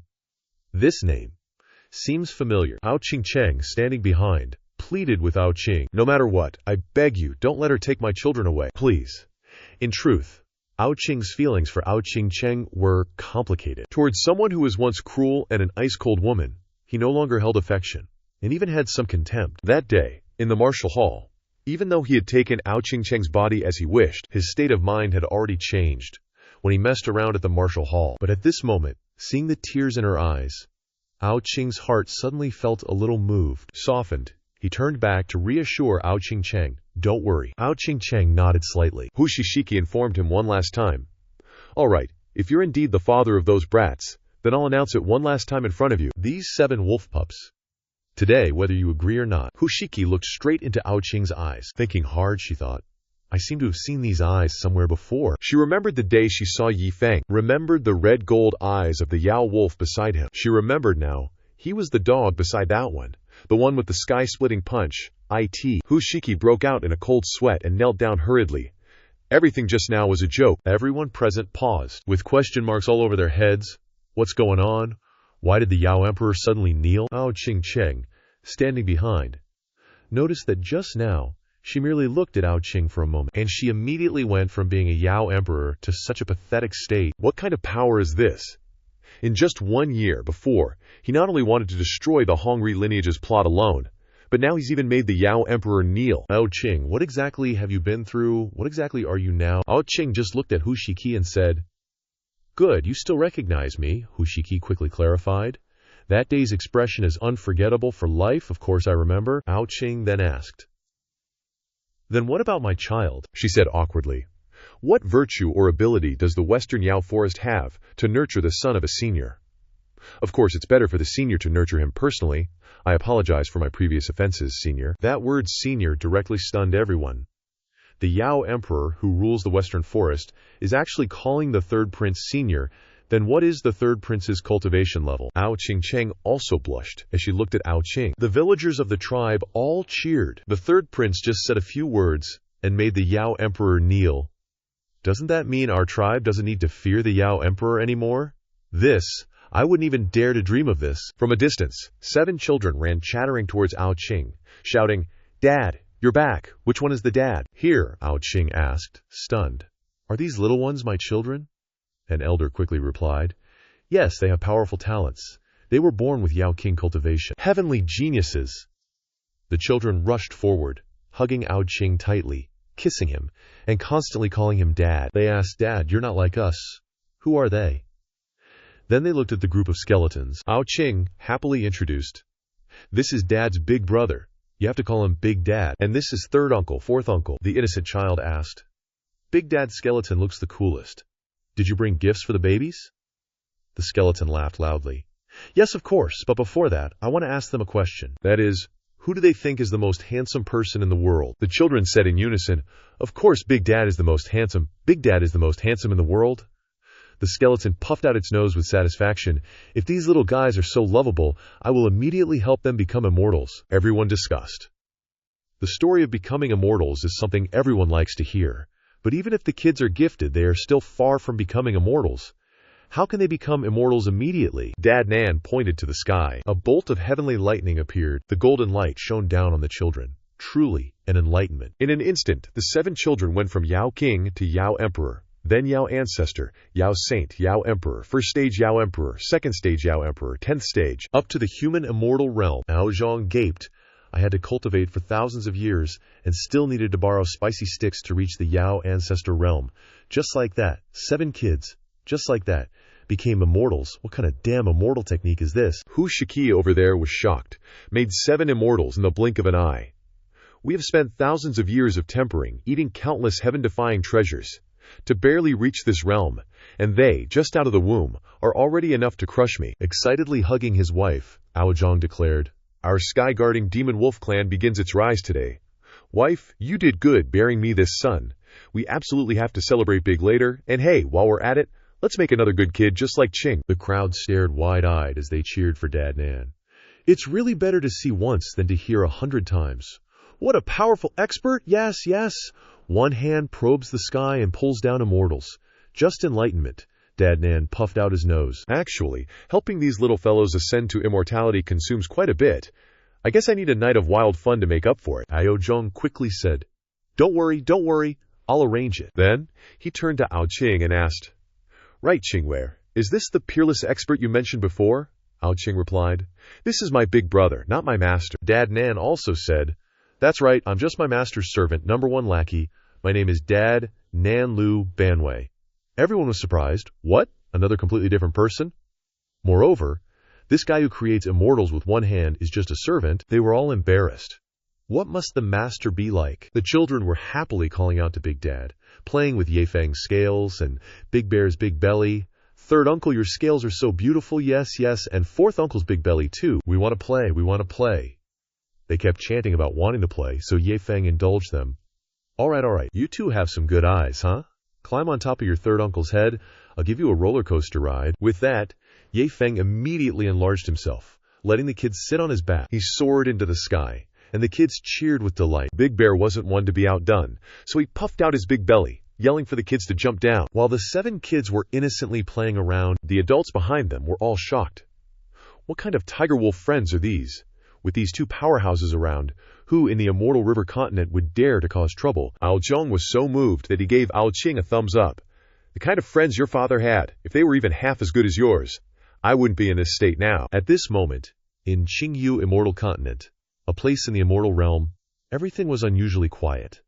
Unlike the issue of human-demon opposition in Immortal River Continent, the ascended representatives of various races all gathered in this place, so strength was everything here. Under Su Xuanjun's command were once gathered the most outstanding individuals of all races. At this time, someone reported, Su Xuanjun.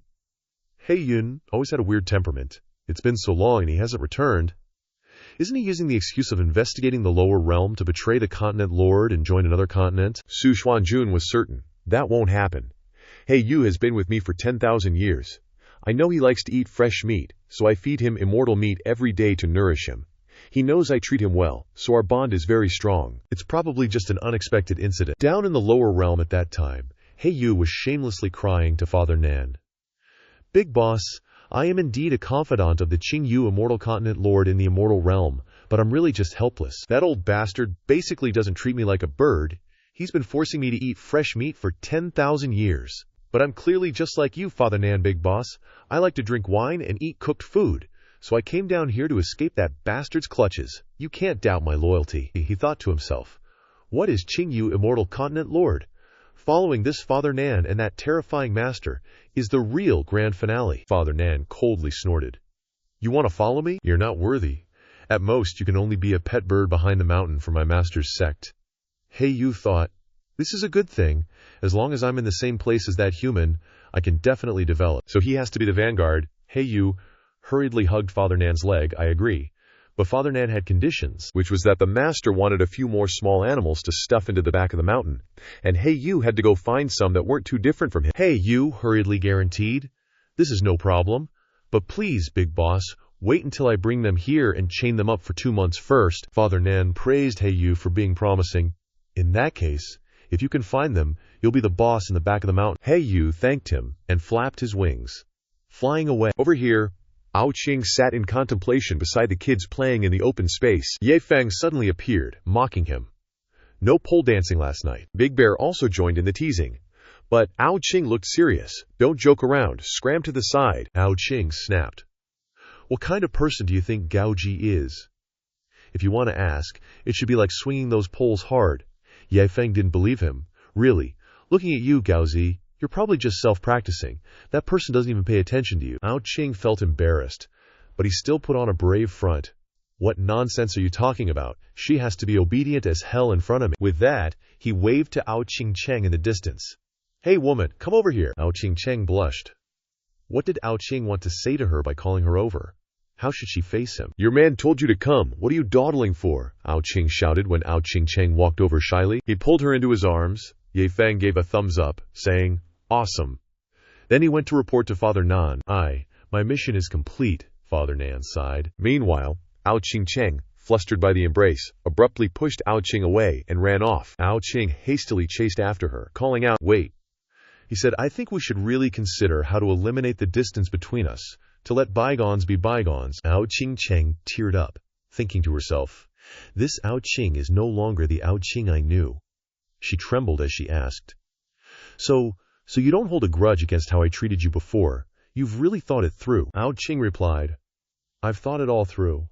Although many things have passed, and you're the mother of our children, I've been thinking about you. So, for the sake of the kids, and for us.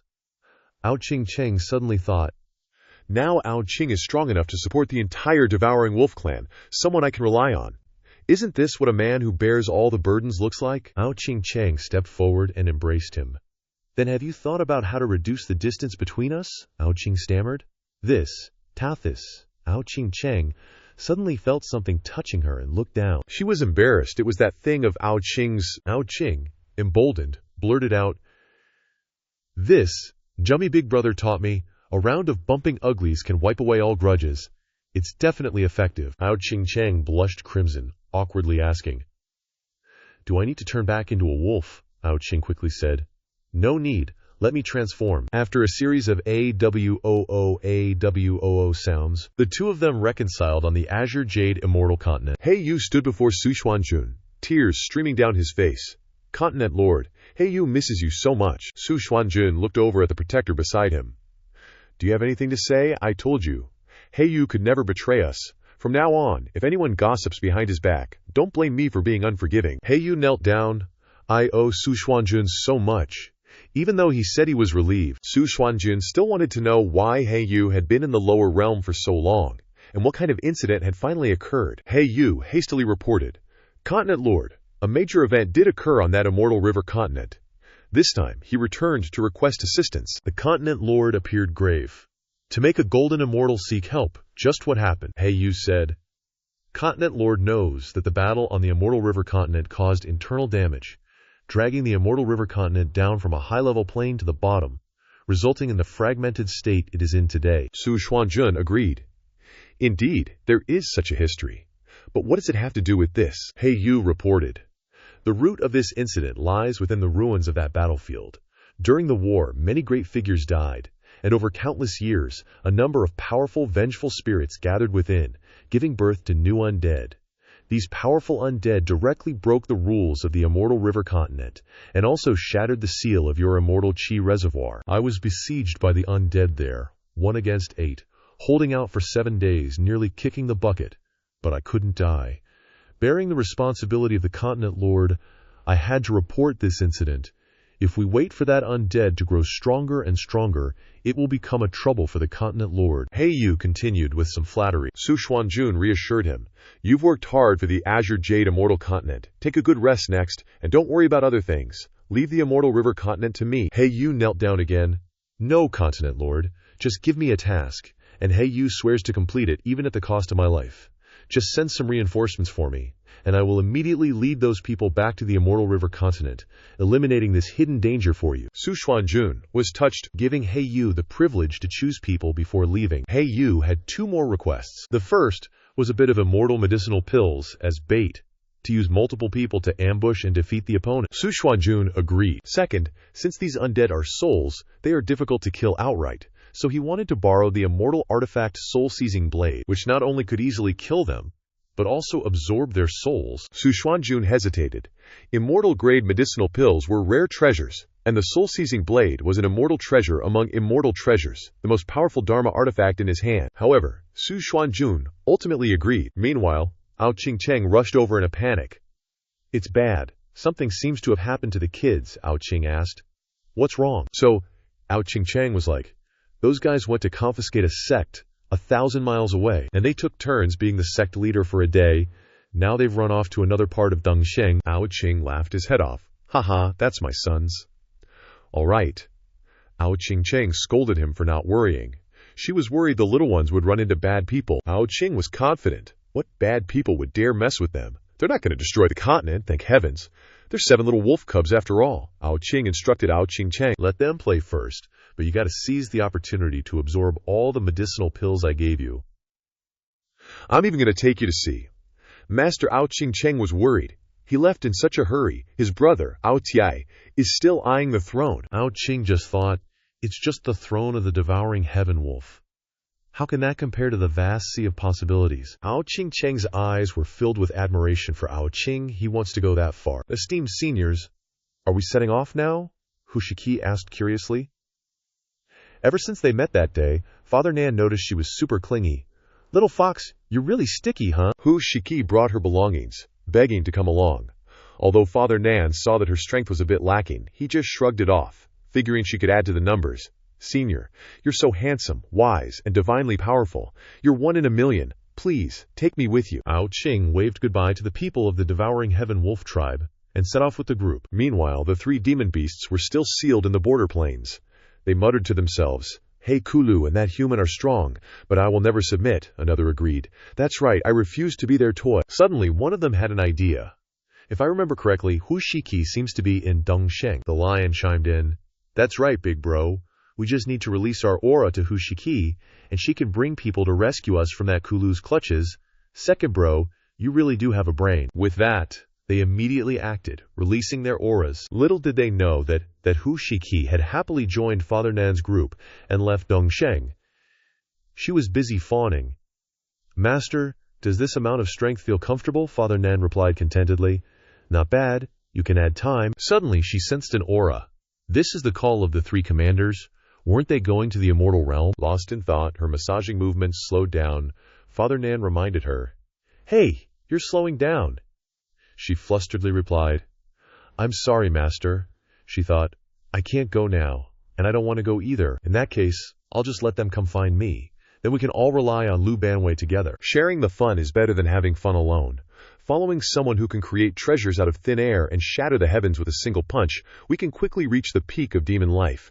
Thinking about it is so exciting. Hu Shiki released her aura back. On the other side, the 3 great demon beasts also sensed the signal. They knew Hu Shiki was running towards them. "I sensed it. It's Hu Shiki's fluctuation. She's running towards us." Finally, the eldest brother was moved. Finally, we're escaping this sea of misery. This time for you could not be called life. Cultivation base sealed, dignity trampled, and treated as rags. Fortunately, their time as prisoners was over, and freedom was calling to them. They felt like the sun was shining brighter, and the world was beautiful again. Hu Shiki finally found them before they could rejoice. The 3 demon beasts quickly looked over and saw Hu Shiki riding on a black bear and smiling ingratiatingly at the very person who had sealed them here. They were all shocked. "It's that damned Lu Banwei. He's back with Hu Shiki," the eldest brother hurriedly said. "Calm down. Use those little brain muscles of yours. Little Shiki has been clever since she was young. Maybe she was captured by that Lu Banwei and is temporarily bowing her head to hide, so she can find a chance to escape when those Lu Banweis lower their guard." The others nodded. "So that's it. Hu Shiki is really much more outstanding than us. We were too foolish and fell into this situation." They could only hope that Hu Shiki could continue to hide and not expose her true intentions, so she would definitely have a chance to help them break the seal. They discussed. "We won't acknowledge Hu Shiki later, so Lu Banwei won't find out and seal her cultivation." Hu Shiki had already seen them, she thought to herself. "I heard Lu Banwei mentioning about preparing 3 demons to capture and take them to behind the mountain," so those are the 3 great commanders. It seemed the 3 great commanders are like her in thinking that following Lu Banwei and Yi Feng is a great opportunity. She initially wanted them to find refuge together, but it seems completely unnecessary now. The Yao Beast and Hu Shiki exchanged glances. It seemed like they'd reached a mutual understanding, but their thoughts were miles apart. Lu Banwei was a little surprised. But so what? He hadn't expected that He Yu was so efficient. At the moment, he and Hu Shiki were riding on a Xiongwang Kai. Chanan followed behind, chiming in, "That's right, seems like you brought quite a few." Lu Banwei told Hu Shiki to observe the 3 Yao beasts, while he and the others went to take a look, and would be right back. "We'll go check it out and see how you're observing those 3 guys, then we'll come back," Hu Shiki eagerly agreed. Yes. The 3 Yao beasts secretly rejoiced. Shiki is the best. She gained their trust so quickly. Hu Shiki approached the 3 great commanders, who said, "Shiki, keep it short. Quickly help the 3 of us undo the seal." Hu Shiki feigned fear. Not even mentioning if I can even undo it or not. If I do that, Lord Lu will get angry.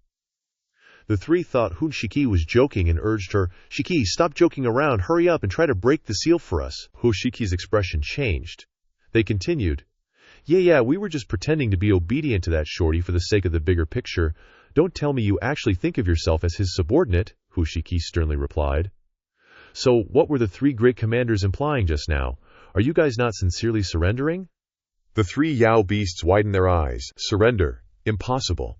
We'll never surrender in this lifetime. We are the Yao of the Western Forest. How could we, with our dignity, submit to a tiny undead thing? Hu Shiki pointed at their faces. The 3 great commanders are truly muddle-headed. To the Western Forest Yao, this is an opportunity. To the future of the 3 of you, this is a heaven-sent chance. Why not only not seize it, but want to throw it away with your own hands? The 3 great Yao beasts of the Western Forest grew angry, Hu Shiki said. So we really misjudged you. That shorty and that human are indeed strong, but so what? What great opportunity could they possibly bring us? They're just strong. Can they break the sky? Can they add more Yao immortals to the Western Forest? Hu Shiki was silent. That's right, they truly can break the sky. And they can absolutely create immortals out of thin air. The 3 Yao beasts, who didn't believe her at all, laughed loudly. Hu Shiki quickly affirmed, 3 commanders, what I'm saying is true. They can destroy the heavens and create immortals with a flick of their wrists. On the contrary, the 3 only thought that Hu Shiki was heavily bewitched by those Chanan, and was actually spouting such absurd words. They were practically blind and talking nonsense. On one side of the forest's edge, He Yu was standing amidst the Yao he borrowed from Su Xuanjun. He Yu, are you deceiving the prefecture lord? One of the protectors asked. There are no undead you mentioned here. You dare deceive the prefecture lord. Could it be that you have other plans for the soul-reaping blade and the immortal pills? He Yu scoffed. What are you guys whining about? Just be honest and stay put, don't yap at me. And also, don't mention that damned old man Su Xuanjun in front of me. I don't believe his tricks here. Everyone was shocked. Hey you actually have no respect for the prefecture lord. Are you courting death? Hey Yu didn't care. He saw Chanan's group approaching, and hurriedly went to greet them. Under the terrified gazes of the immortal realm Yao beasts, He Yu offered the small pills with immortal ki, while the other Yao beasts all shouted, You dare deceive the prefecture lord. You're giving the soul-reaping blade and immortal pills to others. The prefecture lord will definitely not let you off. He'll make you wish you were dead. He Yu pointed at them. Lord Lu, these guys behind me are the ones who agreed to follow your orders and were brought here. They keep nagging about everything. Please quickly take them all in one go. The Yao beasts were furious. You have a death wish. You bunch of phony gods and devils from the lower realm actually think you can take us all in one go? What a joke. They thought they could do good for the prefecture lord, but as a result, He Yu performed such a play, they could immediately gather these people and snatch the soul-reaping blade back for the prefecture lord. He Yu hurriedly ran behind Chanan, provoking the ape. If you have the guts, come here. I'll be standing here waiting for you. If you can touch even a hair on my head, I'll change my surname to yours. The ape roared. Hey you, since you've provoked me, then I'll... He Yu was instantly scared and threatened. You can't kill me, because I have Lord Lu, one punch and he can turn you to ashes. The ape disdainfully asked. If you're so willing to betray the province lord and rely on this guy, he must be pretty strong. He Yu stubbornly insisted. Lord Lu is of course very strong. He can turn trash like you to ashes with one punch. Isn't that right, Lord Lu? He Yu turned to ask Chanan. Chanan calmly affirmed.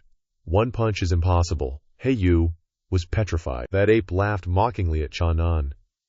You're much more realistic than He Yu. He Yu was still panicking. Great one, your strength can clearly turn him to ashes with one punch. Why did you say it's impossible? You're not lying to me, are you? I brought you all the good stuff. Chanan playfully twirled the soul-seizing blade in his hand and asked back, Since when did I say I could turn him to ashes with one punch? Hey Yu sat down on the ground, its heart filled with panic mixed with confusion. Could it be that this Lu Banwei guy isn't as strong as I thought, but he can create immortals with his bare hands? No way. Was I tricked? The ape ridiculed it. Hey Yu, it looks like you found a pretty worthless place to rely on. The mixed-breed chicken added, Yeah, hey Yu, what kind of mental illness do you have? The leopard rested its hands on its belly and smirked. This new master of yours is already scared facing us. If the province lord personally makes a move, wouldn't that be— While Hey Yu was worrying, suddenly a hand was placed on its back, along with a voice. Little Hey Z, haven't you been arrogant enough following me? The voice continued, facing the trash mob. What are you afraid of? Hearing the mocking words, the apes angrily turned to it. As he walked past, Hey Yu reminded him, And that thing you just said? I have to strictly criticize you. You meant Lu Banwei, Yang, appeared in a grand manner, with a bear and a fox behind him. I can crush these trash mobs into air with just one finger. How could you say I'd turn them to ashes with one punch? Lu Banwei crossed his fingers and turned to Hey Yu, his eyes looking like he was looking at an idiot. Tell me, aren't you making things difficult for me? How can you be the behind-the-mountain commander for my master like this? Hey Yu asked back in confusion. Then, Great One, what should I do? Lu Banwei immediately smiled and replied, Raise your head for daddy, stick your chest out, and stick your butt out too. Lu Banwei pointed directly at them, then stepped out, shouting loudly at this bunch of ant. Here, all of you are trash, useless, being pointed at and mocked. They all turned angry, and their faces darkened, and growled. We were once renowned figures of the immortal realm. Since when have we been humiliated by a lower realm person like this? This one dares to commit great insubordination. Heavenly punishment. The murderous aura made Hey Yu scared shitless. Seeing this, Lu Banwei reminded him, What are you spacing out for, Crow? Hey Yu heard this, and stammered, All of you here. Its voice continued to whisper, RTRA. Seeing them all glaring, Hey Yu cried out in panic, Lord Lu, what? What should I do? Lu Banwei didn't pay attention to it. What are they afraid of? Just a bunch of chickens. They dare to attack you. The more he spoke, the more Hey Yu sweated. Lu Banwei continued. Just shout Lu Banwei is the most handsome, then throw a punch. I guarantee you can mess them up. Hearing the contemptuous words, they gnashed their teeth in anger. Suddenly, a giant foot appeared in the sky. From the sky, the foot stomped down hard below. Not only that, another chicken's foot followed down as well. 2 huge feet stomped on the ground. Everything was crushed by it. Hey Yu was affected by the cutting wind. It covered itself with its wings and blurted out, Such a large ripple of immortal power, these people are serious. Hey Yu looked behind, panicked. It thought to itself, Things have come to this point. There's no way to turn back. I only have can. It had no choice but to take a risk.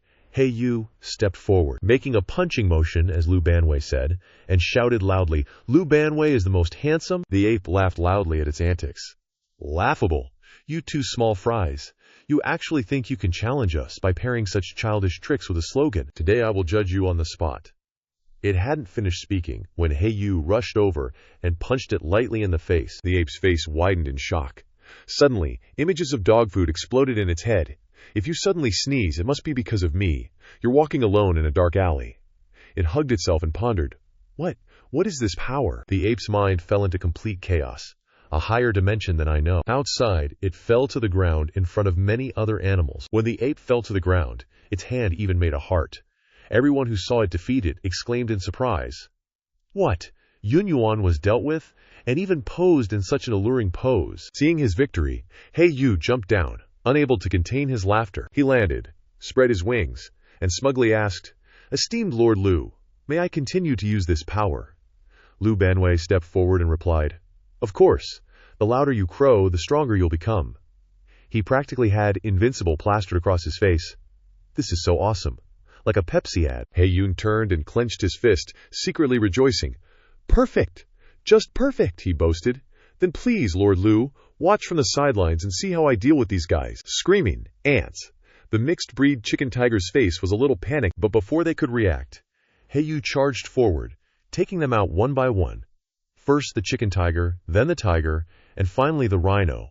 All of you here are just trash. You're all useless. Hey Yun's eyes shone brightly, his hand still held out, forming a fist of light. Because he yelled, Lu Banwei is the most handsome, the finishing blow shook the entire mountain. After a while, Hey Yu had annihilated them all. The monkeys, rhinos, and tigers all lay sprawled on the ground, unconscious Lu Banwei stood in the center, assessing the situation. Very, very good.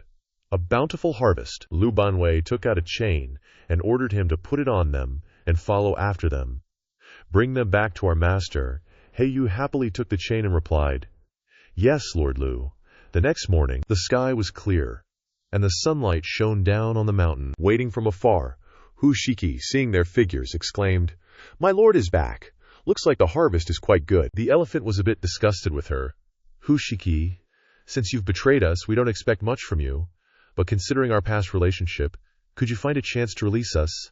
We'll consider ourselves even. Hu Shiki glanced behind her and replied seriously, 3 leaders, please forgive me, but it's impossible. Believe me, this is for the good of the Western Yao Forest, and for the good of you 3. Qing Hu spoke with some discomfort. I really don't know what kind of bewitching drug they gave you. Even if they are strong, what does that have to do with what you're saying? Shikui was also confused by her words and asked, As for what you said about one punch shattering the sky and creating immortals with bare hands, that's just Arabian Nights. Lu Banwei approached, and Hu Shiki immediately knelt down and greeted him gently. Welcome back, my lord. Lu Banwei assessed the little fox. Your performance has been good lately, she replied. Thank you for your praise, my lord. Lu Banwei saw that she had performed well, so he planned to reward her, raising his hand high, causing the sky to darken and form a vortex. Your daddy Nan will promote you once. Lu Banwei lowered his hand, and a dazzling golden light shone directly on Hu Shiki, her face showing a hint of surprise. Created immortals, 8 life Yao Emperor, 9 life Yao Emperor. Her face was filled with joy mixed with happiness, thinking, Little elephant, little bird. Hu Shiki stared up, their faces full of surprise, pondering, creating immortals with bare hands. How is that possible? Scene change. Over to Yi Feng. He just woke up, happily stretching and enjoying the sunlight. Another new day full of energy. What a happy mood. He clenched his fist, full of determination. A new day, a new goal. Yi Feng, you can do it. Yi Feng was determined. He raised his hand high into the sky in joy and happiness and shouted. From Yi Feng's hand, a golden light appeared. The pillar of light pierced through the sky, even through the mountains. Birds, animals, and people who saw it were sweating profusely, frightened and confused, almost wanting to scream. Elephant, bird, and tiger, seeing this scene, exclaimed in surprise. Heavens, heavens, heavens! The sky is shattered. What's going on? Hu Shiki confidently crossed her arms and looked at them, hinting with her eyes. 3 leaders, what do you think? The elephant's face darkened, speechless. The next second, all 3 ran to flatter Lu Banwei. Qinghui quickly said, Lord Lu, we have always admired you, and that lord on the island. Qinghu added, That's right, we are forever loyal, vowing to live and die without hesitation. And you are the most handsome in the world. Wang Kai looked at them with boredom and was too lazy to say anything. Yi Feng smiled, slowly walked over, put his hands behind his back, and praised, Xiao Lu, you did a good job. I didn't expect you could actually catch so many to bring back. Lu Banwei immediately changed his face, becoming as happy and excited as a dog meeting its master returning. The 3 animals saw his face change and were filled with confusion. What? They imagined him as a god? Thinking, such a terrifying black-robed man is actually so docile in front of this human. This person clearly has no fluctuations in his body, but when he approaches, not only can the power in our bodies not be exerted, but even speaking is suppressed. Who exactly is he? Yi Feng was like an old man going to the market. He stepped forward to inspect. Let me see what you've managed to catch, Lu Banwei happily barked. Bah. He stepped forward, looked, and assessed. A little bored, a fox. Hu Shiki in fox form wagged her tail shyly. Yi Feng stepped over and agreed.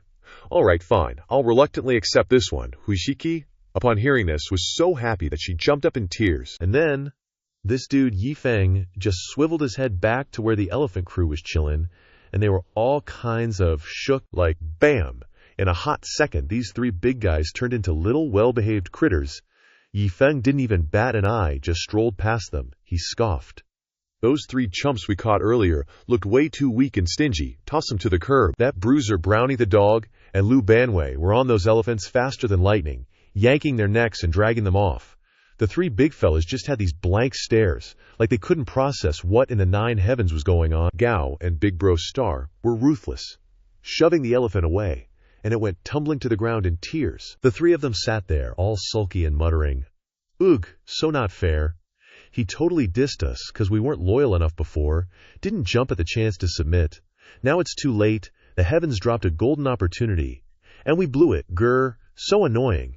Turning back to Yi Feng. He was standing in front of this bunch of chained-up monkeys and some weird hybrid chickens, just waiting like they were some market goods. Yi Feng sized him up. These guys ain't half bad. He got a little curious, turning to Lu Banwei. Hey, were these all caught in the same spot? There's got to be a leader, right? Someone with some presence?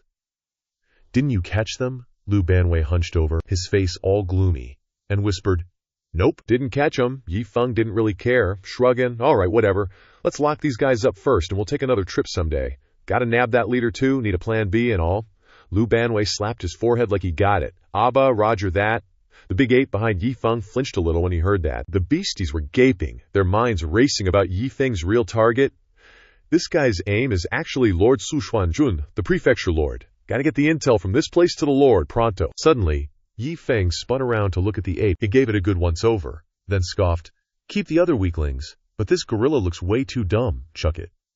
Lu Banwei also glanced at it. The ape was totally bewildered, not getting Yi Feng's vibe at all. It thought, what kind of move is this? Isn't he afraid I'll snitch? Or has this dude reached a level of power where he just doesn't give a damn anymore? Scene change. Up in the immortal realm, Qingyu Immortal Prefecture, the sky was crystal clear. And below sat this magnificent castle. Su Xuanjun's face was dark as night as he sat on his throne, listening to his subordinate's report. The lackey was puzzled. Lord Prefecture, Yu led the demon horde down to the lower realm days ago. Why hasn't he returned yet? Su Xuanjun pondered, nodding in agreement. Yeah, considering their strength, it's taking a bit long. He looked down, his eyes all bloodshot like he'd been on a gaming binge all night. But hey, when Yu's on the job, I'm usually pretty chill. Probably just some minor hiccup. They should be back any minute now. Everyone, relax, no need to rush. Another guy seemed uneasy, voicing his worries. Lord Prefecture, I still think we should send someone to check it out. Yun's carrying your immortal artifact after all. If something goes wrong, it's no laughing matter. The others exchanged glances, agreeing, yeah, that's right. Suddenly a frantic voice echoed from outside. Report! Immortal Yunyuan has returned. Hearing this, Su Xuanjun didn't hesitate, shooting out like a rocket. See, didn't I tell you they'd be back? His subordinates were all smiles, showering him with praise. As expected of the wise Lord Prefecture, we were so short-sighted. He landed swiftly next to a shadowy figure kneeling below, looking utterly miserable. Su Xuanjun bellowed, What in the heavens happened? The ape sat there, covered in injuries, stammering. Lord Prefecture, a big thing, a huge thing happened. Some terrifying figures appeared in the lower realm and swept us all up in one go. The two lackeys behind him cried out in unison, like they'd been struck by lightning. WHIT. Su Xuanjun was sweating bullets, rushing forward, urgently asking, Yu, where's Yu? He had the soul-devouring saber I gave him. Could it be that even against them, he didn't even have the strength to put up a fight? The ape's face went pale, awkwardly replying, The reason we ended up like this is because of him. Bowing its head low, it continued, Yu betrayed us a long time ago. Hearing this, Su Xuanjun couldn't believe the one he trusted most. What? Yu betrayed us? The ape pointed, continuing its accusation. Not only did Yu betray us, he also took our dignity, the immortal artifact, and your immortal pills, Lord Prefecture. He gave them all to the enemy. The harsh reality made Su Xuanjun cough up blood and fury. Just moments ago he was defending Yu, and now he was slapped in the face, he thought. I valued him so much, trusted him completely, even gave him an immortal artifact, and he actually, seeing Su Xuanjun vomiting blood, the others anxiously cried out, Lord Prefecture, calm down, are you all right? He didn't care anymore. Rage had consumed him. Get lost! Su Xuanjun's face twisted in anger, his hands slammed down, creating a magic circle, and he roared, You! Did you really think I gave you the immortal artifact just because I trusted you? You don't know that killing you is as easy as flipping my hand? Instantly, a pillar of light shot straight into the sky, tearing through the clouds, and the sun blazed down on the mountain. Yu, after shaking down those forest beasties for their loot, respectfully bowed and said, Big boss, all these treasures were plundered from those good-for-nothing losers. Lu Banwei turned and said, Qing, take these to the master. Let him take a gander at this pile of junk. Yes. The pig prefecture and forest leopard gangs were absolutely livid after being robbed. Incredibly annoyed, Yu and Yunyuan are back. The prefecture lord will be coming for you any second now. Your little He turned around angrily, scolding the chickens. You haven't shut up yet. Suddenly, A radiant light of the 10 directions Buddhas shone down from the sky, stunning them. They exclaimed in unison, "It's the prefecture lord." Suddenly, that father figure, Su Xuanjun, appeared, radiating a golden glow from head to toe. He frowned and shouted, "Hey you! How did Su Xuanjun raise you? Why would you betray me?" But the crow didn't flinch, retorting bluntly, "What kind of crap is that, old man?" Pointing right at his face, it screamed like a banshee.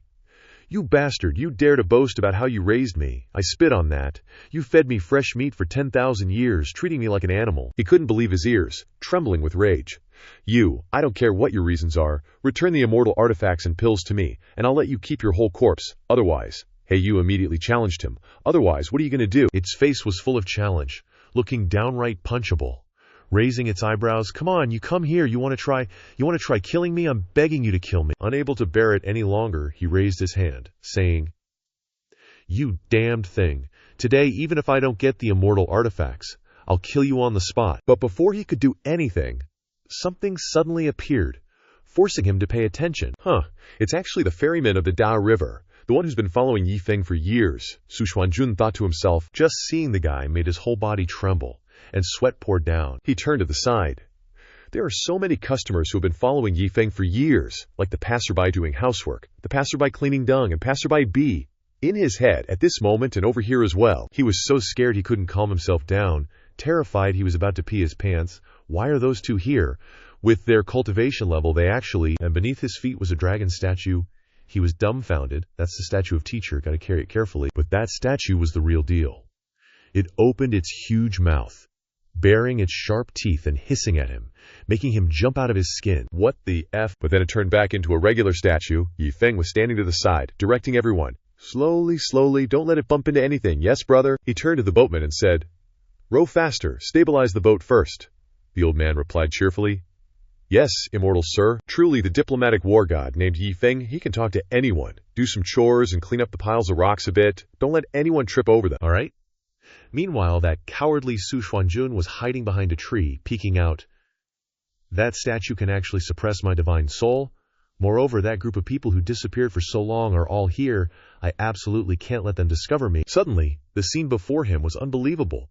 His eyes bulging out like a frog's, his mouth so wide open that drool was about to pool on the ground. Too terrified to stay there for another second, he immediately ran away, shooting straight into the sky. "I will definitely find you." His body was still trembling, unable to stand straight. He was so frightened his face turned ashen.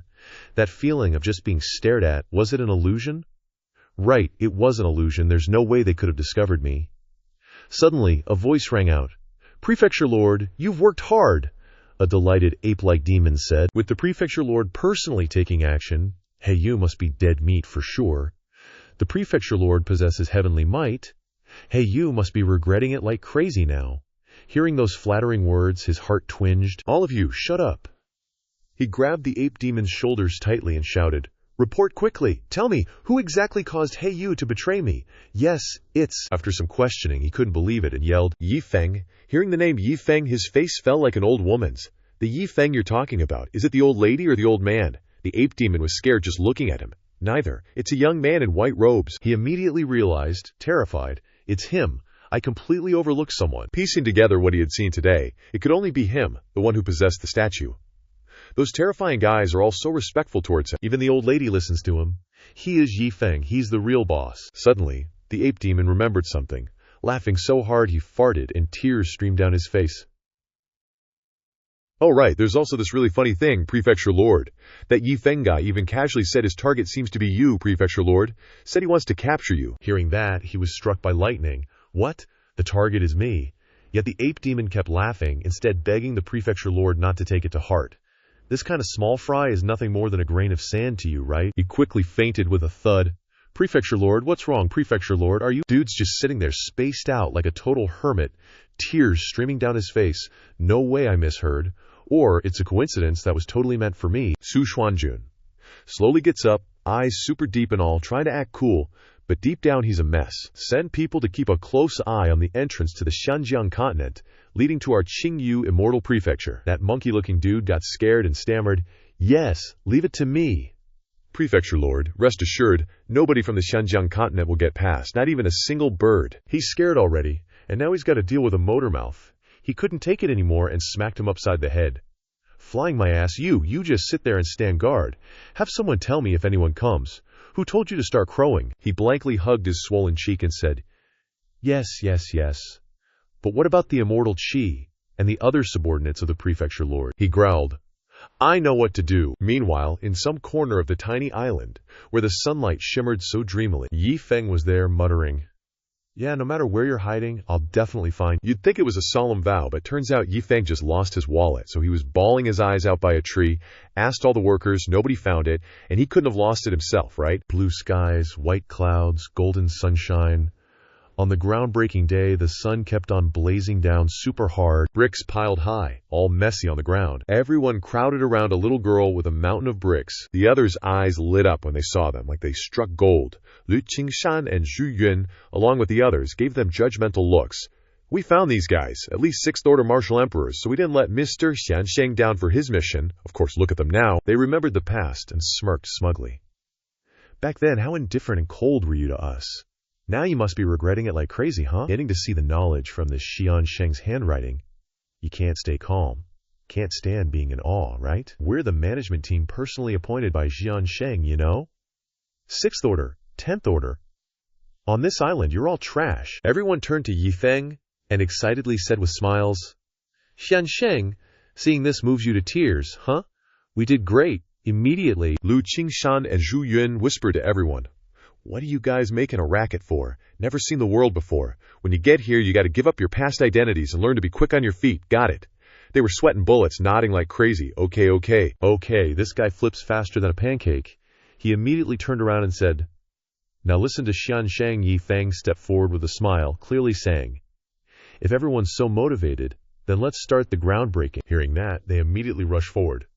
But on this island, it seems like we're the bottom of the barrel, huh? Seems about right. The two were still whispering to each other. I wonder when we can get a little bit of Xiansheng's good fortune. Look, Shuker is following Xiansheng this time, and forging so many immortal bricks. Her future is limitless. Don't worry, just believe in Xiansheng. We'll have our chance too. Yi Feng rummaged in his pocket, threw them some stuff, and said, You two found the right people this time. Here, have some candy. They looked at the candy and imagined it was a spiritual pill, radiating golden light. Freaking out, this is continuous, never-ending power. This must be an immortal pill. They immediately knelt down and bowed repeatedly. Yi Feng was confused. It's just candy, why do you need to kowtow? Didn't think Lao Qing was so poor that you... They cried miserably. Indeed, we wholeheartedly help Xiansheng, and Xiansheng will never treat us unfairly. At that same time, but a different scene, over in Qingyu Immortal Prefecture, that Su Xuanjun was sitting alone on his high chair thinking, That ferryman and the sweeper, maybe they saw wrong. Looking back at their expressions at the time, he thought, those two should have long been dead. Then thinking of Yi Feng. That being the case, the white-robed Yi Feng probably isn't as strong as I imagined. I must take that path again. Inside the Qingyu Immortal Prefecture's dungeon, he strutted in, and they respectfully said, Please come in, sir. Suddenly he pointed at someone and loudly said, You, follow me. His eyes were deep like a panda's, and his cheeks were sunken like an addict's. I can give you a chance to live, that guy frantically said. Thank you very much, Prefecture Lord. Suddenly, the strange man fell to the ground, screaming in pain. A drop of blood flowed from his fingertip. It turned into the soul of that guy. Su Xuanjun shouted, Freeze! Instantly, something glowed on the forehead of that guy's soul, the soul fixation seal. Seeing this, he burst out laughing gleefully. Now this divine soul is created by the power of my blood, and it also has martial emperor cultivation. Although it can only last for a day, it's completely under my control. Plus, it's an ethereal body, so even super strong experts won't be able to detect it. Even if I run into trouble, I can escape unscathed. I must know everything about that little island, as well as that Yi Feng's true strength. Saying that, he gritted his teeth. If I really misjudged, not only can I rest assured, but I also want to wash away this humiliation. That soul's eyes widened. Let me see if you guys are dragons or just worms. Meanwhile, back on the little island, the black bear was angrily beating up Ao Qing, but looked utterly clueless. I attack, I dodge. The others helplessly sat by the tree, watching their slapstick routine. Here, try this heavenly peach-stealing technique. The black bear leaped high, ready to strike. Sit flat on my butt. Whoa! Suddenly, something zipped past, hurtling towards the little island. That soul jumped down near Wang Kai, looking around blankly. He turned around, and bam! Right in front of him was a black bear, startling him into a panic. And that's how he caught the full brunt of the attack. Squashed flat under the bear's big peach of a butt, Su Xuanjun screamed, "Damn it! Damn it!" He was so angry he lost it. I spent so long crafting a decent soul puppet, and before it could even move an inch, it's gone. That damn bear, wait till I get the chance. I'll torture the hell out of it in the death row. Another voice echoed. You follow me. He used his cultivation and blood to create another soul. This one looked tougher than the last. Roaring loudly, "You guys wait for me!" The sky started to darken, and rain began to fall on the little island. Everyone huddled in a makeshift tent. Lu Qingshan cheerfully said, "Master Yi, everyone's here." He winked at everyone and said generously, "You've all worked hard during this time. The reason I've gathered you is because of the weather, and because you've all performed so well, I plan to treat you to a meal." They were ecstatic, cheering, "Thank you, Master Yi. You're too kind, Master Yi. It's our duty to serve you." They turned to each other, buzzing. Is Master Yi giving us a chance encounter? Master Yi is very pleased with our performance. Lu Qingshan and Zhu Yun chuckled to themselves. You guys, they got happier and happier, their faces flushed. What martial emperors? They're just a bunch of kids craving sweets. Old Zhu Yun scolded them. Look at the racket you're making. Too eager, no patience. They sheepishly smiled. It's not that we're impatient, but how can we stay calm when faced with Master Yi's opportunity? He and Zhu Yun immediately gave orders, acting all high and mighty. When the time comes, you'll naturally get it. Less talk, more action. They obediently bowed their heads. Yes, yes. Yi Feng poked his head in and whispered to everyone. What is it? Let's go. We have to go. It's the Purple Tower Treasure Peak of Pingjiang City. Old Zhu, take them away. All right. Yi Feng and Lu Banwei stood aside, watching everyone board the boat one by one at a cliff on the little island inside a cave of wild beasts. Yi Feng stood in the rain, pretending to be cool, and said, It was hard work catching these beasts. Don't let the rain ruin them. If I'm going to treat everyone to a meal, I have to show off my skills somehow. The beasts slowly approached, scowling and growling. The human, looking serious, announced loudly, These three are good. Look at their fierce nature, difficult to tame. They must have hurt a lot of people before. Let's take them to Pingjiang City. Lu Banwei obeyed, his face beaming, and slowly approached with a chain. Heartbreaking roars echoed throughout the island. This time, that soul was diving straight down to the island. But after a while, there was still no sign of him. Where is everyone? Not even a single person's around. He was exhausted and felt like he was at the bottom of society. I'm a freaking continent lord. How could I let a mortal draw blood from my soul? Even though I'm not in physical form, I can still feel it. Now I have to endure the wind and rain again. This is extremely humiliating. At the Qingyu immortal continent, Su Xuanjun's manor, his mat was so cold that he sneezed. His whole body was trembling from the cold. Stand firm. What's a little cold? I don't believe you won't be back in a day. So unlucky. At the Eastern Victory Continent, Heavenly Marshal Square, everyone had gathered. Whenever the Eastern Victory Continent had a major event, sect exchange, or any other ceremony, the sects would hold it here. Sir Pink Hat and Dog Thief were chatting enthusiastically. Why did a major sect from the Central Continent suddenly come to our place? Not even an announcement to welcome them, I don't know. But the major sects from the Central Continent are not something to be trifled with. Suddenly, blue spots appeared in the sky, rushing down like will-o'-the-wisps. Look, they're here, they're here! The purple-haired dude jumped down to the ground. They immediately bowed. Greetings, senior, from the Central Continent. The dude looked at everyone and asked with an arrogant attitude. The people who should be welcoming us are just a bunch of martial saints. The strongest is just a second life martial emperor. Where's your sect leader? Hearing that, they were instantly nervous. Our sect leader disappeared some time ago, so our sect leader, he said he would be back in 2 days, but it's been over a month and he hasn't returned. Yeah, that's right, our sect leader too. Our sect leader also. He listened in disbelief. What about your elders? Aren't you supposed to be a major sect of a continent? Your elders should be at least 6th life martial emperors? The dog thief mask guy immediately shook his head. No way, they stuttered. Our elders have also disappeared. We too. Our elders have also disappeared. We too. Central Continent frowned. Are you kidding me? Talking nonsense. A great light burst forth from his body. All the sect leaders and elders of your Eastern Victory Continent have collectively disappeared. Are you messing with me? They were terrified. Everyone bowed their heads, not daring to say a word. Even we ourselves don't believe this crap. He narrowed his eyes, glanced around, and spoke as if he was their grandpa. Forget it. Nothing good ever comes from you useless Eastern Victory Continent folks. Just shut up and listen. We are here in Eastern Victory on a mission from the Great Master to investigate the ancient idol, and we will be staying here for a while. You must fully cooperate with us. He pointed directly at the girl in front of him and said, I heard that the Color Valley only accepts female disciples. She was so scared that she almost peed her pants, stuttering, Why, yes, senior. He crossed his arms in front of his chest and ordered like a pervert, You go back and immediately arrange for this emperor to stay at your Color Valley. And one more thing, she thought to herself, Crap, what am I going to tell my junior sisters? He continued, You must find me a map, especially the area that you, Eastern Victory Continent people, call Southern Sands. Hearing this, they breathed a sigh of relief. Scared me to death. Just a map. One of them hurriedly raised his hand. Senior, I happen to have one. On it is a diagram of the terrain around Pingjiang City. A few days ago, Master Duan divined through astral phenomena and learned that there were signs of the ancient idol appearing in Pingjiang City in Southern Sands. But yesterday, Master Duan discovered that the idol had disappeared, as if it had been concealed by some power. The other Central Continent members bowed their hands and said in unison, Please command us, Master. He calmly and clearly said, Pingjiang City is a key location. After this, you must go there immediately and find clues about the idol. He glanced behind him, adding, Remember, the ancient idol is related to whether Master Duan can see the sunlight again. Therefore, if you find any clues first, report them to me. No rash actions. They acknowledged the order. Yes, his people immediately jumped in all directions, beginning their actions, while he happily relaxed. Cut the crap. Stop putting on a fake face. I'll go to the Color Valley, stay put, and wait for my news. At this time, at Pingjiang City, Bao Feng Tavern, the atmosphere inside was really depressing.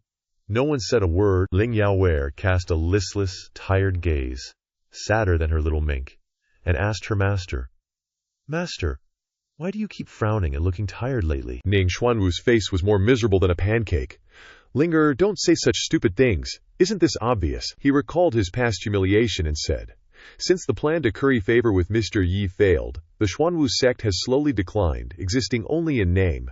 The only thing worth celebrating is that I protected this last treasure. The more he thought about it, the more bitter he became. He slammed his hand on the table. Too big. The important thing is that my cultivation has dropped to martial spirit. How can I not have a headache? Ling Yaowei felt helpless and thought the story was ridiculous. Master, why don't we go find Mr. Yi ourselves and help revive the sect? He turned dark at those words.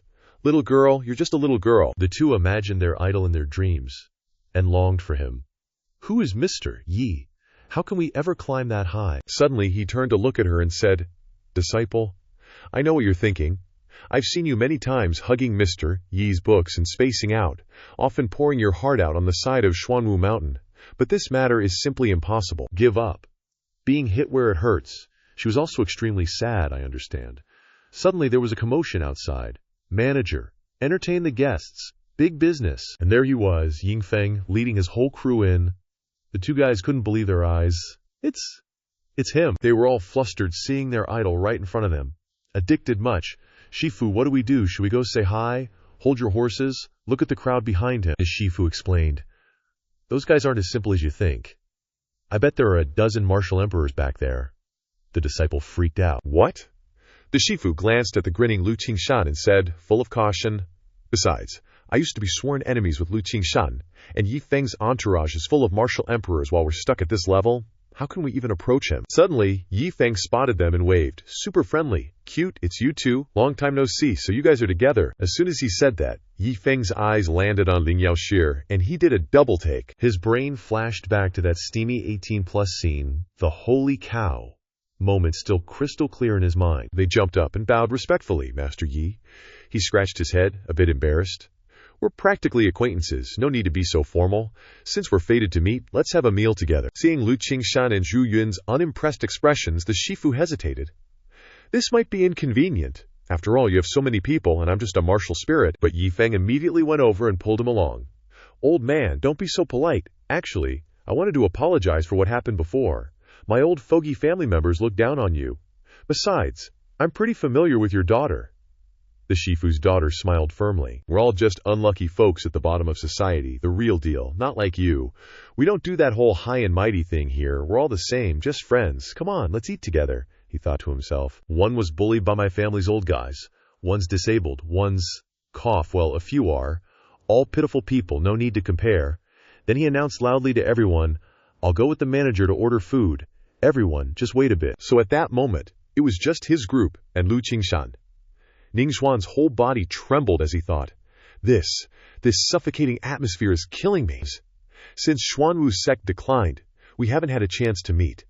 The grudges of the past aren't something that can just disappear with time. A martial spirit like me could be wiped out by him in an instant. Lu Qingshan slowly opened his eyes, looking tired, helpless, and jaded. Lu Qingshan took the initiative to speak. Ning, old brother. Just that made his hair stand on end. Yes. Lu Qingshan changed his expression 360 degrees, putting on a cute act. You don't need to be so worried. In front of Master Yi, martial emperor or martial spirit or martial king, what's the difference? In Master Yi's eyes, we're all just specks of dust in the mortal world. Qingshan's words were like a bucket of cold water, waking them up. Right, he's right. Sect rivalries, scheming, and backstabbing, what's the point of all that? In the end, I'm just too shallow. In the blink of an eye, the tables and chairs were spotless. Lu Qingshan was stunned. As expected of Master Yi, he can get the manager to bring out the seats immediately. They didn't take their eyes off everyone for a second, overthinking and complicating things. Take a good look at the people greeting Master Yi. None of them are simple. Even a bald old man drinking water at the next table could spark a whole different story. Look at the bald head over there. Isn't that the assassin Liu Tuan from Dongsheng? Who knows when he secretly went to some ancient ruin and then showed up here? Even the guy chugging wine couldn't escape their scrutiny. Sitting around also gets you shot. And that scarred face drinking wine over there, he looks like that bloodthirsty devil from 3 years ago who appeared in our province. The more they talked, the more scared they got. Everyone sitting here is at least a martial emperor. Besides that, I bet there are some unfathomable experts, probably already immortals. A flame of excitement rose up. Just eating a meal. But the feeling is that no one in this hall is normal.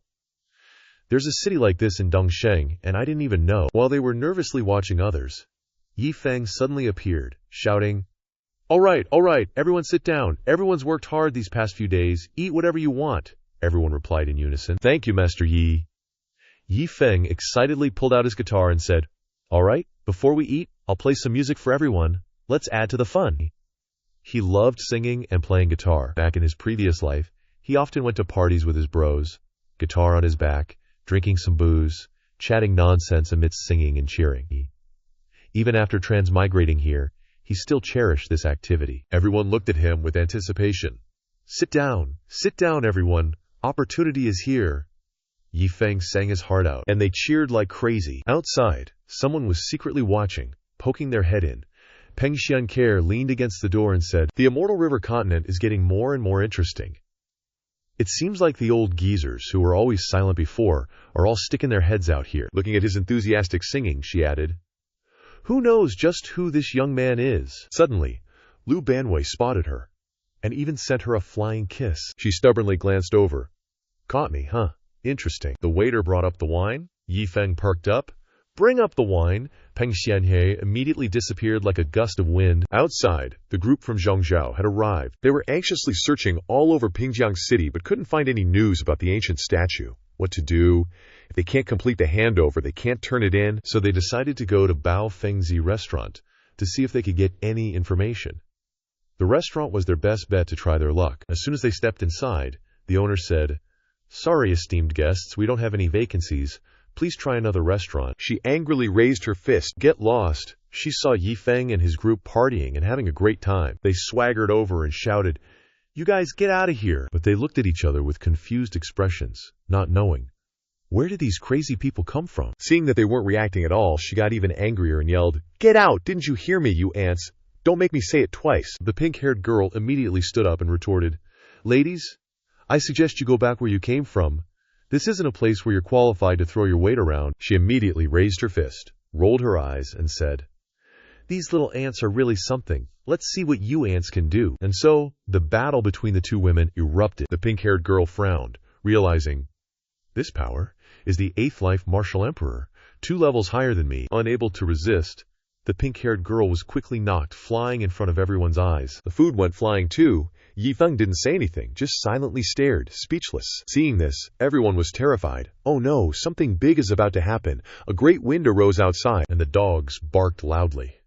Not understanding what was happening, Yi Feng's face darkened. I wonder if this Xinjiang continent can withstand the immortal's anger. Everyone was extremely frightened, with countless eyes focused on Yi Feng, thinking that the immortal was about to lose his temper. Could the Xinjiang continent withstand the immortal's anger? Another person suddenly slammed their chopsticks on the table, stood up and shouted, "Damn it, you blind fools!" Everyone stood up, their faces extremely serious, as they stared directly at her. "How dare you offend the immortal? Unforgivable!" She was angry, but also terrified, with sweat pouring down. What's going on? Clearly they're just a bunch of ants, so why do I feel so scared? But in this small, cramped place, what could possibly frighten me? She was still stubborn, straining her face. "What are you staring at? Just a bunch of trash. Do you want to make a move?" They all looked at Yi Feng and said, "Immortal sir, why are you looking at me?" Unable to hold back any longer, the anger inside him erupted. He immediately roared, "They dared to hit our people, and they're still being so arrogant. Beat the crap out of them for me." Seeing this, they were so scared that snot ran down their noses. They screamed in chaos, "How is this possible? How?" They all rushed forward, their power erupting fiercely. "Martial, martial, martial, martial emperor. All of them are martial emperors. 6th life, 7th life, 9th life, 10th life. And there's even someone more terrifying. How could this be? It's like stirring up a hornet's nest." And so, they scrambled away as fast as their legs could carry them, leaving only Yi Feng behind. Seeing the pink-haired girl's injuries, he cursed under his breath. Damn it! He was extremely worried. If this injury is serious, how much money will I have to compensate as the boss? Is this considered a work-related injury?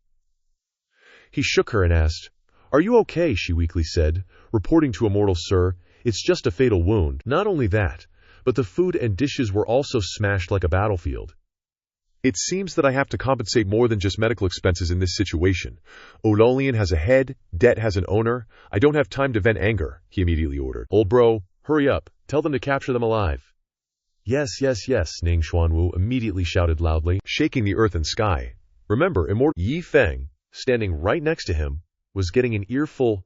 This old dude's voice was seriously loud. They were all fired up, chasing after them, aiming to capture them alive, as the Immortal Sir instructed. Those guys got scared and hauled ass out of there. "Quick, quick, quick! Get Duandaren's ship out." She pulled out a wooden plank with some squiggly symbols on it and said, "Beep." Instantly, a huge ship appeared floating in the sky. They scrambled onto it. They laughed triumphantly. "Try and catch us now, losers." She even flipped them off. The speed of this spaceship even surpasses that of an Earth Immortal of Immortal World. In this Immortal River continent, I'm afraid no one can catch us. We'll follow Duandaren, and sooner or later the Immortal River continent will be ours. They immediately ran away. Suddenly, a rainbow light appeared, leaving behind a creepy laugh. She saw the lights and freaked out, unable to laugh anymore. They looked at the radar on the ship, totally in disbelief. Suddenly, a bunch of people appeared from inside the city. 300. Yi Feng's crew shot out like arrows, heading straight for them. The aura of 300 martial emperors was bearing down on them. Over 60 martial emperors was already scary enough, but where did this damn group come from? They were about to raise their fists to attack, and said, "Disturbing the Immortal, sir, and you think you can run? You 6 pieces of trash are seriously overthinking it." With that, 300+ hands simultaneously attacked the ship. She was so scared she almost peed herself, tears and snot streaming down her face. "Mommy, I'm sorry." The ship instantly exploded into smoke and dust. He was a little panicked to see that the speed of that spaceship was probably an immortal-grade treasure, and they caught up and destroyed it like it was nothing. Their strength. He widened his eyes in a panic. At least immortal-level experts. What kind of city is this? How can there be so many of these kinds of experts? The buck-toothed guy next to him frowned and said, "Before, at the hall, I already felt that in that hall was an all-star lineup, but compared to these 300 standing in the air, then what is that? Look at the whole thing from above. Every house is the same, which makes people even more afraid to think carefully about whether there are more hidden masters in this city." Those guys from Zhongzhou crashed to the ground for the crime of bragging earlier. Really? Martial Emperor opponents? It's really not easy. They floated in the air looking down and said, "That's right, just in case we accidentally kill them again. Let's go. I haven't even finished packing my basket of radishes, and Immortal Sir still needs to sign for it later." More streaks of light flashed across the sky. Disperse, disperse. "My chickens haven't been fed yet. This. First, Let's bring the people to Immortal Sir and then talk about it. They enthusiastically brought the people to Yi Feng Immortal Sir, arresting them all. Immortal Sir, An cheerfully heads to Cheek. Good, I'll go to the bathroom for a bit. Everyone first, take out all the things from these people. Really cleanly, yes. But they have a lot of treasures. Wow, so rich. Where did these 6 people get so many good things? There are even 3 wolves. This thing. There are also 2 immortal grade items. Even Zhu Ming has never seen them before. Yes, that spaceship that just appeared was also very suspicious. I guess their background is not small. So what? Don't they dare come to Pingjiang City to eat. That's right, the Immortal Sir is back. Yi Feng came out after taking a dump and was so happy to see so many shiny treasures. So many. Let me take a look. Suddenly he held out a green bead. Immortal Sir, this is. He pursed his lips, turned to use his eyes to speak. This is the Emperor-grade treasure Wu Shui Zhu. Legend has it that with it, when encountering water, draw water, see water as nothing. Too talkative. Can't the Immortal Sir know? But Yi Feng didn't seem to care about it, but needed a water pot in his hand, and then asked, "What is this rubbish toy? WTF, rubbish toy? The perspective of the great boss should not be 2, so what? This is more than a dozen Emperor-grade treasures, and 2 immortal-grade treasures. How did these become rubbish when they got to you?" They scratched their heads helplessly. Didn't you say the wrong thing? Is this also rubbish? He thought in his heart, after all, he is a poor person, looking at everything as a treasure. What can this thing be used for? He said, and then threw it straight to the ground, and then he stomped on it. As a person, you must have a high perspective, how high your heart is, how high the sky is. They looked like that, and cried in panic. The great boss is playing too big. With these things, throwing them on the street is enough for experts to fight to the death. You didn't even blink an eye and just smashed it. So Yi Feng looked straight at them and said, "Everyone needs to be straightforward with their thoughts, have your own opinions, and don't let useless garbage into your sight, especially men. They should have great ambitions." They sheepishly replied, "Yes, enlighten us." "Enlighten you?" Yi Feng glanced at them warily and said, "First, tie them up in the backyard. After we finish eating, toss them out." "Yes," they replied. The captives angrily shouted, "Damn it, we've all been captured!" Tied up and sitting around the well, one of the captives wailed, "What the hell is this place? I didn't expect there to be so many powerhouses here." One of them turned and saw the Yao beast sleeping peacefully by the pillar, and exclaimed in surprise, "There are demonic beasts here too." Suddenly, the rhinoceros opened its eyes and glared at them. "These people are disgusting. They actually lock us up with their livestock." It snorted. "We can be killed, but we cannot be humiliated." With that, the Yao beasts stood up and growled. Seeing this, the captives raised their voices. "So these 3 are just livestock daring to stare at us. Meeting you today is unlucky enough, and now even these beasts dare to get angry with us." They turned to look at the 3 intimidating Yao beasts and snarled, "Livestock should know their place. Stay quiet like the sea." Hearing this, the Yao beasts roared, causing the captives to shrink back in fear. "You're just all talk, barking before dawn." The captives screamed and cried for their mothers. "They're immortal beasts. And golden, immortal-level immortal beasts." They then flopped to the ground and scurried like inchworms, making a truly ridiculous sight. "Run! Quick! Hurry! Run! That way! Quick! Quick!" They stumbled into a dead end, yelling and crowding together. "Get closer! Come on, bite me! I dare you to bite me!" "Today is the unluckiest day of our lives," one shouted. "What's going on?" "We ran into a dozen martial emperors at the tavern, then got messed up by hundreds of immortal seniors, and now there are 3 immortal beasts. Who the hell is that young man in charge?" He noticed the 3 beasts trembling, backing away, and said, "I bet those 3 immortal beasts are that youth's trump card." Yi Feng walked over cheerfully. "Boss, look, I'm thinking of making these 3 into wild game here. I'll prepare and cook them myself. Is that okay?" The tavern owner, Elder Lin, laughed. "No problem. Of course, there's no problem." "Thanks." Yi Feng handed everything over to Lu Banwei. "Be quick. I'm leaving it to you." Suddenly, Lu Banwei pulled out a knife that was longer than he was tall, causing the 3 beasts and the captives to panic. The captives screamed, "What? Not a trump card? These immortal beasts are for eating." Lu Banwei was so fast that with one fell swoop he killed all 3 beasts at once. One of the captives thought, "We're done for. Tell Dawn Darren, my wife left a message on the wall." The appearance of this group is enough to threaten Dawn Darren's plans. In a blink of an eye, a pot of delicious food was made. Lu Qingshan and Zhu Yun cooked them right there. "This is amazing. The ingredients prepared by Sir are truly extraordinary." The captives, pale-faced and sullen, said, Even though everything is happening right before our eyes, we absolutely cannot sit here and wait for death. If it were just a group of martial emperors and earth immortals, it wouldn't be a big deal. But they even dare to cook golden immortal beasts. It doesn't matter if we die here, but we must find a way to inform Don Darren. One of them suddenly turned his head, and a hidden mark appeared on his arm. It seems we can only use this. Using it will consume Don Darren's power. We are not allowed to use it unless it is a very special situation. But at the moment, he yelled, "Someone intends to threaten Don Darren, threatening their unshakable position." The immortal beast soup was finished. "Quick, taste it, taste it." They ate and praised. "So delicious. This meat contains power. I feel like I'm about to break through." "Me too." The bald guy at the next table turned and said, "You guys just need to calm down a bit, and you'll get used to it." Everyone listened and nodded in agreement. Yi Feng took a sip and finished the whole bowl. "The taste is not bad." The tavern owner walked over respectfully and said, "Sir, it's getting late." The guild master instructed that Sir and your group stay for the night. "We've invited Mai Sihan from Fengyu Pavilion." Hearing this, Yi Feng's eyes lit up. The #1 beauty of Pingjiang City, the guildmaster is too kind. "Not at all," Yi Feng immediately shouted. "Prepare a feast. Listen carefully. Tonight we have the beauty of Fengyu Pavilion as our guest, so drink slowly. Let's party all night long." "Thank you, sir." The tavern became lively with laughter and cheers. "Drink up. It's your turn." "It's your turn." Suddenly, a fragrance spread everywhere. So fragrant. A woman walked over and greeted, "Greetings, sir." Lu Banwei fell in love at first sight. Everyone looked at her and whispered, "It's the Eastern Victory Flower Immortal, Hua Tian Mai Sihan." "Why is she here?" she curtsied. "Little girl Mai Sihan." Yi Feng, seeing a girl, started showing off, pushing that Lu Banwei dude out of the way and saying, "Aya, so you're the beauty of Fengyu Pavilion, Miss Sihan." Seeing is believing, as they say. Every guy, from old to young, gets all shy when they see her. Legend has it she's got ageless beauty. Back in the day, Juicy Valley topped the Eastern Victory Peak. Truly an ageless goddess. Wait, didn't she die? How'd she become a courtesan? The current sect leader of Juicy Valley stood to the side, shivering and saying, "Ancestor?" "Ancestor, my ass." She glared at him, signaling, "Don't you mess this up." She then breathed a sigh of relief. She walked over to Yi Feng to offer a toast.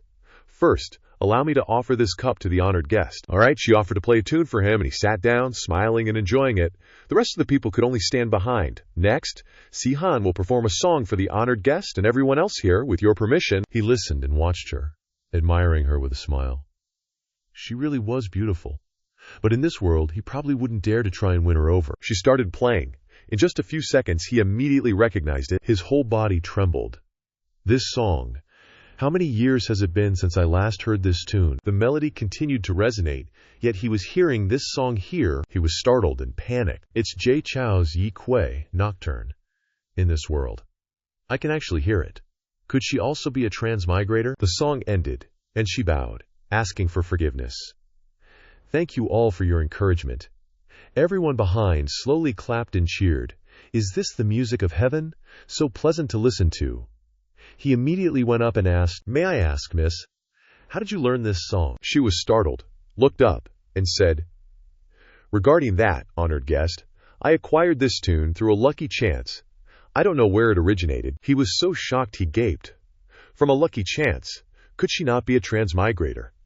Then he said, "Miss, have you ever heard this saying?" Then he recited to her, "This year, we don't accept gifts, only that flamboyant guy." He ran around to both sides, whispering to her, "Do you know this? Xiao Kui Hua class starts, the kid catches a cold and the teacher doesn't get better." Seeing her bewildered and stunned, he tried another one. "Then, this, the vast horizon is what I love. Fake green mountain under my feet, flowers are blooming." Her face was serious as she looked at him and said bluntly, "I don't know." They sighed and froze, looking at him like he was a clown. "Honored guest, you've put in a lot of effort this time. Knowing she doesn't understand poetry, you're personally stepping up to help her write some." She bowed apologetically. Sihan is ignorant, and truly doesn't understand the honored guest's profound meaning. He sadly sighed. "Oh well, but that's good too." "Yeah, right, I really miss home." Everyone continued to mingle at the party, emptying their cups until they were drunk. "Let's drink more wine, okay?" Continued to drink.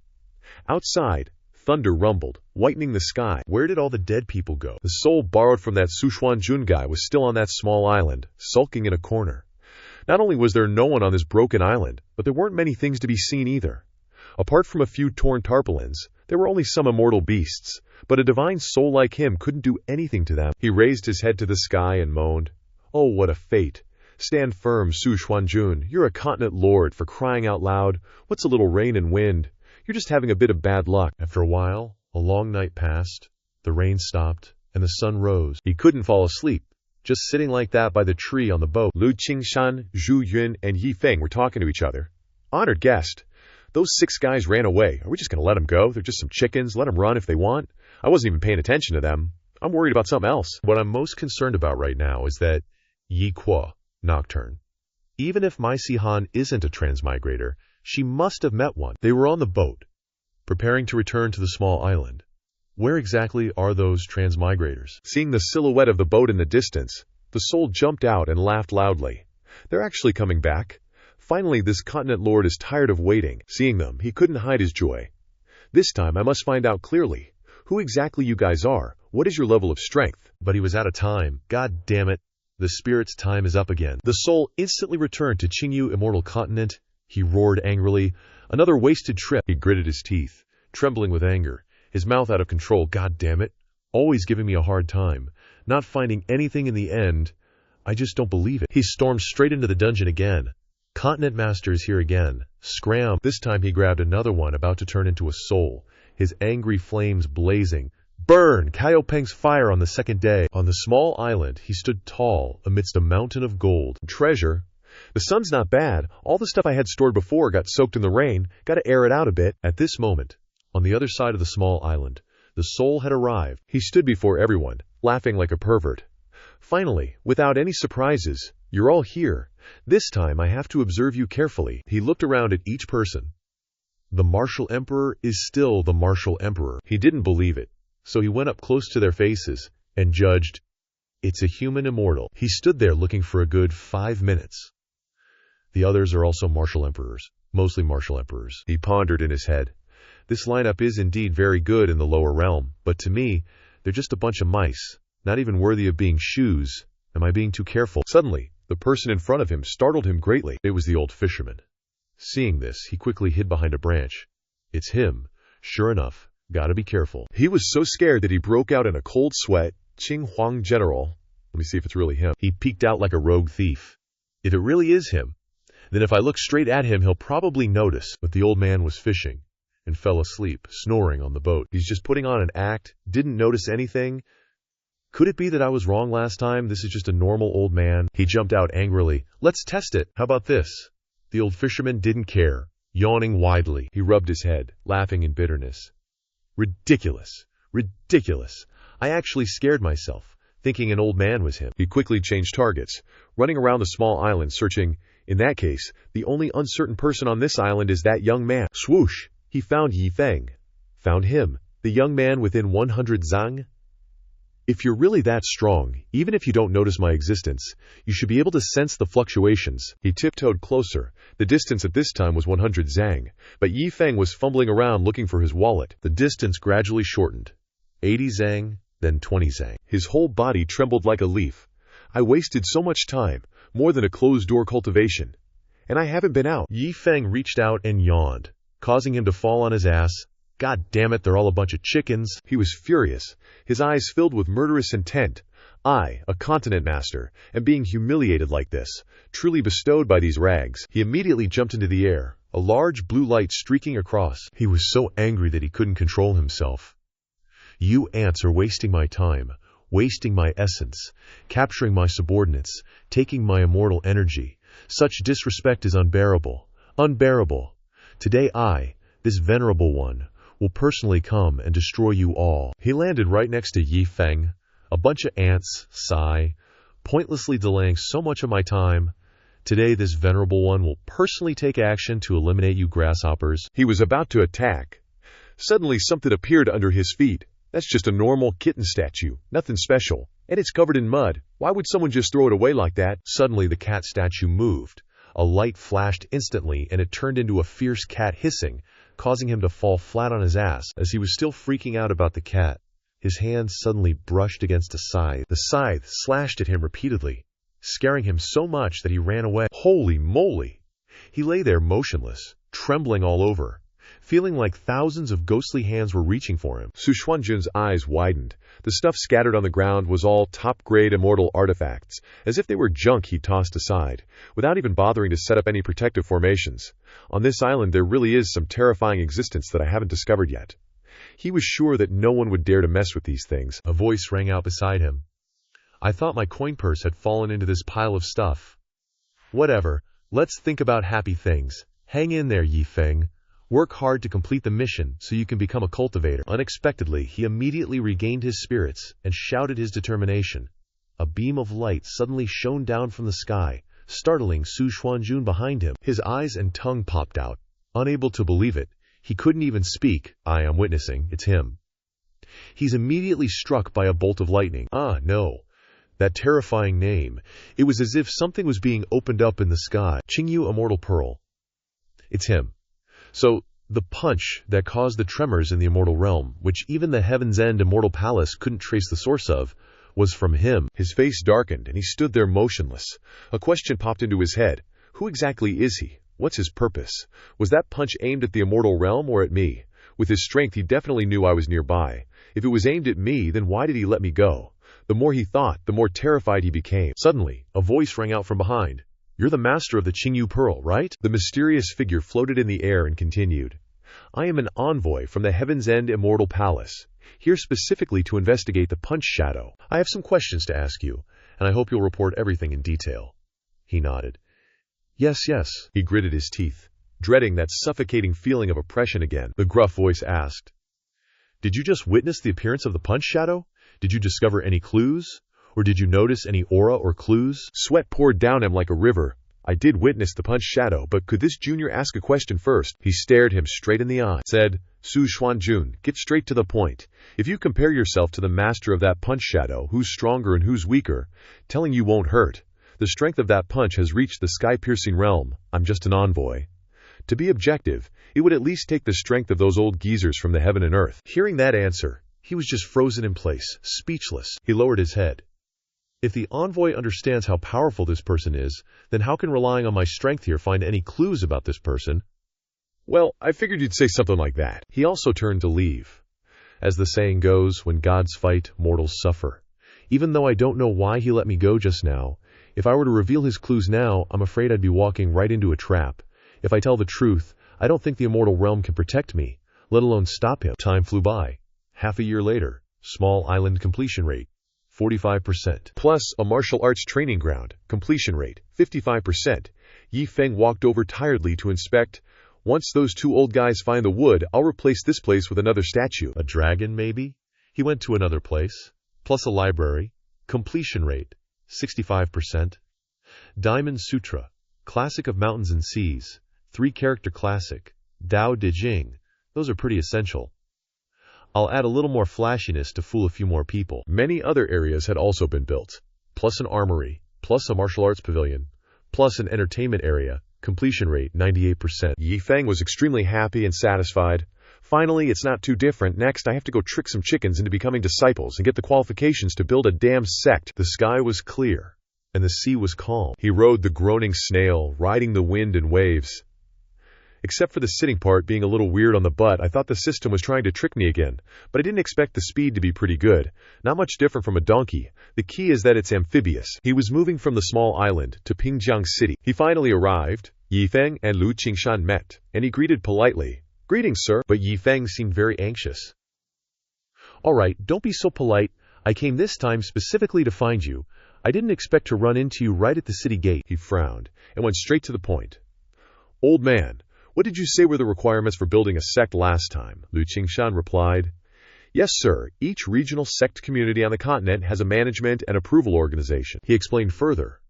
Mainly for balancing forces and preventing chaos, so building a sect requires permission from this management organization. Actually, getting permission is simple.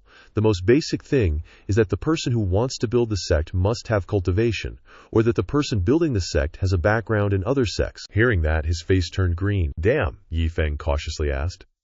So what happens if you fail to get the qualification? What are the consequences for a private sect? The guy replied. Well, the management will directly intervene and wipe you out. Yi Feng remembered how those people had flattered him back then. calling him a prodigy and a once-in-a-lifetime cultivation talent. He was so bummed. His heart felt like it was filled with ashes. It seemed like his plan to trick people was a no-go. Can't mess with this kind of thing. He could only hope that some sect would be blind enough to take him in. Then, Yi Feng suddenly changed the subject and asked, "By the way, what are you doing here?" The guy stammered, "I." The guy gave a sheepish smile, his awkwardness plain to see, as he tried to figure out how to respond. Even if the Immortal Master asked, he couldn't possibly admit that he was here to ogle the Beast Girls. He lowered his head. This, Yi Feng, seeing his demeanor, started making wild guesses. Standing in this place? He's definitely waiting to be hired as a porter, isn't he? What's more, finding someone to hire me is really difficult. This old man is so ashamed that he doesn't dare to say it. The poor have such characteristics. Yi Feng quickly flashed a confident smile and said, "You don't have to be embarrassed to say it. I understand. The Immortal Master understands." The guy hurriedly nodded. "Of course. But those kinds of jobs are really taxing on the body. Can your old bones handle it?" Hearing this, the guy's face turned as red as a cherry. As expected of the Immortal Master, "You know everything. Immortal Master, are you disgusted by me?" Yi Feng felt a pang of sympathy. Is there any job in this world that isn't hard on the body? When you run into someone you know, you have to pretend that you're doing well? No, I used to be just like you, like how I play mahjong with my brothers. Changjan, do you need me to let you win? Lu Qingshan burst into tears. So the Immortal Master has played those kinds of games too? Can you just say something like that, so frankly? Don't worry, Immortal Master, you can freely absorb all my resources in that area. Lu Qingshan's face flushed. Embarrassed? Asked Yi Feng. Of course. But this kind of thing is very damaging to the body. Can your old age still bear it? As expected of the Immortal Master, he knows everything. Immortals. Immortal, are you disgusted by me because of this? He's so kind and gentle like a mother, but the head is reversed. Is there anything in this world that doesn't hurt the body? I have to pretend to be doing business even if I meet someone I know? It's not bad either. No, I used to be like you too. It reminds me of the brother who often plays mahjong with him, Changjan. Do you need me to let you win? Lu Qingshan was moved and burst into tears. So the Immortal Master has played these kinds of games too.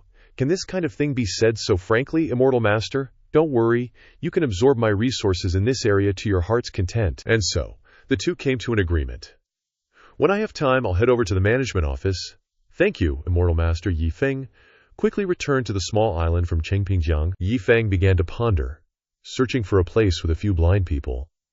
He looked at the map on the table. He rested his hand on his chin and thought for a long time. The only way to find some blind people willing to take me into their sect is to visit as many sect territories as possible. Then, he quickly relaxed, put his feet up on the table, and grinned, saying, "This raggedy map doesn't even have a clear scale. Traveling to these places will probably take tens of thousands of miles. Luckily, this mount is pretty fast. I should get there in a few months. This important matter of cultivation must be completed quickly." Early the next morning, a loud announcement rang out. Meeting. Yi Feng coughed a few times and said to everyone, "The reason I've gathered you all, the people in charge, is that I have something to say. I'm leaving immediately." Yi Feng meticulously instructed them, "I don't know when I'll be back. During this time, everyone needs to manage everything on the island." Well, they all replied in unison, "Yes, we will definitely live up to the Immortal Master's expectations." Then, Yi Feng turned and pointed at Lu Banwei, saying, "I'm entrusting you with a major task. While I'm gone, you need to continue discovering the wild beasts behind the mountain," he emphasized. At least 100 of them. Lu Banwei was filled with surging enthusiasm. Okay, Yi Feng further motivated him. That unlucky thing isn't completely useless. The wild beasts behind the mountain are all well-behaved because of it. It even knows how to tame beasts. If you get it done, I'll bring you back a big reward. Hearing this, Lu Banwei became excited as well. Yi Feng raised his hand for a high five. "A one-time bonus for you, 1M spirit stones." Seeing this, Lu Banwei burst into tears. Yi Feng's heart is as vast as the FC King Ocean. Then, Yi Feng turned to the others and said, "Qing, old man, you also have a task, yes." "Immortal Master," Yi Feng said to him, "you read a lot of books, so I need you to find some rare and uncommon books, preferably ones that contain some hidden truths." Upon hearing this, the old man immediately obeyed. Rare books with hidden truths. "I understand." Yi Feng then climbed onto the back of the snail and said, "I'm off. I'm leaving this place to you all. Safe travels, Immortal Master," Yi Feng thought to himself. If I successfully join a sect and come back, I can directly receive the qualification to create a sect. Then, I can officially embark on the path of a true cultivator. Half a day later, the sun shone brightly on the mountaintops. Yi Feng had already traveled a long distance. I didn't expect to arrive at Mount Mofu so quickly. Yi Feng smiled. Since I'm already here at the entrance of her residence, might as well pop in for a bit, right? Spotting a figure outside, the little maid quickly turned to Moo Moo. Flustered, she exclaimed, "It's you, Miss Bai. The situation on the mainland is super unstable right now." A bunch of Naruto lookalikes came barging in, all aggressive, saying, "You're one of the awakened ones who refused to return to headquarters with them. We can only guard you here and rearrange your array to hide all traces of this place from the outside world, like, completely." Bai Piao Piao, while playing her instrument, flat out refused. "So you're saying you're basically putting me under house arrest?" Her face was emotionless as she questioned. "Can't you set up the array a little slower?" Naruto Hair Guy retorted. "Can't do that. Your safety is the top priority." She sighed wearily. "But there are two people I still kinda want to see one last time." Bai Piao Piao immediately thought of the person in her dreams. Such a beautiful love story. Just what kind of person could know so much about it? She slowly closed her eyes, lost in her thoughts. The other person was funny to think about. They'd only met once, and were probably not even friends. But it was Yi Feng. With his elegant white robes and extraordinary speaking skills, he was just so unforgettable. Her eyes filled with sadness. She'd been hoping to see him again before awakening. Once she awakened, she feared she'd never have the chance to meet him again. Plus, with these four setting up this array, even a martial emperor would have trouble finding her, let alone a mortal. Looks like it's impossible now, huh? Suddenly, the maid came running in, panicked. Miss, what's all the fuss about?" She pointed outside. He's here. It's that man." Li Bai, the young master, Bai Piao Piao, couldn't believe it. Okay, what? Those four guys are literally on fire? Even though I'm about to awaken and my cultivation is skyrocketing, I still can't see through their strength. They just set up a super high-level array here. She was stunned, bewildered. This courtyard, even the entire mountain peak, is covered in illusions. Even someone with a high level of cultivation shouldn't be able to find this place.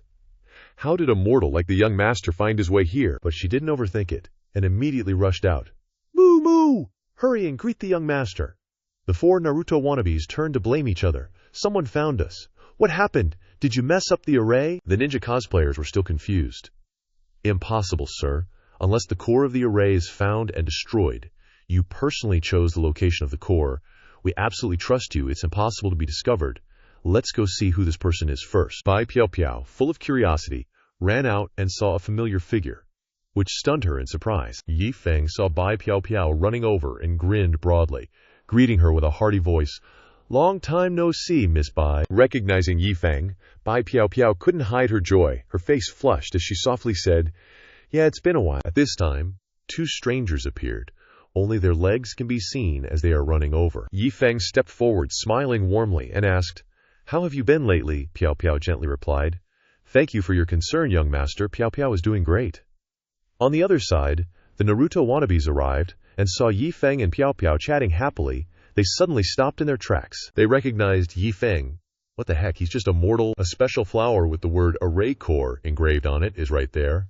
The array has no problem. Yi Feng was happily chatting with Piao Piao when he realized he hadn't brought any gifts as a thank you. He scratched his head, embarrassed, and said, "I'm really sorry, Miss Bai. I rushed over and didn't bring anything. Well, I guess I'll just grab something from here." As he spoke, he turned towards a nearby flower bed. The ninjas were shocked, confused, not knowing what he was planning to do. Yi Feng walked to the flower bed and saw the most beautiful purple flower blooming in the center.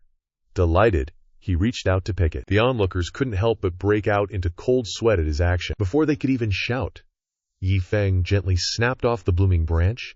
He gently held it up. Seeing this scene, the ninjas were so surprised that their mouths dropped open, unable to believe what had just happened. Yi Feng contentedly handed the flower branch to Piao Piao and winked suggestively. "A little flower as fragrant as Miss Bai will last forever." Piao Piao blushed and accepted it. So, Piao Piao was holding the flower, her heart filled with joy and happiness. It was the first time she'd received a flower from the opposite sex. Yi Feng chuckled sheepishly. "Well, I've bothered you a few times coming here, and I didn't bring any gifts this time. I could only improvise." Before he could finish, the ninja dudes who'd been standing there watching Yi Feng's actions this whole time were simmering with resentment. They cursed inwardly. "Damn that guy. Does he even know how much we've spent on Lady Bai in this formation?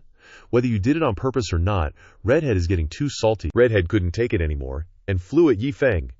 Kid, are you here to cause trouble? Just die already, would ya? But before he could even touch Yi Feng, Piao Piao stepped in front of him, blocking the attack. What do you think you're doing? She asked, furious. Seeing the beautiful girl protecting Yi Feng just made Redhead even more bitter and angry. Lady Bai, please step aside. I swear I'll take his life today. Piao Piao didn't even ask. You dare attack my friend? I want an explanation, Redhead retorted angrily. Has Lady Bai ever considered how he even found this place? Then she coldly replied to the group. HMPH. Shouldn't you be asking yourselves that question instead? As Piao Piao spoke, she turned to instruct Yi Feng. Young master, please go inside first. I'll be sure to give you a clear explanation later. Yi Feng nodded in agreement, turned his head, and his face betrayed nothing. After getting a good distance away from the noisy group, Yi Feng couldn't help but scoff inwardly. Show-offs. Even though these guys just happened to come out, I already used the system to check them out, just 4 weaklings. But what if he's Bai Piao Piao's man or something, and saw me giving her flowers, so... On the other side, Piao Piao couldn't help but complain to the red-haired group, Great Protector Yun Lan, is this the formation you guys are always bragging about? You even blame the hole you made on him. As she spoke, she gently held the flower that Yi Feng had given her. But I still have to thank your formation for having a hole. Otherwise, young master probably wouldn't have been able to find me. At first, the red-haired guy was just silently listening to Piao Piao's scolding. But when he heard that, and even saw Piao Piao treasuring the flower so much, he couldn't help but explode with anger and bitterness. Lady Bai, I admit that our formation might have a loophole, but it's just a possibility. But I didn't attack him for that reason. As he spoke, he trembled, one hand clutching his chest and the other pointing toward the flower bed. It's because that loudmouth bastard ruined the formation that we worked so hard to set up. As soon as he arrived, Piao Piao followed the direction of his finger. Her heart couldn't help but sweat. Disbelievingly said, Huh, since when? She looked back at the flower branch in her hand, her heart filled with confusion. That's the flower in your hand.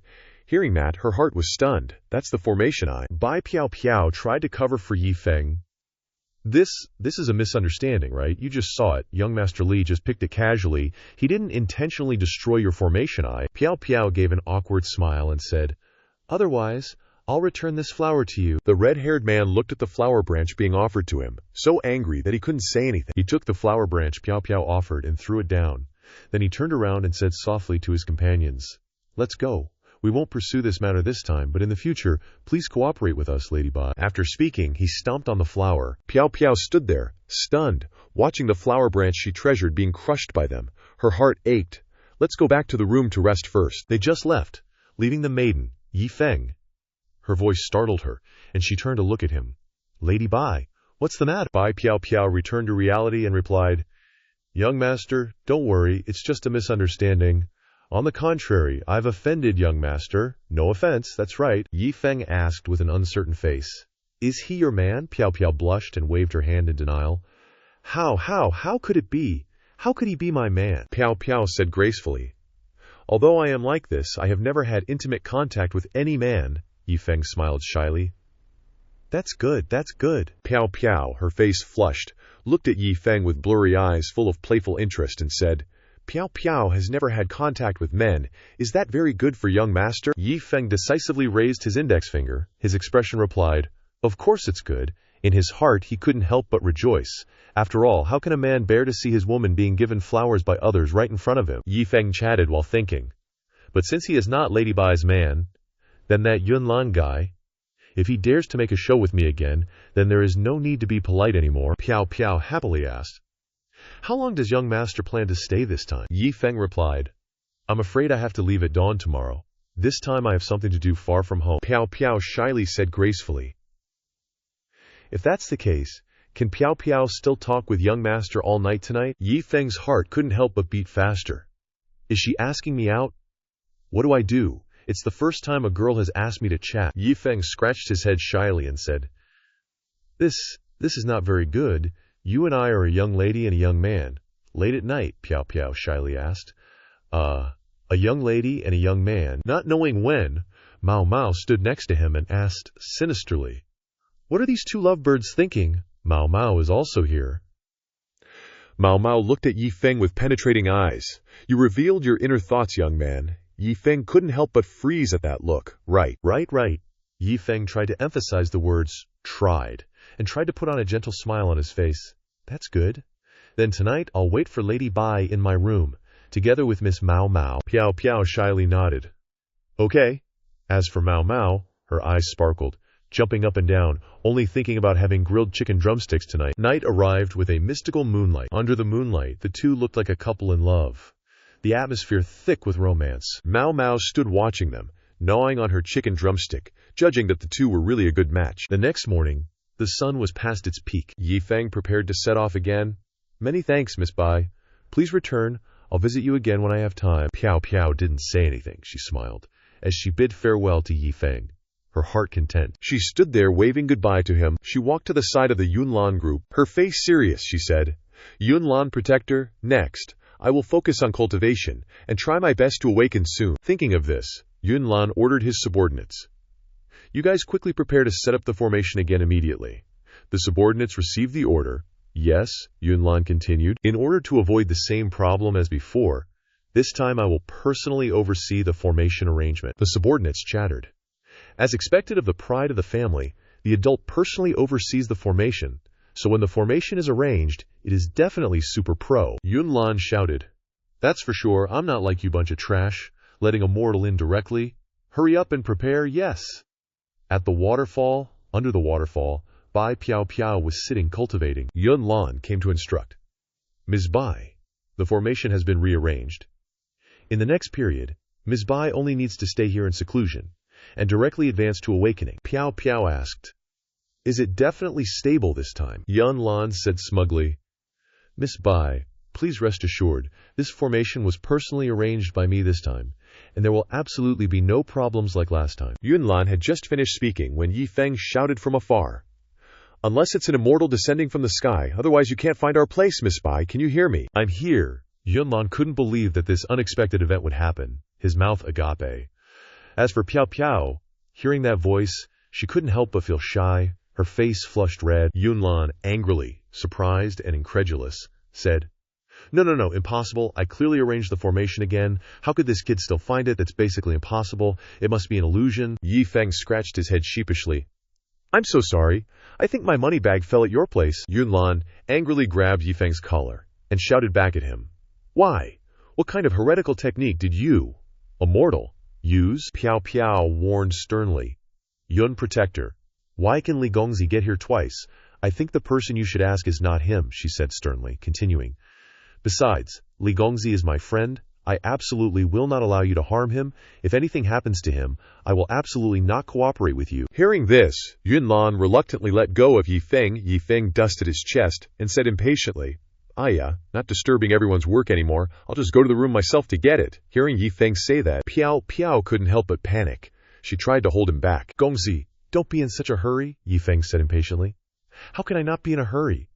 That's more than several hundred gold coins. Bai Piao Piao looked at Yi Feng's back as he entered the room, her heart uneasy. No, this is bad. She tried to run after him to stop Yi Feng from standing in front of the door, saying loudly, It's also impossible for it to fall in this room. Otherwise, Li Gongzi, look elsewhere first. Yi Feng ignored her and scanned around.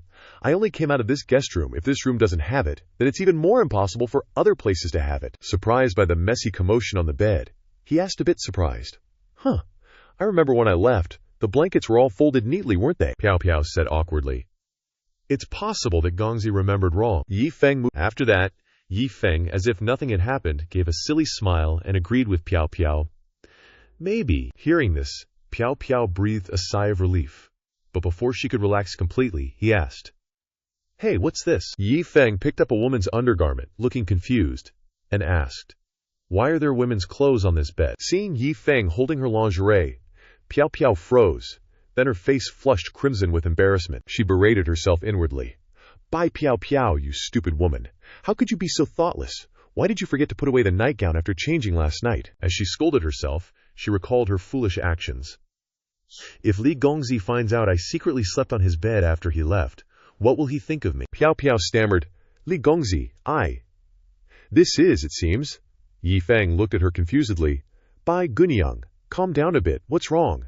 Suddenly, the door was pushed open with a bang, followed by Mao Mao's eager call, Xiaoji, Xiaoji. I heard Li Gongzi is back, is it true? Yi Feng turned around and greeted Mao Mao with a smile. Ah, we meet again. Seizing the opportunity while Yi Feng was distracted, Piao Piao snatched the undergarment from Yi Feng's hand and shouted, "That's right, it's Mao Mao, that wretched girl. She went straight to sleep on your bed as soon as you left. This nightgown must be hers." Mao Mao, seeing the undergarment, pouted in dismay and said, "Xiaoji, what are you saying? This nightgown is clearly—" Before Mao Mao could finish, Piao Piao felt a surge of anxiety. She decisively unleashed a palm strike, sending Mao Mao flying out of the office along with the undergarment. "Get out of here, Oog," Yi Feng asked curiously. "Hey Mao Mao, where's Xiaoji?" She disappeared in the blink of an eye. Piao Piao, sweating profusely, forced an awkward smile. I guess she ran away because she was afraid of being teased by Gongzi. I see. Yi Feng happily found his money bag and exclaimed, "Oh, I found it." Piao Piao was a little disappointed and cautiously asked, "Do you have to leave so soon?" Yi Feng replied, "Yeah, I came back just for the loose change in this pouch. Looking for it has delayed me quite a bit, so I have to continue on my journey." Piao Piao smiled gently and said, "I understand. Then, farewell. Once I awaken, this farewell will be forever. This is my destiny, isn't it?" She called out to him. "Li Gongzi," she softly asked, "could you give me something as a memento?" "A memento? Yes, anything will do." Yi Feng happily handed the seal to Piao Piao. "All right, if you don't mind, I'll give you my seal. This seal is really beautiful." She smiled happily and said, "Thank you, I will cherish it. I also want to give Gongzi a gift, so, Gongzi, just name it, anything I have." Yi Feng scratched his head, thinking, "Ugh, but I don't seem to be lacking anything at the moment. If not," he pointed to the wind chimes hanging on the door, "how about Gunyang gives me these wind chimes?" She looked at Yi Feng and instructed, "Please take good care of it, Gunyang. Rest assured, farewell." After seeing Yi Feng off, Piao Piao happily thought, "I hope that in the future, when Gongzi sees those wind chimes, he will also remember Bai Piao Piao." Yunlan was puzzled and asked his henchman, "Damn it, which one of you closed the formation?" We didn't," the henchman said in panic. He looked up at the wind chimes and said, "Then how did the formation—" As he said that, he realized something was missing. He looked up and exclaimed, "Oh no, the wind chimes on the gate are gone." Bai Piao Piao, standing beside him, said softly, What about it? Li Gongzi took it." Yunlan's men were stunned to hear this. That mortal took it again. Yunlan spat out a mouthful of blood in disbelief. Yunlan and his gang wailed in horror. "Great One, please calm down. Great One, you must be strong. That damn mortal ruined my formation eye again. How the hell do you expect me to calm down?" Piao Piao smiled inwardly. "Although I sympathize with Yun Protector, this time it seems like an accident, right?" After leaving Bai Piao Piao's house, Yi Feng continued to ride his snail mount on the road, searching for a cultivation sect. Thinking about it carefully, there are many sects in Zhongju known as the Cradle of the Strong, but for someone like me, the entry requirements are quite high, aren't they? For a rogue like me, the frigid North Sea, the local environment is also quite different, and it's easier to deceive. Too logical. After thinking about it, Yi Feng grabbed the snail's head and said, "Let's go to the North Sea first." After giving instructions, Yi Feng comfortably swung his shoulders and drifted into a sound sleep. Alright, so tonight, something seriously wonky went down on the Shanjiang continent. Normal folks were all, "Whoa, check out that huge dark blob covering the sky. Can't see a thing, not even my own hand." But the big shot sect leaders and masters, they were freaking out. Some went into hiding. Others locked themselves in for a quick meditation sesh because they knew it wasn't just some clouds. It was something they'd never seen before. Some huge, terrifying thing slithering across the sky. Or rather, wiggling. Yeah, kind of like a giant snail zooming across the ground. The sun started rising, but Yi Feng wasn't feeling any warmth. Dude was shivering so hard he could practically spit icicles. Brr, so cold. He turned around and bam, ocean right behind him. He was all, how'd I end up at the beach overnight? Where even is this place? So freaking cold. While he was whining, he spotted a fisherman up ahead. So he figured he'd ask for directions, and found out he was exactly where he needed to be. Yi Feng was stoked. This is the Northern Sea. I woke up and just poof, here I am. Thought it was way further after hearing their tall tales. From when I went to sleep, it's only a few 100 kilometers. Still, so cold. Gotta find a town or village and ask about the Northern Sea's bigwigs? He pulled out a flame pearl and told his snail to come back to his hand. He wasn't worried about the cold, thanks to this warm bead Lao Qing gave him. Little did he know, a bunch of martial emperor experts from some organization led by a dude named Rao were hovering over him. Another flame pearl. When Rao realized what he was looking at, he shouted with joy. I searched all over the northern sea, even central province and the western Yao forest, and couldn't find a flame pearl. And here it is. One of his cronies chimed in, sucking up as usual. Congrats, boss!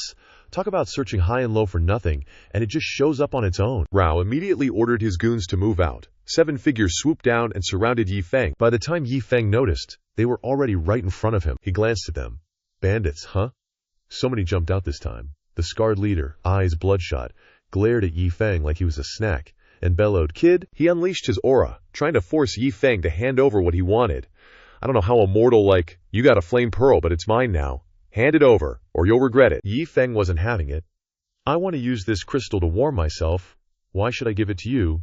Go buy your own. That just made the guy even more furious. He was radiating killer intent. Say that again. Give me the flame pearl, I'm not asking. Inside, he was boiling. Why am I wasting my breath on a mortal? I should just kill him and take it. That's when he decided he was going to off Yi Feng right then and there. Up in the sky, 2 figures flew by. 2 people from the Ye family. Ye Di spoke up, feeling indignant. Look over there, that young man seems to be in big trouble. The attendant beside her quickly agreed. Yes, those 7 don't look like good people at all. Ye Di dove down to help Yi Feng without hesitation. The attendant reminded her, Young miss, it's best not to meddle in other people's affairs. We're barely able to protect ourselves. Yi Feng was already losing his patience with the bandits. I said, no way. The atmosphere was super tense. 2 figures landed right behind Yi Feng, cutting into the tension. Stop, who are you? Why are you attacking a mortal? 2 girls with determined faces stood in front of Yi Feng, protecting him, leaving him totally confused about what was happening. But the scarred bandit leader just cranked up his aura, which scared the crap out of Yeki Di, a martial emperor. Picking on a mortal, and he's a martial emperor. Guess trying to do the right thing just led us to our doom. But either way, we're probably screwed. This just makes it sooner. Yeki Di felt hopeless, and looked at Yi Feng with a helpless expression. I'm sorry. We wanted to help, but it looks like we won't be able to save ourselves either. That made Yi Feng chuckle at how cute they were. But he had to hold it in. These 2 girls are hilarious. They wanted to play hero, but got scared just by a glare. Still, can't let their kindness go to waste. Yi Feng held back his laughter and smiled gently. Ladies, don't worry, it's not that serious. Just 7 pieces of trash. Trash. The 2 girls were even more terrified. They could crush us like bugs. Geez. Yandia looked at him like he was an alien. Is he brain damaged? The attendant chimed in. Definitely. The 2 exchanged helpless glances, which were pretty unsettling. Yi Feng didn't pay them much mind, though. He'd scanned those guys with the system anyway. If they were real pros, he'd have already bailed. Seeing that they didn't care about him, Scarface couldn't help but feel furious. I am a dignified martial emperor, basically the ceiling of the immortal river continent, yet I'm being ignored by this guy. His subordinates, noticing his expression, quickly jumped into action. No need for you to lift a finger, boss. Some clueless idiot. One of them flew towards Yi Feng, unleashing a deadly attack. Seeing the rapidly approaching figure, the Yi family master and servant huddled together in fear, trembling. So fast, we're doomed. Yi Feng remained unmoved, calmly raising his cleaver and slicing across the attacker's neck as he flew past. The guy didn't even have time to react. Seriously. Because what Yi Feng had in his hand was a meat cleaver. He was gone in a flash, leaving everyone bewildered. The rest were equally stunned. What the hell is going on?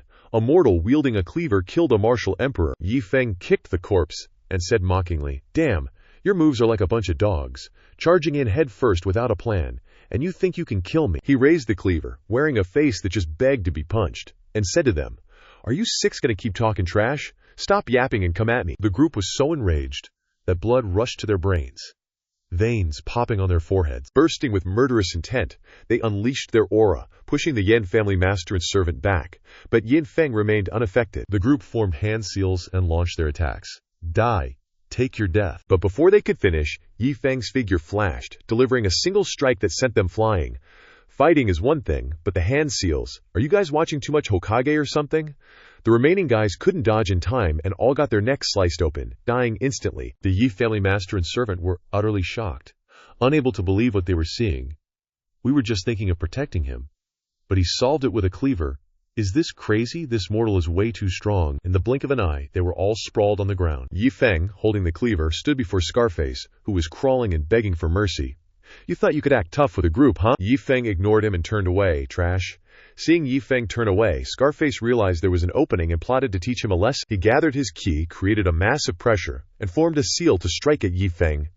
Meanwhile, Yi Feng was happily waving to the Yi family master and servant, asking, "Are you two ladies all right?" Yi Ti, horrified, saw what was behind him and screamed, "Be careful!"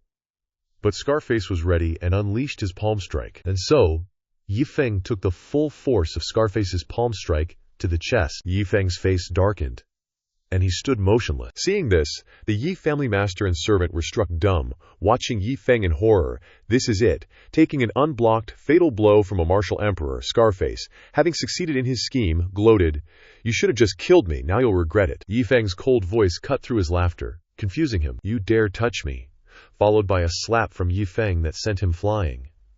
"You dared to touch me before dying. Nice last-ditch effort." It didn't hurt much, but the humiliation is through the roof. Ye Di was stunned, considering he called a martial emperor's attack a touch. Seemed like he was asking for it. But it looks like the situation has reversed. Again, I feel like nothing could surprise me more from now on. The two people stood shaking and watched Yi Feng deal with him. After dealing with the last guy, Yi Feng flashed a friendly smile, brushed his hands off, and said, "All right, you two ladies don't have to worry anymore." Ye Di and her maidservant bowed in unison before Yi Feng. "Greetings, senior." This made him a little flustered. "What, senior? I just took out some trash, that's all." Hearing this, the Ye family master and servant couldn't help but tremble inwardly. "Trash, right? Whatever you say is right, we accept it all." She quickly introduced herself. "This humble one is Ye Di, and this is my maidservant, Xiao Chun." "We were wrong to underestimate you, senior. We're lucky we didn't do anything to offend you." Yi Feng winked playfully and said, "You two are too kind. If it weren't for you two beauties, I probably wouldn't have been able to unleash this prehistoric power." Seeing him so humorous and friendly, the two couldn't help but shyly cover their mouths and giggle. At this moment, Yi Feng asked curiously, "Speaking of which, there's a city around here, right?" "Years." Yi Di quickly replied respectfully, "Reporting to senior, there is indeed a city a few dozen miles ahead." Yi Feng scratched his head in confusion and said, "Great! Please don't call me senior or anything, monsieur. We're all just mortals. No need to act like immortal cultivators." Hearing the word mortal, the Ye family master and servant were shocked. "Eh? Mortal?" Only then did Ye Di realize, "That's right. I really thought he was immortal at first. But he clearly took care of those 7 people so easily." "That's not right. He didn't use any immortal cultivation." Ye Yi looked at Yi Feng with shining eyes. Her heart couldn't help but let out a sound, as if a huge wave was surging. Just using the methods of a mortal was enough to kill 7 martial emperors. Yi Feng waved goodbye in a friendly manner. "If fate allows, we'll meet again, Miss Ye. I'll be going first." Ye Yi bowed her head in salute and said, "Sir, safe travels." In Ye Yi's mind, the brilliant image of Yi Feng lingered. This person only used mortal strength to play those 7 martial emperors to death. Could he be an immortal? Her mind was now filled with thoughts of Yi Feng. That's right. Haven't I heard rumors before that many big shots have started to assume mortal identities? I'm afraid he's one of those types. A big shot who likes the humble life. Xiao Chun's voice interrupted Ye Yi's train of thought. "Miss Malia, the master wants us to leave North Sea quickly," Ye Yi replied to Xiao Chun. "I have no intention of leaving." Xiao Chun was a little flustered upon hearing this, stammering, "Miss, you?" Ye Yi said seriously. "There are quite a few cultivation resources in this storage ring. Your talent isn't bad. Find a hidden place and cultivate diligently." Xiao Chun said firmly. "What are you saying, miss? If you really want to go back, then Xiao Chun wants to go with you too, even if it means dying in the same place as you." Xiao Chun called out to her with unwavering eyes. The resolute look in Xiao Chun's eyes moved Ye Yi's heart. She said helplessly, "Sigh, all right then, let's go, on the other side." Yi Feng had already arrived in front of the city gate. Looking at the majestic city before him, Yi Feng recalled some records in the books. He happily skipped into the city. "I've finally arrived. It's even bigger than any city in Dongsheng, isn't it? I wonder how long it'll take to explore this entire place." In ancient times, the spiritual qi of the immortal river continent was extremely abundant. Back then, everyone on the entire continent wanted to cultivate immortality. All kinds of geniuses and great powers emerged one after another, which was hailed by later generations as the great era of cultivation. At that time, even a small sect would only accept disciples once every 10 years, so those with slightly inferior talent simply couldn't get in. But later on, due to the continent's shift and the sudden drop in spiritual qi, cultivators became increasingly rare. Sects began to engage in wars to snatch people. After all, what they needed was talent. In the past, there was also talent, But some people achieve remarkable success in life through hard work and opportunities, so now, as long as someone has a little bit of cultivation aptitude, they don't have to worry about not being able to enter a sect. It just so happened that today, they encountered a major event in the city. The various sects were jointly recruiting disciples. Yi Feng happily went up to greet someone. "Old brother, may I ask where the registration is?" Yi Feng held up his sign for him to see. "Right next to you here." Afterward, Yi Feng listened attentively to the process. Oh,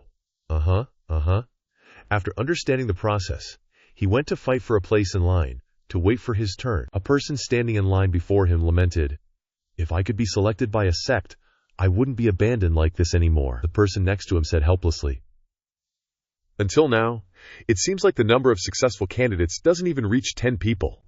Yi Feng was stunned when he heard this, turning back to look at the person behind him.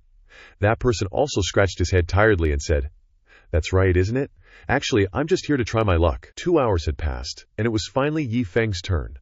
A person before him walked out with a sad face, which couldn't help but make him curious and a little uneasy. Next, as soon as he lifted the curtain, the examiner made an indifferent face when he saw him. Then, the guy waved his hand and said, "Get lost, get lost. I can tell at a glance that you don't have any cultivation. Don't waste my time," Yi Feng said in a panic. "Don't be like that. We haven't even done anything yet." Yi Feng was bitter in his heart. "Damn it, I stood in line for so long and you don't even bother to check." Yi Feng threw a bag full of money on the table. "Are you kidding me? So I finally have to buy a fake talent certificate with money?" The guy's eyes lit up instantly when he saw it. Pretending to cough a few times, he said, "Cough, cough. According to the rules, we still need to check a little. This is the talent testing stone. Put your hand on it. Based on the intensity of the talent, it will emit different levels of light. If there's no reaction, then you have no talent." As he spoke, he pushed the stone in front of Yi Feng. Yi Feng happily replied, Okay. Yi Feng happily nodded and put his hand on the stone.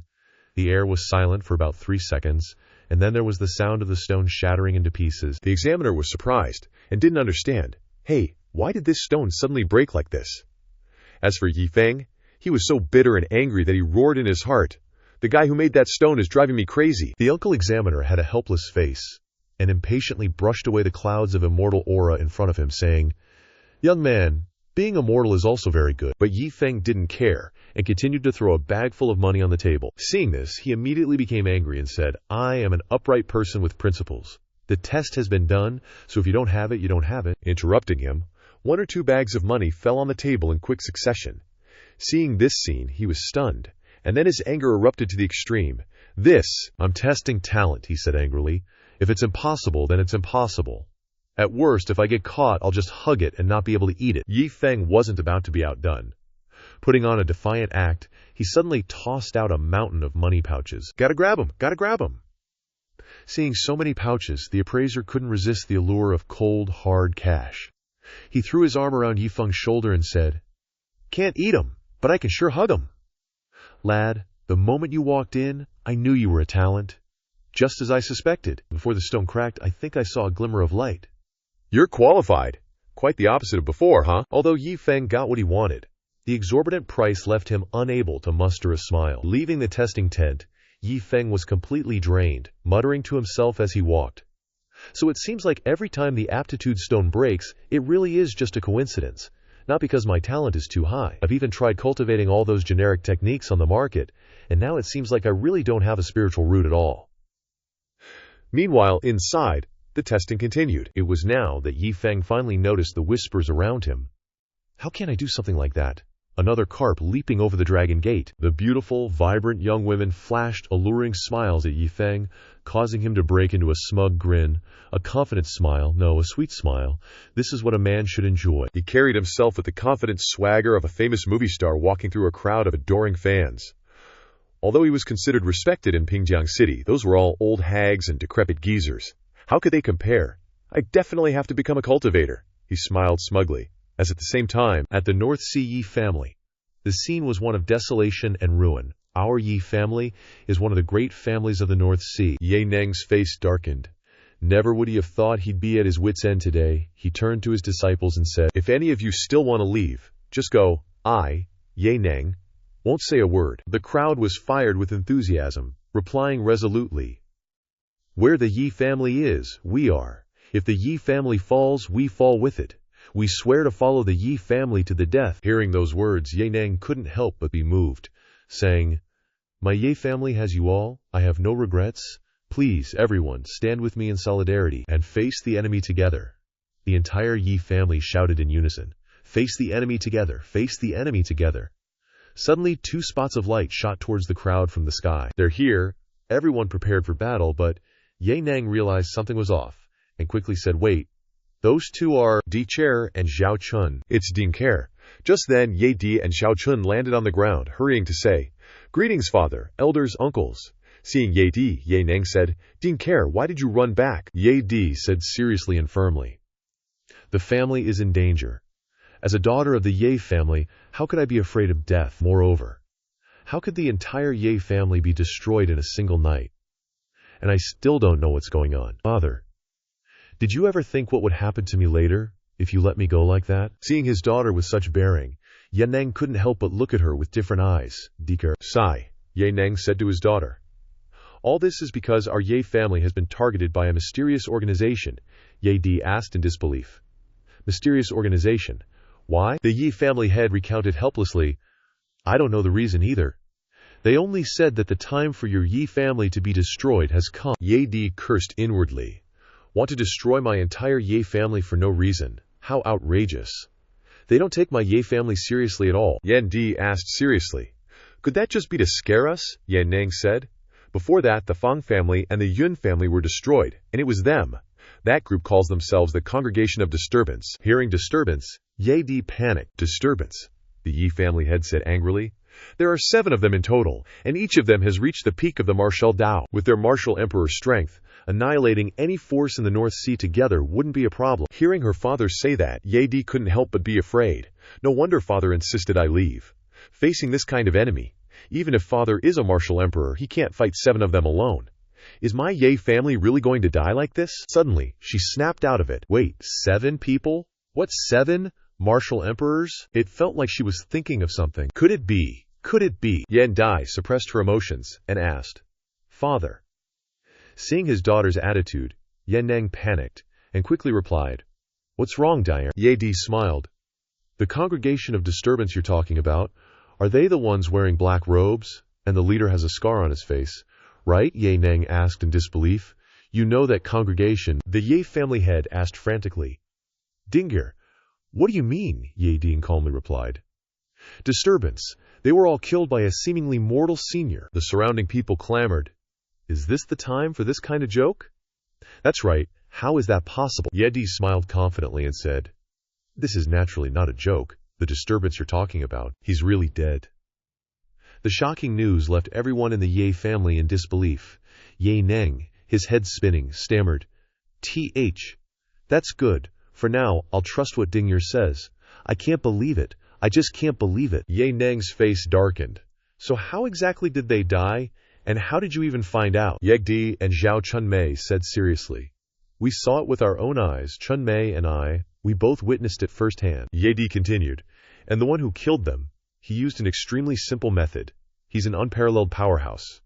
Hearing this, everyone started to panic. An extremely simple method, an unparalleled powerhouse. Ye Di raised her voice. "That's right. With his heaven-defying strength, he can manifest a mortal body as if it were real. He's an otherworldly being, a walking god. Those 7 died in his hands like ants." Dai Hair and the others were discussing it. So, the disaster looming over the Yang family just vanished like that. Am I dreaming? Someone slapped me awake. Someone, not believing it, even wanted to be slapped awake. As a result, that person got whipped so hard in the face that they fell down. "I didn't ask you to whip me with a whip because you just felt it. Quick, save him. Dicker, quickly take me to meet this senior. I must thank him for saving the Yi family's life." Dicker stammered. He seemed to have passed through Tang City." Before Yan Di could finish, Ye Nang took people and flew into the sky, shocking her. "All right, then we'll go there too," Little Mai yelled. "Miss!" 2 hours later, everyone was gathered at the venue, packed together like ants in a nest. The voice of the referee rang out. "Quiet, everyone," a voice echoed. "Congratulations to those who have waited here for the selection. You are all talents. Barring any unexpected events, you will all be taken back to the 4 great sects to become their disciples." Hearing this, Yi Feng was filled with excitement. "This moment has finally arrived," the referee announced. Let's strike a few poses like next top model contestants. There's no time to delay. Now let the four great sect masters choose. The crowd of commoners started clamoring. Where are they? Have the four great sect masters arrived? Ah, so the four great sect masters are standing above our heads. Look, wow. First, there are two handsome guys. One is from Shanghai Mountain, and the other is from Hengtian Sword Hermitage. The four great sects are collectively known as One Mountain, One Hermitage, and Two Valleys. I never thought disciples of such caliber would be reduced to being selected here. Next are the remaining two. The beauty is from Taiyi Valley. Although the immortal river continent has declined since the ancient times, it's still abnormal to only have disciples of this level. Then there's the man from Yunlong Valley. That's right, I always feel like Beihai is shrouded in an aura of decline. It's really getting worse and worse. All four of them look down with obvious disdain. They must have been sleeping in their glorious past. Oh well, let's see how we should divide them. They're all at this level anyway. There's no need to fight over them. Let's just choose randomly. They began to divide the crowd randomly. The people below revealed a mix of emotions. First row and back. You are now people of Hengtian Sword Hermitage. Second row, from today onwards you can call yourselves disciples of Taiyi Valley. The people below were busy scrambling to meet their deadlines. Shanghai Mountain welcomes the third row to join us. I love you all. Yi Feng was secretly celebrating in his heart. Thanks to the blessings of my ancestors, this is too smooth. Judging by this, we'll be assigned to the last sect, right? This is like entering the gate of cultivation. Next, I'll stir up that place, then return to Dongsheng to establish my own sect, complete the system's mission, and reach the peak of life. He had just mapped out his strategy, waiting for the announcement so he could go wild. Fourth row, you belong to my Yunlong Valley. But black it is, red is red. Before he could finish speaking, the crowd of commoners started crying with joy. Oh yeah, I must thank my papa and mama. Hearing the words that followed, the group that came with Yi Feng paused for about 5 seconds. Yi Feng, however, was still gleefully ignorant, unaware that he was the victim. Except for that kid in white clothes. White clothes are a sin. That guy in white clothes. Tough luck, tough luck. Oh crap. Finally, he remembered. From cloud 9 to the depths of hell in an instant. Damn it, am I the clown? He quickly and cleverly asked the four of them. Why can they all enter, but I can't? One of the four replied. Why, isn't it clear in your heart? He was not convinced and demanded justice, but his central nervous system was different. He hadn't even done anything yet, and he already exposed himself. I don't have talent, but I have a very strong desire to join your sect, Sectmaster. Please give me a chance. But he only received cold rejections. Impossible. Yunlong Valley has never had a precedent of accepting people without talent. But you can ask the other Sectmasters, you know. They didn't look at him. Nope. He sulked, but the others didn't care and went their separate ways. So, he was just a clown. On the way, he was still filled with resentment. Just then, someone came running, panting heavily. 4 sect masters. Everything today should be abandoned. Disband. Someone ran to report to the 4 sect masters. There's an urgent report. There's earth-shattering news. Their eyes widened and their mouths dropped open. The scout reported that the Niao organization has set its sights on the Yi family. I'm afraid they will launch an attack on the Yi family today. What? The 4 of them discussed? This time, we can't ignore it. First the Fang family, then the Yi. The 4 of them quickly soared into the sky. Since we're all in agreement, we shouldn't delay. Let's hurry and figure out how to rescue the Yang family. Hopefully it's not too late. Scene change. The 4 of them were on their way when they ran into the father and daughter from the Yi family. The 4 great sect leaders couldn't help but be surprised when they saw Ye Neng, and they asked in alarm. Ye Neng, the Henglian sword clan representative asked. Why are you here? Ye Neng glared at the 4 people blocking his path and said angrily. So it's you 4. Why can't I be here? The sect leader of Hengtian sword clan hurriedly said. We received information from our scouts that the Yi family has been targeted by Rao. We were planning to go and support you. How do you have time to be hanging out here, Yi Neng? With a confident and relaxed demeanor said, Oh, is that so? Thank you for your concern, but there's no need to worry. The Yi family's crisis has been resolved, and the organization Rao has also been destroyed. The sect leaders asked in disbelief. Really? When did this happen? That's incredible. Could it be you? Yang Neng impatiently waved it off. No way. But the sly old fox Yang Neng wanted his daughter to explain for him. Dire. You tell them so they understand the situation. Then Ye Dai began to recount everything she witnessed to the group. After hearing it, they couldn't help but panic and be surprised. They began doubting their existence, gossiping non-stop. A martial emperor killed by someone using mortal means. If Ye Nang is here, this probably isn't a lie. Meanwhile, Ye Nang was secretly laughing to himself. Hey, scared you all to death, the sect leaders asked one after another. Do you know where that senior is? We must visit him. To meet someone like that is worth living for. Ye Nang was about to speak when his daughter interjected. Ye Nang looked at Ye Di and said gently, "The senior is right here in the city lord's mansion." What? The four of them were shocked to hear that he was in the city lord's mansion. They grabbed Ye Nang and started dragging him away without asking for his opinion. Go, quickly, let's go back, Ye Dai. Seeing her father being pulled along, couldn't help but worry. Father is going to be stretched thin. Outside, the snow began to fall heavily. In a dilapidated wooden house, Yi Feng was grumbling in annoyance. Damn it, I used up 30 spirit stone pouches from the sect and still couldn't get in. What a huge loss. Yi Feng used the fire flame pearl to replace firewood to boil water. Finally, he felt much better sitting by the warm. Suddenly, the system appeared. Congratulations to the host. Your tea art has reached a realm comparable to the gods. Completed all the artisan skills tasks. Reward, halo. System will now upgrade. System upgrading. Hearing this, Yi Feng couldn't contain the joy in his heart. I knew about the halo reward, but the system upgrade is completely unexpected. I wonder what the system will bring me after the upgrade. Interrupting Yi Feng's thoughts, the system announced, Congratulations to the host. System upgrade complete. Yi Feng couldn't contain his excitement and asked, System, what does the halo do? The system acted like it didn't know. This system didn't create it. Please, host, go and find out for yourself. Making Yi Feng furious. Damn it, before Yi Feng could say anything else, the system said, goodbye, and disappeared. As soon as the system left, Yi Feng activated the halo function. Open? As soon as he said that, a halo like an angel's appeared above Yi Feng's head. Yi Feng looked at the halo and couldn't figure out what it did. Could this halo protect me from injuries? Thinking of this, he decisively took a rock and smashed it directly on his head. As a result, he didn't see any injury resistance at all. He only saw a large bump swelling on his head and blood flowing. I understand now. Maybe it has a different effect. Does it work by command? All the web novels write it that way. Thinking of this, he pointed to the sky and shouted, "Rain for me!" 3 seconds passed. Still, he didn't see any movement in the sky.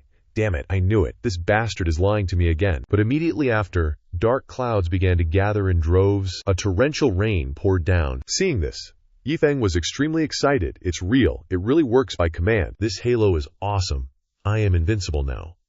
He happily ran outside towards the rain. But instead of raindrops, he got hailed on. He didn't even realize it was hail, and just stood there like a dummy, staring at the big pellets. I get the logic and all, but why are these raindrops so huge? Crap, it's not rain, it's hail. Ouch, ouch, ouch. By the time he figured it out and ran inside, he already had a few bumps on his head. 3 hours passed. What the heck? After researching for so long, all it does is glow on my head, and that's it. Damn it, now that I think about it, this thing actually looks pretty cool. Yi Feng sulked in a corner. This system, besides rewarding a Lu Banwei, a Man-Man, and a halo that I can summon any time, the only function is to check other people's talents, Yi Feng pondered, annoyed at himself. If that's all it does, how much can it improve, even if it levels up? Giving up hope, Yi Feng flopped down and lay flat. Suddenly, he had an epiphany. He stood up and went outside.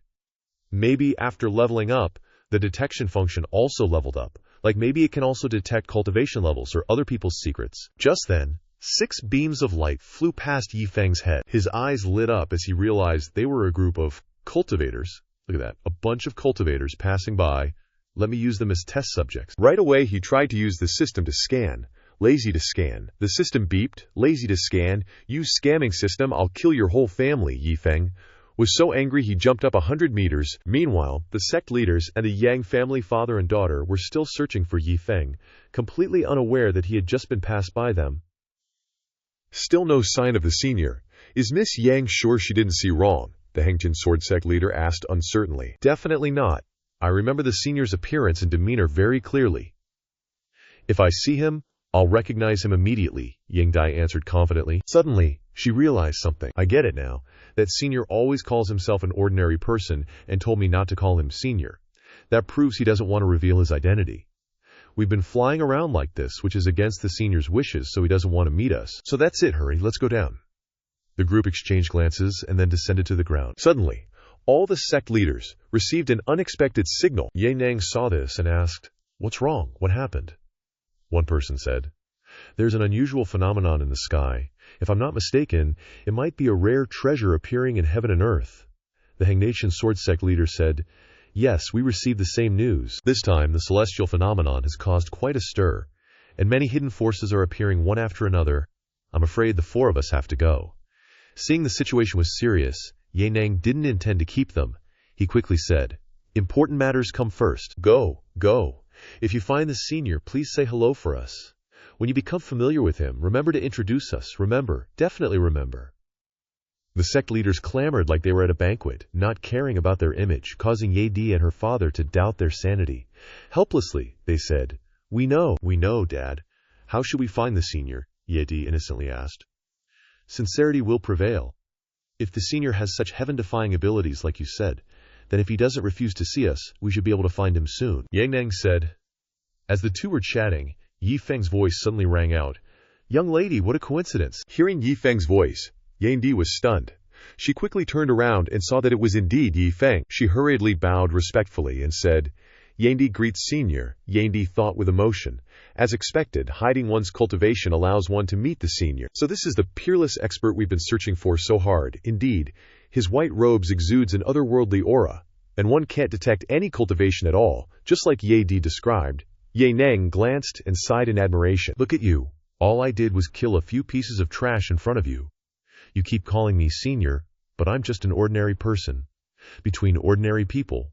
Why the need for cultivator titles? Yi Feng sighed helplessly. Esteemed sir, greetings. Esteemed sir. Oh right, esteemed sir, let me introduce you. Ye Di awkwardly introduced her father, but before she could speak, Yi Feng interjected. No need to introduce him. This is your father. You are great. Both of them were so surprised that their mouths dropped open, filled with reverence. As expected of this great expert, looking at the two foolish faces worshipping him, Yi Feng could only mock silently.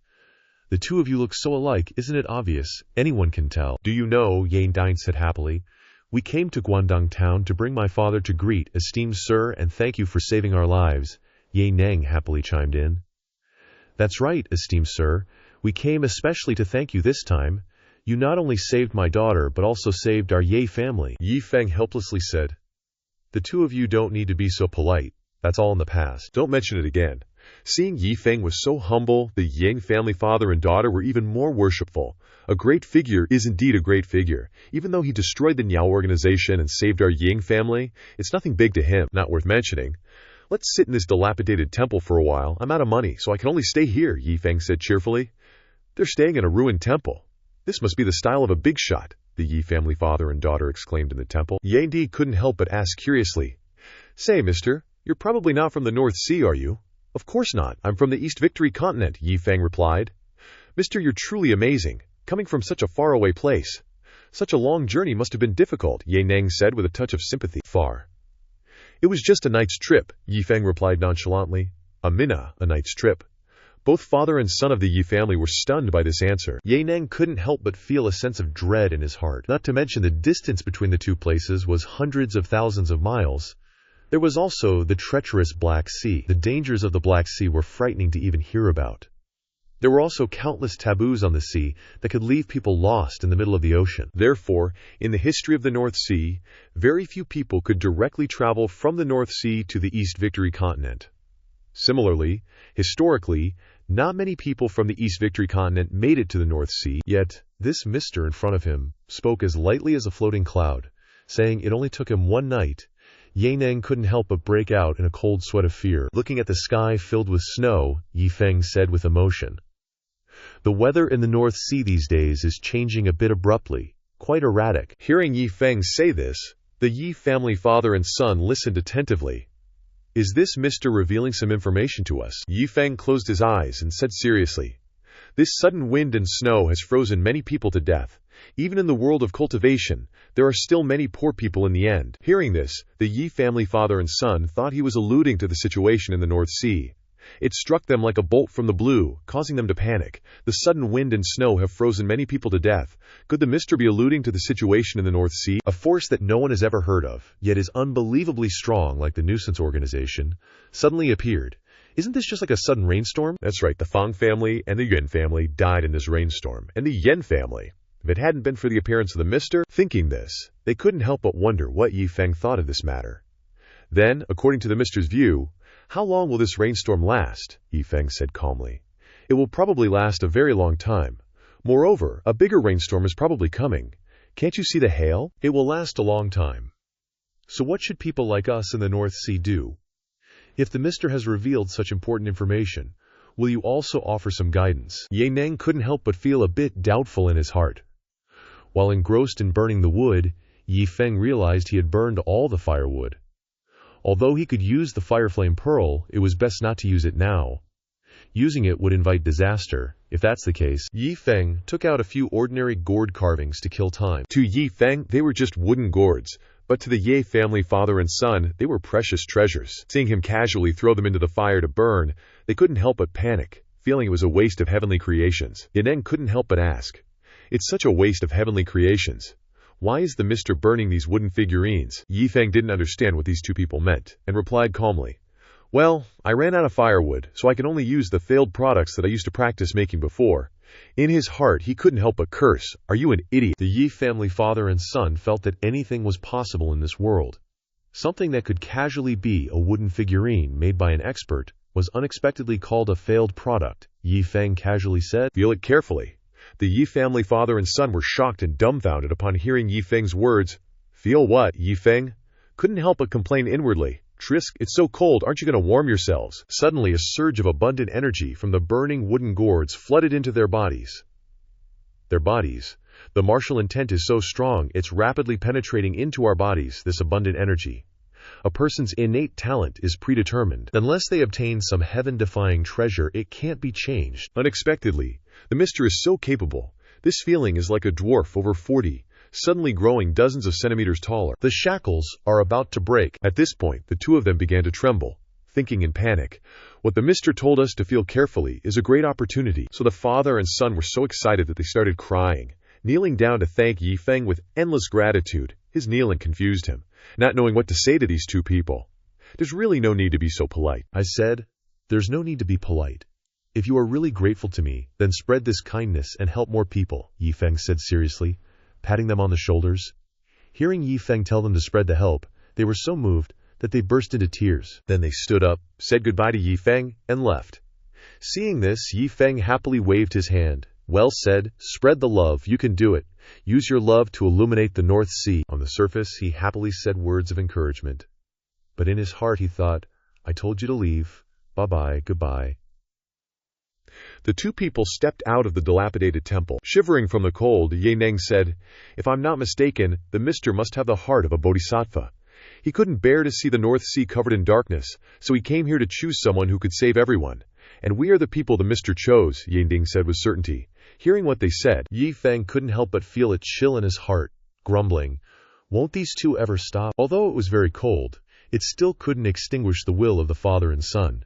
Ye Neng said enthusiastically, "That's right, the mister knows that our strength is rarely effective, so he raised our cultivation and reshaped our talents and roots." Ye Dai said shyly, "Now that I think about it, I'm afraid that my encounter with the mister was all within the mister's plan. Does this even need to be said?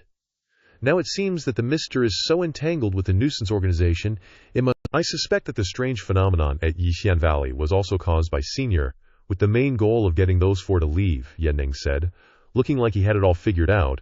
Yendi couldn't help but be curious and eagerly asked, "Why?" "Silly girl, think about it. The person Senior wants to choose is a savior, so the fewer people who know about this, the better," Ye Neng said sternly. "That's so true. Otherwise, how would Senior have appeared right after they left?" Yes Dee said, as if enlightened. "So we can't let those four know that we met Senior." "Exactly. If we've been chosen by Senior, we can't let Senior down. Let's quickly go back and cultivate to break through our cultivation first." The father and daughter duo started their work. A few days later, at Yishu Valley, the four sect leaders were getting their butts kicked by a group of masked people. "Who the hell are you guys? All four of us are first-order martial emperors, and yet we can't beat you," one of them said contemptuously. "Four good-for-nothings, all you need to know is that you'll die here today." The group of strangers flew straight at the four sect leaders to attack. The four were completely suppressed, getting beaten black and blue, only able to groan, "Are we going to die here today?" Just as they were about to give up and thought the battle would end there, 2 specks of light appeared in the sky, flying over and instantly taking care of the masked men with a swoosh. The 4 sect leaders were confused and dumbfounded. Just 2 sword strikes and they're done. Those 2 beams of light from the sky were too powerful. It's from the sky. There, all 4 realized they had been saved by an expert. They quickly knelt down to thank them for saving their lives. The 4 of us thank the 2 seniors for saving our lives. Then, 2 figures unexpectedly landed in front of the 4. With familiar smiles and familiar figures, the 4 stood frozen, dumbfounded and unmoving. Ye Neng, Ye Di. Why is it you 2? Why can't it be us? Ye Neng smirked and said. Seeing that it was them, the 4 sect leaders' inner thoughts exploded, and they started yelling, "Wait! Ye Neng has broken through to 5th Order Martial Emperor. You were only 1st Order a few days ago. What the hell is going on?" And Ye Di, you went from Martial King to Martial Saint in just a few days. Holy crap, that's too scary. Even taking pills wouldn't make you this strong. What opportunity did you guys find? Ye Neng, impatient with their chatter, said, "All right, asking so much is annoying even to my own tongue. You just need to know that my daughter and I saved you. You don't need to ask anything else." As he spoke, he pointed to the corpses of the masked men. "But what's going on with you guys?" Sect leader Zhu couldn't help but voice his confusion and yelled out, "I'm not telling you," Ye Neng said with a shameless expression, making the 4 sect leaders even more frustrated. "Damn it! Oh right, have you found the senior you mentioned a few days ago?" Ye Neng still wore a blank expression, making the sect leaders so angry they wanted to eat him alive. "What do you want? Didn't we say that we'd come to this place and you 2 would be responsible for finding Senior and immediately tell us when you had news?" One sect leader couldn't help but grab Ye Neng's shoulder and yelled. This made Ye Neng angry, and he turned to yell at him. "The hell? When did I say I'd immediately tell you? You guys forced me to come? I didn't say anything?" His strong aura made the sect leader shut up and just stare. The Yen family father and daughter then left, ignoring the 4. "Oh well, I have things to do, so I'm leaving. Can't waste time with you guys." At this moment, sect leader of Kenghai Mountain realized something important and excitedly said, "I get it. This bastard must have found that senior and gotten an opportunity from him. That's right, we're going to Guantang City immediately to find him." 2 days later, Yi Feng shakily walked out of the dilapidated temple. Joining a sect in this Guantang City is probably impossible, huh? This land is controlled by the 4 major sects, and there aren't any other sects at all.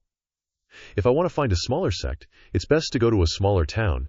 Guess I'll choose this place. I heard Bai City has a lot of small fries, with quite a few sects, big and small, recruiting people there. Cheering himself up, getting from here to there, requires crossing Daji Valley. Once I get through Daji Valley, it won't be far anymore. He shivered in the freezing weather, riding his mount to Bai City. 3 days later, in Bai City, Yi Feng leisurely walked through the city. I wonder if I can find a sect here. Let's look around. Suddenly, he stopped in front of a place where a lot of people were gathered, lined up in an orderly fashion. The name is pretty lame, but I might as well try to blend in. So he continued his path of lining up, waiting to be examined inside Yi Hall.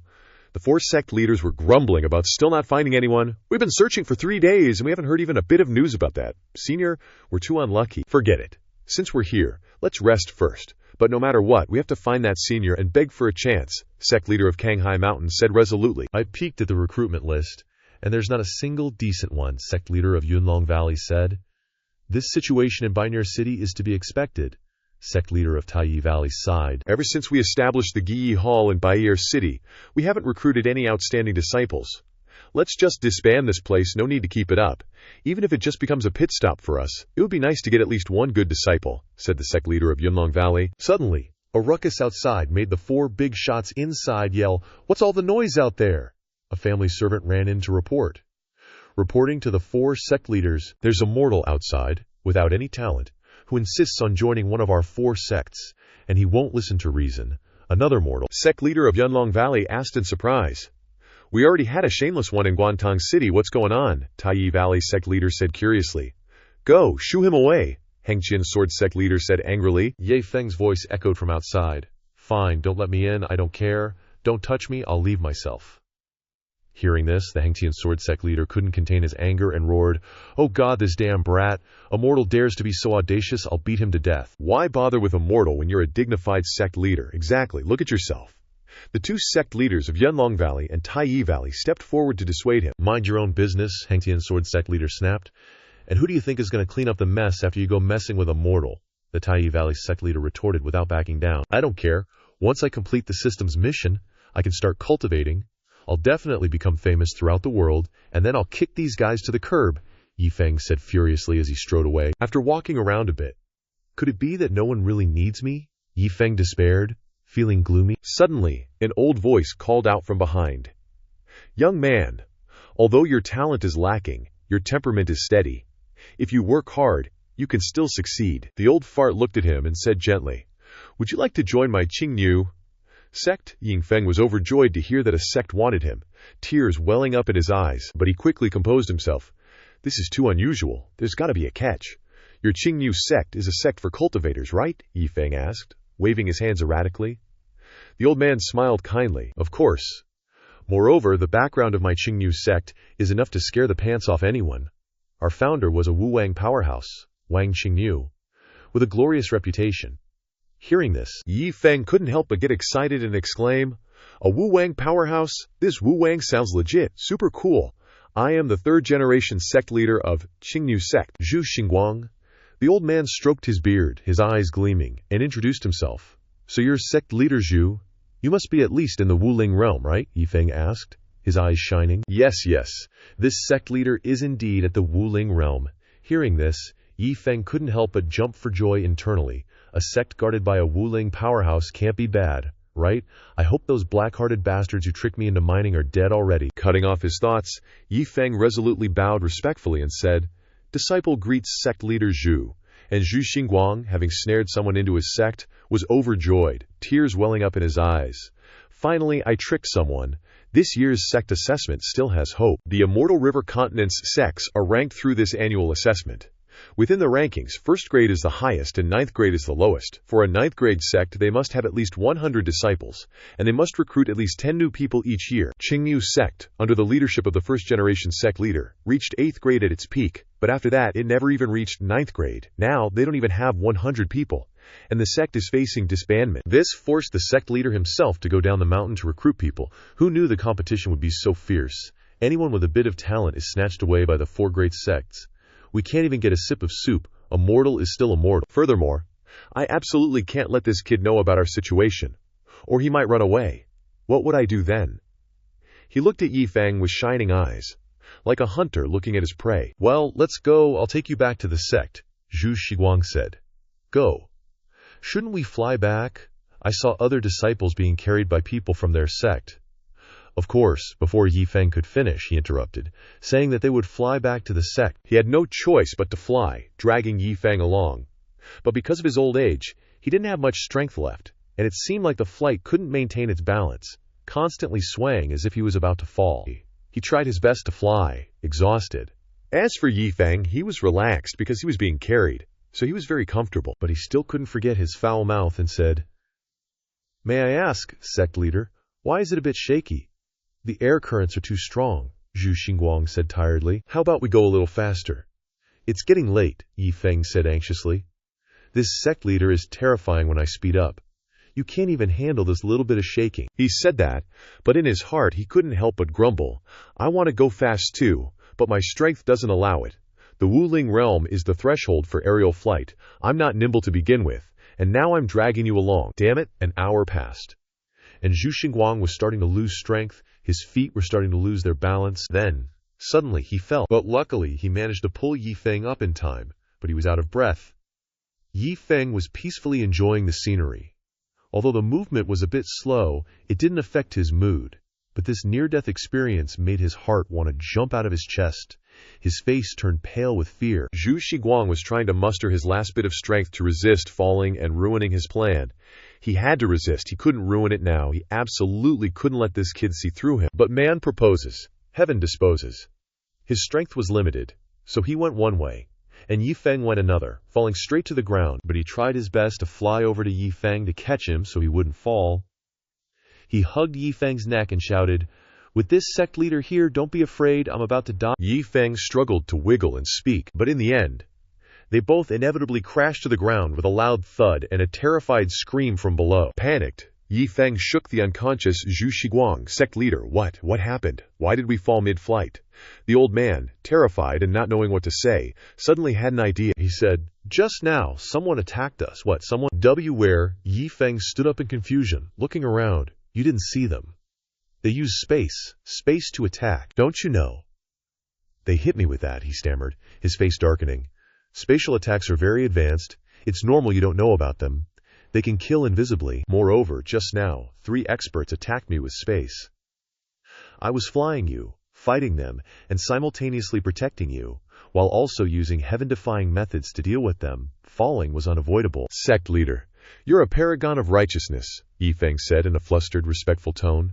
Just being humble, the old man replied with a gentle smile, but in his heart he was screaming, "Thank goodness!" I reacted quickly. At least I saved face. Go aside and rest for a bit. This sect leader needs to rest before we continue. He struggled to stand, smoothed his clothes, and instructed Yi Feng. Yes, sect leader, Yi Feng respectfully replied, but he still carefully watched Zhu Shiguang, thinking. You can tell it took a huge toll on him. An hour later they arrived at the sect. Qing Niu, we're here. This is our Qing Niu sect, Zhu Shiguang said, with relief. Yi Feng excitedly looked up, only to be surprised by the old, dilapidated buildings before him. Looks like Zhu Shiguang is a master of humility. After all, he just flew me while fighting 3 enemies and counterattacking. Shifu's back. A clear, sweet voice rang out, making Yi Feng eagerly look towards the source. It was a beautiful, fair-skinned junior sister, Xiao Wu. You're just in time. This is a new junior brother. Take him to see the place and find him a place to stay. Yes, Shifu, Xiao Wu agreed without hesitation and unhesitatingly grabbed Yi Feng's hand and pulled him away, making Yi Feng feel like he was about to die from happiness. I'm your senior sister, Yun Wu. Nice to meet you, Xiao Wu said with a sweet smile. As they toured the sect, most people were either training or cleaning. In a room, Lin Yang was once an immortal in the upper realm, but because his divine soul was fading, he planned a body snatch to revive himself.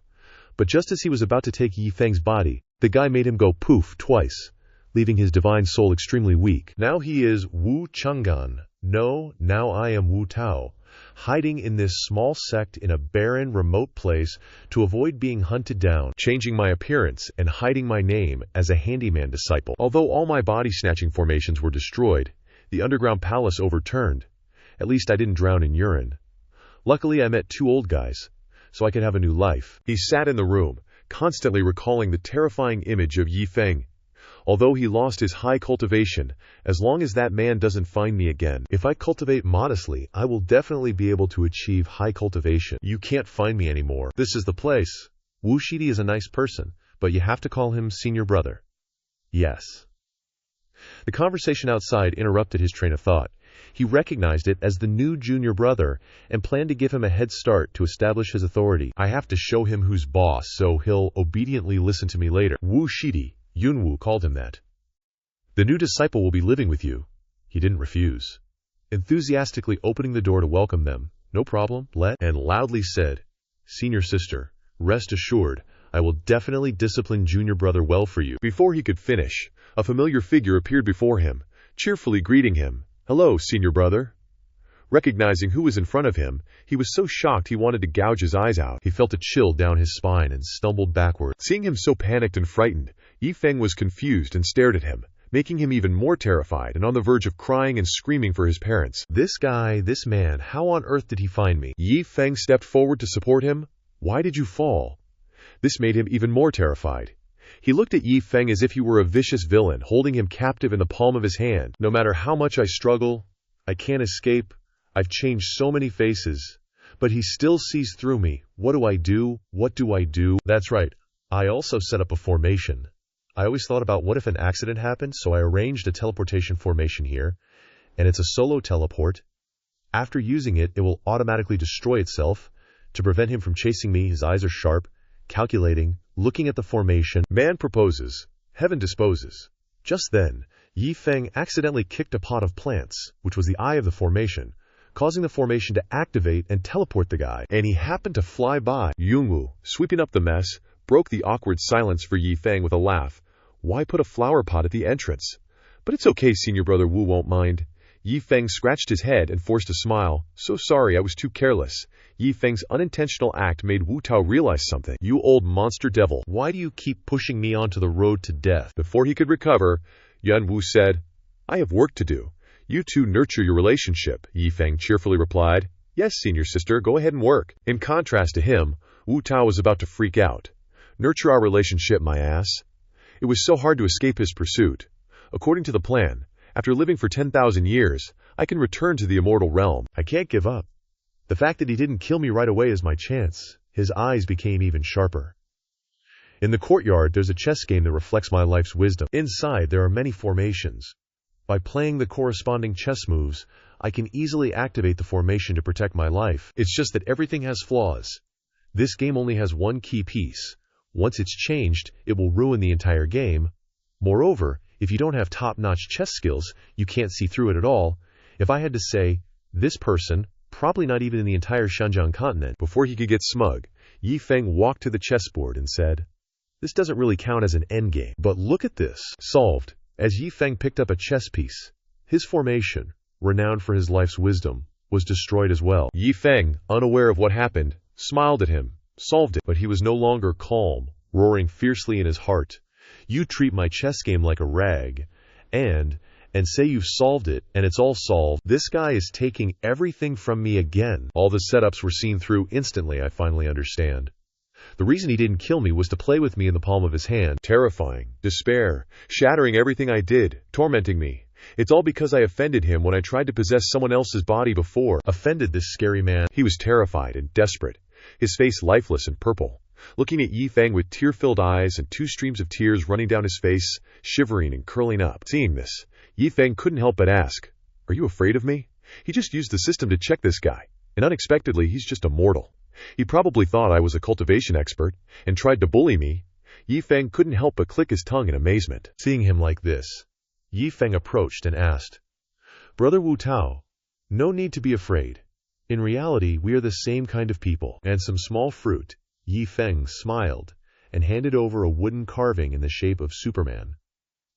The moment Wu Tao saw it, he panicked, glancing at the wooden carving with dense, immortal chi. He suddenly realized that Yi Feng had just told him that they were both the same kind of people. Could it be that this man also came from the upper realm? This kill but not kill scene leaves me nowhere to run and shatters my hopes into bubbles. Are all the great masters from the upper realm this twisted? But for now, it seems I can't die yet. I'll take it one step at a time. Seeing Yi Feng leave, he couldn't help but breathe a sigh of relief. Yi Feng, on the other hand, put on a confused expression. I didn't expect I'm not alone here.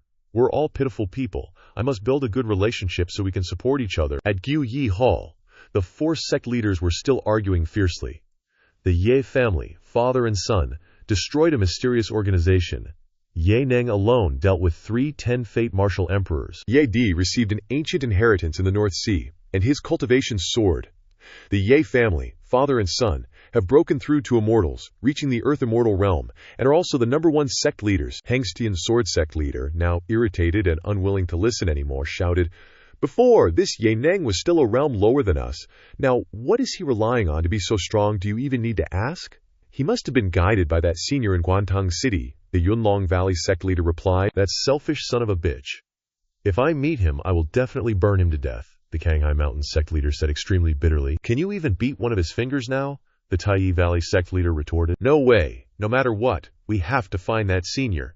The Cloud Dragon sect master declared adamantly. That's right, agreed. If we work together with one heart, we can definitely find that senior. Everyone chimed in, voices united. At the Azure Ox sect. Now, with these 2 mortals added, it's exactly 100 people. There's hope for the sect's assessment in a month. It wasn't a waste for this sect master to personally descend the mountain, keeping watch to trick these 2 here. But before the assessment, he still had to stabilize these 2. Can't let them run away. Zhu Xingguang happily calculated in his heart. Shifu, Xiao Yu is here too. Xiao Yu happily ran to old Yi's side. Junior brother is amazing at chess. I'm learning to play from him. Not bad. Take Shifu in to have a look, the old man said. Seeing him, Yi Feng respectfully said, Sect Master, are you all here? Zhu Xingguang looked at the group and asked, Doing well, right? That's right, we're doing great. Wu Shixiong. Yi Feng smiled and turned to ask, Yeah, we're doing really well. Wu Tao's face was old and tired, showing how much he'd been working. If you say you're doing well, then you're doing well. Even though you're just menial disciples, you absolutely must not be discouraged. Since you've already come up the mountain, I will definitely let you learn some skills. You must have ideals in your hearts, and take each step with a normal heart, especially newcomers like you, understand? The old guy put on an air of a superior person, pointing at Yi Feng as he spoke. Yi Feng nodded seriously in response. Yes, sir. Even if your talent isn't great, my Azure Ox sect can break the ancient worldly ways. After all, the Azure Ox sect has a long and storied history. Thinking back to those years, my Azure Ox old ancestor was a martial king expert. Within 100 lying, everyone knew him. Even though he has fallen, my Azure Ox sect has left behind countless resources and inheritances. As long as you cultivate diligently, who knows? One day these inheritances might come into your hands. You will reap success, he said with earnest sincerity. Hearing this, Yi Feng couldn't help but feel excited and expectant. The old guy looked at him like that, thinking to himself, now that he's had his fill of chicken soup, he probably won't run anymore, right? This sect master will go first, cultivate well. Reaching heights like mine is only a matter of time. Watching the old man's figure fly away, the group was filled with admiration. The old guy flew far away, looked around to make sure no one was watching, and then breathed a sigh of relief. Luckily, no one saw. And so, Yi Feng lived a peaceful sect life. Wu Tao saw Yi Feng silently meditating and trembled as he stood next to him, terrified. Big bro, what are you trying to do here? You don't want to live the immortal life, so you come here to pretend to be immortal. Used all sorts of methods a few days ago, finally managed to make a teleportation talisman. Thinking of this, his heart ached as he offered water to Yi Feng. Please, have some water. Seeing him so sincere, Yi Feng was secretly delighted. This brother is so afraid of me, he probably still thinks I have cultivation, huh? The feeling of being respected is so different from those polite old farts, it's too good, Yi Feng Ge. I brought something delicious for you. Yunyu's clear voice rang out. Sis, you're too polite already. And besides, you're a senior sister. Isn't it bad to just call me Gage? Yi Feng forced a smile, scratching his head as he spoke. Yi Feng Ge taught me how to play chess, carve things, and even write. Of course I have to repay you. As for titles, you're older than me, so calling you Gage is more comfortable. Right, Wu Tao Shidi, Yunyu said. Wu Tao, who was holding a fragrant chicken leg on the side, was also hit by a stray bullet, and couldn't help but panic and stammer. Right, you're right. In his heart, he cursed non-stop. Your whole family is right, Yi Feng Ge. Come here for a bit. Yunyu waved her hand with a sneaky look. Yi Feng was called over, and he stepped forward and asked, What's wrong? Yunyu secretly took out a pill and whispered, I got this medicinal pill from Shifu. If you eat it, maybe you can start cultivating. Don't let Wu Shidi know. Seeing this, Yi Feng couldn't help but feel touched by her actions. This girl is clearly at the third stage of martial warrior. Wouldn't it be better for her to eat it herself? Yet she's giving it to me. That won't do. It's more important for a rogue cultivator like you. Yi Feng suppressed his emotions, refusing outright. Yi Feng Ge, why are you being so polite with me? Cultivation or whatever isn't important to me. What's important is being happy, Yunyu said with a smile. No wonder this girl is just messing around all day long, so it turns out she doesn't want to cultivate at all. If this medicine really lets me cultivate, then that's great, Yi Feng mused in his heart. After that, he happily accepted the medicinal pill. Yi Feng quickly swallowed the pill. Yunyu stood by the side, expectantly asking, How is it? Is it tasty? This stuff is really harder to swallow than dog food. That's what he thought in his heart, but on the surface he smiled and said, Yenvu said anxiously. Then quickly try the effects of this medicine, maybe it'll work in a bit. Yi Feng quickly sat down and started circulating his qi. Half an hour later, Yi Feng disappointedly said, Looks like it's really useless. This caused Wu Dao next to him to freak out and fall, hitting his head on the water jar next to him and breaking a hole in it. Scared the crap out of me, and I sat here for half a day and nothing happened, Yi Feng said in a low voice. Yi Feng Ge, don't say that, it's not a big deal, Yuanvu consoled him. Oh right, I have to go home today, Yi Feng Ge. Do you want to come along? You can enjoy my mom's cooking, Yuanvu said with a gentle smile. That's great, otherwise I'd be bored to death, Yi Feng happily agreed. Wu Shidi, want to come along too? Yuanvu turned and said to Wu Dao. Yi Feng stood next to him with a sinister smile. Let's go together. Seeing Yi Feng's terrifying aura, Wu Dao trembled and said, I'll go. In his heart he couldn't help but panic. Could it be that he's afraid of being found out here and wants to go somewhere else to kill me? Seeing that everyone agreed, Yuanvu happily said, Let's go then, my house is in Bai Air City, it's over 100 lit away. Damn, that's far. This innocent and cute little Vu wouldn't be plotting to harm anyone, would she? Wu Xiong is an honest person, so there shouldn't be any problems, Yi Feng thought to himself. Actually, I have a mount that can get us there a little faster, but don't tell anyone else, Yi Feng happily said. Hearing him say that, both of them couldn't help but excitedly say, Really, Yi Feng Ge, I want to see. Poof! A huge snail appeared. Yunvu couldn't help but get excited. The snail is so cute. Yi Feng Ge, look, it seems like it likes me a lot. As she spoke, she hugged the snail's head. Then quickly climb on, Yi Feng happily said to Yunvu, but then he couldn't help but worry. As he looked at Wu Dao, Wu Xiong has probably never seen a snail this big. Wu Xiong, get on too, don't be scared. Wu Dao hid behind a tree, fearfully said, I'll pass. Seeing the snail's terrifying eyes, he couldn't help but tremble, recalling the incidents a few days ago. A few days ago, on that extremely dark day, this thing covered the entire Beihai. It's him again. This man, don't be scared, just get on. Yi Feng reminded him. Why? Yes. He was afraid of Yi Feng, so he had no choice but to accept. An hour later, in front of the gates of Bai-Er City, the father and son of the Yi family flew by, encountering Yi Feng's group, chatting happily as they entered the city. Quick, look, Dad, it's the senior. Yang Di excitedly pointed towards the group walking below. It really is the senior. Quick, we have to quickly go greet him. We have to restrain our aura, Ye Nang said anxiously. Seeing the two of them, Yi Feng wasn't shocked by surprise. Greetings, senior. The Yi family father and son performed a salute. Oh, it's you guys, what a coincidence. May I ask where senior is going? Ye Nang asked curiously. I'm going to a friend's house for dinner. This is Yunvu, that is Wu Xixiong. Yi Feng happily introduced everyone. Greetings. Yunvu Gunyang, Wu Gongzi. The Yik Ye family father and son frantically greeted. Daughter, look, that Wu Gongzi's entire body is emitting a deep and unfathomable aura. It's as if the entire Honghuang force is suppressed in his body. The people beside the senior are indeed not ordinary, the father and son discussed in a low voice. Seeing this, Yunvu happily stepped forward and said, This older sister is so pretty, let's go to my house for dinner together. Do you two want to come along? Hearing this, the Yen family father and son couldn't help but feel tempted, casting expectant gazes towards Yin Feng. Seeing this, Yi Feng happily agreed. If Xiao Vu has spoken, then let's go together. The more the merrier. Okay. The two of them couldn't help but feel delighted and happy. At Yunvu's house, Father Yunvu happily greeted, saying, Good daughter brought friends back. Welcome, you kids talk here first. Mom will go make dinner.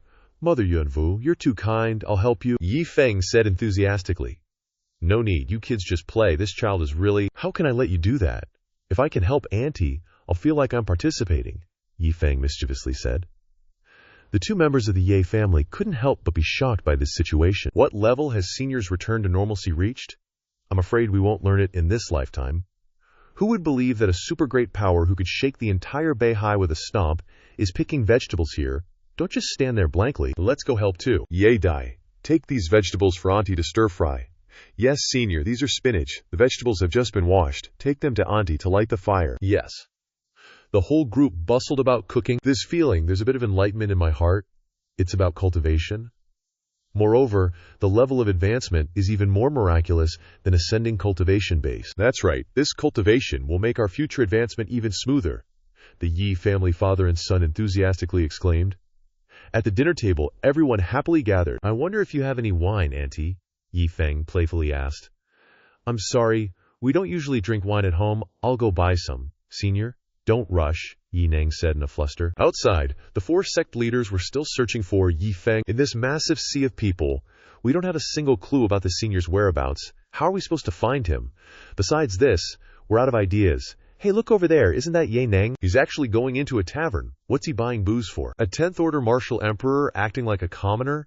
This is way too abnormal. Exactly. Let's go ask him. As soon as they finished speaking, they landed right in front of Ye Nang. Clanhead Ye, long time no see. Oh, it's you four.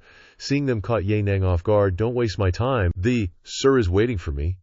Hearing that, the four dudes couldn't contain their excitement. Sir? Are you talking about the senior you mentioned? Realizing he'd let something slip, Ye Nang quickly clammed up. It's none of your business. Go do whatever you were doing. With that, Ye Nang bolted like a shot. The four dudes couldn't help but fume in anger. That bastard is playing dumb with us. The person he's talking about must be that senior, exactly. With his status, who else could make him act like that? If that old geezer's gonna hog all the benefits, then we'll just follow him. Great idea.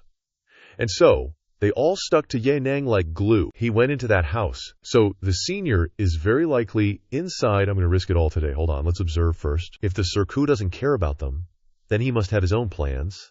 I shouldn't act rashly. Let them do whatever they want, Ye Nang thought to himself. In reality, he already knew those four were following him the whole way, but he pretended not to notice. Sir, the wine's here. Shimong, everyone's waiting for you. Yi Feng cheerfully waved. Mom, Yi Feng Ge is not only my fellow disciple, but he's also considered half a Shifu. He's teaching me how to play chess, paint, and sculpt. Yun Yu happily chirped. Really? Show me what you've learned. Let me see. So that's why a little third-order martial artist like her is so close to the Sir. Turns out, she's favored by the Sir. We must befriend her, obviously. But this little girl looks so ordinary. Why would the Sir take a liking to her? The father and son from the Yi family whispered to each other. Don't talk nonsense. The Sir's wisdom is beyond our comprehension. How could we possibly understand? I get it, father, mother. Look, everyone. This is my painting, and this is my sculpture. Yun Yu happily showed off her works. The power of the great Dao. This painting contains the power of the great Dao. The sculpture, too. This intense pressure and energy. If unleashed, it's truly unimaginable that something like this came from a third-order martial artist. Truly worthy of being someone chosen by the Sir. The father and son from the Yek family couldn't help but be in awe. Thank you so much, young Master Yi, Yun Yu's mother, Xian, said gratefully. Auntie, you're too kind. It's all thanks to little Yu's talent. What was that? Wu Tao trembled under the table. Mother, leave the sculpture and the painting for them. If you miss me, just look at them. Okay, I'll hang them up so all my friends and family can admire them. Another hour passed. Come visit again next time, Auntie, Uncle. Please stop here, Father, Mother, we're leaving now. The farewells from the family jolted the four dudes outside awake from their doze. They're coming out. Don't just watch Ye Nang. Pay attention to the person behind him, exactly. The person behind him is the important one. The figure that walked out surprised them all. It's him, Yi Feng. Cheerfully waved. Goodbye, Uncle, Auntie, rest well. Seeing Yi Feng's figure, the dudes were overjoyed. Heaven doesn't disappoint those who persevere.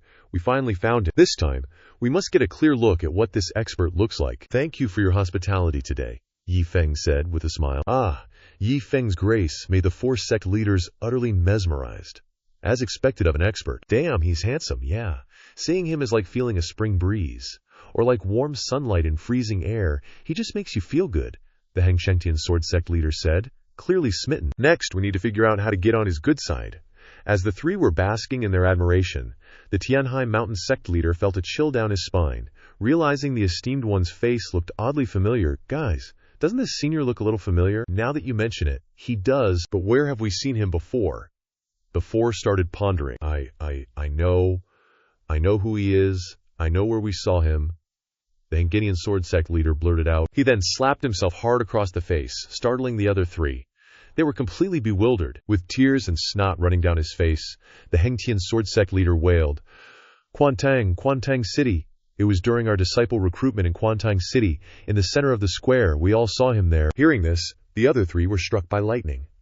Filled with regret, they simultaneously raised their hands and slapped themselves in the face. Damn it. So the senior was setting up a chance for us from the very beginning. He even wanted to join our sect, but we were blind and treated him like a commoner. We chased him out the door. We missed the opportunity for our sect to rise. Forget it. Ignorance is bliss. With his magnanimity, this senior probably doesn't hold it against us. We should discuss how to approach him next, the Taiyi Valley sect leader said dejectedly. We definitely can't rush in now, especially with that brat Ye Nang around. If we approach him like that, he might mess things up. The Hengtian sword sect leader nodded in agreement. How about we go to that little shop and gather some information, then decide? The group unanimously agreed to head towards Yunwu's place. Is anyone there? Welcome, esteemed customers. What would you like to buy? Yunwu's mother couldn't help but feel a bit scared by their imposing figures. We're not buying anything. We just need you to tell us everything you know, one of them said, exuding a terrifying pressure. What do you want? The old woman asked, frightened. Granny, don't mind him. We're looking for someone, a man named Ye Nang, and another in white robes. We're friends of theirs. We heard they're staying at your place. Is that right? The Taiyi Valley sect leader said with a gentle smile. Hearing this, the old woman clutched her chest in relief. So you're friends with Yi Gongzi and Ye Nang. I thought you were here to pry into something. Scared me half to death. Come, have a seat. The old woman cheerfully poured tea for them, not hiding anything. Gentlemen, Yi Gongzi and Ye Nang were just here eating. They left not long ago. I'm quite close to them. Well, not exactly close, but Yi Gongzi and my daughter are Shixiang Shimei from the same sect. Hearing this, the group choked and spat out the tea they were drinking. This old woman's daughter is Shixiang Shimei. With that, senior, may we ask which sect your esteemed daughter belongs to? The Taiyi Valley sect leader couldn't help but ask, curiosity piqued. It's the Qingyu sect outside Bayer City, the old woman replied happily. Thump.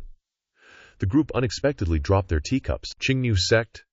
That sect that's about to close down? The old woman asked, confused. Yes, but according to my daughter, Yi Gongzi only joined Qingyu sect recently, just a few days ago. Are you all right? Hearing this, the group was furious inside. That trash sect got so lucky. Damn it, speaking of which, Yi Gongzi is truly a good person. He's even considered my daughter's shifu. The painting and statue over there, Yi Gongzi taught my daughter how to make them. As she spoke, the old woman pointed to the painting and statue nearby. As they looked at the painting and statue, their cultivation surged uncontrollably, making them drool with desire. But the Taiyi Valley sect leader's dangerous glare reminded them. Before you act, you better think about the consequences. I'm warning you, looking is fine. Any other intentions, you better not have them. The other three were terrified as they considered the repercussions. Seeing their state, the old woman couldn't help but ask, Are you all right? That painting and statue should be in our 4 great sects, yet they're in this mundane little shop. They felt a pang of heartache, and quickly said, Sorry, I have a slight chest pain. Excuse me. Me too. Then we'll take our leave. Thank you for your hospitality. The old woman, those 4 are such idiots. In the forest, the group gathered to discuss things. There were 3 key points, this little shop and that old woman's daughter. We, the 4 great sects, must diligently foster a good relationship, especially with that little girl. She's going to be a famous figure in the future, sect leader of Taiyi Valley instructed. The other 3 clowns hurriedly nodded in agreement.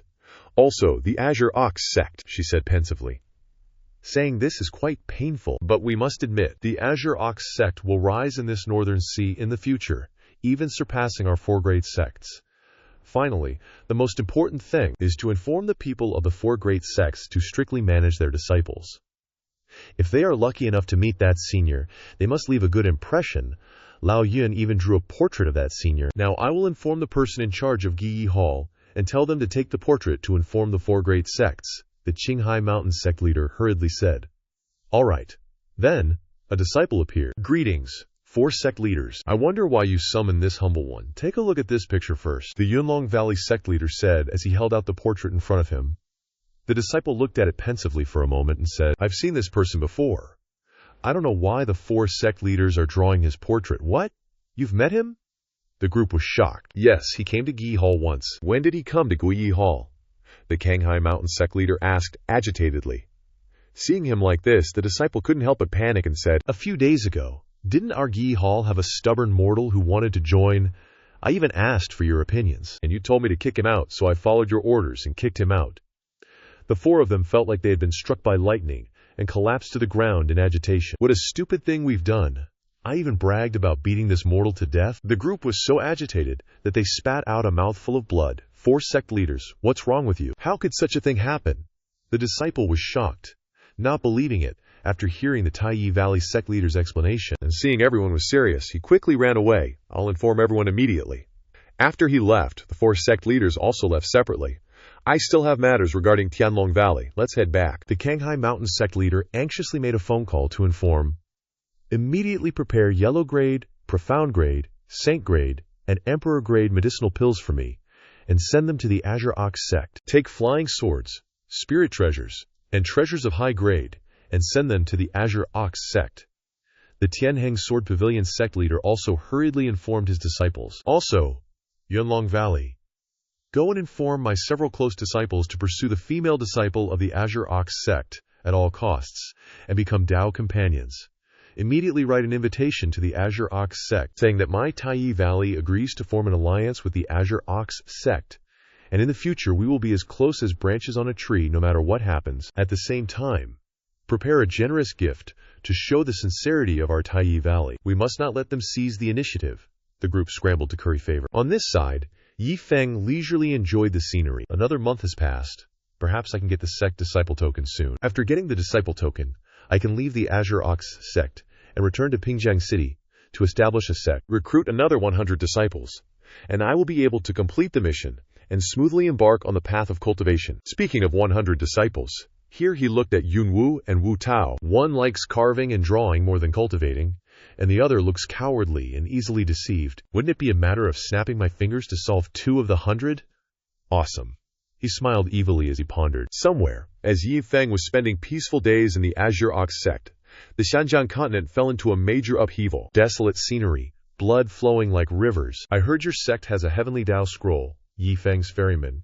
Qing Huangxiang asked with a cold face. Hand over the book, and I'll bestow a fortuitous encounter upon you. If you delay Xuansheng's plans, I absolutely won't spare you. To blatantly rob someone and then claim you're bestowing a fortuitous encounter. Never seen anyone so shameless. This old geezer named Qing Huangxiang must have made enemies with all the big shots with his overbearing attitude. A dozen major forces decided to team up and wipe out Qing Huangxiang. Turns out, Qing Huangxiang scattered them with a single palm strike. But the trauma Qing Huangxiang inflicted on the major powers of the continent still lingers. Elsewhere, there's this dog, a bear, and a centipede, led by a guy in black, showing up out of nowhere. They started in Dongsheng, like a swarm of locusts, brazenly looting the western Yao Forest, southern wasteland region, and northern sea territory. Then, the annual Zhangzhou martial arts tournament finally kicks off. Who among these 100+ sects will snag first place? Let's wait with bated breath, shall we? The host's talking, when suddenly, the sky goes pitch black. Why is it so dark? The crowd starts buzzing. Suddenly, 3 figures crash down from the sky, punching a hole in the stands. A booming laugh echoes. The big boss has arrived. Hand over all your Yao beasts, exotic pets, and divine beasts. Kulu, with his bloodshot eyes, declares, where the heck did these crazy weirdos come from? Everyone's dumbfounded. Look at Luge's crew. Where'd these bastards crawl out from? Daring to mess with our martial arts tournament, they're probably not that tough, Mamu. The crowd roars and charges. Capture them all for me. Luge's crew's been waiting for this perfect moment. Black Bear Cub charges into the fray, leaping at the crowd with a goofy, happy look on its face. The only downside? The poor sap underneath gets used as a meat cushion, letting out a final, horrified scream. Moments later, everyone's beaten to a pulp, from Yao beasts to immortals, all kneeling and begging for mercy. Please, great God, spare us. We were wrong. We'll hand over all our precious exotic beasts. You only get obedient after a beating, the old man muttered, eyeing the exotic beasts. Except for these 2, the other exotic beasts are off limits, but those are our sect's treasured beasts. He looked at Luge's crew, puzzled. What's the story with this bizarre bunch? And so, a legend was born. The mere mention of Luge's gang made people tremble like leaves. This May in the Xinjiang continent is suffering the rampages of both Qing Huangxiang and Lu Banwei. It's known as Black May, and is now written in the continent's history. Scene change. In a desolate mountain range nearby, this is where Luge's crew is hiding out. Gee, how are we supposed to report our results with just this useless bunch? Gao Qing asks curiously. If we keep going like this, you won't even get your 3 gold coins, Yi Feng chimes in. Luge's spirit gets crushed by these guys' jabs, and his face gradually turns sour. He speaks in a weak, bitter voice. Yeah, 3 gold coins ain't much, but if you save up enough, you can take a trip to the Yihong brothel. Yi Feng shakes Lu Banwei. Think of something, boss. A hint of wickedness flashes in Lu Banwei's eyes. If that's the case, your daddy Nan here's got to use some tricks. Lu Banwei threatens menacingly. Get out here, or do I have to beat you all to death? Gao Qing and Yi Feng look around, puzzled. Who's GE talking to? Just then, the sky suddenly darkens, and a giant purple eye appears out of nowhere. It glances around innocently, staring at the 5 bros, inwardly chanting, he actually found me. Trisk. Luge's eyes burn as he stares at the eye, warning. Not bad. The tone ain't small. Consider yourselves warned. We aren't something that trash can compare to. Do whatever you want, but don't affect us. He cackles maniacally, announcing, in front of your daddy Nan, you're all just trash. How arrogant. The eye gets poked and starts fuming. It unleashes thousands of ferocious lightning bolts without mercy, and spiritual energy quickly spreads everywhere. Because of Luge's big mouth, terrifying auras have appeared in many places on the continent. The north, the west, and the Black Sea are rising from the earth. Looking at the strange phenomena and the essence energy flying across the sky like birds, the people below were scared shitless. They were so terrified they couldn't stand straight, screaming in fear, earthquake. The crowd collapsed to their knees. Someone wondered, why are these phenomena and this power? Turns out they were all converging on one place, right where Lu Ge's crew was standing, staring at the lights surrounding them. Ao Qing, Yi Feng, and even Brown Bear were speechless as hell, clinging to each other. Only Lu Banwei remained nonchalantly cool, commenting, This aura has surpassed the Earth Immortal realm long ago. Hopefully you have the power to match it. Lu Geet's crew looked at the strange beasts surrounding them. Their shapes are kinda weird, huh? After a moment, Ao Qing shouted with glee, his eyes sparkling with anticipation. Bro! These guys aren't bad either. Gold coins are practically in our hands. So awesome! Let's get them! Calming his bros, Lu Ge said, Alright, calm down. They just look a bit big, that's all. The strange beasts gaped, shocked to their core. Bullshit. If that's how you feel, then let's all die together. The strange beasts roared in unison. Without another word, they charged towards Lu Banwei's crew. Lu Ge smirked disdainfully, raising a finger. Open your eyes and witness my power. An invisible surge of spiritual energy swept through them, flattening them like pancakes. The strange beasts widened their eyes and screamed, "Oh, WWW," looking like dried fish now. With another wave of Lu Banwei's hand, they were sent flying dozens of meters away, leaving behind a cloud of dust. Lu Banwei approached the battered, unconscious strange beasts, dusting his hands off and ordering, All right, take them back to Ao Qing. Let the big guy level them up. Because of that cool entrance just now. At Qingniu sect, sighs echoed continuously. It was Ye Tiansheng, frantically rubbing his bald head in utter despair. Damn it. The number of people in the sect was just enough, but now a stupid disciple has just gone down the mountain. Suddenly, a disciple entered to report. Reporting, Sect Master Hengtian's sword sect has sent resources and books to our Qingniu sect. A real oddity, Ye Tiansheng said, his eyes darting around suspiciously, then asking again, What else? Looking at the gold, silver, and jewels before him, Ye Tiansheng felt like he was floating on clouds. What the hell is going on? Hengtian's sword sect is giving us stuff, giving my ninth-rate small sect stuff, with the silent Jian Hengtian. Soon after, tributes were brought to Qingniu's sect en masse, and the disciples were busy coming and going, reporting, Taiyi Valley has sent resources and books. Reporting, Yuanlong Valley has also sent resources and books. Shanghai Shan has also sent them. There was a letter included, and Ye Tiansheng opened it curiously. The letter roughly said that Heng Shenshin sword sect had a big shot who was the son of Minao, a distant relative of, or a disciple who used to be an outer disciple of the noble sect. This was the will of heaven, and the fate of the two sects. Let the two sects establish a good relationship, getting closer and closer. Is this real? Ye Tiansheng asked, slapping each disciple until their cheeks were swollen, almost unrecognizable, just because he couldn't believe his senses. They grumbled, Stop hitting us, sect master. This is definitely not a dream. Ye Tiansheng clutched the letter tightly, foolishly asking again. Why don't I feel any pain? They all shouted. Then go hit yourself. Suddenly a disciple rushed in to report. Reporting, Sect Master. There's someone outside who wants to join our Qingniu sect. Ye Tiansheng was overjoyed. The god of wealth has arrived. Tell them to come in first. Wait until this sect master finishes dealing with this unfinished business, and then we'll talk. After a while, he put the letter on the table, sighing wearily. Unfathomable. Ye Tiansheng stroked his Xiaodu beard, vaguely realizing something. He glanced left, looked right, and then exclaimed, There is still one person who wants to join our Qingniu sect. Guess who it is? An outstanding young man stood respectfully greeting him.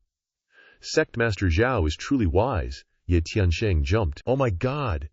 He collapsed to his knees, crying miserably. Sword Sect Master, you've come here. I've kept you waiting. His demeanor startled the sword sect master no less. He stammered, No. The two exchanged affectionate glances, and Ye Tiansheng, filled with sentiment, said, Sect Master Zhu, you are too polite. Our two sects are as close as family. Waiting for you for a moment is something we should do. Ye Tiansheng felt touched to the point of tears. Sword sect master appeared affable, but in his heart he was cursing the ancestors of the person in front of him. Don't fool me, close, where... Of course, he dared not say it out loud, since this guy must have come with a purpose. Sword sect master, you are too humble. Why don't you tell me what brings you here this time? Jian Hengtian still replied coyly, Didn't your disciple just say it? I want to join your sect? Holy shit, this guy's playing a cruel joke. Ye Tiansheng was stunned. Sword sect master, please don't joke around. Suddenly a loud laugh came from the gate. Jian Hengtian can be considered a major figure in any sect. Sect Master Zhao, you'd better not let him join Qingniu sect. Damn it, who is this now?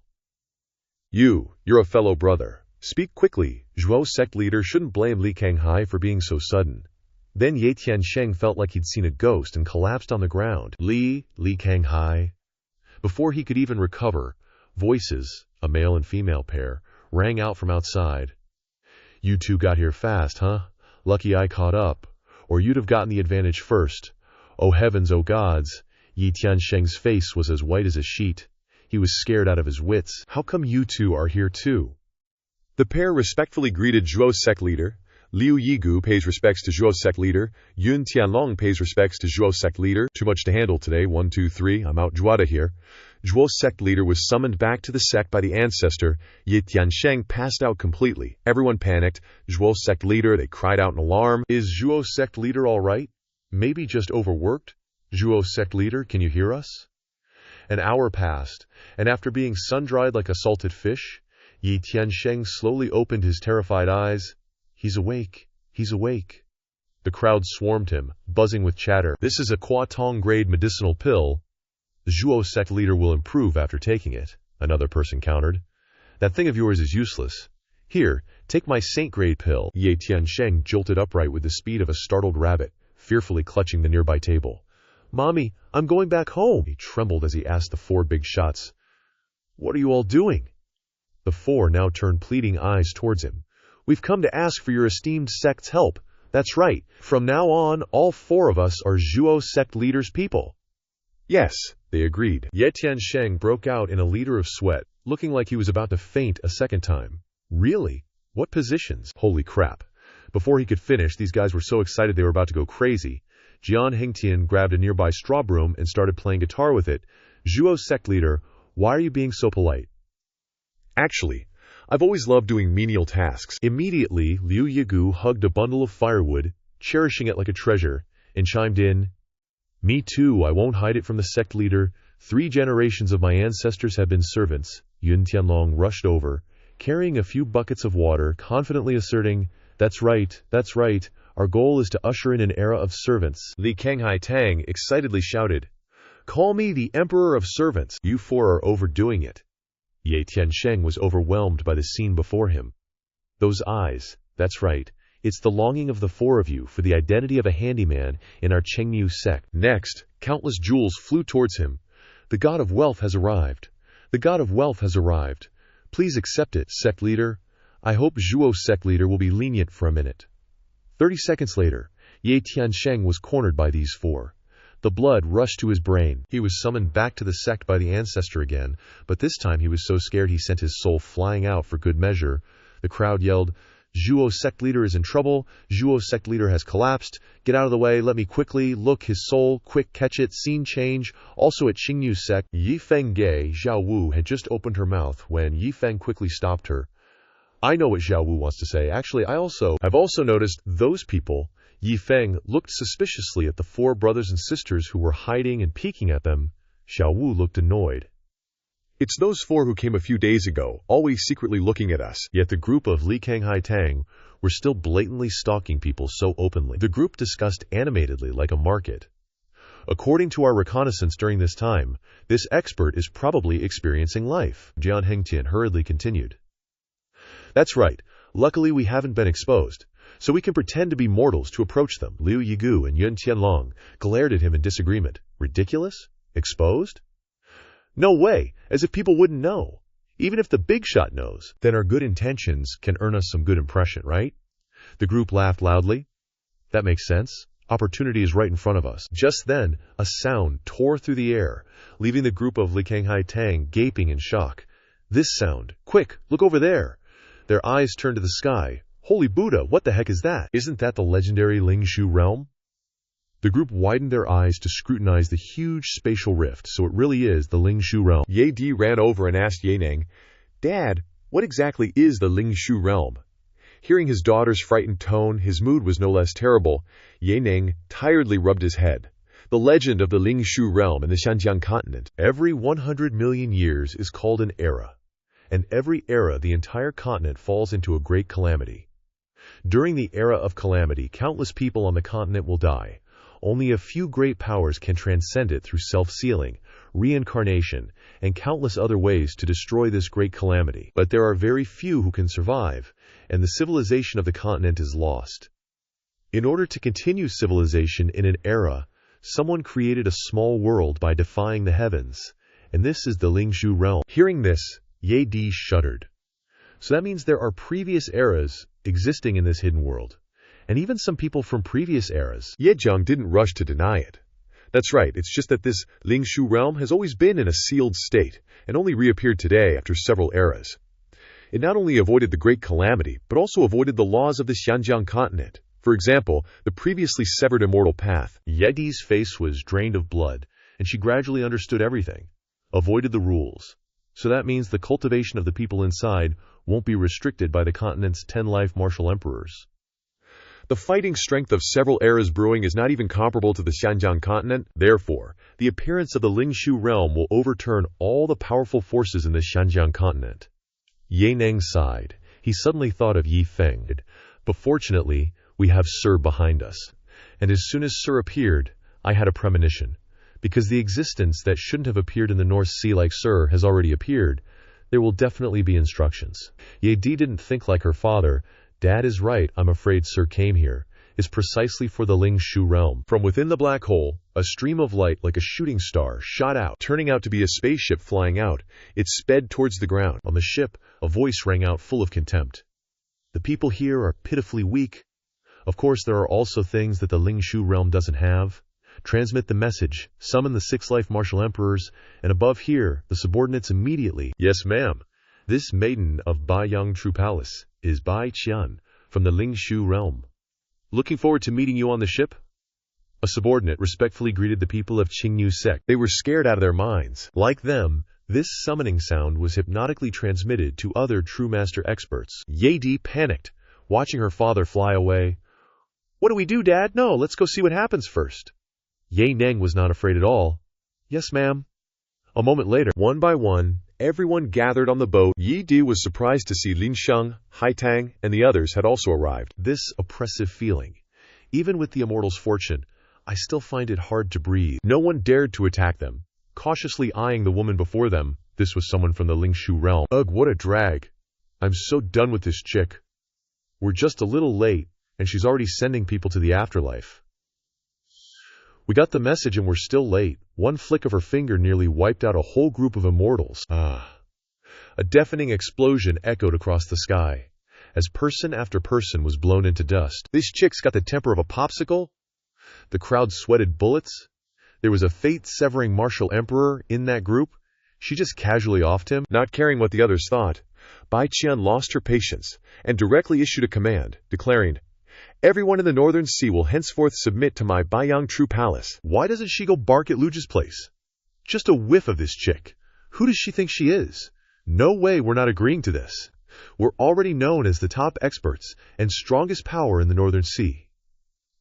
Now, some Baiyang True Palace wants to treat us like slaves? How can we stand for that? Little devils. We've been waiting forever. Finally, someone dared to voice their inner thoughts. So badass, bro, he retorted. I don't agree. Who are you? What gives you the right to demand our allegiance? Bai Qian calmly looked at him. Before she chewed his head off, she asked her subordinate, "Who is this? Lu Yun, sect master of the Yunfu sect, a 6th fate-severing martial emperor?" The subordinate replied, "I see, the Yunfu sect. Seems like they're behind the 4 great sects here." Bai Qian told the guy to shut it. Keep your voice down, you surprise me, but don't misunderstand. I'm not negotiating with you. I'm giving you an order. With that, she unveiled a map of the Yunfu sect before everyone's astonished eyes. This made Lu Yun's face twist, almost shitting his pants. That's a map of my Yunfu sect. What are you planning to do? She spread her hands and announced, "Starting today, Yunfu sect, vanish into smoke." A terrifying scene unfolded. The Yunfu sect instantly turned to dust, engulfed in flames. From this angle, Bai Qian looked like a demonic Sha Seng. No, not saying anything else. "You wiped out an entire sect. How many innocent people died in there?" Sect master Lu Yun lost his composure and screamed in anguish, rushing forward. "No, I'll fight you." But Bai Qian didn't even bother to move. With just a light flick of her finger, the Yunfu sect master kicked the bucket. The people on the boat didn't know whether to tremble in fear or seethe with anger. This devil was just too powerful. They immediately dropped to their knees in unison, shamelessly surrendering. Without a word. They started shouting their allegiance. I'm willing to submit too. I'm also willing to submit. Greetings, goddess. Bai Qian felt like something was missing. She glanced to the side, realizing that only the father and daughter duo from the Yen family were still standing calmly, showing off their coolness. Looking at these 2 stubborn figures standing like bronze statues, Bai Qian felt a little displeased. Aren't you afraid of death? It seems that not everyone in the Northern Sea is useless. At least, there are a few stubborn ones. The two of them just sneered. Stubborn my ass. We're scared shitless. Yi Nang and Yi Di's hearts had long turned to stone, and their souls had probably already gone somewhere else. Probably not afraid, just about to faint. But sorry, sweetie, we've already got someone who makes us want to submit, so we're not afraid. They remembered their godlike main character. Long live immortal Yi Feng. She pointed at the two of them. I'll give you one chance. Submit or die. With those words, it was as if she had unleashed some hidden move, injuring their knees. But they were still determined not to yield, even if it meant death. Sorry, we won't kneel. Yi Nang looked directly at her and shouted, because we've had our faith for a long time now, we can't submit to anyone else but him. Bai Qian felt unbearably annoyed when she heard that, and she summoned her power again, stubbornly refuting. So that's how it is. But so what? In front of me, Bai Qian, you're just slightly bigger ants. If I want your lives today, who can protect you? A surge of power rushed forward, directly sending the father and daughter flying hundreds of meters away. They were painfully forced to fly straight into the ship's hull, but even so, Yi Neng and Yi Di were resolutely unyielding. The two of them cursed at her. We don't care if we die, but you insulting sir deserves 10,000 deaths. Hearing this, Bai Qian heard such a ridiculous thing for the first time in her life. She laughed like a maniac. Seeing how you are, I'm a little interested in the person behind you. She took out 2 soul-suppressing nails and smirked wickedly. Is this chick going to do it? Yi Neng shouted. What are you going to do? Before he could finish speaking, she directly hammered the nails into the heads of Yi Neng and his son, she said confidently. The old madame over there just happens to be short of a slave to work for her, so I'll use you to test whether the person behind you is qualified to have this position. This chick is getting a little too cocky. The others were scared shitless. Those are soul-suppressing nails. If these nails are hammered into someone, they will seal all the meridians of the victim, causing them to suffer endless pain for 7 days, and die with their soul scattered. Bai Qian's eyes followed the figures of Yi Neng and his son with deadly intent. I also want to see if the person you revere can pull out these soul-suppressing nails for you. Go. With that, she threw the 2 people off the ship. Yi Feng caught her. After the Yi Neng incident, the people on the ship became even more vigilant. Jian Hongtian looked worriedly at Liu Yigu and complained, "What do we do? Are we just going to watch that old man die?" Liu Yigu had no idea either. We've only heard about soul-suppressing nails in legends, and have never heard of them being able to be pulled out. Even if that person from the Qingnu sect took action, could they really save someone from the clutches of death? The group sneaked a glance at Bai Qian from Baiyang Zhengong. Bai Qian's cultivation, at the very least, was at the heavenly immortal level. To her, a small martial emperor like them was no different from ants. While they were talking, the group didn't realize Bai Qian had come up behind them. She said in a chilling voice, "From now on, you will all work for my Baiyang Zhengong. For trash like you, this is your life's honor. This woman is really scary." Jian Hongxian and the others almost peed their pants. After that, Bai Qian shamelessly ordered, "Hand over all your treasures." Under her power, no one dared to object, and everyone could only swallow their anger. What? She still wants us to offer up treasures? Seeing the blank looks on her subordinates' faces, she threatened them. What? Or do you want me to pick you apart and take them from your corpses? This woman is too greedy. In a short while, countless gold, silver, and jewels were neatly piled up at her feet. Bai Qian looked it over, and only one thing caught her eye, a glittering, gold-plated ball. Forget it. I don't need the rest of this trash. She directly burned all the remaining treasures, taking nothing and returning nothing. The group felt a pain in their hearts. A moment later, she happily played with the golden ball in her hand, her eyes showing great interest.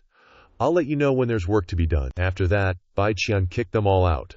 The group didn't dare to say a word, and bowed their heads in obedience. Damn it, this is more humiliating than being a dog. Despicable, despicable. Scene changed to a remote mountain valley. Trees grew lushly on both sides, and beams of light filtered into a rocky area nearby. Looking up from the bottom of the mountain valley, it seemed like something was falling. It turned out to be Yi Neng and Yi Di. They landed like gods, creating a loud explosion that echoed through the heavens and earth. Holy shit, this old body is about to break in half. They struggled to climb up the cliff. Yi Neng comforted his daughter. "Yi Di, endure it. Quickly follow me to find sir." A few days passed in the blink of an eye. At the Qingnu sect's little garden, someone else had come to take Yi Feng as their master. He turned his back and pretended to be serious. "Xiao Wu, have you thought it through? You really want to be my disciple?" The little girl nodded happily. "I've thought it through. I want to follow Yi Feng Ge. No, Shifu. To learn carving and painting, Yi Feng asked again. It's fine if you follow me, but after a while, do you want to follow me back to the Eastern Victory? Xiao Wu, you still have time to run away. The little girl jumped up excitedly, her eyes showing admiration for Yi Feng. Of course, no problem. It'll be great to travel everywhere. Yi Feng smiled triumphantly. Awesome. In that case, perform the discipleship ceremony. Xiao Wu excitedly kowtowed to her Shifu. Greetings, Shifu. Please accept Xiao Wu as your disciple. After tricking Xiao Wu, who's next? Oh, right, there's still one guy. Yi Feng looked at the brother who was standing there dumbfounded. Brother Wu Tao, what about you? Wu Tao didn't say anything. He was thinking it over. So, he doesn't want to kill me, but wants to take me as his disciple. Wu Tao guessed. This Ling Bstard is no ordinary person. He can destroy all my arrangements, see through all my tricks, and is just using his actions to prove that he absolutely has the strength to be my Shifu. I am completely convinced. Shifu, please accept this disciple's bow. Yi Feng made a big profit this time, successfully tricking another one. He was as happy as if he'd found money, and happily caressed him. Good disciple, I love you. Wu Tao was moved to tears. After anxiously waiting for so long, with his heart under OMG, I'm so happy I could die. Yi Feng pulls out a piece of paper and slaps it on the table. He gives Wu Tao a look like, Dude, seriously? Wu Tao, my man. I've seen you draw talismans before, and they were not great. Now that you're my disciple, if word got out that I was teaching you, I'd be so embarrassed. Seriously. It would be a total face-losing situation. Alright, check it out, Yi Feng says. Grabbing a brush, watch your Shifu show you how it's done. Pay attention. A few strokes later, the drawing is complete. Yi Feng proudly shoves it in Wu Tao's face. Well, are you blown away by your teacher's mad skills, or what? Holy crap, Wu Tao's face goes through, like 10 different expressions. He's practically weeping. Oh my god. The power contained in this teleportation talisman, it could probably shatter the barrier of the immortal river continent itself, maybe even teleport you straight to the immortal realm. Wu Tao is full-on sobbing now. That day, I was crying to death. Yi Feng is grinning like a Cheshire cat. I know I'm awesome, but it's just a talisman, dude. No need to get so worked up. I don't know what this talisman does for you. But don't worry. When I'm teaching Xiao Wu, you can hang around and learn too. You'll be cranking out talismans of this quality in no time. Wu Tao bursts into tears of joy. Thank you, Shifu. This world is safe, after all. This is what it feels like to latch onto a god's leg. Awesome, but the leg's kinda hairy. Xiao Wu, all excited, pipes up. Oh yeah, Shifu, how do you write the words drink tea? Yi Feng is a bit taken aback. Xiao Wu, you don't even know how to write drink tea. Duh, I'm just curious, she says. I just saw you guys drinking tea, and suddenly realized I didn't know how to write it. Xiao Wu tries to explain. I'll teach you. Perfect timing. Yi Feng gets up. Just then, Yi Di stumbles in, helping her dad along. They're both looking dazed. The immortal is not here. Ye Nang is starting to freak out. Starting from the place we were thrown off the ship, even rushing here non-stop, it still took us almost 7 days. Someone attacked by the soul-suppressing nail only has 7 days to live. Is the heaven out to get us? Suddenly, a mysterious golden light envelops the two Ye's. Dimmer, can you feel it? A cooling sensation all around us. Yadin is excited, Father. You're feeling much better too, huh? What, is this some last flash of glory for us father and daughter? Ye Di suddenly sees wisps of steam rising from the teapot on the table. No, it seems like there's a delicate fragrance. The two Ye's, teary-eyed, rush over. It's this tea that's helping us feel better. After fumbling around for a while, Ye Nang freezes, staring at the piece of paper on the table. This is Dinker. The ink isn't dry. The immortal left these 2 words for us. The immortal already knew we were in trouble, and even knew we would arrive at this time. Quick, drink the tea. The 2 gulp down several mouthfuls of tea like it's some kind of miracle cure.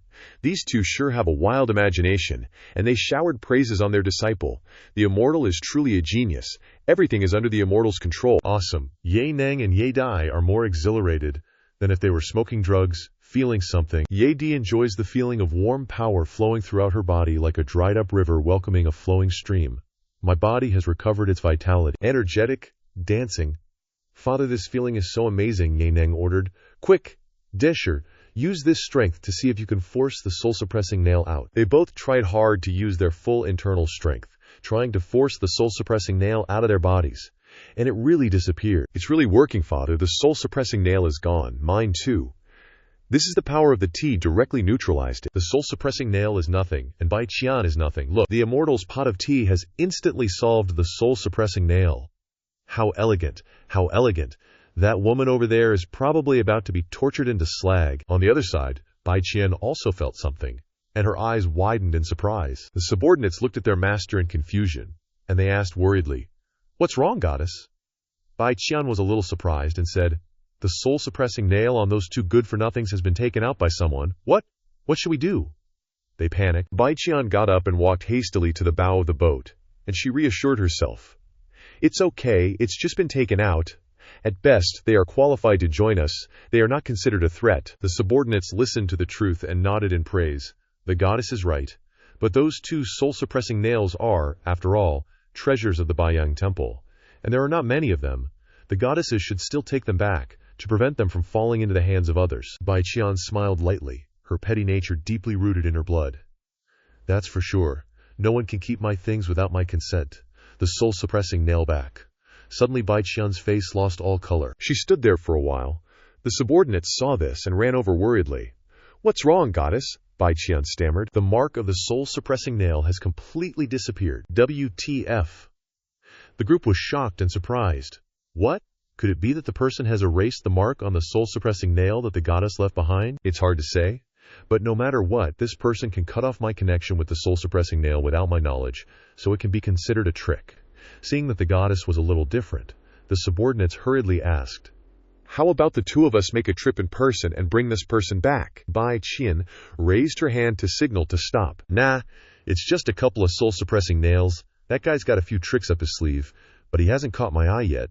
We can always snatch him later to be our slave when we need him. Alright, let's move on." The spaceship slowly advanced forward. "Since we're out and about, we can't just take this pile of scrap metal and leave. Gotta get some other loot too. Our mission in this vast northern sea continent is treasure hunting. Doesn't matter if it's sealed in a secret realm, hidden away, or in someone's hands. If it's good stuff, bring it back here for me. Understood?" Minions. Yes, goddess. Rest assured. Switching scenes back to the Yin Nang and his daughter Ye Di at Green Ox Valley.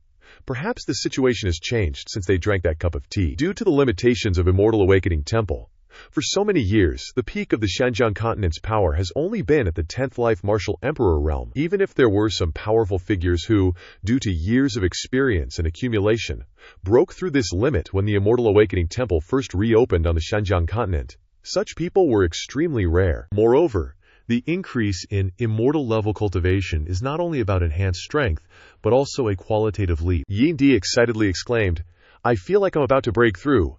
Actually, it wasn't just his daughter who felt that way. Yi Nang also sensed that surge of power. "Me too. Dad's feeling it too. Then let's try to break through immediately." The father and daughter sat in meditation, calming their minds and cultivating. Immortal cultivators refine their bodies as if they were a small world. Changes all happen within. Therefore, their breakthroughs didn't create a huge commotion. Awesome. This power from a single cup of tea saved us from our half-dead state, and we even reached the Earth Immortal realm. Yin Nang secretly thanked his idol, Yi Feng, for this matter. All of this is thanks to Mr. Yi Feng. The Immortal is back. Just then, Mr. Yi Feng returned with his two disciples. He happily greeted them. "Senior, you two arrived too." As soon as Yi Nang and Ye Di heard the voice, they quickly knelt down and kowtowed. "Greetings, Immortal Sir. No need to be so polite. Have a seat." The father and daughter remained extremely respectful. "We will never forget the Immortal's life-saving grace." Yi Feng was getting tired of hearing this. That line again. Still not over it. It's not like I only saved Yi Di the first time we met. No need to mention the past anymore. It's nothing big. Don't take it to heart.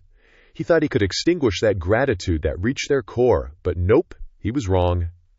Yin Nang looked at Yi Feng with admiration. As expected, the Immortal knows everything. He says it so lightly. The Immortal is indeed an immortal. Almost forgot. Yi Feng turned to Xiao Wu with a question. "Oh right, Xiao Wu, didn't you want to draw character portraits?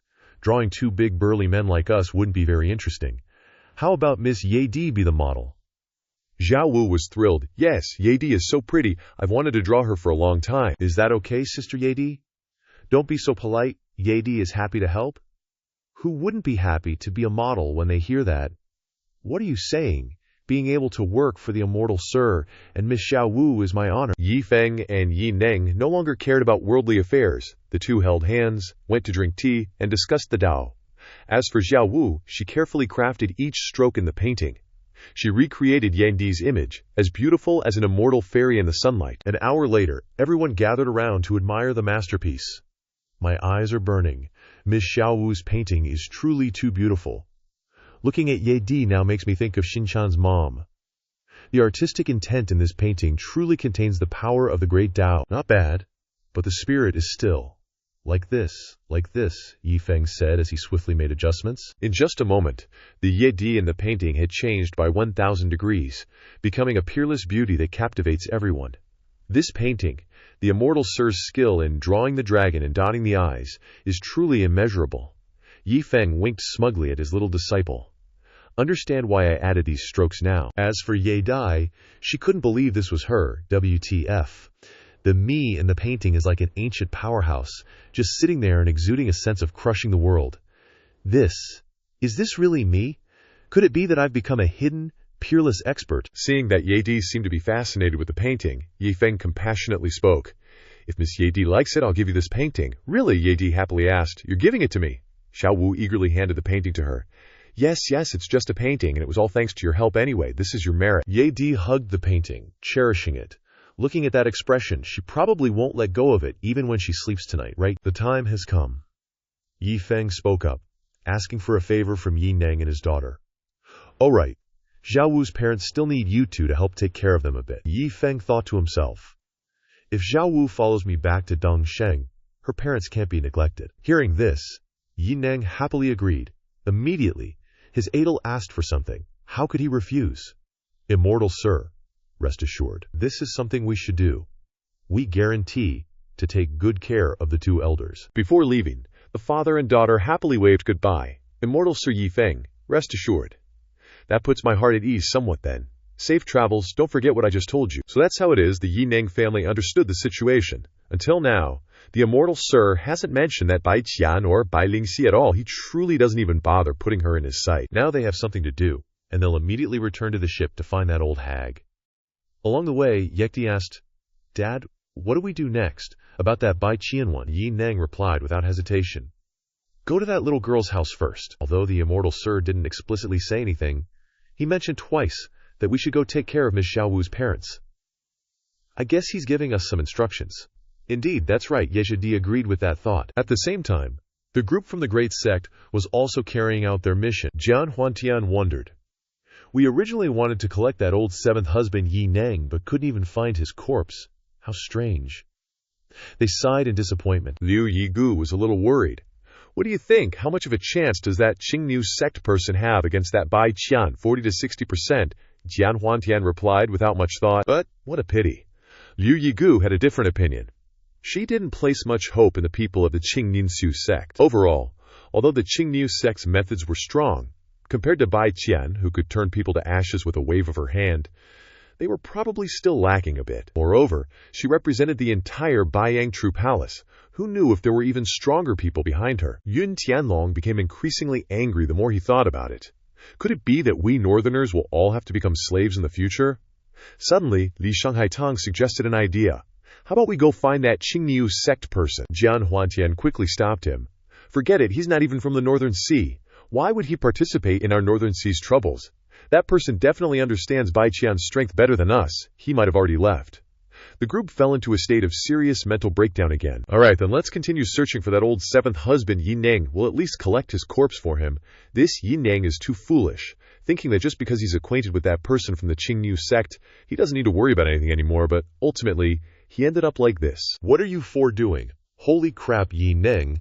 The group almost lost their souls in fear. The four of them stammered in fear. Yi Neng, you're not dead? Which bastard spread the rumor that I died? Why? Why would I die?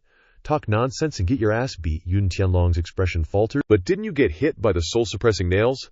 How is nothing wrong? Yi Neng seized the opportunity to flex his power. He grinned disdainfully.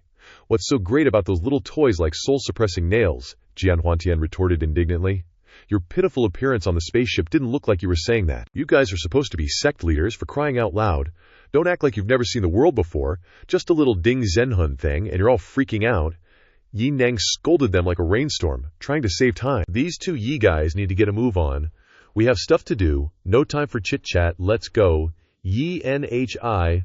Holy crap, I can't believe this. The four guys were thunderstruck and utterly terrified. In a flash, Yi Neng and Ye Di disappeared into the sky. Jian Huantian's face was greener than a banana leaf, pointing at the sky, stuttering. Earth, immortal. He's an Earth immortal now. Escaped death and jumped a whole major realm. What the actual F? Yu Yigu watched the direction Yi Neng and Ye Di left. That guy from the Qingyu sect. Looks like we underestimated that guy from Qingyu sect. He actually managed to extract the Ding Zhenhun from Yi Neng and his son. Should we go find him? Li Changhai was hesitant about the decision. Why didn't you say so earlier? But Jian Huantian was cautious about picking the wrong side and getting killed. He reminded his buddies, hold on, now that the Ding Zhenhun's been removed, Bai Qianyi will definitely know. Choosing who to side with is crucial. The Ding Zhenhun thing is basically a proxy fight between two big shots. Knowing Bai Qianyi's ruthlessness, she won't let this go. True. If we lone wolves didn't have the North Sea cultivator's spirit, we'd follow that guy from Qingyu sect without a second thought. But our sects involve tens of thousands of lives. This is a huge gamble. Looking in Yi Neng's direction, he said. Looks like they're headed to Bai'Nir City. Let's follow and observe the situation first. Let's go then. The four superhuman brothers of Jian Huantian followed, landing successfully in Bai'Nir City. They quickly found traces of Yi Neng and his son. Seeing their frantic actions, the four were even more certain that their suspicions were right. They had barely set foot in Bear City before the next scene scared them out of their minds, making them want to dig a hole and hide. That crazy woman's airship appeared in the sky. WTF? Bai Qianyi, what's she doing here? Bai Qian, on the other hand, was clueless, observing the scenery below in contemplation. Her subordinates reported, Goddess, we've discovered something quite unexpected in this small city, guaranteed to make you happy. Hearing this, she was curious. Oh, I'm interested to see what it is then. The moment she and her entourage gently landed in the city, a group of young people cheered excitedly. Look, a celestial maiden! A celestial maiden has descended. The crowd uncontrollably knelt and kowtowed repeatedly before Bai Qian. Greetings, celestial maiden. Please grant us a bit of good fortune. Bai Qian hated the noise. Coincidentally, these people had pissed her off. The crazy woman quickly summoned her power. A minute and a half later, everyone around her instantly disappeared. That woman is evil. Kills you for praising her. Kills you for criticizing her. Met a demon in broad daylight. The remaining people ran for their lives. Amitabha. In a small villa in the city, the place that Jian Heng, Yin Neng, and Bai Qian were all heading towards was Zhao Yu's house. The place that the crazy woman's subordinates mentioned was this place. Please have a look, goddess. Bai Qian glanced coldly.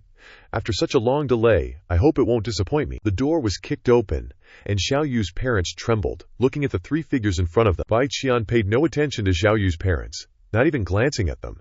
She went straight towards the ancestral shrine. In front of her, she was attracted by the divine aura of the painting hanging on the wall. The power of the great Dao. Truly a good thing. Look at these two, goddesses. There's also this statue. Bai Qian happily picked them up, wanting to put them into her bag. I never expected such good things to be hidden in this small mortal shop. Yi Neng and his son stood in a corner, watching Bai Qian's back as she walked towards Zhao Yu's house. Ye Di was scared, father. Why did Bai Qianyi suddenly come to Miss Zhao Yu's house? I'm afraid she was attracted by Miss Zhao Yu's painting and statue. However, the immortal is truly divinely insightful. He probably predicted that Bai Qianyi would come, so he specially led us to Bai'Nir City. The Yi father and son rushed like the wind towards Zhao Yu's house. Daring to take the immortal's things, we can't let Bai Qianyi have her way. But can we stop her? Yi Neng declared fiercely. If the immortal called us here, he definitely won't ignore us and won't ask us to die. What the heck? Jian Hengtian and his gang were huddled in a corner, crying, what are these two doing? Are they tired of living? Running to their deaths? Thinking that Earth immortals are a match for Bai Qianyi? Bai Qianyi was admiring the treasures she had just obtained, when a shout suddenly came from outside the door. Put down the things in your hands! It turned out that the Ye father and son had just arrived. Seeing these two, she went crazy again. Oh, you not only extracted the Ding Zhenhun from me, but also made you two good-for-nothings break through to Earth immortal. She sneered, a little surprised, and walked towards them. Who knows if these two will get smashed into paste this time? Yi Neng looked straight into the crazy woman's eyes, his voice as hard as stone, warning, Put down the things in your hands immediately. Seriously, seriously. This time it's their story with the crazy woman, Bai Qianyi asked gently. Put down. Since when does even a little earth immortal dare to be arrogant in front of me? That old hag is vicious. Even though Yi Neng knows he's about to kick the bucket, he's still stubbornly protecting the mission. Ugh, if anyone dares to touch the immortal teacher's stuff, even you guys can't handle his rage. How laughable. Bai Qianyi couldn't help but laugh like a maniac. I actually want that immortal teacher of yours to come find me. Anyway, I wouldn't go looking for some ancient turtle. She shoved the father and son together, looking like she wanted to devour them whole, and sneered. However, I'm wondering if killing these two would make him come looking for me. Upon hearing this, Yi Neng and his son were trembling as if their souls had been flung to the treetop. Yi Neng and his son were cursing that hag's ancestors for 3 generations.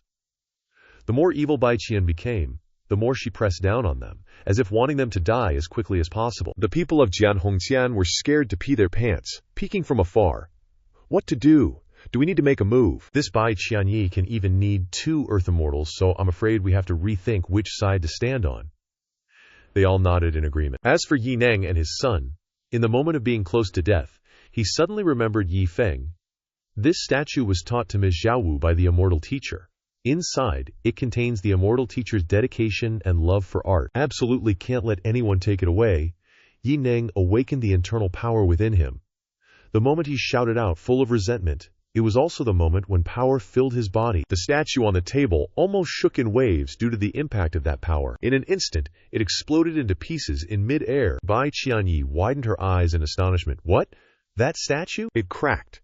She felt something was coming, and just as she thought, under the blazing light, a silhouette of a large person appeared. Everyone was silent, waiting with anticipation to see who he was. And of course, following the call of his heart, he flicked his cloak with force, showing off before walking out step by step. Surprise, old woman. A person in strange clothes, his whole body radiating a terrifying power. They didn't know what to call him, so they boldly guessed it was Ultraman. Tiga, well, let's just call him that. Bai Qianyi gave a look filled with affection towards that strange dude. Their eyes crossed with hatred. She knew very well in her heart that this energy had never been seen before, and it didn't belong to the Xianjiang continent, much less the power of the Lingshu realm. Immediately afterwards, a know-it-all subordinate who didn't know his own strength pounced towards the superhero. Goddess, let me deal with him. Too reckless. Deserve to die. Looking at the old man rushing up with a sword, the superhero smiled contemptuously. Shrimp. Then, with just one teleportation move, the superhero grabbed the old man's armpit, using force to gently kill the old man. Poof! The scream and aftershock of the strike exploded an area of space. It's too cramped in the house, right? Feeling satisfied, the superhero flew into the sky. Did he want to take the roof off too? Yi Neng and Yin Di couldn't help but gape as they watched. The house, under the pressure of the spiritual power from the superhero, was showing serious signs of cracking. 1, 2, 3. Countdown. A loud explosion echoed through the sky and earth, and the house exploded into smoke and dust. Bai Qianyi cautiously took a few steps back in the hazy smoke. She intently stared at the superhero floating in the air, crossing his arms, showing off. Bai Qianyi ordered, "Join forces with the remaining old man." Both of them released their power at the same time, rushing towards our superhero. Oh, finally, my enemies are showing up. The superhero switched to combat mode. That person struck a strange fighting pose. Wait, is that right? You are still raising your hand to speak? Okay, I refuse to understand. Aiming for the perfect moment, Bai Qianyi launched her attack. The superhero also released a huge amount of energy. Oh yeah, attack that old hag. The two forces lunged at each other, no one giving way, creating a beautiful firework display in the sky. The superhero retreated to defend. The annoying old man, Bai Qianyi's subordinate, seized the opportunity to circle around and launch a sneak attack from behind. Die! But the superhero punched him with several thunderous blows. One punch, and another punch. That old man hit the ground with a whoosh. Chaotic power burst out everywhere. The old guy landed near a house. Never in my life have I seen someone this strong. One punch sent him to meet his ancestors, his eyes rolling back and his soul scattering. Bai Qian's two strongest subordinates just bit the dust like that. The Sword Vast Heaven bunch were peeking and watching. Heavens, earth, ghosts, and gods, he's so strong. So damn strong, Liu Yigu sighed, lamenting his fate.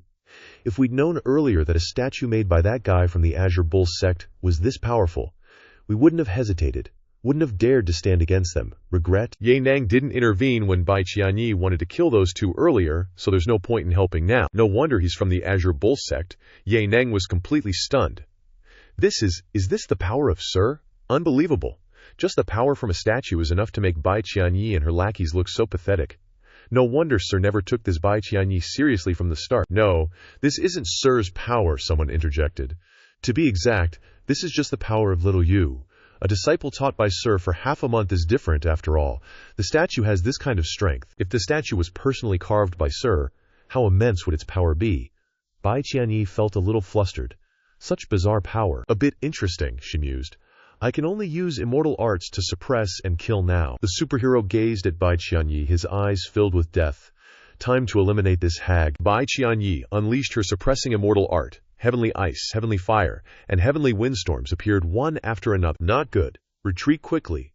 The Swordvast Heaven group fled for their lives. This hag has gone crazy. This energy. Does she want to destroy the whole city? The entire city was quickly swallowed by a dark power. Bai Qianyi roared. Statue, let's see how I smash you to pieces. But before she could finish boasting, those beast skulls flew around like crazy. The superhero released a massive energy ball. In an instant, all the beasts were sucked into it.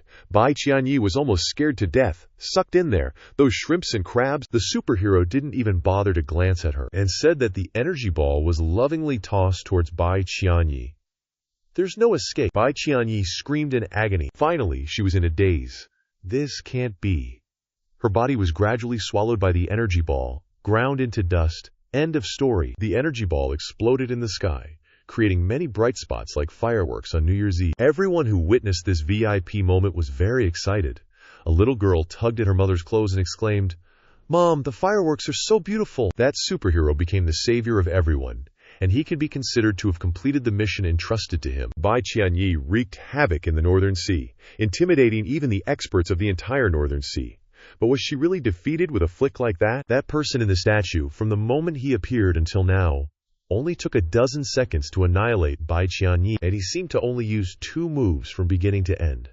The figure of the superhero began to fade in the air. Looking back at the other statue, it lay scattered on the cold ground, no one paying attention to its impending revival. Suddenly, the superhero was sucked into it, by a mysterious power, into spiritual power and physical form, and returned to the statue, much to everyone's bewilderment. The statue was restored to its original form. Ye Neng said to his daughter, "You defeated Bai Qianyi and restored the statue, but the energy in the statue doesn't seem as strong as before." Everyone breathed a sigh of relief, looking down at the deep, bottomless pit. It seems this disaster is over. Who would have thought that arrogant Bai Qianyi would die like that? We really experienced a trip to hell in another world. Specifically, the Lingsu realm, a time circle, appeared. Who would have thought Bai Qianyi was still alive? That old bat managed to escape the disaster and come back. Bai Qianyi felt humiliated, covering her face in anger. She actually got killed just now. She looked at her arm, the arrow mark slowly dissolving. Bai Qianyi bit her finger, drawing blood as she vowed, "The owner of that wooden statue is unforgivable. She'll definitely show up for revenge one day." At Qingnu's sect, Shifu and disciple Yi Feng were living the good life, totally chill. One was painting, the other was carving statues. Yi Feng was super pleased with his work, looking at the statue and praising, "It's so lifelike, Statue-chan. Sorry, we can't go to the moon together anymore." "Oh, what do you think? Whatever, man." As for Yi Feng, how should I put it? This carving thing is getting better and better. Is my past life's lingering soul burning with passion? So admirable. Money isn't everything. Money is God. Money is Buddha. Yi Feng pondered for a moment. I've been free lately and carved a couple. I've got over 100 of these things stored up now, but having so many in my ring is useless. Might as well give them to Little Yu's parents to sell in their shop. Who's gonna buy them, though? Just as Yi Feng was thinking this, his beloved disciple called out, "Shifu, I'm here." He instructed Wu Tao. "Sorry to bother you with this errand, but bring these statues to Bai'er City." Wu Tao, carrying a huge bag of statues on his back, set off immediately. Along the way, he couldn't help but wonder, I don't know why Shifu wants me to bring so many statues to Bai'er City, but I trust Shifu has his own plans. Guess I'll find out when I get there. Cut to Bai'er City. Everything was now a chaotic pile of rubble. The father and son of the Ye family were always on duty here. They looked at the scrap and did not know what to do. In particular, the corpses were piled up like mountains. The state of death. This person is more miserable than the other. Please pay attention to epidemic prevention when handling corpses. Looking towards Little Yu's house, Ye Yi couldn't help but sigh. That wooden statue was really powerful, though. It used its remaining power to fix up the shop, which is at least conscientious. Suddenly, a time vortex appeared in the sky. The father and son were shocked. "Who's coming now? Get out of the way!" The Yi family father and son quickly lay down. Bai Qianyi used the speed of light, flying straight from the portal into Little Yu's house. She headed for the statue that had been blown to smithereens. There it is. Bai Qianyi drew her sword and stabbed at it repeatedly. Trying to assassinate me or what, Statue-chan? Cracks started appearing on the barrier. If it could unleash its spirit power one more time, and this old hag didn't hesitate at all. In just a moment, the statue shattered into pieces. Bai Qianyi laughed non-stop. No matter how strong you are, you're just a disposable product. Once your power is used up, you're just garbage for others to chop. Damn it, Ye Neng and Ye Yi were a step too late. Ye Neng panicked. Bai Qianyi, aren't you dead? What's going on? The corpse outside? What a bunch of idiots. They thought she was really dead. Bai Qianyi, looking like a ghost, glared at the Yi family father and son. I am the goddess of Baiyang True Palace. Did you really think I would die so easily? However, the previous me was indeed dead. It's just that Baiyang True Palace, to prevent unexpected things from happening to me, used a forbidden technique to imprint 3 marks on my hand. And of course, having these 3 marks means I have 3 extra lives. Just thinking about it makes my chest hurt. Bai Qianyi gnashed her teeth. To think I lost one to a statue here. The statue is destroyed, so the next to die are you. The old hag's next words made the Yi family father and son go numb. After killing you, I will drag out the sir behind you and turn him into a human stick to vent the hatred in my heart. What a vicious old hag. Seeing Bai Qianyi unleashing her spirit power, Ye Neng dragged his daughter and fled for their lives. She laughed triumphantly. Could the 2 wastes escape from me? 2 streams of spirit power from the center of the house directly hit Ye Neng and Ye Yi, causing them to cough up blood. Die! Bai Qianyi suddenly appeared behind them, swinging her sword straight at the pitiful father. When I thought I had stepped into the gates of hell, unexpectedly, the light emitted from Yidi's body, specifically from her painting, saved them. Seeing it gently toss away Bai Qianyi's sword gave her a real smackdown. Bai Qianyi painfully looked at her hand, a large patch of which was burned. The painting flew into the air, revealing an Yin Di with an imposing and formidable aura, a world apart from the shy one outside. Yi Neng widened his eyes in surprise. The painting! Quickly look. It's the painting that the immortal gave me. It's showing its power now. So the immortal wouldn't be wrong. He had already foreseen everything that would happen. So touching. Worthy of being the immortal. I'm gonna cry. Bai Qianyi, on the other hand, looked up bitterly. What the hell is this again? No, this can't be. This outer realm has only been inherited for 20 million years. Yet there are so many things that can shock me like this. Moreover, compared to the blue light just now, the feeling of oppression that this painting gives me is actually even greater. I won't allow it. Bai Qianyi rushed over like crazy, intending to snatch the painting. Suddenly, the painting moved slightly, and a woman flew out of the painting. Turned out to be Yi Di. Wow. Looking divine as hell. Yi Neng and Yi Di from the present were dumbfounded, mouths agape, screaming, "Someone looks like me!" Suddenly channeling energy, Yi Di in the painting unleashed a torrent of energy, rushing towards Bai Qianyi. She barely managed to dodge, tears streaming down. Yi Neng looked at his daughter, dumbfounded. No, she's much stronger than you. Heavens, that beam of light shot here, directly melting the space into nothingness. Bai Qianyi was terrified. If I had been careless and been hit by that attack, I don't even dare to imagine what would happen. Let's retreat. Feeling that she couldn't win, Bai Qianyi was playing the dip-out card this time. She disappeared in a flash. Yindi still wasn't in a hurry, continuing to unleash her spiritual power to chase after her. The beam of light passed through Bai Qianyi. She nimbly dodged. Didn't hit. Oh crap, wait, it hit this time. She exploded in midair, screaming like a dog. Don't change the scene. Everything that had just happened was caught in the eyes of the 4 superhero sword brothers of Heng Tianqi. Li Chenghai Tang exclaimed in horror. Did you guys see that? The others retorted. Could we not see it? That woman in the painting insta-killed Bai Qianyi's number 2. Yi Di craned her neck, looking at her twin sister from another mother and great-grandparent. Wait a minute, I feel like this version of me, with this temperament, still wants to do something. Yindi's eyes shot out sparks like a machine gun, piercing through space, searching for that old hag Bai Qianyi. On the side of the Lingshu realm, there was that spatial vortex again. Bai Qianyi crawled out slowly, still scared witless even after dying and coming back to life. Too terrifying. I can't believe that I, a dignified goddess of the Baiyang True Palace of the Lingshu realm, have died twice in this dilapidated place. Before she could even catch her breath, 2 huge, fiery spots appeared behind her. The 2 beams of light that had just found her rushed in and bombarded her. Bai Qianyi screamed in agony, I was wrong, I was wrong. Is it too late to know you were wrong now, daughter? With one shot, Bai Qianyi was buried in the explosion. In another desolate landscape, Bai Qianyi crawled out of the spatial vortex again. Damn it, the life I just revived was destroyed before I could even take a step. Now all 3 seals have disappeared. If I die again, I'm really done for. Holy crap, that goddamn flame has appeared again, and it's burning even brighter than before. Bai Qianyi was scared out of her wits and racked her brain for a way out. Aha, I'll use my ultimate move, the Baiyang True Palace's teleportation scroll, opening a vortex of darkness from the calligraphy scroll. Unfortunately, her luck was as black as charcoal. Damn it, I threw it too far. Bai Qianyi closed her eyes and fled like a horse towards the vortex. Although the distance to the teleportation array was only a tiny bit, it felt extremely far away. Damn it, hatred and more hatred. Luckily, she jumped in just in time. The teleportation array closed just right, creating a significant aftershock in the desolate mountains. Bai Yang Zhengong, Bai Qian's turf. And guess who sprawled out on the cold snow? Yep, it's her. Look at that guilty face. First thing she does is crane her neck to check if those 2 fireballs are still tailing her. Phew, looks like I made it back safe and sound. Me, a freaking goddess of Bai Yang Zhengong, the future sect leader, and my first outing cost me 3 lives. What a ripoff. She's sulking hard, more humiliated than if she ate a ghost pepper. She remembers that damn painting and the weird picture and fumes. I don't care who you are. I'm making you pay me back 100-fold for daring to diss me. Wait, where do these fireballs come from again? Holy crap.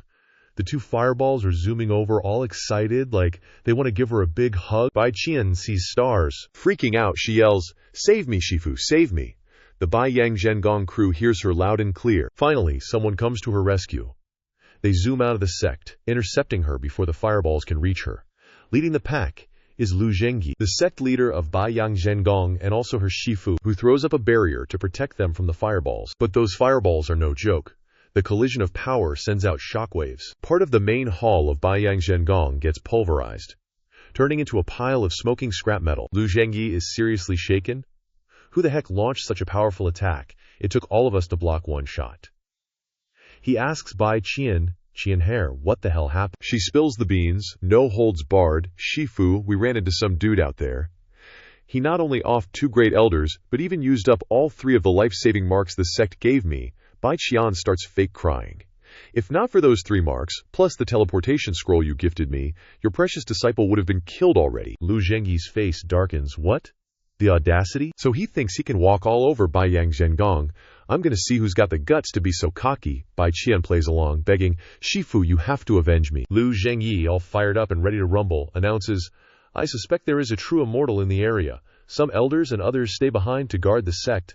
The rest, let's roll out and see who dares oppose Bai Yang Zhengong. I will cripple him and torture him so my darling disciple can get her revenge. A gold-plated ship shaped like some kind of bird arrives, looking all kinds of badass. They jump aboard the ship, brimming with power. Lu Zhengyi hasn't left yet. He wants to drag Bai Qian along, who is now shivering like a leaf. Come with me, Qiangar. You can watch that bully squirm under the might of Bai Yang Zhengong. She, on hearing she has to meet the demons again, just wants to faint. Shifu, I'm kind of scared. He pats her head gently, reassuring her. Don't worry, we're here. No one can hurt you. Bai Qian is convinced and gives her Shifu a sweet smile. That's right, with a powerful Shifu and loving elders.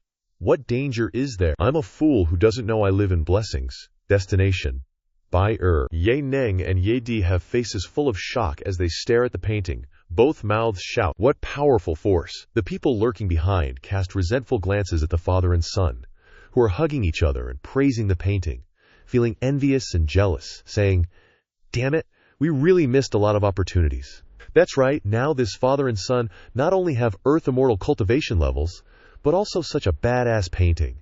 Even Bai Qian was beaten until she ran away. They are invincible in the North Sea. Now, of our 4 great sects, there is only one left. As the last person finished speaking, all 4 of them sighed in unison, covering their faces with their hands, tears streaming down. The Ye family father and son's expression suddenly turned fearful. A beam of light flew across the sky behind the forest, also bringing with it a dazzling 7-colored array of light. On closer inspection, it was a spaceship. It flew across a street, and everyone was in awe. One person stammered, a spaceship? Another said, "This ship is even bigger." On the spaceship, a group of people had a terrifying aura, their expressions fierce like debt collectors. Yi panicked, her eyes wide, and cold sweat streamed down her face. She said, "Dad, this time I'm afraid the entire Baiyang Zhengong has been mobilized. The auras of these people are no less than Bai Qian's. They are all heaven immortals." Ye Nang was also terrified. He gritted his teeth and said, "One Bai Qian almost destroyed the North Sea. Now there are more than a dozen people coming." In the sky near the ship, a purplish-black crack appeared, expanding to reveal two figures inside. An old geezer with lightning bolt whiskers respectfully told a Batman-looking dude, "My lord, that guy might be of use to you." The Batman scoffed twice. "Then we'll see if he's got the goods," old Lightning Whiskers asked. "The goods you speak of being," the Batman replied. "While the power shown by his wooden statue and scroll painting ain't bad, he's got to be able to hold his own against Baiyang Zhen's sect at least." The two continued to observe the ship. Old Lightning Whiskers said, "That, I'm afraid, is Baiyang Zhen's sect is a force to be reckoned with in the Lingshu realm," Old Lightning Whiskers continued. "That Lu Zhengyi guy is even a golden immortal, above even a celestial immortal, plus all those celestial immortals. An average Joe can't stop him." The Batman said, "I don't expect him to win, obviously. But if he's a useless piece of crap who can't even put up a fight, then he can just die. Not worth my time to save." The Batman ordered, "Let's go down and take a look." Old Lightning Whiskers bowed respectfully. "Yes, sir." Back on the ground, the Yang family father and daughter were frozen in place by the pressure from the folks on the ship. Yang Di called out softly, "Dad." Yang Nang was panicking too, but still reassured his daughter, "Don't worry, we still have Mr." The four guys hiding behind the rocks were also freaking out. Yun Tianlong said in fear, "Things are getting way out of hand. I didn't expect Baiyang Zhen sect's experts to arrive so quickly." Li Tianhaitang also urged in fright, looking down at Jian Hongtian. "Let's get out of here." Jian Hongtian remained silent, without moving. Liu Yigu spoke up, stopping them. "Wait, isn't this an opportunity for us?" Yun Tianlong caught the meaning in her words. The fear on his face vanished with the wind. "This was an opportunity. Pick a side. Stand with Baiyang Zhen's sect. If they win, our lives will be easier under their control. Stand with that guy from Qingyu's sect, and we might even get a chance to follow him. The Yi family father and daughter." Li Tianhaitang also spoke up. "That's right, but picking the wrong side would be devastating." Yun Tianlong stroked his chin, thoughtfully. "Right now, that scroll painting looks pretty powerful, but if that guy from Qingyu's sect doesn't have any other tricks up his sleeve, he's in trouble against this Baiyang Zhen sect lineup." Liu Yigu also said. "But no one can guarantee that he doesn't have a trump card." Only one person remained silent. The group fell silent, and finally, one sentence was uttered, "Forget it. Let's just look out for ourselves." As soon as the words left his mouth, the one who had been silent finally made a move. Jian Hongtian lifted his foot, intending to step out of hiding.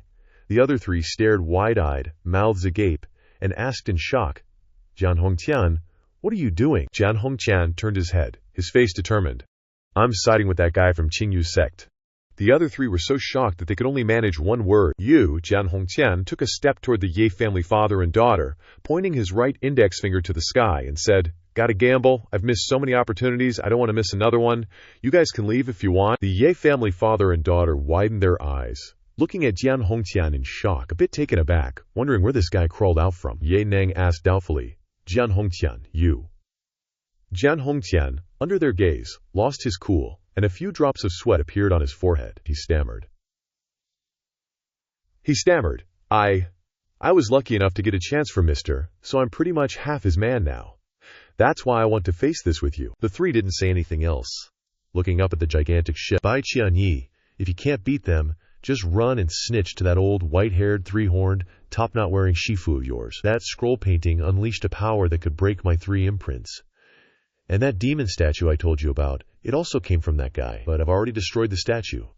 All that's left is the painting. As long as we suppress that painting, we can drag out the guy behind it." The old man frowned and spoke up. "Listen to my orders." The old man waved his right hand, giving the order. "Open the formation. Destroy that painting." The people behind him transformed into streams of light, hands flashing, and shouted fiercely, "Yes, sir!" They targeted the painting. From the eyes of the girl in the painting shot out 2 beams of energy. The group formed a box, surrounding the painting, including the energy released from it. How could that box withstand that massive energy? It immediately shattered into pieces, and the painting was also destroyed, The besiegers were also blasted away by the painting. The Yin family father and daughter, along with Jian Hongtian, gaped their mouths and shouted. The painting. The old man floated in the air, with his subordinates behind him. He spoke with arrogance. Now that your support is gone, what other tricks do you have? Use them now, or you'll run out of chances. Jian Hongtian's cold sweat poured down. He turned to look at the Yang family father and daughter. Do you guys have any other paintings or statues? Judging from their expressions, it was clear they didn't. The old man, emboldened, laughed loudly and said, Looks like you're out of tricks. Then hurry up and tell the guy behind you to come out. Don't be a coward. And save me the trouble of finding him myself. Ye Neng, although frightened, still pointed at the old man and shouted, Don't be too happy. Just because we don't have any, doesn't mean Mr. doesn't have any tricks. Mr.'s abilities are beyond your imagination. Only Jian Hongtian was trembling all over. The old man scoffed in response. Oh, really? Then tell me one reason why he hasn't shown up. I bet he's scared of our Baiyang Zhen sect's lineup. Is that not a problem? Ye Di asked doubtfully. Dad, Mr. wouldn't really, Ye Neng said. No, impossible, Jian Hongtian, terrified, hugged his head and cried out Ye Neng's name in anguish. Ye Neng thought to himself, however, according to my guess, Mr. is probably someone who uses a special method to cultivate. They often control something whose strength far exceeds the caster, but once they lose the thing they manipulate, the caster is no longer scary. This can also explain why Mr. can't show his face. The three hiding behind the rocks simultaneously shook their heads, sighing in their hearts. Misjudged. The two inside the crack were also talking. My lord, what do you think? The Batman said. Probably like those object manipulators from the Tang sect, at most just using the painting and the wooden statue to unleash power. I overestimated him. On this side, Ye Neng just roared, Your expression seems to have angered the old codger. He raised his hand into a fist, putting some oomph into it as he said, Stubborn fools. Your so-called teacher probably legged it a long time ago. He only has a few tricks up his sleeve with that painting scroll and wooden statue. Boy. Once those trinkets are destroyed, he won't dare show his face again. His fist swelled up like a Doraemon flashlight, made it 100 times bigger. This punch, when slammed down, caused all three underneath to cough up blood, the old man continued.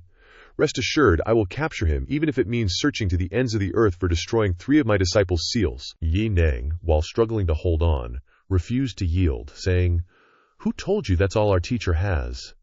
The wooden statue and painting scroll were merely something taught to my junior apprentice, Banwei, to make.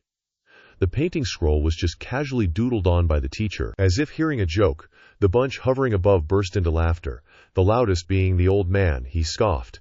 Casually made.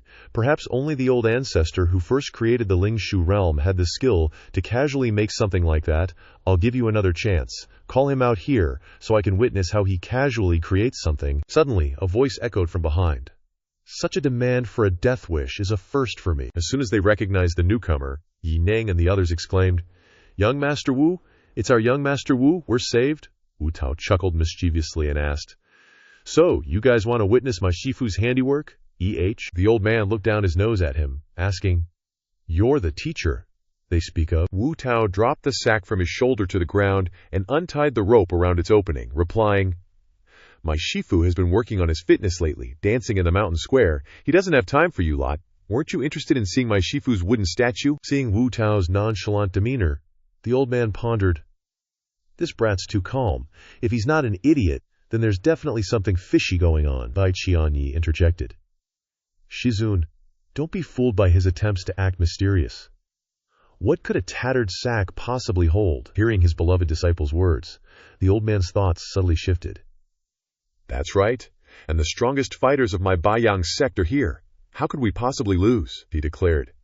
Then hurry up and bring it out. Wu Tao hoisted the sack up, saying, All right then, I'll grant your wish. Inside were a bunch of cute little cartoon figurines. Pigs, monkeys, even demons. Yi Neng laughed as heartily as a farmer after a great harvest, exclaiming, The wooden statues! They were all carved by the teacher. Yi Di, with tears welling up, said, Shifu, it really is Shifu. He really has the skills. Jian Hongtian was even more over the top, jumping and laughing like he'd won the lottery. I knew it. I was right. Hengtian's sword hall is about to rise. About to rise? The group in the air were stunned by the trio's attitudes. An arm reached out, blocking the others, and said, Don't be afraid. There's no way all those wooden statues have that kind of power. He's just trying to scare us. Those words seemed to awaken the bewildered crowd. They regained their composure, thinking, "That's right, if those wooden statues all had that kind of power, wouldn't they flatten the entire continent?" Bai Qianyi said maliciously. "We must make sure they don't die easily, Shizun." The old man's face was equally grim. He vowed, "Don't worry, no one will escape." With that, the old man unleashed a red palm strike, aiming to shatter the wooden statues, roaring, using illusionary tricks in front of Lu Zhengyi, "Die." Suddenly, the old man's eyes widened, a bit surprised, muttering to himself. A face full of fur, holding an iron rod. Before his eyes appeared a monkey. No, more accurately, Sun Wukong, wielding the Ruyi Jingu Bang, his monkey face full of arrogance, telling the old man, "Take a strike from old Sun." From the Ruyi Jingu Bang of the Sun Wukong figurine, an enormous wave of power was released, lighting up the entire sky. The single strike left a massive, sprawling crack in the ground, leaving everyone stunned. The Baiyang sect master, his face blank, trembled uncontrollably. He thought, "Unbelievable, there really is such a powerful wooden statue.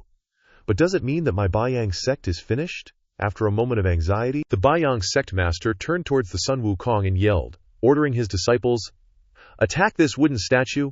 It may be strong, but it's still a disposable item, and there's only one of them. Join me in destroying it."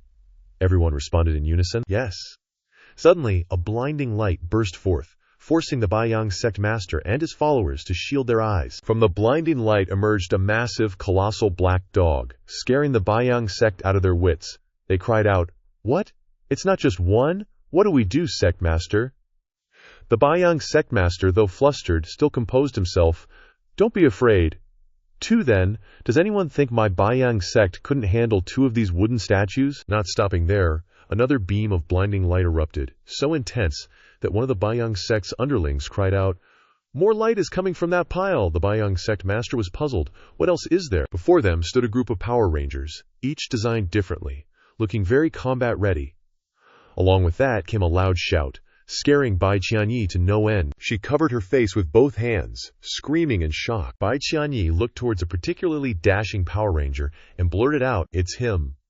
Bai Qianyi's sweat poured down like water. She was stunned, thinking to herself, "The one who robbed me of my first 2-3 times, and his aura is even stronger than before." The transformations weren't over yet. More light shone, blinding everything, and a cry rang out. "More light is coming out again." This time, the characters appearing were Nizha and a general. Whispers about these two characters began to spread. "Damn, what kind of things did this guy carve? These bizarre outfits, have we been in the Lingshu realm for too long? And these ants have surpassed us." It seemed like it wouldn't stop at Nezaiha. Following that was a series of famous characters of great caliber appearing, causing everyone to constantly scream and yell. On the other side, there was also someone wearing a straw hat. The Baiyang sect master also freaked out and cried out, "7 Calabash brothers!" Next to him, his disciple also said in surprise, "And there's one carrying a gourd on his back, with a word written on his forehead." Another underling was just as miserable. He didn't believe his eyes and cursed, "Damn, look at the man wearing blue and red clothes. I'm too ashamed, I can't even look straight at him." The monkey holding the staff forced the pig person and the curly-haired person to kneel before the remaining person. This scene was all conjured up by Wu Tao, using the wooden statues. Wu Tao enjoyed the scene before him with great pleasure and asked loudly, "So what, are your eyes enjoying the view?" Shocked, much, Baiyang Zhengong wasn't feeling it at all. His face darkened, and who knows what he was thinking. Then, Baiyang Zhengong, zooming away like a coward, stammered, "Need to rest and recover today. We'll fight another day, Qianyi. Get on the boat. Go, go, go." Bai Qianyi could only scream. Suddenly, a wild Nadu appeared. He's got his strongest move ready. "The Rasengan," Naz shouted. "Immortal art, Senan skin." That Senan skin attack slammed right into Baiyang Zhengong's spaceship, turning it into splinters. Someone yelped in shock. Bai Qianyi exclaimed in horror. That was a mobile fortress, built with countless rare treasures, and it's gone with one hit from that blonde dude. Baiyang Zhengong was scared stiff. He could only stutter. "We're done for. Without the ultra-speed mobile ship, there's no way to retreat unscathed." Despite the fear, Baiyang Zhengong had to put on a brave face. He turned back and said, "Nishit, in all my years, I'd say you're the best at that." Then, stroking his beard, Baiyang Zhengong continued, "All right then, Baiyang Zhengong is calling it even. Let's keep our distance from now on." "Oh, really?" Wu Tao, hearing this, gave him a look of utter disdain. "What makes you think you have the face for that?" Seeing his words were worthless, Bai Yang Zhengong was startled and asked, "Then, what do you want?" Wu Tao pointed directly forward and said, "Leave her here, she's insulted my Shifu one too many times." A crime unforgivable. Turns out Wu Tao was talking about Bai Qianyi. She was terrified, her face pale. Bai Yang Zhengong looked at her, confused. Wu Tao continued, "Also, you destroyed the painting and wooden statue of my junior martial sister that I gave to my parents. Compensate us with all your treasures." Hearing Wu Tao's demands, Bai Yang Zhengong's underlings erupted. "This is outrageous. Our sect leader is being polite, but that's no reason to be insolent. Your wooden statue may be strong, but Bai Yang Zhengong isn't someone you can just mess with. At worst, we'll go down together." Hearing this, Ye Neng, Ye Di, and Jian Hongqian were overjoyed. They were loving this drama. Wu Tao wasn't in a hurry to reply. Instead, he reached for a chair. Then, Wu Tao sat down leisurely and replied, "Then wish yourselves luck." The disciples turned to Bai Yang Zhengong and shouted, "Sect leader! Sect leader!" Bai Yang Zhengong, who had lost all his previous arrogance, coldly snorted, then said politely, "You really think Bai Yang Zhengong is that easy to bully? The wooden statue may be strong, but it's just a lifeless object. As long as we hold it off until it runs out of energy, it'll be nothing more than meat on our table." Then, Bai Yang Zhengong decisively ordered, "Kill." The disciples charged towards Wu Tao as if they were just waiting for the order. A female figure with soft ears and a tail ran to an old man who was Bai Yang Zhengong's disciple and said, "Daji will play with you." The old man was secretly pleased to see she was a girl, lucky me, facing a weak woman. Before he could do anything, the girl launched a heart-shaped attack straight at the old man. The sound was adorable, and she even smiled, leaving the old man dumbfounded. The old man collapsed to the ground. The battle was over before it even began. Nearby, a guy with a knife, radiating murderous intent, charged towards another area. He jumped high and pointed the knife straight down at another of Bai Yang Zhengong's underlings, shouting the name of his move, "Gemia." And another one bites the dust. In the distance, Tang Seng was being squeezed by a huge monster with 2 horns on its head. Another of Bai Yang Zhengong's underlings pointed at Tang Seng and shouted, "Kill him!" The monster raised his hand to attack.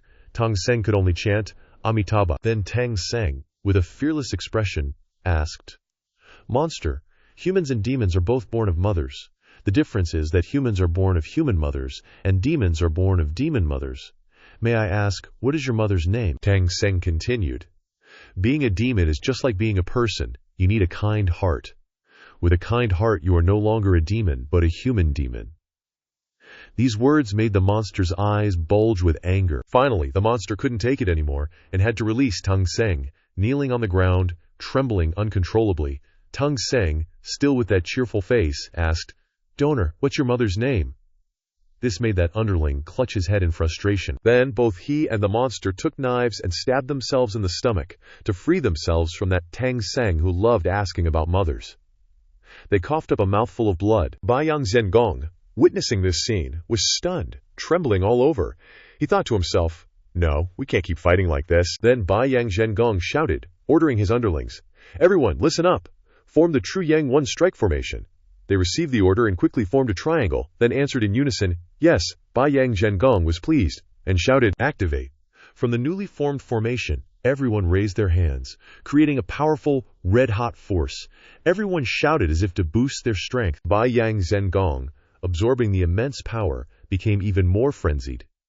He created a huge ball of power and shouted, "Immortal art, true Yang One strike." Bai Yang Zhengong aimed at the people below and launched a massive attack. The power released could blast away everything in its path. The disciples were overjoyed, shouting excitedly, "They're dead for sure this time." Bai Yang Zhengong also revealed a look of joy, thinking, "It's done." Suddenly, a force of equal power appeared, countering Bai Yang Zhengong's attack. Turns out, it was from a swordsman, just one sword. And he flipped the whole situation, blew everyone's minds. Bai Yang True Palace couldn't believe his eyes, his eyeballs and dentures practically popped out. He sighed inwardly. Holy Maple Leaf Canada! One after another, those wooden figurines been knocking out Bai Yang True Palace's subordinates. Their numbers keep dwindling and dwindling. Bai Yang True Palace thinking, "This is terrifying, absolutely terrifying." Watching notch his back as he cleans up his subordinates. All Bai Yang True Palace could think was, just one continent, 200 million years old, and already this strong. Didn't expect to run into such a brick wall the moment I stepped out. Bai Yang True Palace is doomed. Bai Yang True Palace, face redder than a baboon's butt, turned to Bai Qianyi and started yelling, "It's all your fault." Bai Yang True Palace immediately lunged at Bai Qianyi, squeezing her neck, scaring her half to death. He roared, "Bai Yang True Palace is in this mess because of you. I actually fell for your enchantments." Bai Qianyi just cried and pleaded, "Shifu, no, don't kill me." Then Bai Yang True Palace tossed Bai Qianyi onto the ground, right smack in front of Wu Tao. Bai Yang True Palace angrily said to Wu Tao, "This whole thing started with this woman, now she's yours to deal with." Bai Qianyi screamed in agony, "No, Shifu." Then Bai Qianyi turned to Wu Tao and begged, "I was blind. Please spare my life. I'll be your servant, your workhorse, anything. Just please don't kill me." Wu Tao put on a stone-cold face and replied, "I have no interest in you." But the very next second, Wu Tao grabbed Bai Qianyi's head and used his magic to suck the life out of her. Wu Tao spoke up. "You insulted my Shifu. You deserve to die 10,000 times over." She barely managed to gasp out in pain. And then Bai Qianyi died. Bai Yang True Palace knelt down, offering some kind of item, presenting it to Wu Tao. "This ring I offer to you. It contains all the true treasures of my palace." Bai Yang True Palace sincerely said, "I know I offended Senior. I deserve to die 10,000 times over. I'm willing to end my own life, but my palace has other disciples who weren't involved. Please spare them." The subordinates, hearing this, some cried, and some looked resentful. Wu Tao softly asked in return, "Resentment?" Then sighed a little. Right now, the place they were standing was a ruined battlefield, destroyed everywhere. In the ground there's a huge crack. Suddenly, someone waved their hand, holding a fresh, vibrant rice stalk. Everyone who witnessed this scene was stunned, speechless in surprise. At that moment, the ground returned to its peaceful original state. Everyone excitedly shouted, "It's restored! Everything that was destroyed is restored! Like nothing ever happened. A wooden figurine is already so powerful, so what about its master?" Turns out, the one who restored everything was a character named Shen Ming. They were surprised and a little stunned, thinking to themselves, Shen Ming, Liu Yigu, Yun Tianlong, and Li Chenghai all clutched their chests, in terrible pain, with traces of blood on their mouths. What they had gone through. In their hearts they all thought, resentment. Turns out, the three knew they couldn't catch up to Jian Hongtian, knew they were all bark and no bite, their Dao hearts were damaged, and they'd become monks in a few days. The three of them looked like they had a lot of pent-up feelings that were bursting out, and they also looked like they were at odds with each other. On the other hand, Hengtian Sword Village, because Jian Hongtian got a wooden figurine from Wu Chengyan. The rising Jian Hongtian was overjoyed, standing and looking at the wooden figurine while laughing like a maniac. Behind him, the crowd was rowdy, everyone scrambling to shout, "My family has a Xiaoan who's 18 this year. Sect leader, please take him in. My family has a daughter who's 16, a 16-year-old spiritual root. Please pass it down to our family." At a mountain range, covered in white snow, a man spoke. "My lord, his strength is far beyond our imagination. Even Baiyang True Palace was wiped out. This kind of strength can definitely be used by you." Lu Xinwei angrily stomped on him and cursed.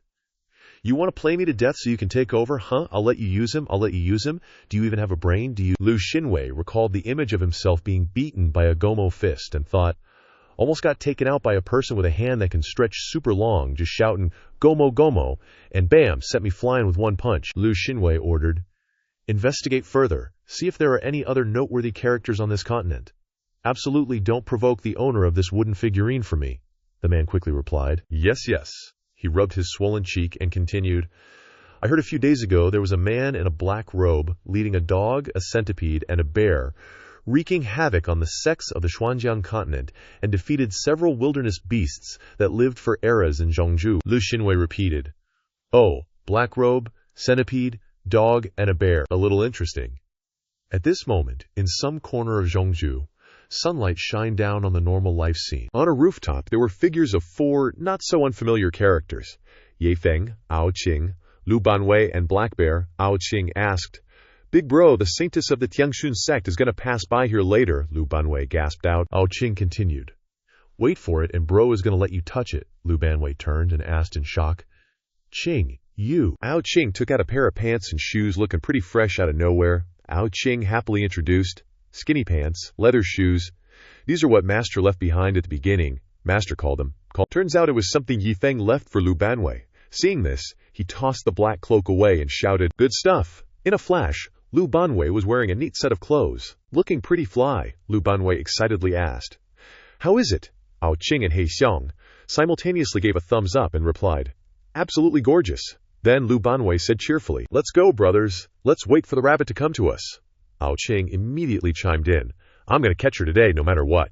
Finally, they arrived at a tavern. Once everyone was seated at the table, Yi Feng rubbed his hands together, his face showing excitement, and said, "I'm so eager to see how you catch that holy maiden from the Tiangsun sect." Ao Qing, sitting next to him, added, "With your current reputation in Zhongzhou, won't that girl's legs go weak when she sees you?" Lu Banwei, pleased with the praise from his subordinates, waved his hand dismissively and said, "Humble, humble.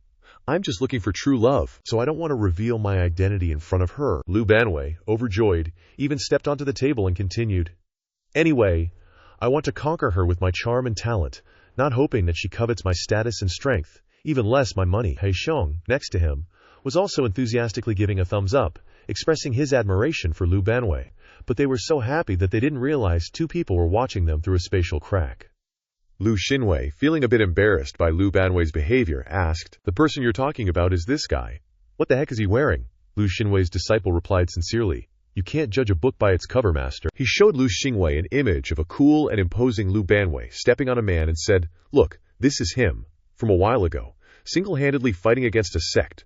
Lu Xinwei nodded in agreement and said, "It really is him. Let's go, let's test him." At this time, Ao Yuqing was playing the role of a love strategist for Lu Banwei. He said, "In order for the girl to have a deep impression of me, I'll pretend to rob and kill her later.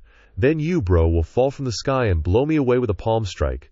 Lu Banwei listened attentively, absorbing every detail. Ao Qing happily slapped hands with Lu Banwei as a sign of agreement, saying, "This character, this selflessness, plus your handsome face, bro, how could that girl not fall for you?" Lu Banwei praised him. "Qing, you're something else."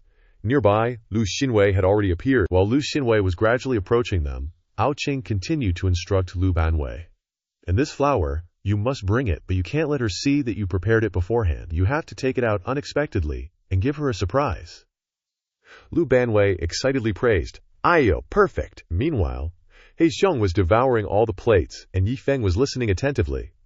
No one paid any attention to Lu Xinwei. At this moment, Lu Xinwei arrived, a friendly smile on his face, holding a glass of wine, and said, "I am Lu Xinwei, and I would like to make friends with you for. Would that be possible?" However, they still didn't pay any attention to Lu Xinwei. Lu Banwei was still enthusiastically slapping the table and saying, "Quick, quick! What other good ideas do you have, Ao Qing?" Across from him, grinned and replied, "Big bro, what other details do we need?" The man with Lu Xinwei, seeing that the two of them were being ignored, angrily said, "Who do you think you are, daring to ignore our master?" Lu Xinwei's face darkened, and he coldly snorted. The man was extremely angry and raised his hand to attack, shouting, "You dare to disregard my master! This old man will teach you arrogant fools a lesson." Lu Banwei's group looked at him as if he were a pile of dung, without any emotion. Immediately, Lu Banwei grabbed his disciple's wrist tightly, startling him. Without saying a word, Lu Banwei quickly threw him out the window. After finishing, Lu Banwei said, "Is this guy sick? Don't mind him, continue." Ao Qing also didn't bother to care and replied, "Big bro, you must remember the order, don't mess it up." Next, the plan is. Witnessing this scene, Lu Xinwei froze stiffly. Lu Xinwei was stunned, thinking to himself, "His cultivation is golden immortal, not inferior to Lu Zhengyi of the White Yang True Palace. Although this palm didn't use full strength, it couldn't be blocked so easily, yet he was thrown away like that." Then, Lu Xinwei smiled meaningfully and said to himself, "I've really found an expert. He has the ability to be arrogant, and I like it." Then, Lu Xinwei greeted again, "You four, I am Lu Xinwei. Can I have a drink with you?" Seeing that no one answered him, Lu Xinwei opened his eyes and saw that Lu Banwei's group had already walked out the door, leaving Lu Xinwei standing there awkwardly. Suddenly, a scream attracted the attention of many people. "Help! Someone come and save me!" It turned out to be Lu Banwei's skit. Yi Feng, playing the victim, was crying and shouting, "This man not only robbed me, insulted my soul, but also wants to seize my body. Is there anyone who can help me?" Ao Qing, playing the villain with a black scarf covering his face, laughed mockingly with his hands on his hips. "This daddy likes to bully men and seize women. Let's see who dares to interfere." At this time, a great beauty walked over. Seeing this, Ao Qing whispered to Lu Banwei, she's here, prepare to strike, bro." The order, the actions, the details. Lu Banwei rushed out, not forgetting to say, "Got it." Lu Banwei jumped from the roof to the ground, posing coolly, and shouted, "A robber, bullying men and seizing women in broad daylight. Then, Lu Banwei, playing the hero, gave Ao Qing a slap. Lu Banwei said, "This father will act for heaven." Ao Qing, although being hit, enthusiastically acted his part, saying painfully, "Your palm is too powerful, I admit defeat. Consider yourselves lucky." Yi Feng, beside him, kept giving thumbs up to show that Lu Banwei was very cool. Lu Banwei successfully saved Yi Feng, and the skit was a complete success. He Xiong enthusiastically praised and clapped, but unfortunately, besides him as the audience, there wasn't anyone else watching. Lu Banwei quickly walked away. Lu Banwei blocked the beauty's way, leaning against the wall, and winked to flirt with her. But unfortunately, the beauty completely ignored Lu Banwei, in the same way he had ignored Lu Xinwei. Lu Banwei was extremely disappointed and turned to question Ao Qing. "What the heck, you said the girl would rush to hug me." Seeing this, Ao Qing was a little flustered, but still replied, Big bro, don't panic. This is a normal reaction." Lu Banwei didn't understand, and asked, "What do you mean?" Ao Qing replied knowingly. "Women are shy, with a woman's shyness. Plus there are so many people here, she definitely wouldn't be convenient to rush to hug you." Ao Qing, as if he knew the girl's heart, said to Lu Banwei, "Don't see that she doesn't have any action on the outside. Actually, her heart is already filled with desire. Now if you take the initiative, you'll definitely catch her." Hearing this, Lu Banwei was practically purring with pleasure. He held his face and gushed, "Brilliant, Qing. Just as expected from my #1 dog-brain strategist." No sooner said than done. Lu Banwei raised his voice. "Hey there, beautiful. Hold up a sec." The girl turned around to look. She asked what he wanted, and Lu Banwei struck his most dazzling pose. "In this vast sea of faces, for us to meet, don't you think that's fate, beautiful? In my eyes, your beauty is unmatched, like a blooming flower." As Lu Banwei dramatically presented a flower, the girl just turned and walked away, her eyes filled with disgust, like she was looking at a pile of crap. She muttered under her breath, "Ugh, boring and terrible acting skills. I can tell your trouble a mile away." Lu Banwei was heartbroken, tears streaming down his face. His disciples rushed to comfort him, Black Bear said worriedly. "Big bro," Ao Qing snarled. "That woman is such a drama queen. She clearly likes you, big bro, but she's playing hard to get," Yi Feng chimed in. "Yeah, she's not worthy of your love," Lu Banwei whimpered. "Really?" Ao Qing said. "Absolutely," Lu Banwei, somewhat relieved, said. "So that's it. This stud almost lost his confidence because of a woman like that." Lu Banwei quickly bounced back. He laughed. "You're right. I don't need a woman like that." Meanwhile, Lu Xinwei, watching from the upper floor, was gaping like a fish. Lu Xinwei's face was unreadable. A mix of disdain and admiration. He thought, "Is that all? And here I thought these guys were up to something big. Time to reveal my true strength." Lu Xinwei approached Lu Banwei and greeted him again. "Esteemed sir, things have come to this point. I won't hide anything from you." A wave of power radiated from Lu Xinwei. He grinned and introduced himself. "I am Lu Xinwei from the Lingshu realm, a Xuan immortal among Jin immortals. Because I have few rivals in the Xuan immortal realm, I am known as the #1 Xuan immortal of Lingshu." "Now, can we talk?" Lu Xinwei continued. "I didn't want to brag, but now that you know, don't doubt it. Your strength is absolutely recognized by me." But Lu Banwei and his crew completely ignored him again and walked away. Lu Banwei asked, "I think your camp has someone with that name too, right?" Ao Qing, walking beside him, replied. "Yeah, it's the pup that was born last year," Lu Banwei asked. "What kind of person would name their dog after themselves?" This really pissed Lu Xinwei off, and he was speechless. Lu Xinwei was stunned by Lu Banwei's cold shoulder, he thought. Could it be that my Xuan immortal cultivation isn't even worth a glance from this guy in the black cloak? Lu Xinwei clenched his fists, trying to stay calm. He told himself, "Patience. A master like this is hard to find. He's crucial to my grand plan. Little punk, you've ignited my desire to conquer." With that thought, Lu Xinwei rushed in front of Lu Banwei and shouted, "Wait!" This time, they were a little annoyed. Lu Banwei crossed his arms and asked, "Hey buddy, you got a problem?" Without a hint of anger, Lu Xinwei presented a small bottle of medicine and introduced it. "Use this and you can advance 1 minor realm without any side effects. In the Xuan immortal realm, this is a Xuan immortal pill. Forget about her." Next, Lu Xinwei pulled out a sword and showed it off. "This is one of the Lingshu realm's most prized treasures. With this sword, you can fight above your level." "You make swords?" "No, I sell swords. It's the Hanguang secret sword." Like a pro salesman, Lu Xinwei said proudly, "I can give you both of these treasures, just agree to one condition." But Lu Banwei didn't even bother to look, and even complained it was not enough. "Is that all?" Then Lu Banwei frowned and said, "Dei Qing's peanut brittle is better than your stuff." Ao Qing blushed with pride and replied, "Don't show off trash here, idiot. With that, Lu Banwei and his crew left, saying goodbye, gotta go, wasting time. They left Lu Xinwei crying tears of humiliation, he thought. Even my father has never talked to me like that, damn it! With my status, I wouldn't lower myself like this, even in the Lingshu realm. Not ready to give up, Lu Xinwei called out. 4 of you, you're a bit too high and mighty, Lu Xinwei continued to yell. Just because you're invincible in the Xinjiang continent doesn't mean there's no one in the world who can deal with you. Lu Banwei patiently turned around and asked. I'm saying you've been nagging for half a day. What do you actually want? As if he was waiting for this, Lu Xinwei immediately turned and pointed at Lu Banwei, shouting, I wanted to treat you as an honored guest, but you don't appreciate my kindness. Then I won't beat around the bush. I want you to submit to me, work for me, and be loyal to me. Lu Xinwei's words were like a punchline to Lu Banwei's crew. Ao Qing and Black Bear snickered, Yi Feng looked disdainful, and Ao Qing was holding back laughter so hard he was tearing up.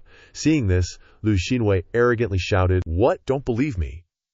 Then Lu Xinwei proposed, How about we have a match? As he spoke, Lu Xinwei demonstrated by throwing punches in the air. He continued, We'll see who's stronger. If you lose, you'll submit to me, Lu Banwei agreed. Fine, go ahead and attack. Hearing this, Lu Xinwei asked, I attack. You won't shed tears until you see your coffin. Lu Xinwei put on a pitying face and continued, I'm afraid you won't even have a chance to attack. I'll give you a chance to attack first. Lu Banwei didn't waste any time and replied. At the same time, his fist headed straight for his face. Lu Banwei's punch sent Lu Xinwei rocketing into the sky like a shooting star. Done. Lu Banwei dusted his hands and muttered, Idiot. Then Lu Banwei's crew continued on their way. Lu Banwei announced, Let's go find my next true love. At this moment, in the skies of the North Sea, a streak of light appeared against the clear blue sky. Suddenly, something fell from the sky. It landed with a loud crash, kicking up a cloud of dust. A human hand was holding a small object like a cell phone, trembling uncontrollably. Turns out that was Lu Xinwei, who Lu Banwei punched into the ground earlier. He was calling someone, yelling, Hurry, hurry to Beihai, pick me up, I want to go back, I want to go home. Meanwhile, Lu Xinwei's disciple, who Lu Banwei flung out of the tavern, had regained consciousness. He answered the phone. Master, my lord, why are you in Beihai at this hour? Lu Xinwei angrily roared, Are you questioning me? Get your butt over here now. A few days later, in a towering forest with fresh air, he finally arrived at the spot where Lu Xinwei had been planted headfirst for days. He worriedly called out, My lord, what happened to you? Lu Xinwei, though stuck upside down, hadn't suffered brain congestion and was still alive to scold. Stop the nonsense, pull me out, and let's return to the Lingshu realm. The disciple grabbed Lu Xinwei's legs and struggled to pull him out. Exhausted, he still had questions. Return to the Lingshu realm. My lord, couldn't you subdue that guy in the black cloak? Lu Xinwei was losing patience, able to only shout, Another word and I'll send you to your death. Just pull me out. The disciple quickly replied, Yes, yes. Then, Lu Xinwei resentfully said, I never want to come to this immortal Jiang continent again. Lu Xinwei's scream echoed through the forest, sending birds scattering. At this time, in Dongsheng, on a crowded street, Yi Feng held a roll of paper, his face beaming. He skipped along, shouting, Hu Han-san is back. Gazing intently at the paper in his hand, Yi Feng couldn't hide his delight. He thought to himself, After waiting for days, I finally got the Qingniu sect's disciple token. With this sect disciple mark, building my sect should go smoothly. Yi Feng headed home, imagining his future as a world-ruling overlord. Once I build my sect on the island, I'll just need to recruit 100 disciples. Then I can cultivate and achieve eternal life, with dual cultivation all within my grasp. 2 days later, many ships were gradually docking on the island. Yi Feng had arrived. The bright sunlight made him squint. He looked up at the tall mountain and thought, While I was away, the island has been completely built. Yi Feng happily went inside, waving to everyone like a celebrity. Everyone excitedly shouted, Mr. Yi is back, Yi Feng thought. The old folks from Qingpingjiang have actually moved to this island. Such a warm welcome made Yi Feng very happy. He excitedly thought, Hey, seems I really found a feng shui treasure land. Everyone likes this place. The more lively, the better. Yi Feng went to admire a dragon statue. At this moment, Yi Feng stood before a large crowd, including Lao Qing, Luo Langshu, Zhu Yun, Lu Qingshan, Zhongqing, Wu Tao, and Yun Wu. Yi Feng cleared his throat and said, I took a look around, and life here is pretty good. No time like the present. Then, Yi Feng excitedly pointed to the sky and shouted, Today our sect is established. His disciples were just as excited, shouting in unison to express their support. Then, Yi Feng solemnly said, Of course the sect's future operations will require everyone's cooperation. Hearing this, Everyone nodded seriously in agreement. Yi Feng called out, Lu Lao Ge, Ms. Zhu Yun, and Miss Lu Yao. The three of them cupped their hands in response. Yes, Yi Feng continued, the three of you will manage the daily affairs, the sect's construction, and arrange accommodation for new disciples. Everyone replied in unison. Understood. Luo Longshu was so happy she almost cried. Seeing this, Yi Feng thought, being able to hold a position in the immortal sect is too awesome. Then, Yi Feng turned and instructed. Lao Qing, the people you found this time are not bad. I'm very satisfied. So you'll be the elder of the scripture pavilion. Lao Qing lightly cupped his hands, bowed, and replied, Thank you, Mr. Yi. Yi Feng leisurely turned to leave after assigning the tasks. All right, let's start with that for now. Zhongqing, still excited, called out, Shifu, what's the name of our sect? Yi Feng only then remembered. He rubbed his chin and pondered. Forgot about that. Do you guys have any ideas? Everyone shook their heads, indicating they had no suggestions. After thinking for a while, Yi Feng had a grand idea. Oh, how about we call it Heaven and Earth Sect? Simple and unrestrained. The system displayed a notification. Congratulations to the host for successfully establishing a sect, rewarding a flying sword. The image of the flying sword appeared, attracting Yi Feng's attention. The system continued. Binding to Heaven and Earth Sect. Successfully bound to Heaven and Earth Sect disciples 3/1. After the number of disciples reaches 100, the host will unlock cultivation. Not stopping with the accompanying flying sword, the system also provided a mysterious force, which caused the entire island to light up. In a forest, people witnessed the events and started discussing. One person said, The space on the island seems to have changed. The person next to him also replied, That's right, with my Shuan. They were talking about Yi Feng, saying, It must be related to Master. With Master's abilities, nothing is surprising. Meanwhile, Yi Feng was super stoked about the flying sword treasure in his hand. He went to an open area, took out the flying sword, and said to himself, No one's around here. Flying sword, let me get an intro. Flying sword isn't a traditional weapon, but a flying magic item. Like the name suggests, you just step on it, focus your mind a bit, and you can ride it and fly. Yi Feng jumped onto the flying sword and laughed like crazy, shouting, I can fly! Yi Feng was already digging this flying sword. He hugged it tight and said, Scamming disciples like this was originally to get those old farts and broads to cooperate, even though I'm a nobody. With this sword, I don't have to feel guilty anymore. I can totally trick them into thinking I'm a cultivator. A little later, at the Tiandi sect, Yi Feng stood before the people, including his disciples. Yi Feng started. The reason I gathered everyone here is to tell you something important. Please prepare yourselves to hear these words. The crowd was dead silent. Yi Feng smiled meaningfully and continued. The reason I didn't reveal it before was because I was tired of the life of fighting and killing, so I concealed my strength and lived in Pingjiang City. Hearing Yi Feng start his story so dramatically made them all a little nervous. Then, Yi Feng conjured a light from his palm. The light turned into a small halo, neatly placed above Yi Feng's head. Then Yi Feng acted super cool and handsome, flew up on the flying sword, and said slowly, Actually, I'm not a mortal, but an outstanding cultivator. Suddenly, Yi Feng's expression turned weird. He seemed disappointed or something. Yi Feng stuttered. You're not surprised, the crowd below shouted. Master is joking. This is obvious. Among them were Chu Xi, Sun Jiaj, and Wu Yonghong, smiling with admiration. Yi Feng was just standing there dumbfounded, thinking, What do you mean, obvious? Could it be that these guys saw I wanted to build a sect, so they already thought of me as an immortal cultivator? That's actually possible. After all, from a normal person's perspective, a mortal couldn't build a sect. That explains why these old farts and broads are not only enthusiastic, but also followed me to the island. Makes sense now. Yi Feng quickly regained his composure. He beamed, coughed a few times, and continued.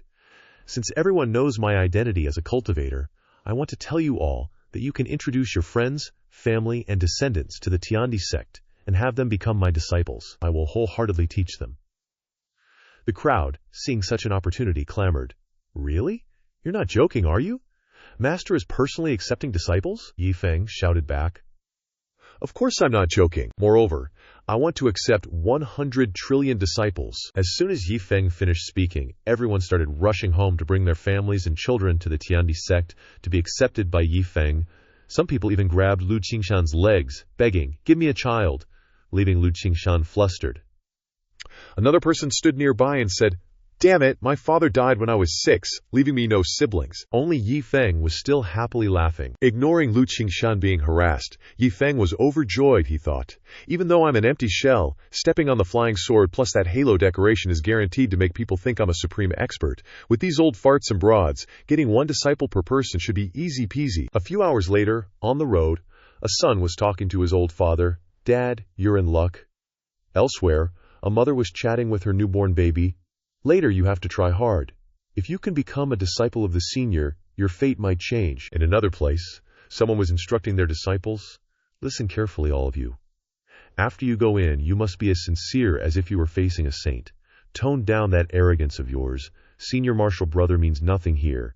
Being able to come here today is your good fortune. Meanwhile, Yi Feng was in his study reading when Zhongqing reported, Master, many people have gathered at the plaza to seek apprenticeship.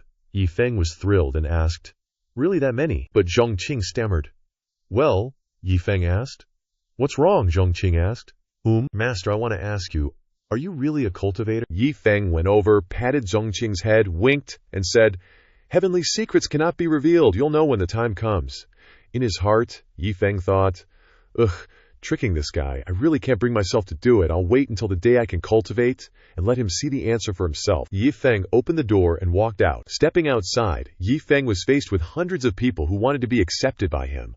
Overwhelmed by the crowd, Yi Feng exclaimed in his heart, thinking, These old farts and broads are great. At this time, the people before him were all called Heaven's Chosen, the worst also, human immortal realm.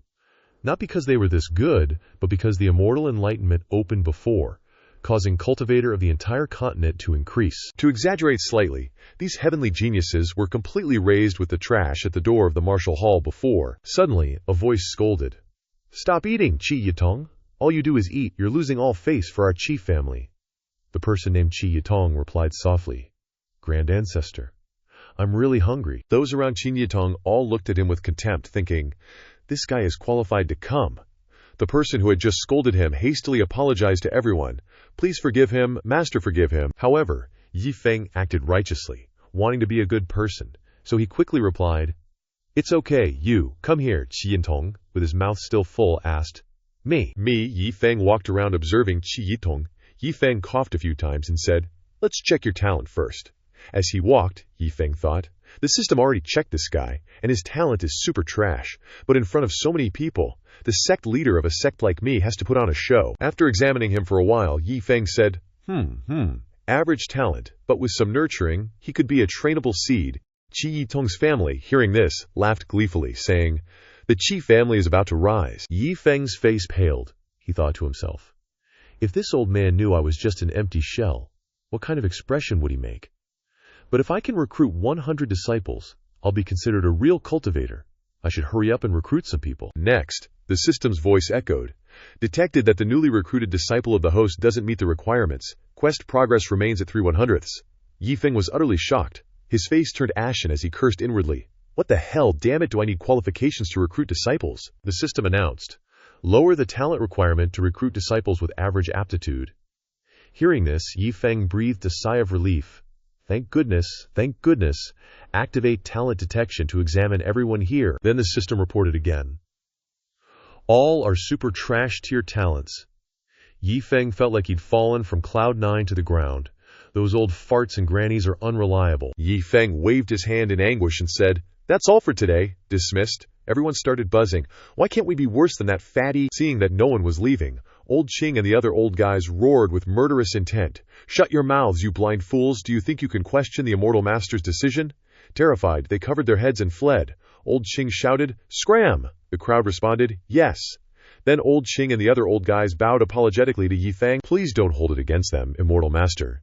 Indeed, Immortal Master shouldn't take these brats to heart.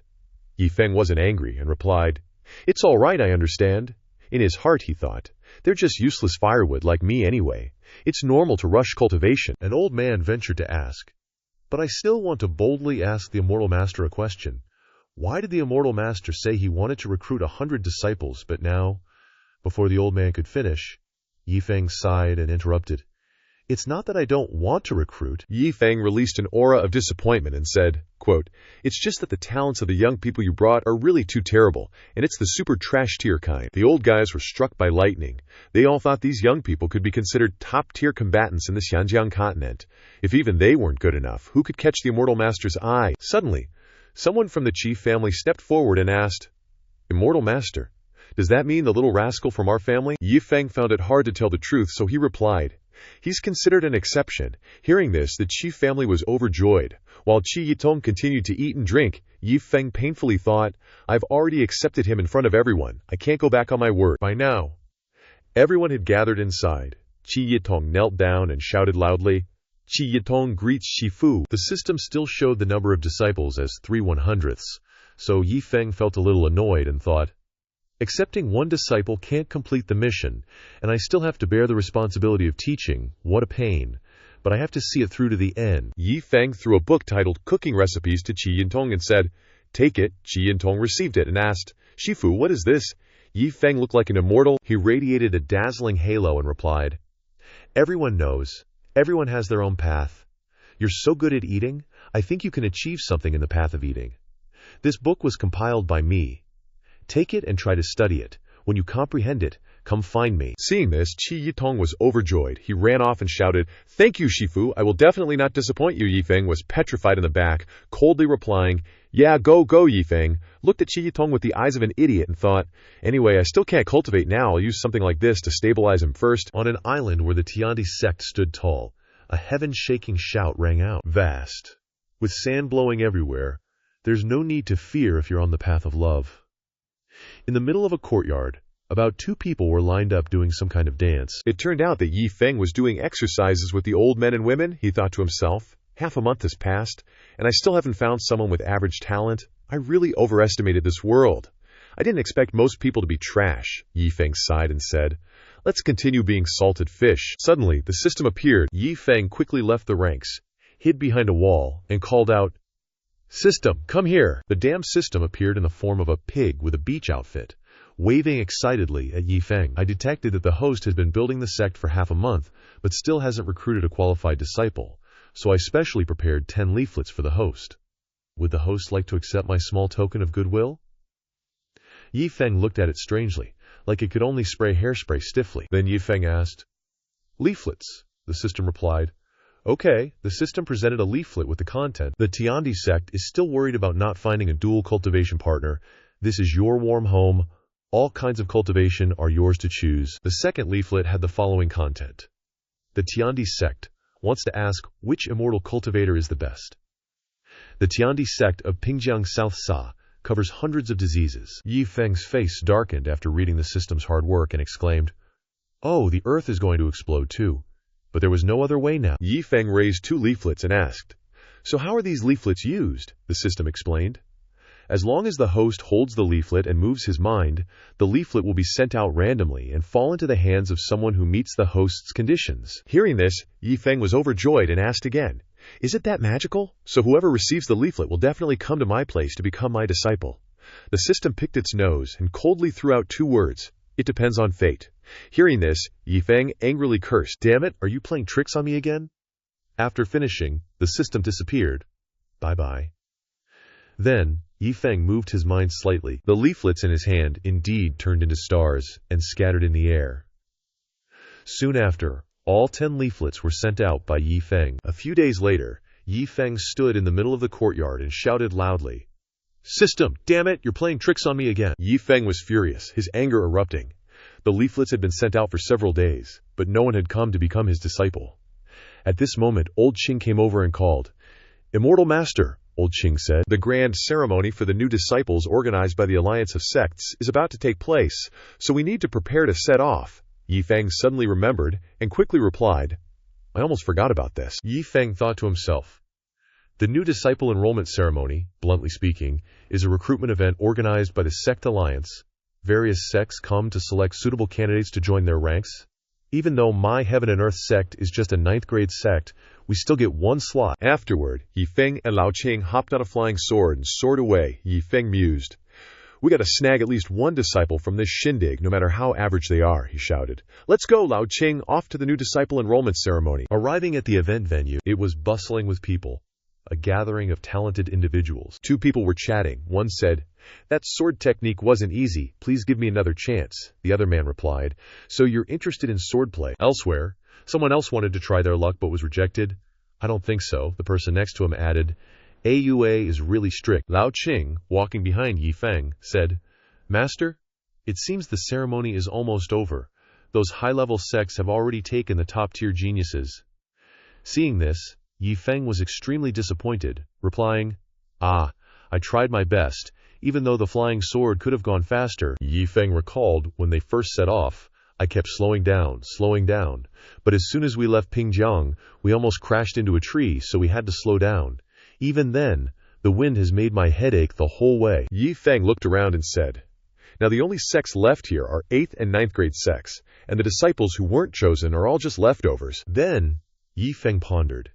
And how should I put it? This feeling is making me panic. At the new disciple enrollment ceremony organized by the Sect Alliance, Yi Feng awkwardly thought, even the sect masters of these 8th and 9th grade sects seem to have profound auras, with imposing presences. Me, a mortal good-for-nothing, trying to pass as a cultivator and blend in here? This pressure is too much. Just as he thought that, a green-haired man next to him actually scrutinized Yi Feng with a probing gaze, startling him a bit. Then, the man flexed his arm to reveal bulging muscles with the words "martial spirit" inscribed on them, scaring Yi Feng out of his wits. He exclaimed inwardly. "Terrifying." Yi Feng quickly composed himself. He coughed a few times and said, "Lao Qing, even though I'm strong, we have to be humble. Absolutely no trouble, understand?" Lao Qing, hearing this, replied, "Yes, master." An announcement rang out. 8th grade sects have completed their selections. Next, 9th grade sects, please come forward. A man pointed to a handsome and imposing young man and said, "That disciple, our heavenly moon sect, will take him. Do you have any objections?" Then, a man with horns on his head stepped forward to stop them. "Hold on, our devil heaven sect also wants him." Thus, the two sects started brawling. They yelled, "You want to go against our heavenly moon sect?" The other man retorted. "Does our devil heaven sect look like we're afraid of you?" Onlookers exclaimed in panic. "They're fighting. They are good seedlings after all. There aren't many to go around." Yi Feng, witnessing this scene, was a bit intimidated but still watched intently.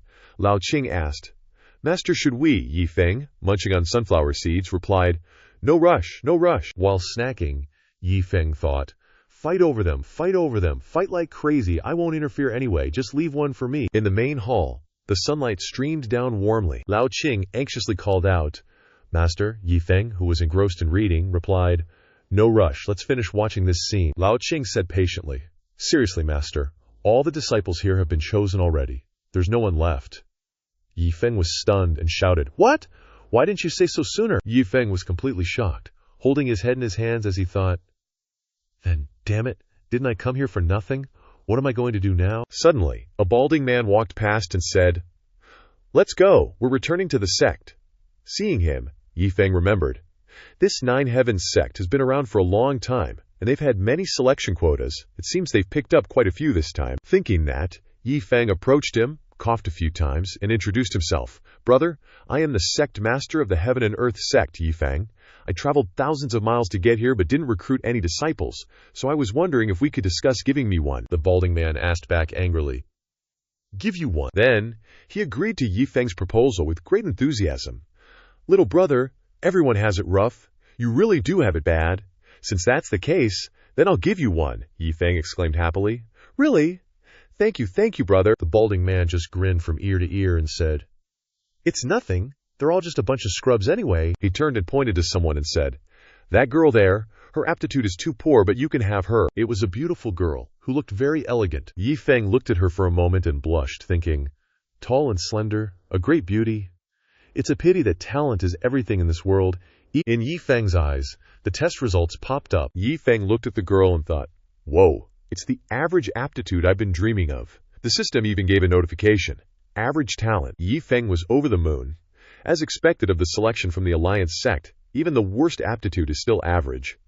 He turned to look at the remaining disciples, thinking, the slightly better ones, The system is too lazy to even check them anymore. Finally finding someone suitable, Yi Feng was so happy he was tearing up. He sighed inwardly. This one is much better than those old fogies and crones in Pingjiang City. Seeing Yi Feng with such an expression, Su Yunyun let out a disdainful tch. Her face darkened as she thought.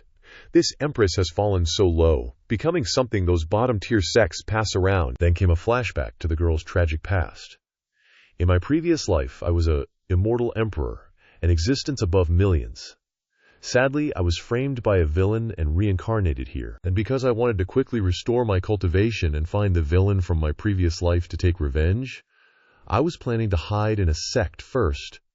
Who knew that because I possessed a hidden physique, those blind bats from the Alliance sect didn't see it and put me at the bottom? Now I'm being tossed around by these weak sects. How infuriating! Yi Feng, completely unaware of the girl's past, walked up to start a conversation. "Miss, what's your name?" At Yi Feng's question, the girl turned her face away, not even bothering to answer. The sect master of Ju Tian's sect was furious and scolded. "The sect master of Tiandi's sect is asking you a question. Didn't you hear?" Yi Feng quickly said from the side. Never mind. The girl closed her eyes, still lost in her thoughts. Su Yunyun, in your previous life you were a female emperor, for crying out loud. Why bother with these ignorant fools? I just need to find a place where I can quietly recover. As for where that place is, anywhere is fine, it doesn't matter. Thinking this, she turned and replied, Su Yunyun. Yi Feng was happy to hear this and said, "Oh, so Su Yunyun, you'll join my Tiandi sect then." Su Yunyun didn't say a word, so Yi Feng just assumed she agreed. Yi Feng happily waved goodbye to the sect master of Ju Tian's sect.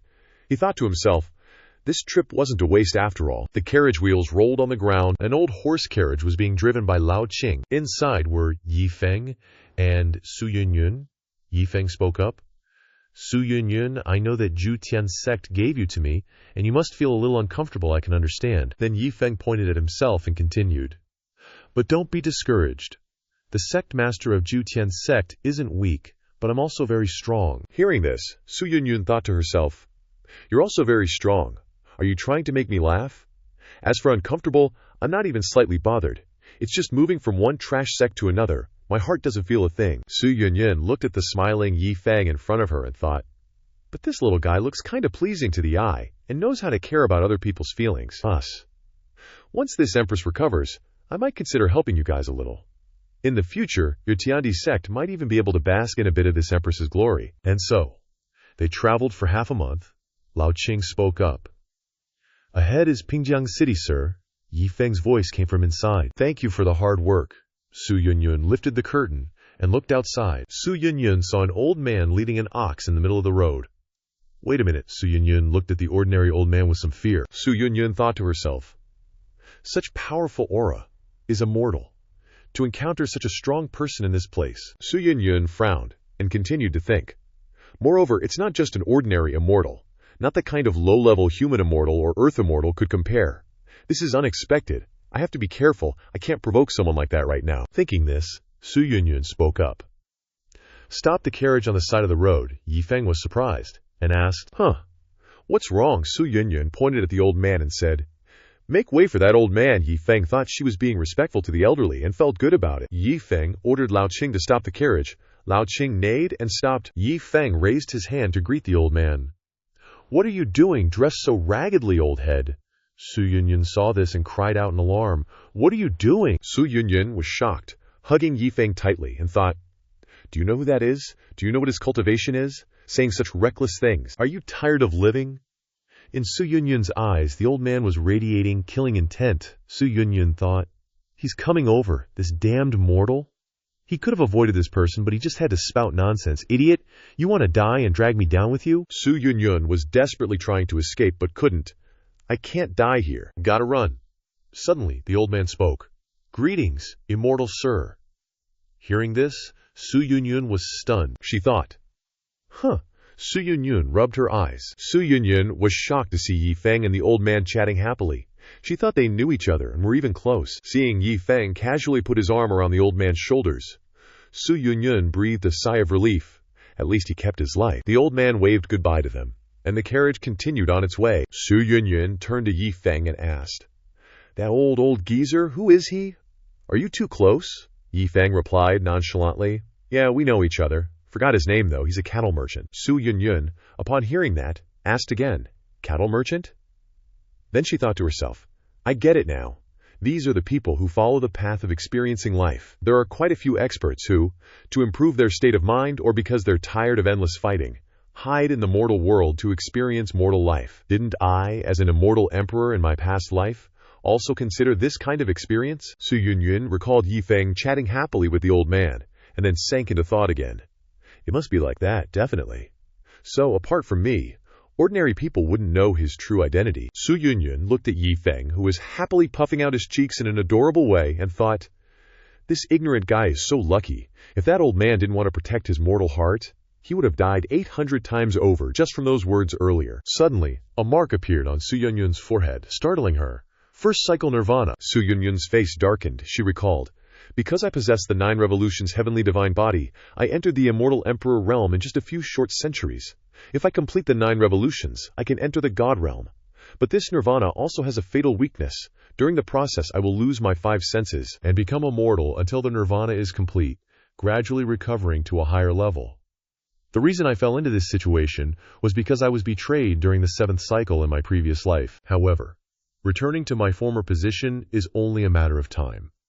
But the most important thing right now is to find an absolutely safe place. Inside the carriage heading towards the Heaven and Earth sect, Su Yunyun coughed a few times and asked Yi Feng, can you find a safe place for me to stay? Yi Feng folded his arms and replied, you don't have to worry about a place to stay, just come back to the Heaven and Earth sect with me. Su Yunyun wasn't satisfied and continued, no, what I mean is a place without other people. Yi Feng frowned upon hearing this and asked, a place without people? You're not coming back to the Heaven and Earth sect with me. Su Yunyun glanced at Yi Feng and thought, how could I follow a weak stranger like you, and you call yourself the 9 revolutions heavenly divine body?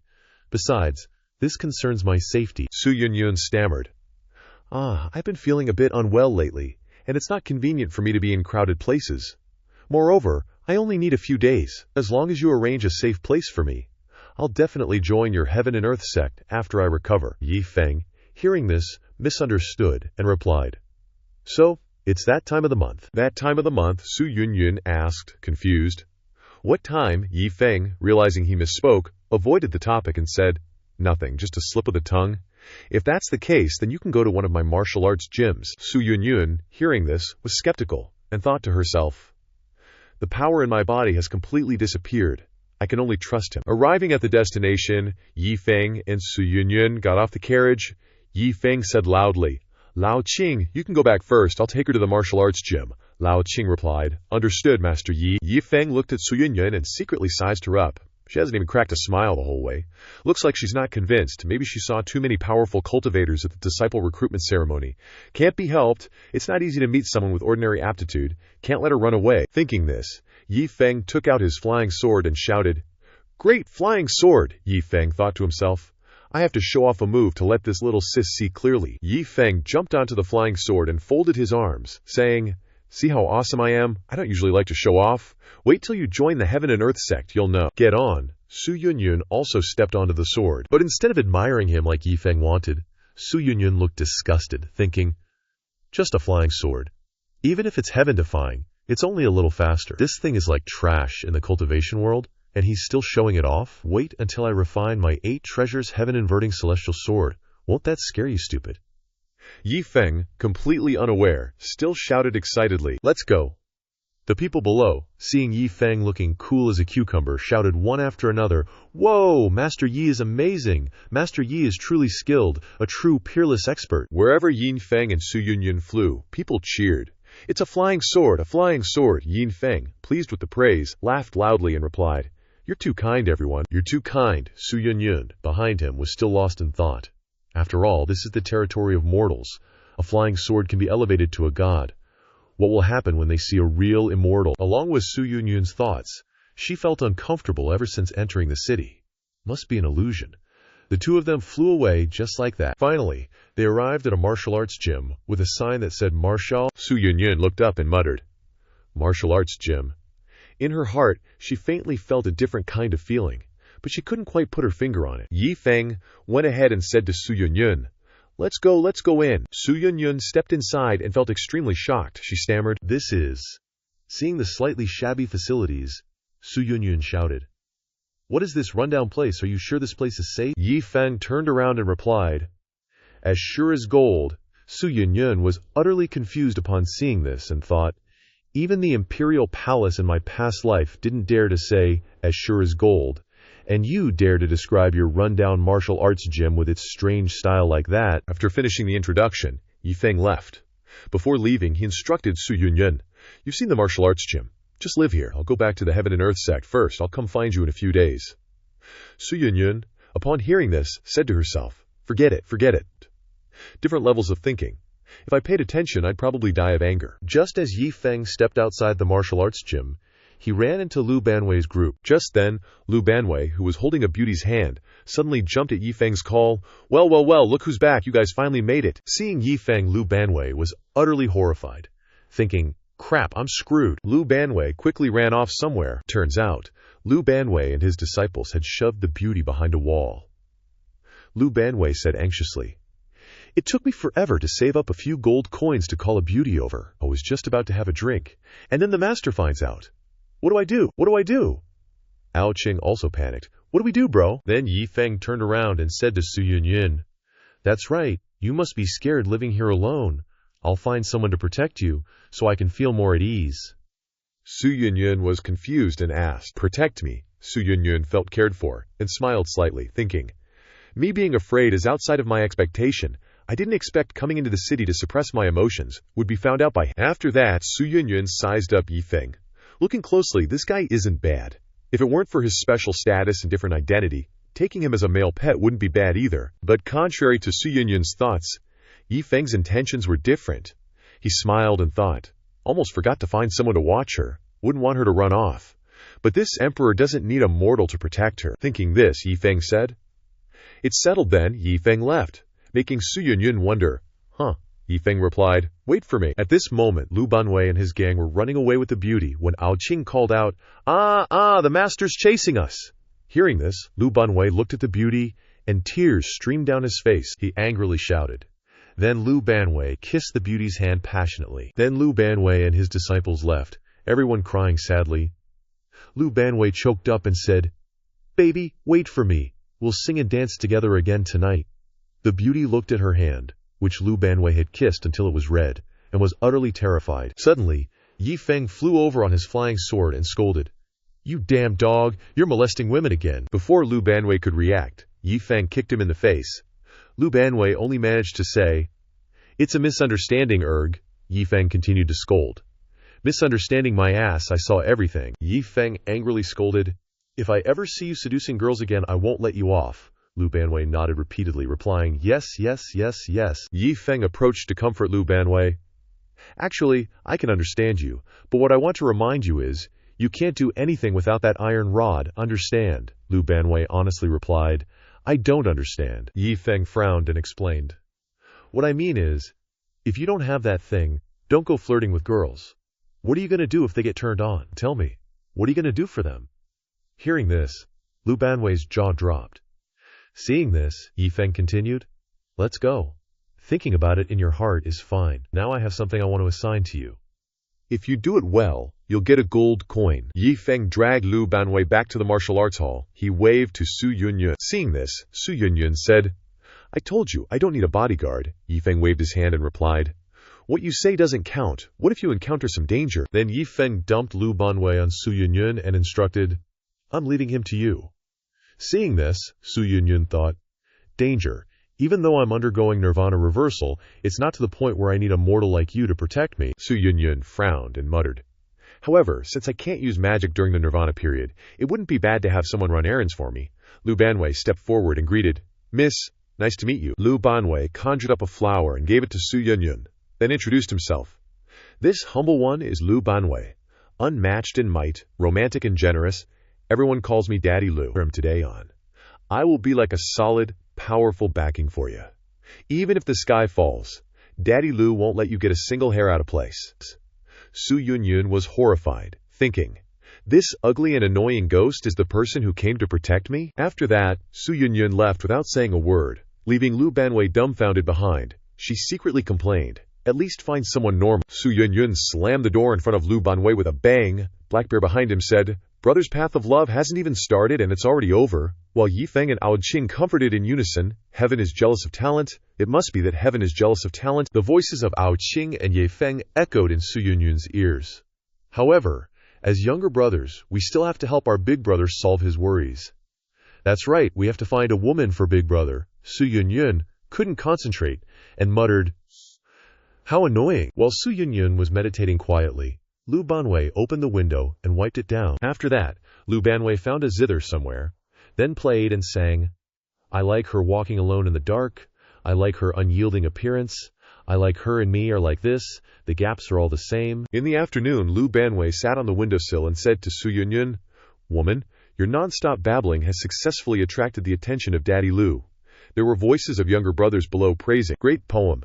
Su Yunyun angrily gnashed her teeth, muttering, "It's been 2 days already." Su Yunyun couldn't keep her composure and secretly scolded, "What kind of freak did Yi Feng find for me?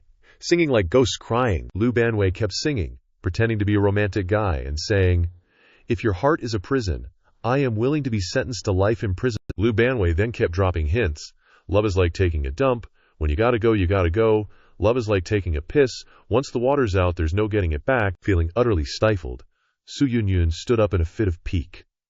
She muttered to herself, "I can't take it anymore, that damn shorty." Su Yunyun flung the door open and yelled, "Can't you be a little less annoying?" Lu Banwei paused mid-sip of his wine and said, "Little miss, someone as weak as you needs my protection." Su Yunyun shouted, "You're so annoying. What do you want to leave me alone?" Lu Banwei angrily crushed his wine jar, retorting, "This daddy is annoyed too, having to look after you. I even missed out on Little Hong's blossoming youth at the Dihong house." Su Yunyun, unable to bear it any longer, angrily retorted, "Protect me. Do you even know who the martial emperor is?" Lu Banwei bluntly asked. "What's that?" Seeing Lu Banwei's ignorance, Su Yunyun said in exasperation, "You don't even know who the martial emperor is? How clueless can you be? Forget it, I'll just be frank. I don't need your protection. Even if danger comes, it's not something you can handle." Lu Banwei crossed his arms and replied, "Looking down on this daddy, huh? Looks like a woman like you isn't worthy of my love." Su Yunyun turned to leave, muttering inwardly, "Damn it, Lu Banwei." He also left, giving a final warning as he turned away. "If you really run into trouble, hide in the martial hall, don't come out. Farewell to the extremely fierce quarrel between Su Yunyun and Lu Banwei." Su Yunyun heaved a sigh of relief as she stepped inside. "That damn shorty finally left. Has 0 cultivation but still wants to protect me. How ridiculous." Looking at the statues, Su Yunyun recalled Yi Feng's words, "The martial hall is as secure as gold." Thinking of Lu Banwei, Su Yunyun cursed inwardly. "And he brought someone here who doesn't even look human. I feel like I'll go blind if I look at that freak a few more times, coming here to humiliate me." All the pent-up anger made Su Yunyun's face darken as she said, "I don't want to stay in this rundown place any longer." Then, Su Yunyun decided to leave. She opened the door, thinking to herself, "Gotta go." She had only taken a few steps when someone called out, "Immortal Empress Yunyun, so you're not dead after all, long time no see." Su Yunyun cried out in alarm, "You're with Chen Yizhen." 3 men appeared in the sky, radiating murderous intent. Responding to her, "That's right." Su Yunyun recalled the past. Chen Yizhen framed her to death in her previous life, and he actually knew she was still alive, and even found her so quickly, wanting to hunt her down to the end. Chen Yizhen's disciples were all bloodthirsty. One of the men stepped forward and said, "Today, we're here to eliminate a concern for Immortal Emperor Yi Zhen, to prevent future troubles." Hearing this, Su Yunyun revealed a contemptuous smile, thinking, HMPH, if it were Chen Yizhen, I wouldn't even bother fighting. But now, you want to deal with me with just 3 pieces of trash like you? I have no cultivation now. I'll trick them first, and buy some time to think of a way to cope. They laughed, calling her name, Su Yunyun. "Oh, Su Yunyun, you really think you're still the same as before? You think we don't know anything?" They continued, "If you were the same as before, you could crush us with a single finger. Try it now." Knowing her place, Su Yunyun frowned as she assessed them. Although she couldn't sense it, these 3 were at least heaven immortals. Su Yunyun glanced back at the martial hall, then pondered. "In my current state, without cultivation, retreating into the martial hall and getting blocked off is no different from entering a dead end. Besides, a rundown martial hall for mortals can't possibly block 3 heaven immortals." Suddenly, the 3 disciples of Chen Yizhen rushed forward in unison. They shouted, "Surrender and be bound!" But Su Yunyun refused to stand still and wait for death. She pulled out a talisman and said, "Since I've been reborn, why wouldn't I make full preparations?" Then, Thanks to the talisman's magic, Su Yunyun disappeared. The three of them shouted. She escaped. One of them opened a compass and pinpointed Su Yunyun's location. He said, HMPH. As expected. How could we not have a few tricks up our sleeves? She hasn't gone far. Then the three of them quickly flew away. They shouted, let's chase her! Outside Pingjiang at this time, Su Yunyun had run here, panting heavily as she stood in place, gasping for breath. Not long after, the three disciples of Chen Yizhen had run to Su Yunyun's location. They shouted, found her! Su Yunyun, where do you think you're going? He continued to call her name, Su Yunyun, oh Su Yunyun. Relying solely on your current state without cultivation, no matter what tricks you have, you can't escape. Seeing the thing in his hand, Su Yunyun immediately recognized it as a star compass. No wonder, it's over. Once my aura is locked onto by this thing, there's no escape. Su Yunyun angrily slammed her hand on the ground and lamented, damn it. It wasn't easy to be reborn. I thought I could escape the pursuit, return to my peak, and take back what was mine. I didn't expect to be found so quickly. Su Yunyun was so distressed that she burst into tears. She wondered, am I really going to die? Suddenly, a dark figure appeared, blocking Su Yunyun's path. The appearance of this person surprised the three disciples slightly. The three shouted, who are you? We're working here. You better scram. Don't go dragging us into this. Seeing Lu Banwei in front of her, Su Yunyun thought in shock, It's him. Why is this little runt here? In Su Yunyun's eyes, the image of Lu Banwei filled her vision. She thought to herself, to think, when I'm at my wit's end, the one standing in front of me is that annoying little devil. Lu Banwei loudly introduced himself. Your daddy Lu Banwei is here. You three trash heaps want to kill someone without asking for my permission, Su Yunyun repeated from behind. It's Daddy Nan. Su Yunyun was still worried. She closed her eyes tightly, thinking, but how can he, who doesn't even know about martial emperors, stop three immortals? This is courting death. Anxious for Lu Banwei's safety, Su Yunyun shouted. You should leave. Don't worry about me, or you'll die, Su Yunyun thought. No matter how brave he is, it's meaningless. No matter what, I can't drag him into this. But unexpectedly, Lu Banwei turned back and scolded Su Yunyun. He flipped her the bird and said, shut your trap. You think if you were still at the martial hall, these three fish would already be cooked? Running. Damn it! Running outside? Lu Banwei's scolding didn't stop. You think your daddy Nan wants to help you? Keep dreaming. If it weren't for the master's instructions, your daddy Nan wouldn't give a damn if you lived or died. The three disciples of Chen Yizhen, standing there listening to the scolding, also felt angry. Lu Banwei continued. I finally managed to scrape together some money to call a little beauty, ready to spend a spring night together. And now because of you, I'm so angry I almost got bone cancer. Su Yunyun was scolded into a stiff mess. In her heart, she secretly cursed. How dare he? No one has ever dared to scold this empress like this. Lu Banwei has no strength, yet he dares to scold me. Then the three people immediately rushed towards Lu Banwei and shouted, you two die together. Seeing this, Su Yunyun also shouted loudly, be careful. Lu Banwei didn't do much. He just flicked his finger, and with that the three disciples of Chen Yizhen were sent flying into the air. Lu Banwei angrily scolded them. Didn't I tell you in my words you still want to fight me? Witnessing this power of Lu Banwei, Su Yunyun was about to lose her mind. She thought, how is this possible? Just with one finger. The three of them fell from the sky to the ground, creating three large explosions. Su Yunyun looked at them in shock, charred black, and thought, instantly killed three immortals. Then Su Yunyun looked back at Lu Banwei and wondered, who exactly is he? This strength, even I at my strongest in my past life couldn't match. And Lu Banwei was extremely annoyed at this time, muttering to himself, my money and my little beauty. But one disciple stood up from behind Su Yunyun and said, unexpected, Su Yunyun, that you have such an expert by your side. His face was extremely grotesque. He threatened Su Yunyun, but don't be happy too soon. No matter how strong this midget is, can he withstand the anger of Immortal Emperor Yi Zhen? I've already transmitted what happened here back to Immortal Emperor Yi Zhen. You won't escape. Su Yunyun was startled when she heard this and shouted, what? Su Yunyun became worried, thinking, with Chen Yizhen's methods, if she knows what happened now, then the trouble afterwards will really be endless. Lu Banwei interrupted Su Yunyun's thoughts. Oh, you can withstand 0.001% of my power and not die. You're pretty tough, Su Yunyun blurted out. Lu Banwei angrily roared. Why are you pretending to be red? Blast your ancestors 8 generations.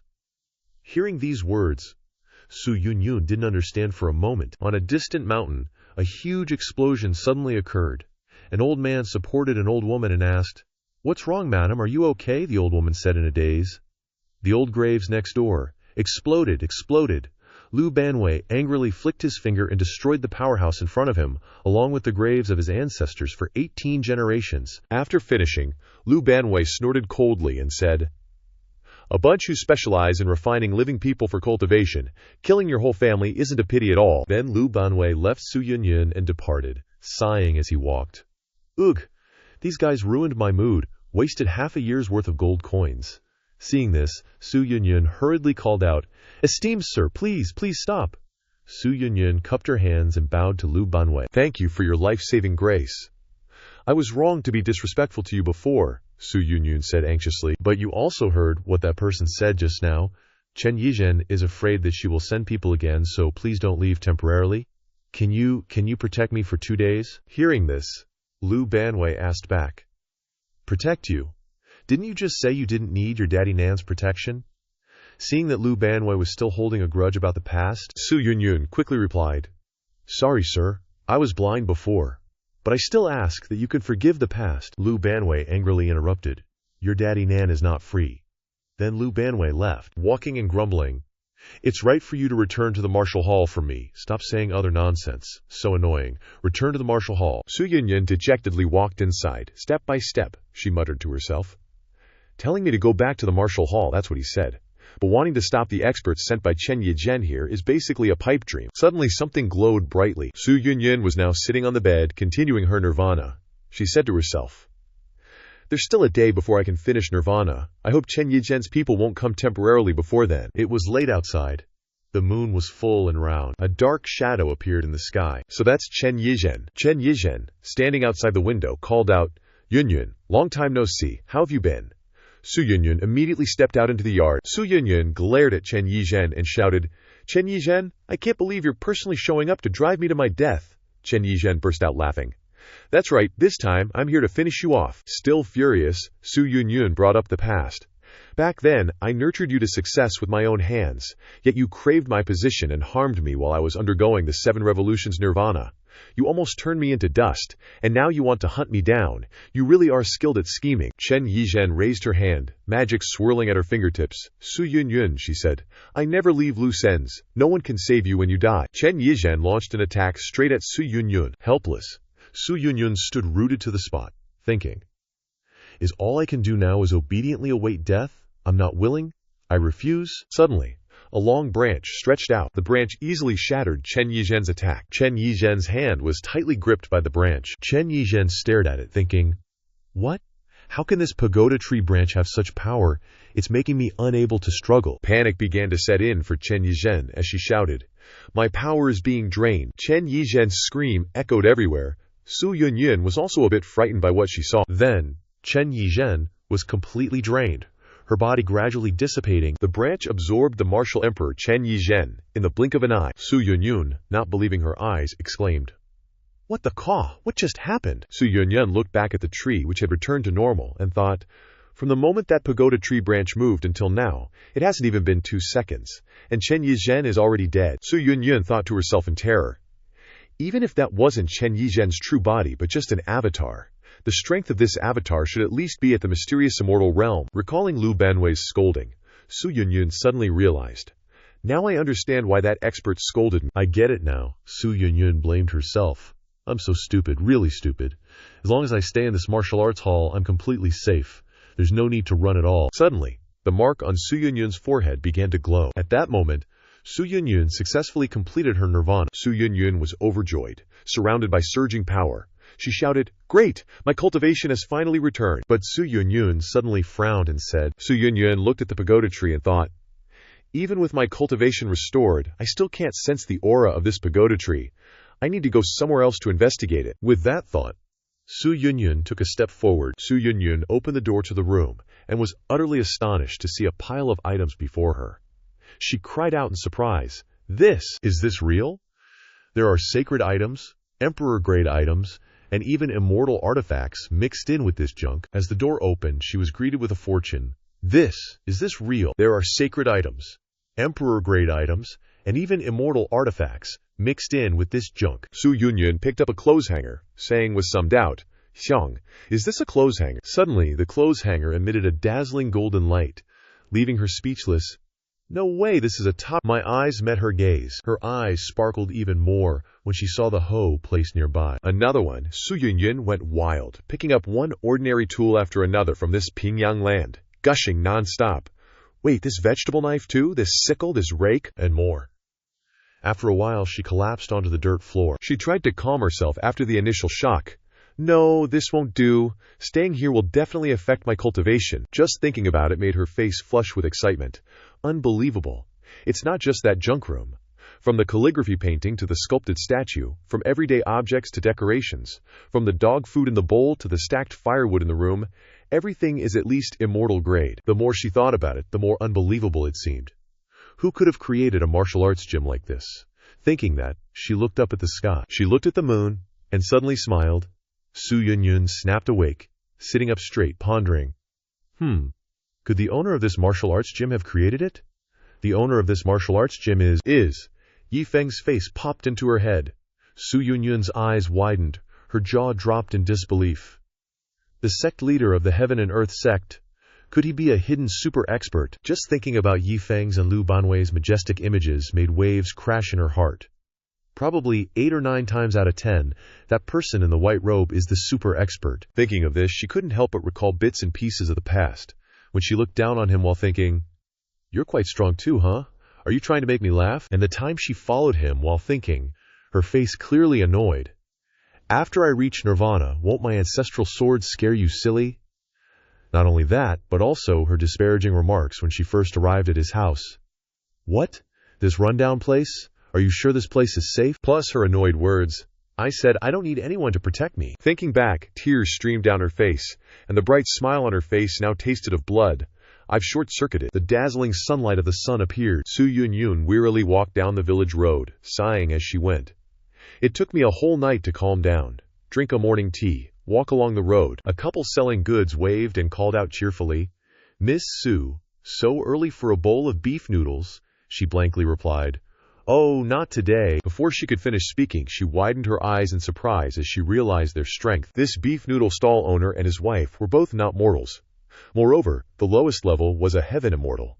Thinking that, she looked at their smiling faces. Suddenly, the beef noodle stall owner looked at a nearby stall and called out, causing Su Yunyun to look over as well. "Pork song, leave half a kilo of pork belly for me later, and chop some ribs for me with one chop." The knife came down with the words, "Sure, no problem." Hearing that made Su Yunyun once again gape in astonishment. She looked at him swinging the knife and thought in shock.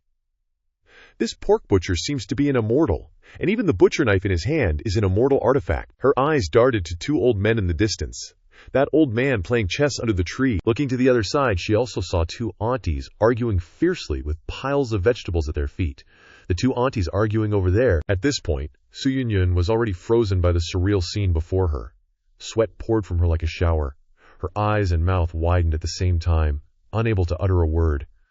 These people, without exception, are all immortal-level beings. Somehow, she looked down at the little mouse beside her and gave a comforting smile. But suddenly, the little mouse tensed up, revealing thick muscles, along with a unique aura like a direct slap to her face, making Su Yunyun want to cry. Has an aura on par with mine.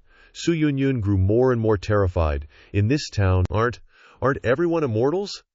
The beauty frantically covered her face, looking around with unconcealed shock. Heavens, I'm a mess. Scene change.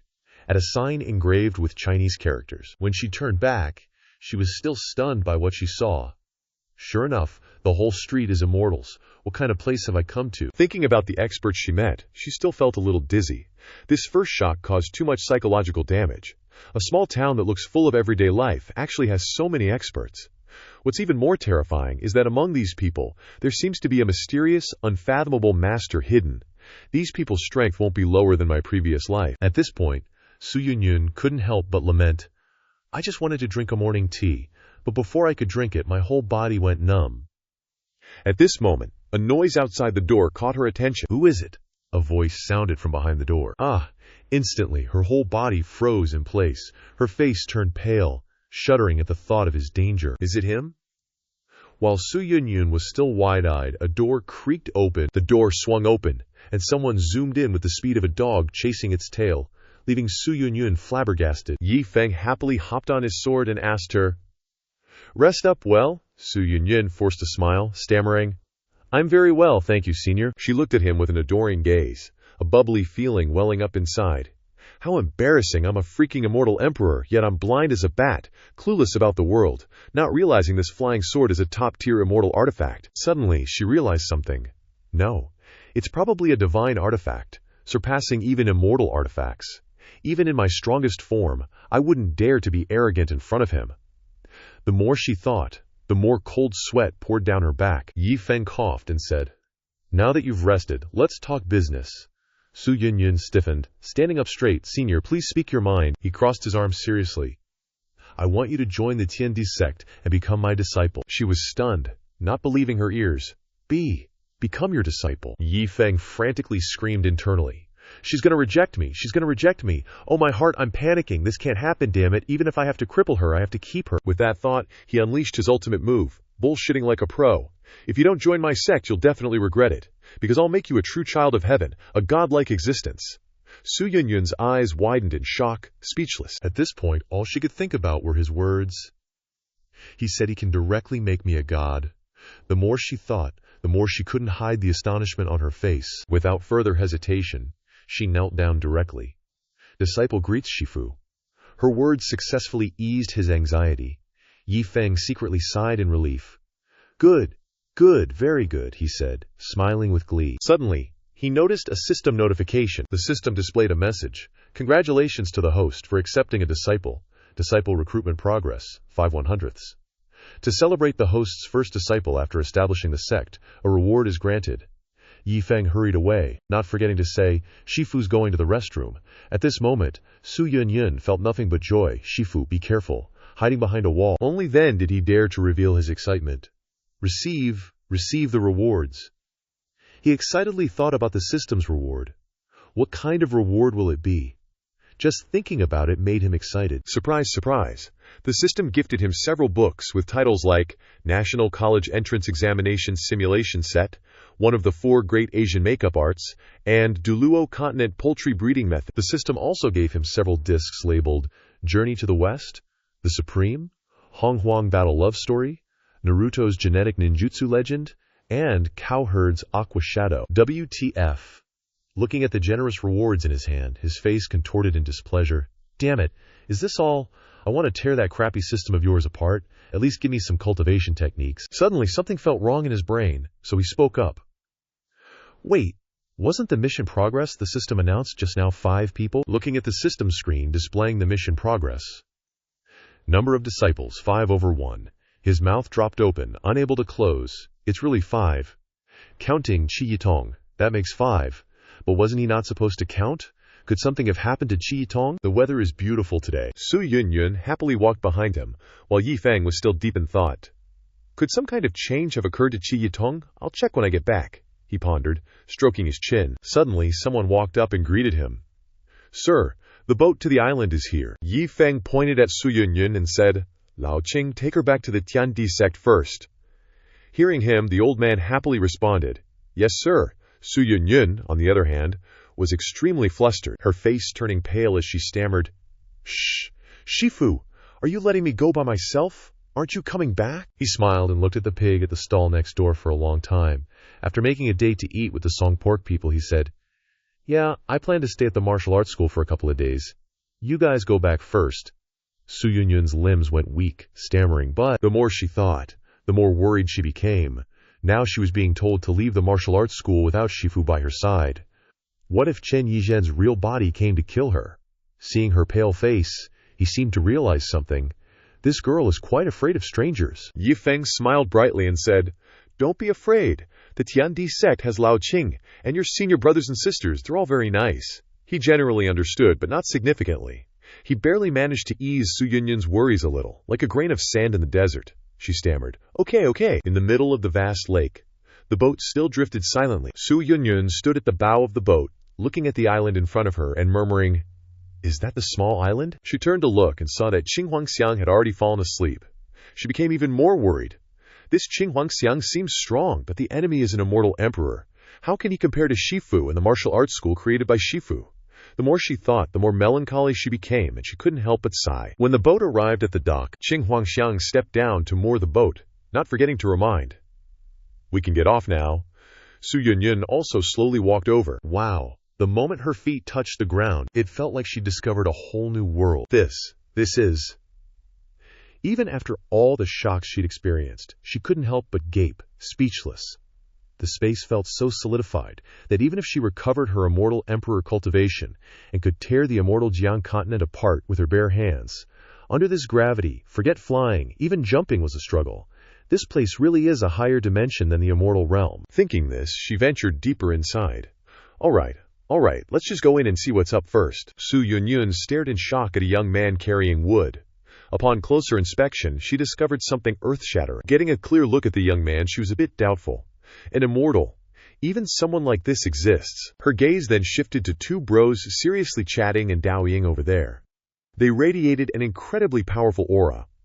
The immortals here, judging by their strength, are more than one level above the immortals in Pingjiang City. When she saw the old lady washing clothes in the distance also radiating a powerful aura, she suddenly realized how ridiculous her previous thoughts were. Su Yunyun stood there, stunned, thinking her worries were completely unnecessary. She'd simply moved from one safe place to another, even safer place. She self-deprecatingly cursed herself. I'm such an idiot. How could I doubt Shifu's decision? It's obvious. Shifu has prepared everything for me. After realizing this, she transformed into an energetic, smiling girl, offering a towel to the wood-carrying dude from before. My vision was too limited. Living within the 9 revolutions divine king physique, obsessed with my immortal emperor identity and my previous life. As she ran off to help everyone, she thought, here, what's an immortal emperor? What the heck is Chen Yizhen? My mindset seems to have changed. Su Yunyun seemed to grasp a profound truth. Joining the Tiandi sect, I'll reach new heights. Truth. Days passed as fast as a dog chasing rabbits in the field. One day, under a clear blue sky, he suddenly felt like lounging in the courtyard watching movies. This cheesy drama is way too melodramatic. Yi Feng crossed his arms, bored, and thought for a moment. Because of the system flyers I handed out, a few more people came to seek apprenticeship, which I didn't expect. He recalled the scene of him eating while watching the eager crowd reading stories in the room, and grew even more depressed. I originally wanted to arrange for them and the jade slip books the system gave me to go to the scripture pavilion, but, damn it, they were all secretly reading novels and manhwa there, not even eating their meals. Thinking back to how happy he was when he saw Jihi Yitong's mediocre aptitude, he hadn't noticed the kid standing to the side, gnawing on a chicken leg while looking at him with a puzzled expression. Besides, when I got back, I checked Jihi Yitong, and somehow this kid actually achieved mediocre aptitude. Picking up a free disciple is still a good thing, I guess. Suddenly, Su Yunyun came over with a cup of tea in her hand, smiling as she said, Shifu, have some tea. Seeing this, Yi Feng's mood improved a bit, and he smiled and reached for the cup. The flame within Su Yunyun burned brighter than ever, making her secretly rejoice. As expected, being by Shifu's side is the fastest way to increase my realm. As Shifu rang out, causing both of them to look over at the same time, Shifu, it's Zhongqing. He respectfully greeted Yi Feng and then excitedly looked at Su Yunyun. Greetings, Shifu. 5th junior sister is here too. Su Yunyun bowed. Greetings. Senior martial brother Yi Feng happily greeted him. Zhongqing. Zhongqing reported furiously. Shifu, just now, a group of idiots came looking for trouble and injured the old boatman. They didn't say anything else, just specifically wanted to kill 5th junior sister, so I killed them with a single slash. Hearing this, Su Yunyun froze for 5 seconds. She incredulously widened her eyes and gaped, while Yi Feng went berserk, yelling, What? They wanted to kill your junior sister? Go, go, go, drag him in here for me to see. After the person was dragged in by Zhongqing, everyone gathered around to examine him. Upon seeing the person, Su Yunyun stiffened, her face turned pale, and sweat poured down. Yi Feng irritably lifted Chen Yizhen's arm and pointed. This guy wanted to force himself on her. As for her, when she saw him stiff and dead on the ground, she panicked. Chen Yizhen, it really is her. The more she thought about it, the more shocked she became. A genuine true immortal, a dignified immortal emperor, and you guys chopped her up like chopping vegetables? Looking at the wound, it really was just one slash. Just then she turned her gaze towards Zhongqing, who happily winked. Senior brother protects junior sister. This made her even more horrified, her face paling as she trembled and muttered, Even though I call him senior martial brother, he seems so ordinary, but he could deal with Chen Yizhen with a single slash. Su Yunyun rubbed her chin, racking her brains. Calm down, calm down. The old man and old woman outside are also terrifyingly strong, let alone the senior martial brother among Shifu's disciples. How could he be ordinary? Yi Feng waved his hand, bored. He's dead. Throw him into the lake for the fish to eat. Hearing this, Zhongqing dragged Chen Yizhen away. Yes, Shifu. Su Yunyun stared at Yi Feng, who was calmly lounging on the chair, and couldn't help but tremble as she thought Chen Yizhen was, after all, an immortal emperor. If this gets out, it might cause it. Thinking of this, she admired him even more. The image of Yi Feng, majestic and radiating golden light, appeared in her mind. I'm afraid only a man like Shifu, who dares to do anything, exists. You are my god. Her face was filled with happiness, as she thought about what had happened and was happening. Being protected like this, it felt like having a strong backer, like a father. As she thought this, she massaged his legs, making Yi Feng laugh gleefully. Su Yunyun was overjoyed to the point of tears. In my past life as an empress, I was always the one backing others. I've never enjoyed this feeling before. Suddenly, a shout rang out, causing her to turn her head. Awesome! What caught her eye was the image of someone in white robes fluttering in the wind. This person must be a superhero version of Saitama. Holding a book in his hand, he exclaimed excitedly, "This one-punch cowman is just too good. It's because of it that I've gone bald. I've gone bald." The more he spoke, the more his excitement rose. Immediately, he took out the Qingbao sword, passed down from his ancestors, and bent it. If things can be resolved with one punch, why would I still use a sword in the future? On the other side, there was also a young man engrossed in reading a book. He performed a miraculous combination technique, and the egg below him showed signs of cracking. A bird with iridescent rainbow wings appeared, shining brilliantly, causing him to burst into tears of joy and laugh uncontrollably. Divine Phoenix Bloodline. I never expected to actually obtain the Divine Phoenix Bloodline. I, as the 18th generation descendant of the Beast Tamers, can finally bring glory to my ancestors. No, it's far surpassing those who came before me. In another place, there was also someone reading a book intently while laughing. One would think the book had something amazing, but who would have expected its title to be "A Billion Boring Stories"? As he read, he gripped the sword on his hip tightly. Suddenly, someone ran over. That person was stunned, his head filled with large question marks. What is this junior brother cultivating? Unexpectedly, a sword swung over, causing Wu Chang'an to duck down in panic, grabbing the blade with his bare hands to hold the sword at 100%. His face turned pale, and he trembled as he thought, "My body unexpectedly wants to welcome this sword strike uncontrollably. I can't move at all. This is a divine skill that completely controls the enemy's actions. Amazing! You've actually cultivated such an incredible skill." In the blink of an eye, more than half a year had passed. The weather was clear, and more disciples were appearing in the Tiandi sect at this time. Yi Feng was bored and chewing on grass, lost in thought. Really, he looked at the group of disciples and calculated for a while. Because of the flyers the system distributed, the number of disciples had now reached 29. But then, a disciple suddenly approached and bowed to him. "Shifu," Yi Feng asked. "What's your ranking? What's your name?" The disciple said solemnly. Reporting to Shifu, "This disciple is ranked 28th, and my name is Zhao Zhan." He continued, "This disciple has some matters at home and needs to return for a trip. I still request Shifu's approval." Yi Feng was puzzled.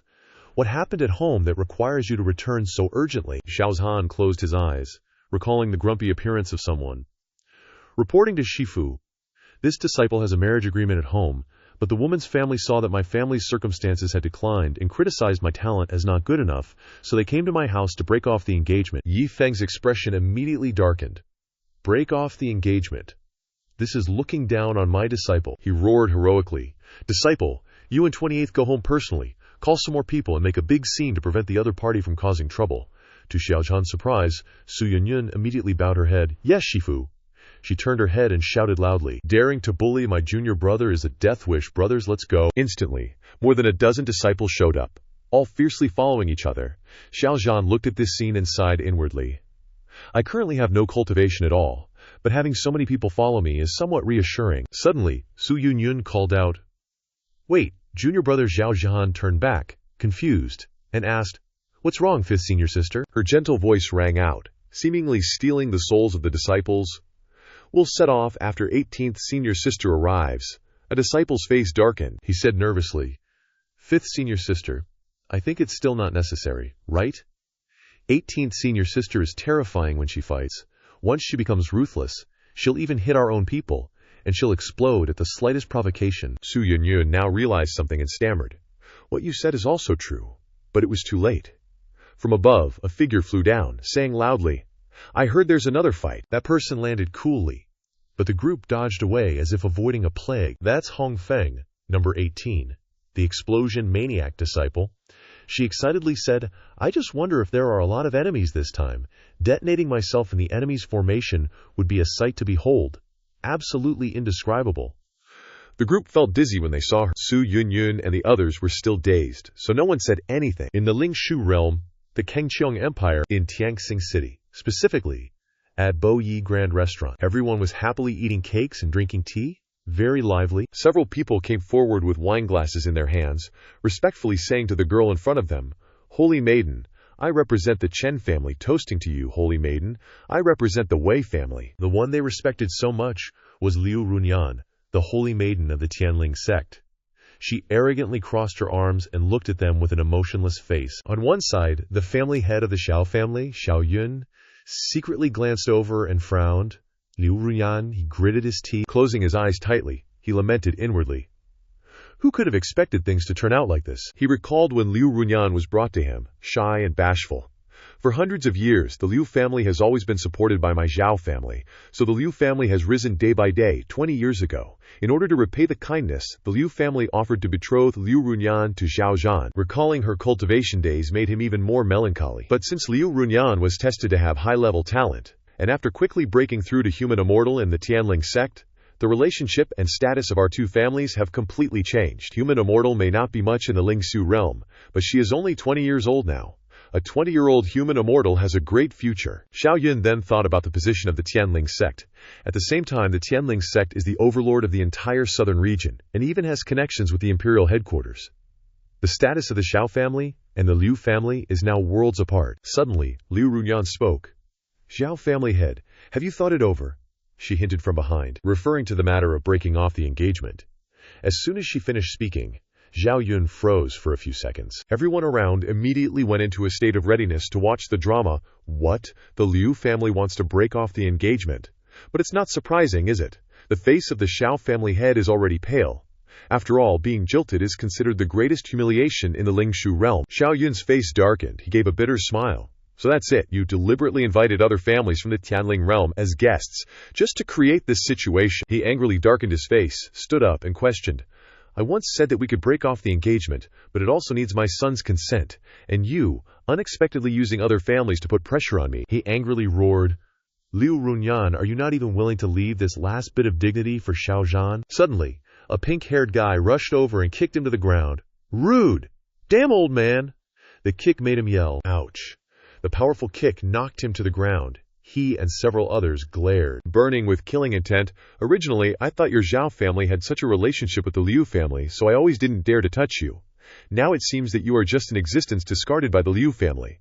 If the old man of the Zhao family still doesn't agree to the annulment, then don't blame our families for being impolite." Xiao Yun's face darkened. He said, "Liu Runyan is not what she used to be. I, Xiao Yun, also don't want to aim too high." Liu Runyan turned her gaze towards him. He stood up and continued. "It's just that my son's life is very difficult. At first, his talent was no less than yours. But unfortunately, God is unfair, and he encountered an accident that caused him to lose all his cultivation." The more he spoke, the more heartbroken he became, and tears involuntarily welled up in the corners of his eyes. Now, encountering the matter of breaking off the engagement, how can he bear this blow, Liu Runyan? You are really cruel. The pink-haired man was furious, immediately rushing over, with energy enveloping his fist. "Old man of the Xiao family, go to hell." Coincidentally, a person rushed over, and that person was Zhao Zhihan. He immediately stood in front of Xiao Yun and shouted, "Don't hurt my father!" Seeing him arrive, he exclaimed in surprise, "Xiao Zhan." The pink-haired man immediately stopped. The crowd, seeing this, mocked and despised him. "Oh, the good-for-nothing is back. Still the same useless father and son." Xiao Yun and Xiao Zihan simultaneously turned to look at one person. Liu Runyan arrogantly crossed her arms and said, "Since you're back, then quickly make a decision." The crowd also chimed in, eager for drama. That's right, Xiao Zhan's face was ashen, and said, "Miss Liu, although you and I have been engaged since childhood, we have only met once. Even if you have achievements, I, Xiao Zhan, have never coveted you.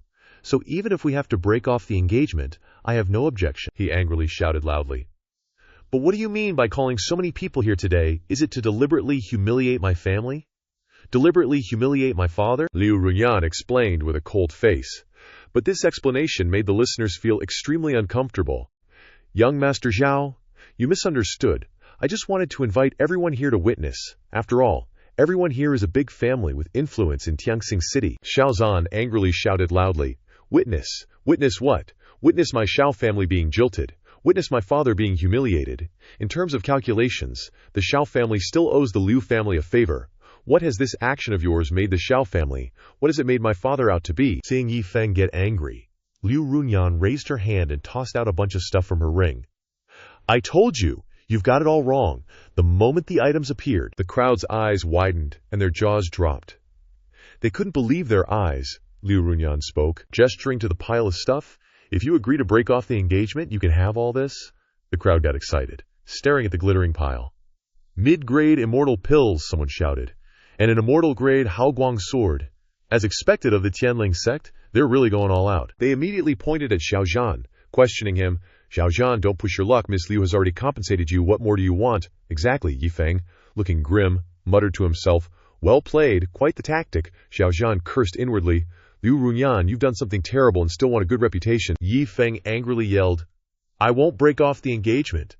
This stubbornness shocked everyone. Everyone present was stunned, except for Liu Runyan, who remained emotionless. The pink-haired guy angrily swung his fist at Yi Feng, shouting, You good-for-nothing, how dare you be so arrogant, go die, Xiao Yun. Standing behind, panicked, Yi Feng gritted his teeth and closed his eyes, inwardly blaming himself. Sorry, father, this is all I can do. Even if I die, it's just because I'm too weak. Liu Runyan suddenly said, Stop. Seeing the pink-haired guy confused, she explained. Attacking someone without cultivation will only ruin our reputation. She looked at Yi Feng's tense face and continued. Young Master Yi, you surely know that this world is a world where the strong prey on the weak, and many things are inherently unfair. She grew even more arrogant. But considering our family's relationship, I don't want to make things too difficult. So I can give you a chance to prove yourself. The two-faced villain, Liu Runyan, raised 3 fingers and said, 3 years. I'll give you 3 years.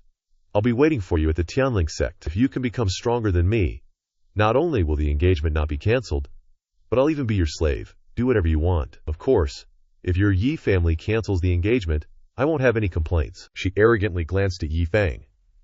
But if you still can't beat me after 3 years, I'll cancel the engagement in front of everyone. Suddenly, a voice echoed from afar. Who do you think you are, talking about 3 years? You're overestimating yourself. Liu Runyan was surprised. Yi Feng gasped in shock as he saw the familiar figure flash by. 5th senior. He didn't finish. Su Yunyun was already standing in front of him, glaring and saying, trying to help Liu Runyan finish the scene quickly so she can kneel down and be his junior brother's slave. 3 days is enough. A voice rang out. Who dares to be so presumptuous? Su Yunyun looked at them sternly. Who dares to be so presumptuous? The Tianling sect disciples started cursing. Where did this arrogant guy come from, daring to contradict Liu Runyan?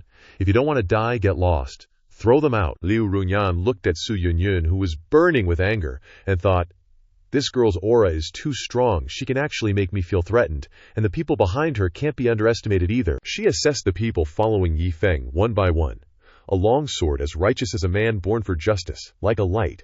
Li Jin carried his sword on his shoulder, looking at the light of the 10 directions Buddhas. Next, she looked at Hongfeng Kuang, who was looking around restlessly, and the girl wrapped in bandages, who was observing everything with a blank expression. That's a dangerous person, Liu Runyan thought to herself, then asked, Who exactly are you? She maintained her cold demeanor, her voice dripping with disdain. HMPH, oh, senior brother, senior sister, speaking so arrogantly. Let's see what kind of people you really are. Inwardly, she sneered. Even though I've only met this fiancé once, I already know exactly what he's like. Why on earth would the sect take someone like him? Liu Runyan pointed at them. These people have extraordinary auras, but I can't tell how strong they are. Su Yunyun coldly replied. We are Yi Feng's senior brothers and senior sisters.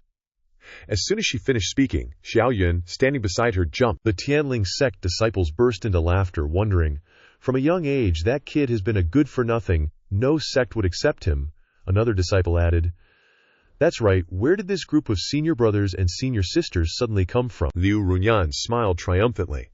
Out of respect for the Yi family, I won't hold your arrogant words against you, but the 3 days you just mentioned is definitely impossible. Su Yunyun calmly uttered 2 words. Of course. While everyone was arguing, in a corner, Xiao Yun and Yi Feng were whispering. Xiao Yun looked at the paper emitting the light of the 10 Directions Buddhas in his hand and asked, "So that's how it is. A flyer actually contains the power of the great Tao." "You've joined the sect on the flyer," Yi Feng quickly replied. "Yes, I only faintly sensed their extraordinariness." Hearing this, Liu Runyan spoke. "If you don't say anything, I'll take it as you agreeing. Don't regret it then. Consider it my..." Yi Feng shouted with determination. "They are my senior martial brothers. I trust them. I'm already grateful they came to help. If it really doesn't work out, what's the difference between 3 years and 3 days? The disciples watching the drama sneered. 3 days to challenge Miss Liu Runyan. Xiao Zhan, who do you think you are? Are you giving up already? Xiao Zhan recalled the memories within the sect, when the other disciples enthusiastically guided him. In the sect, they wouldn't laugh at me for being weak, which warmed my heart, Xiao Zhen confidently believed. At the same time, I can also feel that these senior martial brothers and sisters are definitely not ordinary people, so this time, even if I fail with them backing me, I won't regret it. Hong Feng Kuang cheerfully put his arm around him. Little brother, you're so charming. This opportunity is the gateway to his future. Although he hasn't joined the Tiandi sect for long, but from the moment I held the flyer and entered the Tiandi sect, I had a feeling that the Tiandi sect is the turning point in my life. Liu Runyan smiled contentedly, shouting, "Good! Then the appointment 3 days later. I also hope that you all can be witnesses for me." The disciples heard this and enthusiastically supported her. "Miss Liu, don't worry, we are all witnesses. Miss Liu is already too kind." Then she turned and left with the 2 maids. "Thank you, everyone. We'll meet again in the capital in 3 days." At that time, the capital was extremely bustling. "Hurry! Read the news. There's a show to watch." The news quickly spread throughout the southern region. This kind of good show naturally couldn't lack the gossipy masses. Everyone came to the Tianling sect to watch. Hong Feng Kuang asked with a puzzled and unfriendly expression, "Fifth senior martial sister, why are you talking so much with this trash? Why don't I just tear them apart?" Su Yunyun looked at Xiao Zhan in the distance, and then replied indifferently, "Anyway, this is Senior Martial Brother's personal matter. He must solve it himself. Otherwise, it will definitely form a knot in his heart and affect his future cultivation." Hong Feng Kuang wailed in frustration. "Then doesn't that mean there won't be any fighting?" Suddenly, a rat-faced person appeared behind her and advised, "Then it depends on whether Liu Runyan keeps her promise to be a slave for Senior Martial Brother in 3 days. If she goes back on her word, then you destroy the Tianling sect." Hong Feng Kuang cheered happily. Hong Feng Kuang reluctantly accepted. "If that's the case, then what are you doing these 3 days, senior martial sister? 3 minutes should be enough." Su Yunyun glanced at her and replied, "The 3 days are for junior martial brother Bai Qiyu." Since junior martial brother Bai Qiyu was teased for not being able to fly anymore, it'll take him about 3 days to run here. The person being mentioned is currently running for his life, sweat pouring down like a waterfall. Hong Feng Kuang seemed enlightened, clapping his hands. "Ha!" Xiao Yun stood looking at the group of unscrupulous people in front of him, thinking to himself, "Why does it sound weirder and weirder the more I listen? Are you guys forming a team to trick my son?" He hurriedly grabbed Xiao Zhan's hand and asked, "Zhanfire, when these senior martial brothers and sisters of yours are talking, why do I feel like it's all a bit illusory?" He hesitated. Xiao Zhehan looked at them, thinking to himself, "Although I trust my senior martial brothers and sisters, the 3-day challenge against Liu Runyan is impossible for me in the first place." Suddenly, he spoke up. "Senior martial sister, may I ask, do you really have a way to make me defeat Liu Runyan in 3 days? Su Yunyun was taken aback. "Of course, Shifu has been thinking about you for a long time." She handed a book to Xiao Zhan. "Shifu instructed me to tell you to read this book a lot and feel the characters in it," Xiao Zhan asked suspiciously. "The book Shifu gave," Su Yunyun smirked. "You'll know how to use it specifically when you read it." Junior martial brother Zhao Zihan flinched. Okay, then slowly opened the book. Xiao Yun helplessly supported his forehead from behind, lamenting, "My life is so hard, I only hope that my son can withstand the attacks after 3 days." Suddenly, Xiao Zhan shouted, "Excellent!" startling him so much that he lost his balance. "As expected, the light of knowledge brings me to the horizon," Xiao Zhan exclaimed as he read. "What a poor teenager, I have completely understood it."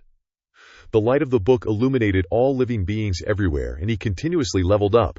Martial Master, Martial Emperor, Martial Ancestor, Martial Saint, Human Immortal, Earth Immortal, Celestial Immortal. A dazzling halo also appeared in the sky. The light enveloped him. and the power was so strong that it blew everything away. Xiao Yun was also blown away. Su Yunyun saw this and fell silent.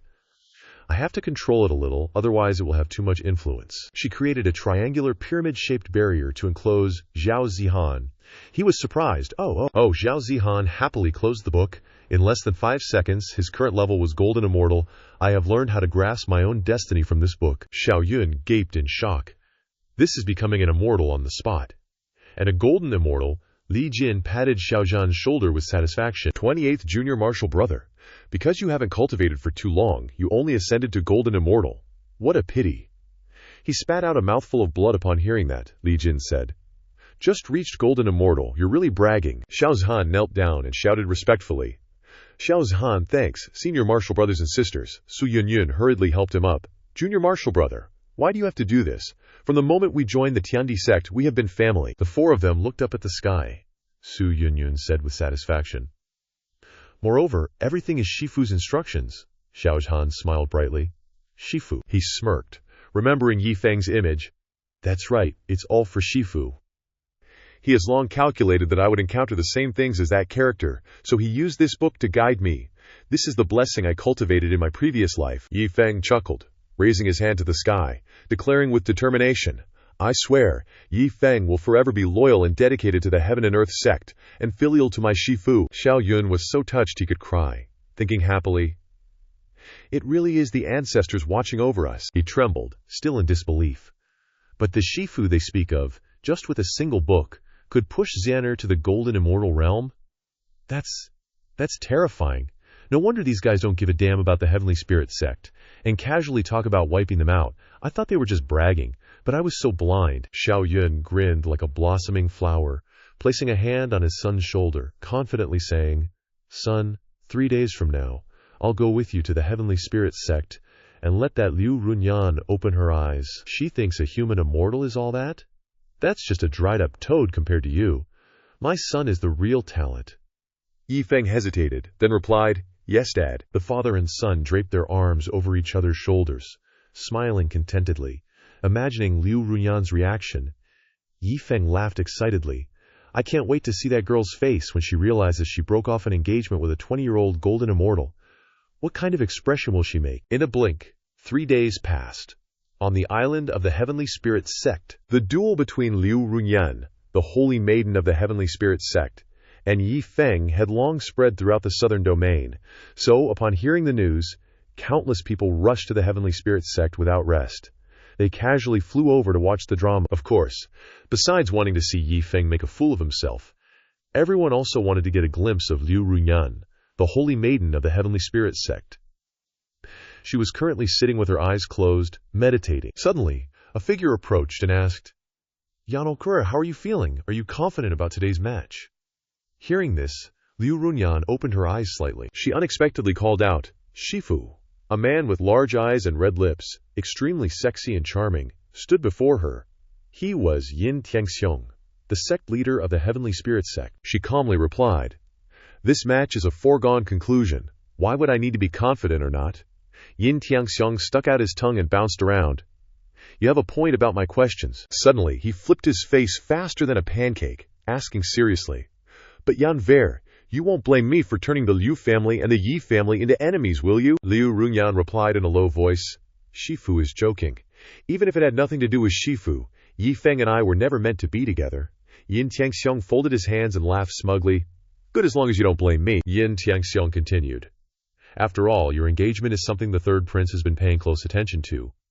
Only by showing a sufficient amount of fear can you satisfy the third prince. So for today, I secretly prepared and expanded the sect's mountain gate to allow more people to watch. Yin Tiangxiong clenched his fist. Full of determination, Liu Runyan carelessly replied, It's been hard on you, Shifu. He was being ignored, feeling rather sorry for himself. You're still as cool as ever, aren't you? Yin Tiangxiong covered his mouth and giggled smugly. But it's worth the effort. Even if the Heavenly Spirit sect is strong, we're still suppressed by the Empire. Only if a disciple of our sect has a relationship with a prince can our sect truly be as stable as Mount Tai. Woohoo! Liu Runyan stood up and declared, Shifu can rest assured about what you are doing for us. Liu Runyan will never forget it. He waved like an octopus, looking at her with sparkling eyes. Oh my, I said what's in my heart. Suddenly, he became serious, glancing at her and instructing. But, having you saying that is good too. When you make your move later, don't hold back. Even if you kill that Yi Feng, it's not a big deal. If you show any weakness, the third prince might misunderstand and be unhappy. That would be difficult to resolve. Liu Runyan's face darkened, coldly replying. Rest assured, Shifu, I have my own plans. 6 familiar figures leisurely walked towards the heavenly spirit sect when suddenly they stopped. A voice rang out. Hold on, Senior Marshal Sister, Senior Marshal Brothers, Yi Feng said. Actually, today's duel is no longer necessary for me. It doesn't matter whether I go or not. These words startled Hong Guangfeng, who was behind him. Ever since Yi Feng became a human immortal, his outlook had undergone a massive change. What was the point of him facing Liu Runyan now? He simply pondered, gazing straight ahead. Hong Guangfeng rushed from behind and angrily grabbed Yi Feng's head. No way, he cried out in pain. Senior Marshal Sister, ow, ow, ow, she cursed furiously. If you don't fight Senior Marshal Sister, wouldn't this trip be a waste? I was even hoping you'd get a whim and destroy the Heavenly Spirit sect. Xiaoyan, who was behind them, quickly chimed in. That's right, your father is even bestowing important treasures on you, just waiting for it. Yi Feng was speechless, muttering to himself. The Su Yinyan group spoke up. Junior Marshal Brother, I understand your feelings, but not fighting at this time is too merciful. That's not the style of our Heaven and Earth sect. Upon hearing this, Yi Feng jumped in fright. He looked towards the Heavenly Spirit sect and replied, I understand, Senior Marshal Sister. At the arena, the audience was chanting, Liu Runyan, Liu Runyan, Liu Runyan. Suddenly, a pair of legs appeared from the sky, slowly descending. As soon as her feet touched the ground, her aura soared. Everyone looked up in admiration and shouted, So beautiful, as expected of the Holy Maiden. Young, powerful, and beautiful, so envious. That useless Yi family trash actually dared to challenge her. He really doesn't know the immensity of heaven and earth. Regardless of what they said, Yi Feng slowly walked out. As soon as Yi Feng appeared, the audience shouted scornfully. The trash actually dared to come. Yeah, didn't expect him to have guts. Liu Runyan glanced at him, lost in thought, wondering to herself. His aura seems a bit different than it was 3 days ago. Am I imagining things? Though a bit skeptical, she quickly dismissed it. No matter, she thought. Even if his aura has changed, it doesn't change the fact that he's trash. Liu Runyan said seriously. No matter how strong you are, out of respect for the relationship between the Liu and Xiao families, I'll take this match seriously. I won't hold back or show mercy. Consider it a sign of respect for you. As soon as she finished speaking, the audience erupted in praise. Miss Liu Runyan is truly a saint. Someone was so moved they cried a river. Exactly. She could have slapped the trash dead, yet she still said all that. Li Jin looked at them with disdain and muttered, Fake. Hu Guangfeng, standing beside him, was about to blow his top. Yeah, fight already. Too much talk. Liu Runyan unleashed her spiritual power, and her entire body floated into the air. A gust of wind swept across the arena, startling Zhao Zihan. A disciple exclaimed in shock. What? Earth Immortal? Another disciple was confused. Miss Liu Runyan is already an Earth Immortal. At this moment she looked down at him with a superior air. Old Man Noel jumped up. An Earth Immortal at 20.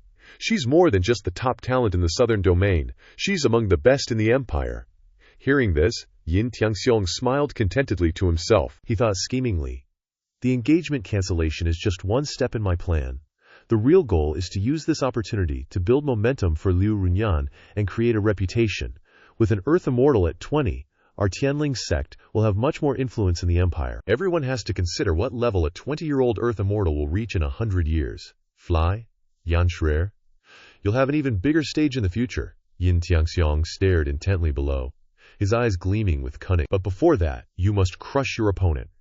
Right here, Liu Runyan stood facing Zhao Zihan, her whole body radiant. She wondered to herself, why? Why is he so calm? Shouldn't he be despairing? Or has he already given up?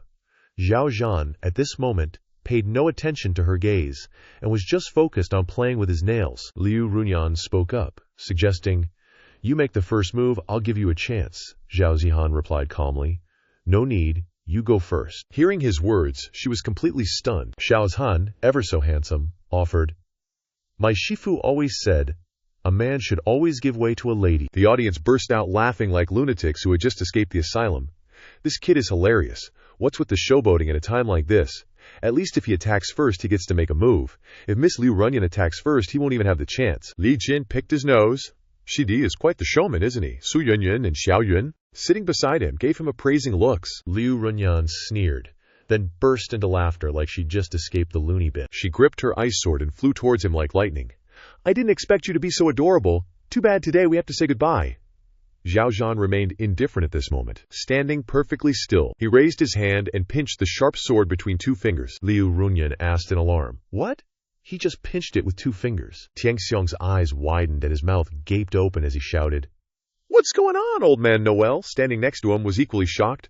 What's happening? Isn't Zhao Zhan supposed to be a useless guy with no cultivation? How could he easily block a sword strike from an earth immortal like Liu Runyan? Zhao Zaihan smirked at the sword in front of him, then said coldly, My turn.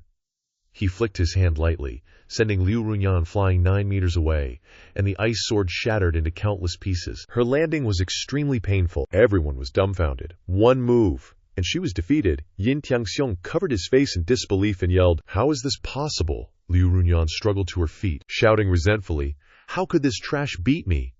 Impossible. Liu Runyan summoned the heavenly spirit's sword, and a ghostly face appeared behind her. She screamed like a madwoman. Everyone thought you... He asked slowly. A certain death. I'm afraid you won't get your wish today. A dazzling light radiated from behind Zhao Zhan, leaving Liu Runyan so shocked she almost lost her composure. Su Yunyun and Hongfeng Kuang were extremely smug at this moment, while the other disciples gaped in disbelief. A terrified Yin Tiangxiong, drenched in sweat, stammered, He's beyond a celestial immortal. A golden immortal? They looked at his back, murmuring incessantly, A golden immortal? Oh my God, this Zhao Zhan is a golden immortal. Wasn't he supposed to be trash? How come I suddenly remember he's about the same age as Liu Runyan? A 20-year-old golden immortal is even more monstrous than Liu Runyan. Impossible. Absolutely impossible.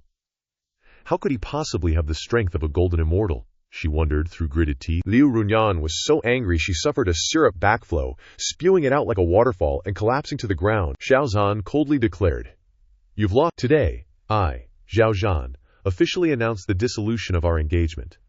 I have no further relation to Liu Runyan. He flung a piece of paper with a huge character for divorce directly into her face. Yin Tiangxiong cried out in agony. No. A series of arms made of spiritual energy appeared, aimed directly at him. Xiao Zaihan was hit by the attack and coughed up a mouthful of blood. Yin Tiangxiong appeared behind Zhao Zhan out of nowhere, angrily saying, You dare disrupt my plans? You must die here. Suddenly, a cute little foot kicked Yin Tiangxiong squarely in the face, causing him to yelp in pain. He went flying high, jumping high in midair. Yin Tiangxiong used his legs to regain his balance and asked, So strong, who is? She introduced herself coolly. Heaven and Earth Sect, Su Yunyun, also Zhao Zhan's senior martial sister. Yin Tiangxiong frowned suspiciously and asked, Heaven and Earth Sect's senior martial sister? Never heard of it. Su Yunyun glanced at him and immediately began to criticize. To think the sect master of a major sect would resort to sneak attacks. How disgraceful. Fortunately, my junior brother is all right. Or even your entire heavenly spirit sect wouldn't be enough to atone. Hearing this, Yin Tiangxiong thought to himself, Just what kind of existence is the Heaven and Earth sect to be so arrogant? Outwardly, he retorted, HMPH. He disregarded the rules by sneak attacking my disciple on the arena. My disciple's mind is pure, and he didn't see through his scheme, even allowing him to throw out a divorce letter that nearly ruined her reputation. In his heart, he was thinking, if Zhao Zhan really throws out that divorce letter, wouldn't the third prince become someone's leftovers? Absolutely can't let him succeed. Yin Tiangxiong looked up at the stands and shouted, Everyone here can surely see the truth of the matter. If you're friends of my heavenly spirit sect, please attest that my actions were justified, right? The 2 elders, hearing this, could only avoid eye contact. The audience supported him in unison. Right. We can testify that Zhao Zhan attacked first. Right. Sect Master Yin would never lie. Hearing this, Yin Tiangxiong puffed up his nostrils with pride. Zhao Zhan said in dissatisfaction, Before he could finish speaking, Su Yunyun suddenly burst out laughing. What a sneak attack! What justified actions! Hearing this, Zhao Zhan looked up at Su Yunyun. Yunyun started to warm up her limbs. Just let your sister protect you. Next, your senior brothers and senior sisters will back you up. Yin Tiangxiong frowned arrogantly. Just a mysterious immortal. What kind of waves can they make under the leadership of my heavenly spirit sect? He asked suspiciously. Back you up. Then comes the backing up part. Su Yunyun replied calmly. Just try and see. She happily turned and called out, 18th junior sister. Today you can have a good fight. Hong Feng Kuang, who was playing with 2 heavenly spirit sect disciples, excitedly replied, I couldn't wait for you to say it. I started killing a long time ago. Senior sister, Hong Feng Kuang, pinched, and immediately, the light of the 10 directions Buddhas appeared. The audience sitting above exclaimed in surprise. These 2 people's heads exploded. She happily skipped around. So awesome, Hong Feng Kuang rushed over and grabbed another disciple's neck. Killing you all, Yin Tiangxiong. Witnessing this, turned purple with rage. What do they think the people of my heavenly spirit sect are? He roared. Enforcement hall, heed my command. Suddenly, a bunch of people in green, red, purple, and gold popped up from behind him, responding, Yes, by the order of Yin Tiangxiong, surround and attack her immediately. They zoomed towards Hong Feng Kuang, who was wobbling around. Understood. The elders were shocked. This enforcement hall must be at least at the heavenly immortal level. Santa Claus in the front row marveled. No wonder it's the heavenly spirit sect. So much hidden power. That crazy woman is definitely toast. Hong Feng Kuang, sending so many people after me. This is just too much fun. Looks like the Hong family can't control me anymore, huh? She soared into the air. The audience was stunned. What the? That crazy lady isn't retreating, she's charging in. Hong Feng Kuang ripped open the ice on her body, revealing her jiggly boobies, and shouted excitedly, Explosions are art! Suddenly, blinding flashes of light appeared, stunning everyone. Instantly, the entire arena exploded. A towering column of fire erupted from the epicenter, creating a deep, bottomless pit. A lot of disciples went to meet their ancestors, huh? Quite a few. The surviving disciples ran around, clutching their heads and fleeing. Run, she's insane, she just blew herself up. Xiao Zhan was thunderstruck. Hongji went all out. Yin Tiangxiong stared at the devastated scene in shock. The enforcement hall, which I personally trained, the staunch fighting force of the heavenly spirit sect, gone in an instant. He was furious. Dead, dead, dead, dead. I want you all to die. No matter what kind of power the Heaven and Earth Gate is, no matter what backing you have, not a single one of you will escape the Heavenly Spirit Sect. Heavenly Spirit Sect elders, listen up. As soon as he finished shouting, countless rays of light soared into the arena. They gathered together and shouted in unison. Present, Yin Tiangxiong ordered clearly. Everyone connected to them, kill them all. The disciples below, who were enjoying the drama, started gossiping excitedly. The Heavenly Spirit Sect's hidden power is beyond imagination. This battle is terrifying. Yeah, I didn't expect the Heavenly Spirit Sect to have so many elders. That leader is at the mysterious immortal realm, right? Su Yunyun smirked and quickly instructed. 18th junior sister, you self-destructed too early. You left me with so many people. The pressure is immense. Xiao Zhan hesitated and said loudly, Senior sister, I'm not afraid of death either. I'll fight alongside you. Just give me your orders, Su Yunyun replied bluntly. You're overthinking it. It won't come to that. She leaned close to him and whispered, I just want to say, later, find a bag to collect your 18th junior sister's bones. She can recover in 2 days. Xiao Zhan gasped in astonishment. So, senior sister means 18th junior sister isn't really dead, she smiled. That's just how she is. Living again for another brawl is just a matter of time. Then, she turned her back to the group of people in green, red, purple, and gold. Go! Leave them to me. Xiao Yun was utterly confused. His face twisted as he wondered, what kind of freaks are these people? They can come back to life even after blowing themselves up. She's facing the strongest great sect in the southern region alone. Unbelievable. Su Yunyun glanced at Li Jin, who was picking his nose, and asked, Junior brother Li Jin, are you sure you won't help senior sister with a sword strike? He was all like, nah, boring. I'd rather help Zhao Shidi collect the corpse. Who knows, Shimei might accidentally reveal something. She quickly replied, all right. Then, she leaped into the air. Senior sister, it's been a while since you killed anyone. You're as fast as lightning. Su Yunyun stood before Yin Tiangxiong. He raised his palm, ready to unleash the 18 dragons subduing palms, and said with disgust, You don't know the immensity of heaven and earth. The elders behind him also rushed forward at his command. Kill her immediately. Creating a huge explosion, dust flew everywhere. Yin Tiangxiong was pushed back by the pressure. He looked at Su Yunyun, who was leisurely flying in the sky, and wondered, what kind of bizarre attack is this? She flew straight through, causing the elders to fall one after another. Yin Tiangxiong's face turned pale with fear. We are all mysterious immortals, yet she can escape from our encirclement with ease. He roared. Just who are you? What kind of power is the Heaven and Earth Gate? Su Yunyun smiled smugly. In my past life, I was an immortal emperor who had experienced countless battles. How could you, a group of weaklings, possibly defeat me? Outwardly, she sneered and replied, "You're not worthy of knowing." Hearing this, Yin Tianxiang's face darkened. The old dude yelled like he'd never yelled before. "Junior brother Tianling is in trouble. I beg you to come out and save him." His love call was quickly answered. A pair of eyes filled with fierce light snapped open. Immediately, a towering pillar of light shot up from the entire Tianling sect. A long ray of spiritual power flew down to the arena. The long-haired dude stood with his arms crossed, looking down all cocky. Yi Tianxiang was stunned and blurted out, "Yin Jian." The peanut gallery was just as shocked. It's actually Yin Jian. He's not dead. And he's still in the Tianling sect. Old Santa was sweating bullets. He was the #1 genius during Yi Tianxiang's time. Another guy chimed in, "Yeah, he just didn't want the sect leader position, so he gave it to Yi Tianxiang. He's definitely a legendary figure." Yi Tianxiang, seeing his savior arrive, snitched. "This girl injured my disciple, affecting the foundation of our Tianling sect. Your senior brother had no choice but to ask you to come out of seclusion and kill her." Su Yunyun looked at him warily. "This guy's strong," she muttered. "Guess I gotta get serious." Yin Jian clasped his hands together, merging man and sword. Instantly, he was enveloped by a huge sword. Su Yunyun asked suspiciously. "A big sword." Suddenly, a figure in the distance was running like hell towards the crowd, who started commenting excitedly, "Look, who is that? He's running over there. Doesn't he care about his life anymore?" Yin Jian glanced back in surprise. Huh? He looked at Bai Qiyu judgmentally. A baldy, and with dead fish eyes. Is he targeting me? Bai Qiyu was focusing all his energy on running as fast as he could. Yin Jian thought, his aura is strong. He frowned challengingly. "Come here. If you dare to face me directly, I'll fight you seriously." Bai Qiyu didn't even bother. He just ran right past him. Yin Jian was dumbfounded, wondering, The elders watching the drama were also surprised. He ran past him. Yin Jian was totally ignored. His face was completely distorted. "He actually looks down on me." Su Yunyun greeted him excitedly. "Junior brother is finally here." Bai Qiyu paused for a beat, asking, "Your junior sister," glancing sideways. "Needled. Someone's very angry that you ignored him. The guy was shaking violently now. I'm not interested in him. Gotta take a dump first." Held it in for 3 days.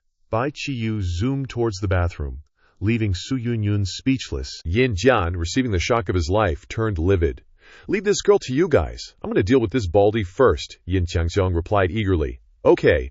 Bai Qiyu finally relieved his painfulness, breathing sigh of happiness. Suddenly, a gust of spiritual energy swept through him, destroying the toilet. Yin Jian jumped closer. White smoke emerged from the toilet. He stomped his foot on the ground, calling out, "Come out, I know you're not done yet." Bai Qiyu honestly replied, "I'm really not done yet. You want to go too?"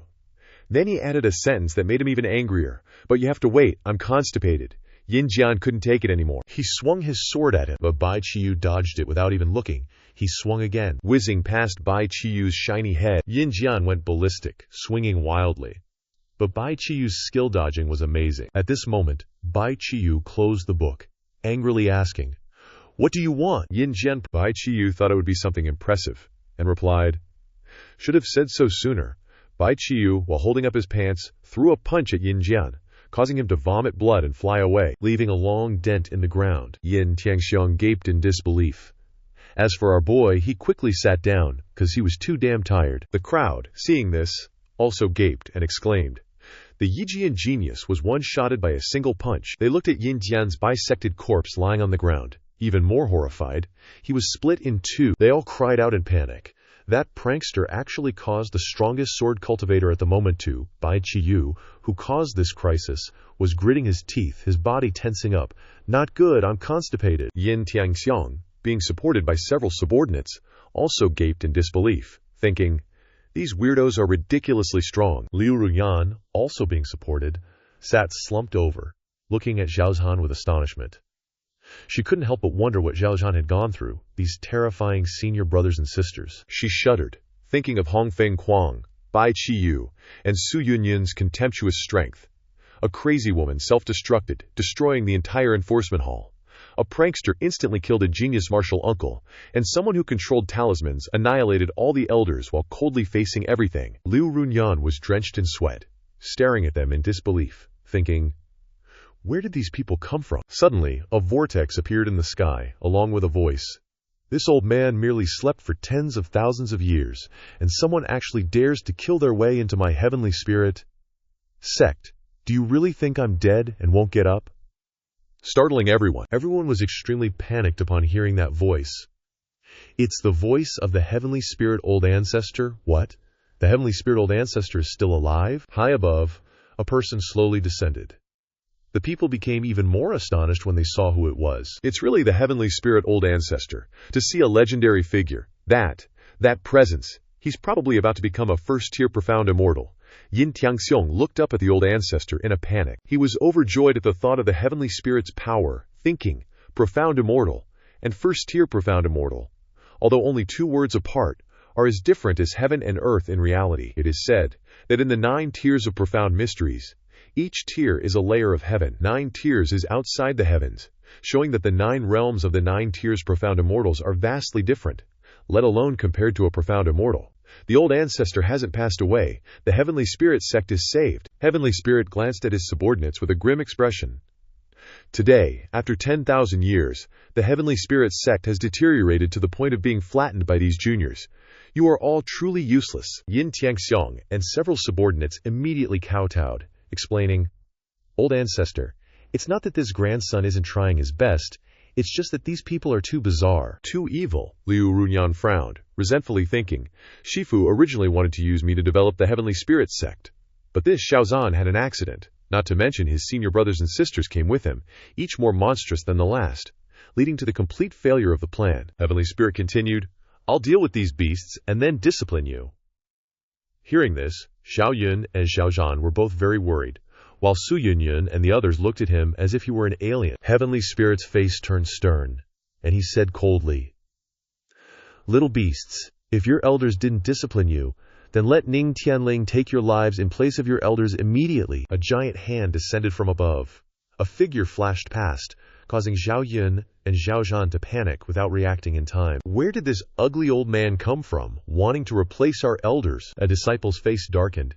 He rushed forward with the sword in his hand, and shouted, Eat a sword from Li Mu first. Heavenly Spirit dodged slightly, but immediately he felt that something was wrong. Li Jin slashed his sword down and continued the move, and so he kneeled down. The bones in his legs also broke. To the astonishment of everyone, the FCK! He kneeled.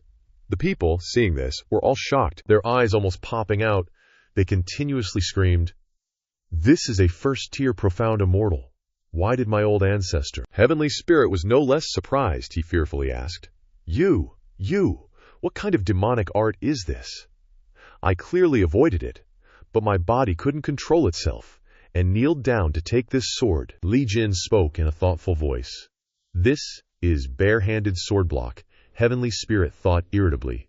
What kind of immortal art has such a weird name? A sword flashed, stabbing straight into Heavenly Spirit's heart, causing him to vomit blood. The hope that the Heavenly Spirit old ancestor brought was only maintained for a few sentences before being shattered. Yin Tiangxiong clutched his head, unable to contain his emotions. Old ancestor, does heaven want to destroy the Heavenly Spirit sect? The sword was pulled out along with a firm voice. Daring to speak disrespectful words, on behalf of my Shifu, death is too easy for you. Su Yunyun gripped her sword, coldly saying, Don't yell anymore. You'll immediately be able to meet him. Liu Runyan covered her mouth in horror, her face ashen. Seeing the bloody scene before her, she couldn't hold back her tears. How could this be? Ancestor, martial uncle, master, they're all dead. Watching her loved ones descend to drink Mengpo's soup due to karma only made her even more terrified. An image of Xiao Zhan flashed in her mind, and tears flowed with her chaotic thoughts. It's all because of Xiao Zhan. How did a good-for-nothing become so strong all of a sudden? And with these people backing him, where did it all go wrong? It was all me. Seeing Su Yunyun's dark face as she gripped her sword, Liu Runyan resigned herself, lowering her head and whispering, Just kill me. But Su Yunyun ignored her, coldly turning away, making Liu Runyan jolt and look up. Liu Runyan questioned in disbelief. Why aren't you killing me? Su Yunyun turned her head, looking at her coldly. If my junior brother spared your life, then I'm too lazy to bother killing you. Liu Runyan gritted her teeth, saying sullenly, You're keeping me alive. Aren't you afraid I'll take revenge in the future? Don't get your hopes up, pretty lady. Su Yunyun glanced at her. You're not worthy. Hearing this, Liu Runyan slumped down, stunned, unwilling to accept the truth. Su Yunyun walked towards Xiao Zhan and said, Have you gathered 18th Martial Sister's remains? Xiao Zhan, holding a bag, replied, reporting to Marshall's sister. I've gathered everything. Su Yun turned her head and shouted, Chi Yun, junior brother, how did it go? At this moment, Bai Yunqi came over, pulling up his pants and saying, Done, done. Now Su Yun was truly speechless. She really didn't know what to say about this situation. You're telling me you ran all the way here just to take a dump? What was the point? Only then did Bai Yunqi suddenly remember, scratching his balding head awkwardly. Oh yeah, should I have done something else? Looking at her junior brother, she thought in confusion. That comic book really did help Chi Yun junior brother become stronger, but it also made him balder and more stupid. Su Yun said, Forget it, let's go back. The group immediately left, leaving the scattered corpses behind. The Nirvana Heaven Spirit sect disappeared. A mysterious sect called the Heaven and Earth sect rose from the rumors of the people in the Burial Mound mountain range. Under the warm sunlight, Yi Feng lay sprawled on a chair, looking at the sky and the ground, feeling a little melancholy. These idle days are too boring. I want to go fishing, but the fish around this island are too cunning. Suddenly, the fishing rod twitched slightly. Yi Feng happily pulled up a fish. This place is still easier to catch fish. Another one. Just as he put the fish in the bucket, he suddenly realized that the system had another notification. Congratulations to the host. The reputation of the Heaven and Earth sect has increased, rewarding 50 leaflets. Yi Feng's eyes lit up as he looked at the pile of papers in his hand. He rubbed his chin and said, The reputation increased, so it must be old Granny and the old man in Pinjiang City helping with the publicity. I didn't do anything anyway. He thought excitedly about the new recruits, saying happily, Recently, a few more newbies have joined. The number of disciples has reached 35 already. Yi Feng thought about the pile of leaflets and smiled so hard his principles were tossed into the trash can. If I distribute this pile of leaflets, I should be able to develop at least 70 people, right? Getting closer. The goal of 100 million people is getting closer. I'll be able to cultivate soon. A streak of light flashed across the sky. That person was Yun Yaohier. She flew while searching. I wonder if that mortal is in the city. She closed her eyes, remembering the past. Yi Feng ate meat and laughed. To be honest, I still have a piece of beef jerky. And the time she looked at him tiredly, still choosing to believe him. Thinking about those scenes, she couldn't help but smile. Recalling the scene in the 10,000 mountains was a little unbelievable. It was like she, a dignified martial emperor, relied on a few pieces of beef jerky from this mortal to save her life, although she also incurred a debt of tens of thousands of gold coins because of it. Smiling wryly, Yun Yaoshier's attention suddenly fell on a large umbrella by the beach. That black umbrella was a sacred object. Below, Yi Feng complained despondently. Nowadays, more and more people are eating. There's seriously not enough money. Little income, big expenses. What should I do? What should I do? Hearing that voice, Yun Yaochi immediately recognized the acquaintance. This voice is his. Yi Feng drank water and said, At first, the woman in the 10,000 mountains said she would give me money, but now I can't even see her shadow. Women's mouths are just for tricking people. If I had known, I would have let her starve to death in that secret passage. Yun Yaoker folded her arms and looked at Yi Feng, saying loudly, Hey, you tell me, who do you want to let starve to death? This sudden appearance made him a little startled, but the hunger for money woke him up. Big sis, are you here to pay me back? Yun Yaoker heard this and immediately transformed into a beast, angrily shouting, Who are you calling big sis? He pursed his lips and scratched his cheek. Is there something wrong? You're so powerful you've cultivated for at least hundreds of years or even thousands of years. Could it be, grandmother? Hearing the last two words, Yun Yaower petrified on the spot. Suddenly, a sword pressed against his neck. Yun Yaoger said coldly, Aren't you afraid I'll kill you? Yi Feng pursed his lips and gently pushed the tip of the sword away. To Yun Yaoker's astonishment, Geez, you're so extra. She twitched her lips. You really think I wouldn't dare kill you? He remained unfazed, grinning. Don't waste your breath. If you wanted to kill me, you would have done it long ago. Yi Feng somehow produced a handkerchief and dabbed at imaginary tears, being extra dramatic. Back when you were healing, we made a deal, remember? And swore an oath not to harm me.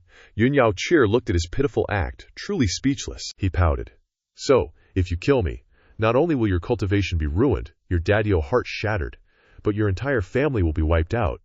Seems like a bad deal, huh? Hearing that question only made her angrier. Just as her anger reached its peak, he continued, Wow, it's been a while. But you seem even prettier than before. As he spoke, he moved closer, causing Yun Yaoker to blush. She crossed her arms, trying to look stern. I'm not going to bother with you. Then, hinting, Are you going to make this lady stand here forever? Yi Feng got the hint, quickly gesturing toward a long chair nearby. Of course not. Sit over here. Watching him dust off the chair, a small smile tugged at the corner of her mouth. This kid can be annoying, but sometimes he's kinda cute. Yi Feng chuckled, offering a cucumber. Here, a wild cucumber, peeled and ready. It's super tasty.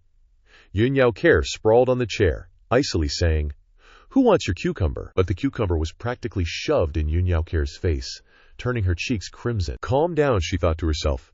Yun Yao Chur, you wouldn't bat an eye at divine elixirs. Why can't you refuse a measly cucumber? With that, she snatched the cucumber from his hand. Ugh. She glanced at the umbrella overhead, then asked, "Where did you get this umbrella?" Yi Feng scratched his head. "Oh, I forgot." This confused her. Forgot? How can a mortal forget where he got such a sacred item? Yun Yao Care wondered. Yi Feng squeezed his eyes shut, trying to remember. "I think someone gave it to me," she pressed. "Who?" He recalled a gentle face and rubbed his chin, musing, "I think it was a female friend, who might also be a cultivator." Yun Yao glared at him, fuming. A female friend. The fact that a sacred item was given to him is not bad. This guy must have a lot of romantic affairs. Yi Feng, once again playing the innocent, asked with a bright smile, "What's wrong? Do you think the umbrella is pretty too?" Yun Yao Care nearly exploded, kicking the umbrella away. As she kicked, she snapped. "Pretty my ass, I want you to throw it away now." Yi Feng looked panicked. "But if I throw it away, what will I use to dry my fish into jerky when I'm fishing?" Yun Yao Care immediately conjured another umbrella for him. "I'll give you another one, but you have to throw this one away." Yi Feng looked perplexed, but accepted the red umbrella. "Okay," he muttered to himself, puzzled. "Women are so troublesome." Yi Feng looked at her with wide eyes and suggested, "Say, we've been waiting here for days. How about I take you around Pingjiang City to see the sights and people?" Yun Yao Shi pondered. "I'm afraid I'll have to leave soon," he said regretfully. "Oh, is that so?" "Like that?" Yun Yao Mare thought, lost in thought about being sucked into the strange portal. So much has happened during this time. I know many secrets about the immortal Jiang continent, and discovered that I am the reincarnated one. She was lost in thought. If it were before, I would definitely agree to take a look at the scenery and people of Pingjiang City without hesitation. But now I am out of my control. Yi Feng, seeing her expression, also looked a little confused. He stared blankly at her and asked, "What's wrong?" Yun Yao Kor flusteredly shook her head. "Nothing, nothing." He handed her a small bag. "I came here to give you money this time. This is 5 million gold coins. That's all I have here."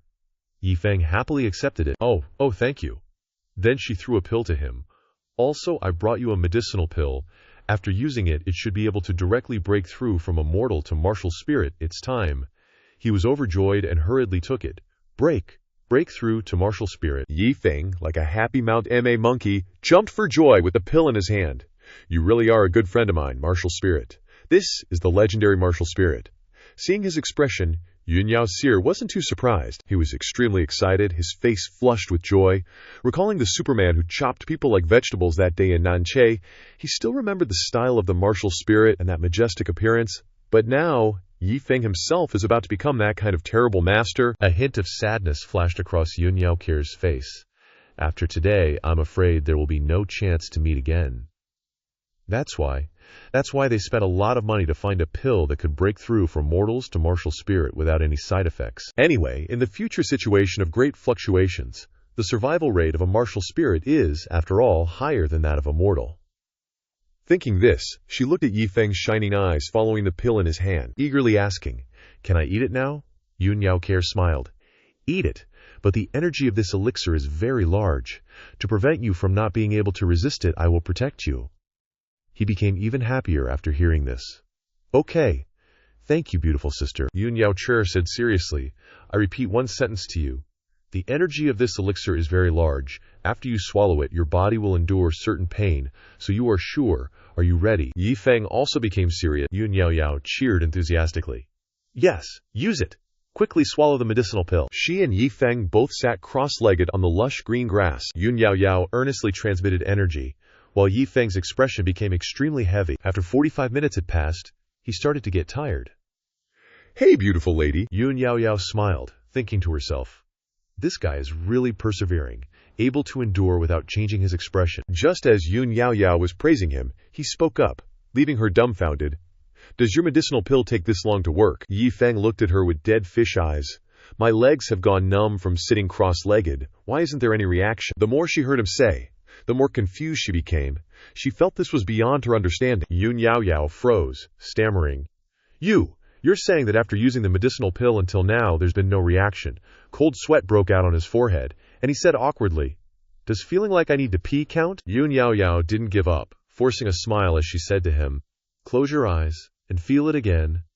But after all, it was just her fragile hope.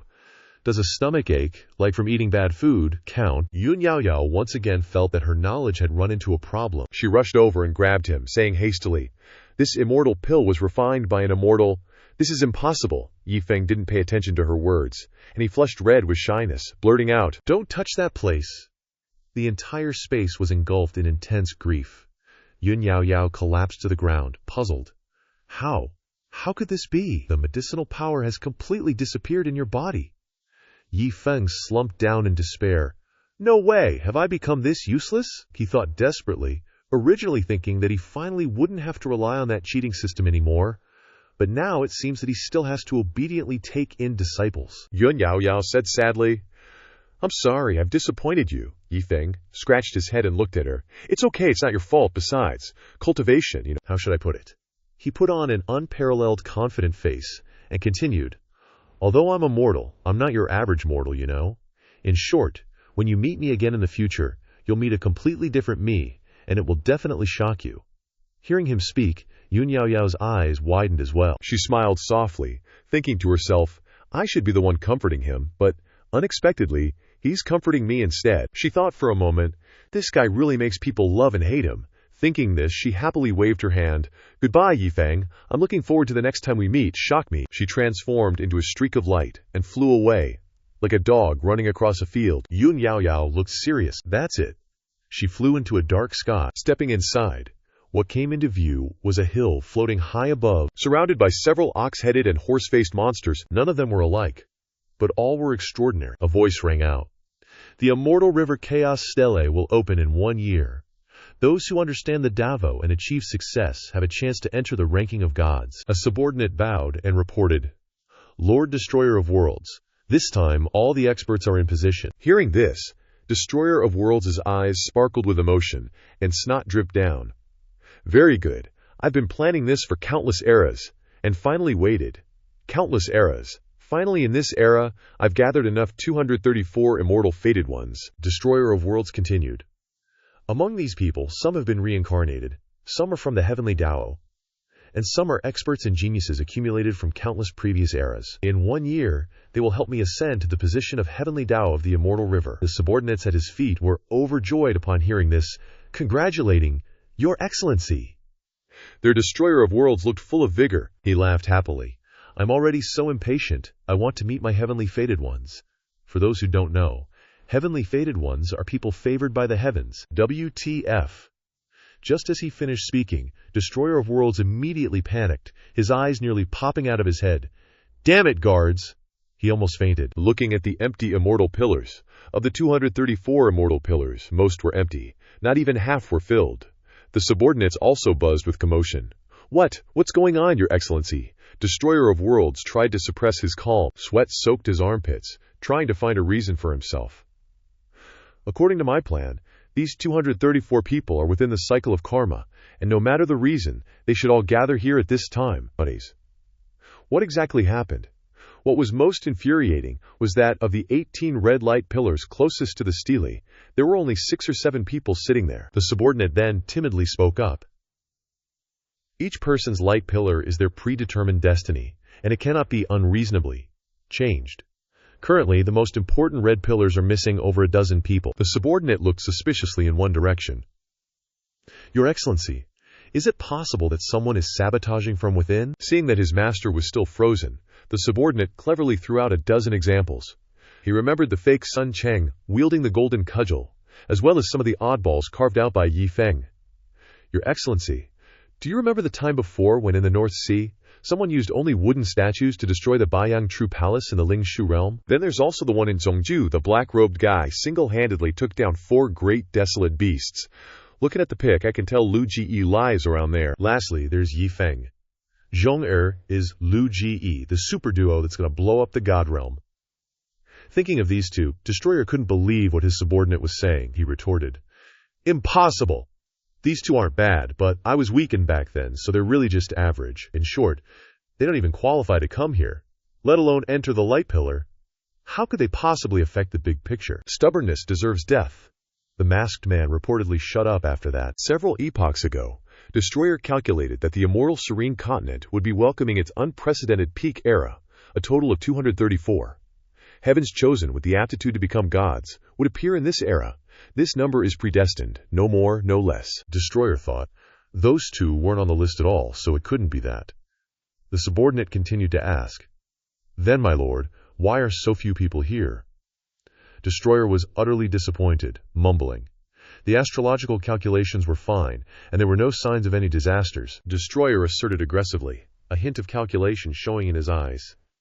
"The only possibility is that the time hasn't come yet," Destroyer continued. "Among the heavens chosen who have arrived, most awakened within 2 years, and there's still a year until the immortal serene chaos, so those who haven't come probably haven't awakened yet," he ordered. "Continue to observe quietly." Scene changed to the eye-catching red light pillar. Yun Yao Yao was diligently cultivating with her legs crossed, when suddenly a sound caught her attention.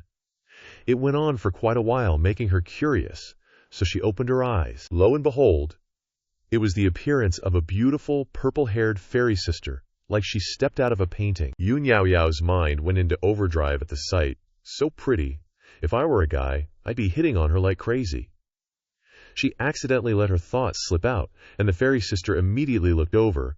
She took the initiative to greet Yun Yao Yao. The girl gently introduced herself as Bai Piao Piao, OMG. Oh, what a person. Already beautiful, and with a beautiful name. Seeing a pretty girl making acquaintances, she could only give a silly smile and say her name, Yun Yao Yao, and thought, if she knew I was the girl who gifted her to Yi Feng, what would her expression be like? Suddenly, a series of bizarre languages started chattering behind Yun Yao Yao. She felt itchy and turned around curiously. Canadian illusion. Those were the 5 brothers from the Black Feather tribe. They were also in the Red Pillar, but it seemed like they were arguing. Tired of arguing, they suddenly left in unison, all 5 disappearing into the vortex of space-time. Ah, they're back. Yun Yao Yao shut down the commentary. She wondered. People like that are in the Red Pillar too. Lingshu Realm, Black Feather Tribe. It's the appearance of these 5 brothers again. Countless lively discussions on the mountaintop, making you want to throw rocks at them. 5th bro, the Immortal Serene Chaos Tablet will open in a year. What do you want to do? The others immediately chimed in. That's right, it's 5th bro. Isn't it just a tattered leaflet? What if you find it? We've already occupied the Red Pillar, and there's hope to be conferred as gods? Tanglefoot 5, his brothers deduced, and he retorted, 4 big brothers. Don't you think that leaflet is very magical? He looked at the Heaven and Earth Gate flyer, looking superstitious. There's a faint but powerful energy on it, and who knows what it's made of. What do you guys think? Could this Heaven and Earth Gate be a mortal realm? His brothers began to look at the flyer vaguely. He tried to persuade his brother. Turning back is the shore. The flyer is indeed extraordinary. But the Immortal Serene Chaos Tablet is about to open. Is it really necessary to go? If you participate and comprehend the Immortal Serene Chaos Tablet, wouldn't it be better to join a holy land or something and be conferred as a god? This is a great opportunity to achieve fame and success. The younger brother ignored his brother's advice. He pouted and turned away. I feel like that guy isn't a good person. And if Destroyer is a good person, would he have a name like that? The others retorted in unison. That's just his title. Lord Destroyer is wholeheartedly devoted to the Immortal Serene Continent. How can you say that about him? Tanglefoot 5 ignored these words. He said again, I don't care about any of that.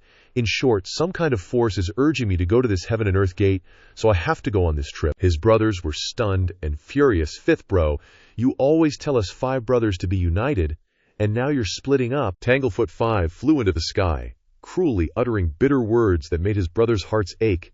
Yes, I have to go to the Heaven and Earth Gate. Goodbye. The 4 stood frozen in place. They were so angry they could die. Fine, fine, fine. If you don't care about brotherhood and want to go, then go.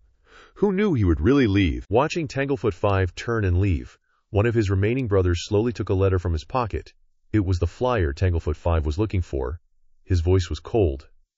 Instead of participating in the Immortal Serene Chaos Tablet properly, you want us to follow you, to chase after that ethereal nothingness. He yelled and threw the flyer straight down the cliff. The paper burst into flames in midair as it touched the molten lava boiling below. Don't even think about it. At the gate of the heaven and earth gate, disciples went in and out busily. In the distance, two young men were playing some game. Looks like they were playing a card game. People gathered around to watch. All tall, muscular guys. Dear God. Yi Feng, hiding behind the wall, had been observing these guys for quite some time, and he couldn't help but curse them affectionately. Damn it, something must be wrong here. Looking at the bunch of old kids jumping around out there, he felt an itch in his hands and feet. The disciples had grown to 60 or 70 people, yet no one came to ask him for guidance in cultivation, and no one showed any special interest in cultivation. This shouldn't be happening. Who enters a sect without wanting to cultivate? They're either messing around with treasures all day, or burying themselves in the library reading novels and comics. Aha! Yi Feng seemed to have realized the truth, his mouth agape in shock. I get it now. These disciples have ordinary aptitudes, and they never thought they could cultivate, so they're all just eating, drinking, and waiting to die. So coming to my place is all about eating, drinking, and having fun. These guys are good, Yi Feng. Posing as a caring and visionary teacher, stood up like a god with awesome aptitude. Very good, really very good. These brats dare to tweak the tiger's whiskers at my place, Yi Feng, he shouted. Someone. An old man rushed over breathlessly to pay his respects. May I ask if there is anything I can do, sir? Yi Feng shook his head, making the old man feel confused. Then suddenly Yi Feng turned around and flashed a smile as bright as a flower. Nah, that look screams homicidal rage. That Yi Feng, teeth gritted in frustration, barked out the order. Gather all disciples to me. This time I'm going to whip their sorry asses at the scripture pavilion. Suddenly, an eerie laugh echoed through the study. The laughter shifted from maniacal cackles to mournful whimpers. Turns out, in the far corner, was a pitch-black figure huddled like a lump of coal. He flipped through the pages of a book with frantic excitement. Unbelievable. This is truly earth-shattering. None other than yours truly, Zhang Wu. He was just sitting there reading, yet a stream of golden spiritual energy swirled around him, growing stronger by the second. He continued to laugh like a madman. Rumor had it that since Zhang Wu fulfilled his wish to join the Heaven and Earth sect, he had been immersed in the scripture pavilion day and night. These few days of reading had caused his cultivation and other aspects to skyrocket. After a while, Zhang Wu casually placed the newly read book on top of the mountain of books. He smacked his lips in praise, finally finished reading. This one was awesome too. Looking back at the pile of books on the floor, he couldn't help but feel smug. Even though I haven't found my dajo yet, I feel that this vast scripture pavilion can definitely help me find what I need. So glad I was determined to come here at first. Otherwise, how could I have such good fortune? Zhang Wu looked down. Something was glowing. The light of knowledge. It was that giant literature textbook. He sighed wearily. After all, the great Tao contained within this literature book is probably not something that chaotic immortal river Stella can compare to. If my 4 older brothers were here, how great would it be? Suddenly, a loudspeaker announcement caught his attention. Sect Master's order. The old man's voice echoed throughout the mansion. He delivered the message everywhere he went. All disciples report to the Heavenly Hall to meet him. All disciples report to the Heavenly Hall to meet Shifu. He finally showed himself. Hurry, hurry, hurry. The disciples, upon hearing this, rushed like a storm to the place where their beloved Yi Feng was.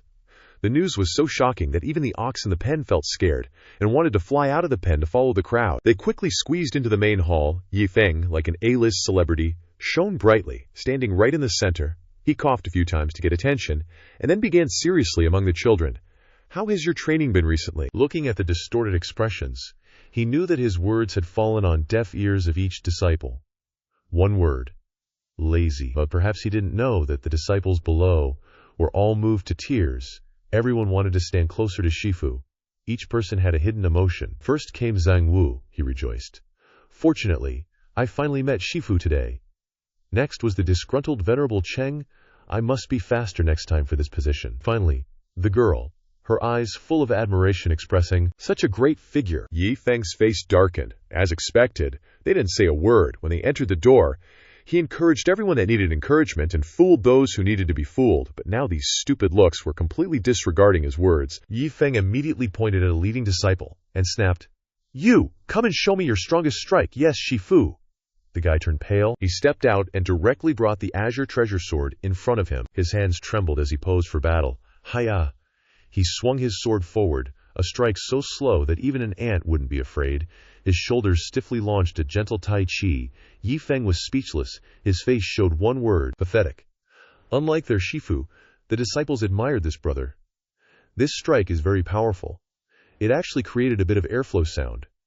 This 38-degree angle is the king of all strikes. If at first you don't succeed, try again. Yi Feng walked to the wooden dummy training post. He pointed to another disciple behind. You come out and hit this wooden post. The guy replied, Yes, Shifu. He looked at the training post, took a deep breath. His hands and feet began to fly and beat at it, looking more like he was scratching an itch. The wooden post didn't move. One punch after another landed. The wooden post was still unmoved. Zhang Wu was agape in astonishment. This 29th senior brother is too awesome. This post is top-grade immortal artifact. The Tao power contained within it can reverse the force of the attack. It would be great if I could make it move a little. After a while of frantic fighting with the wooden dummy, Yi Feng directly kicked him away.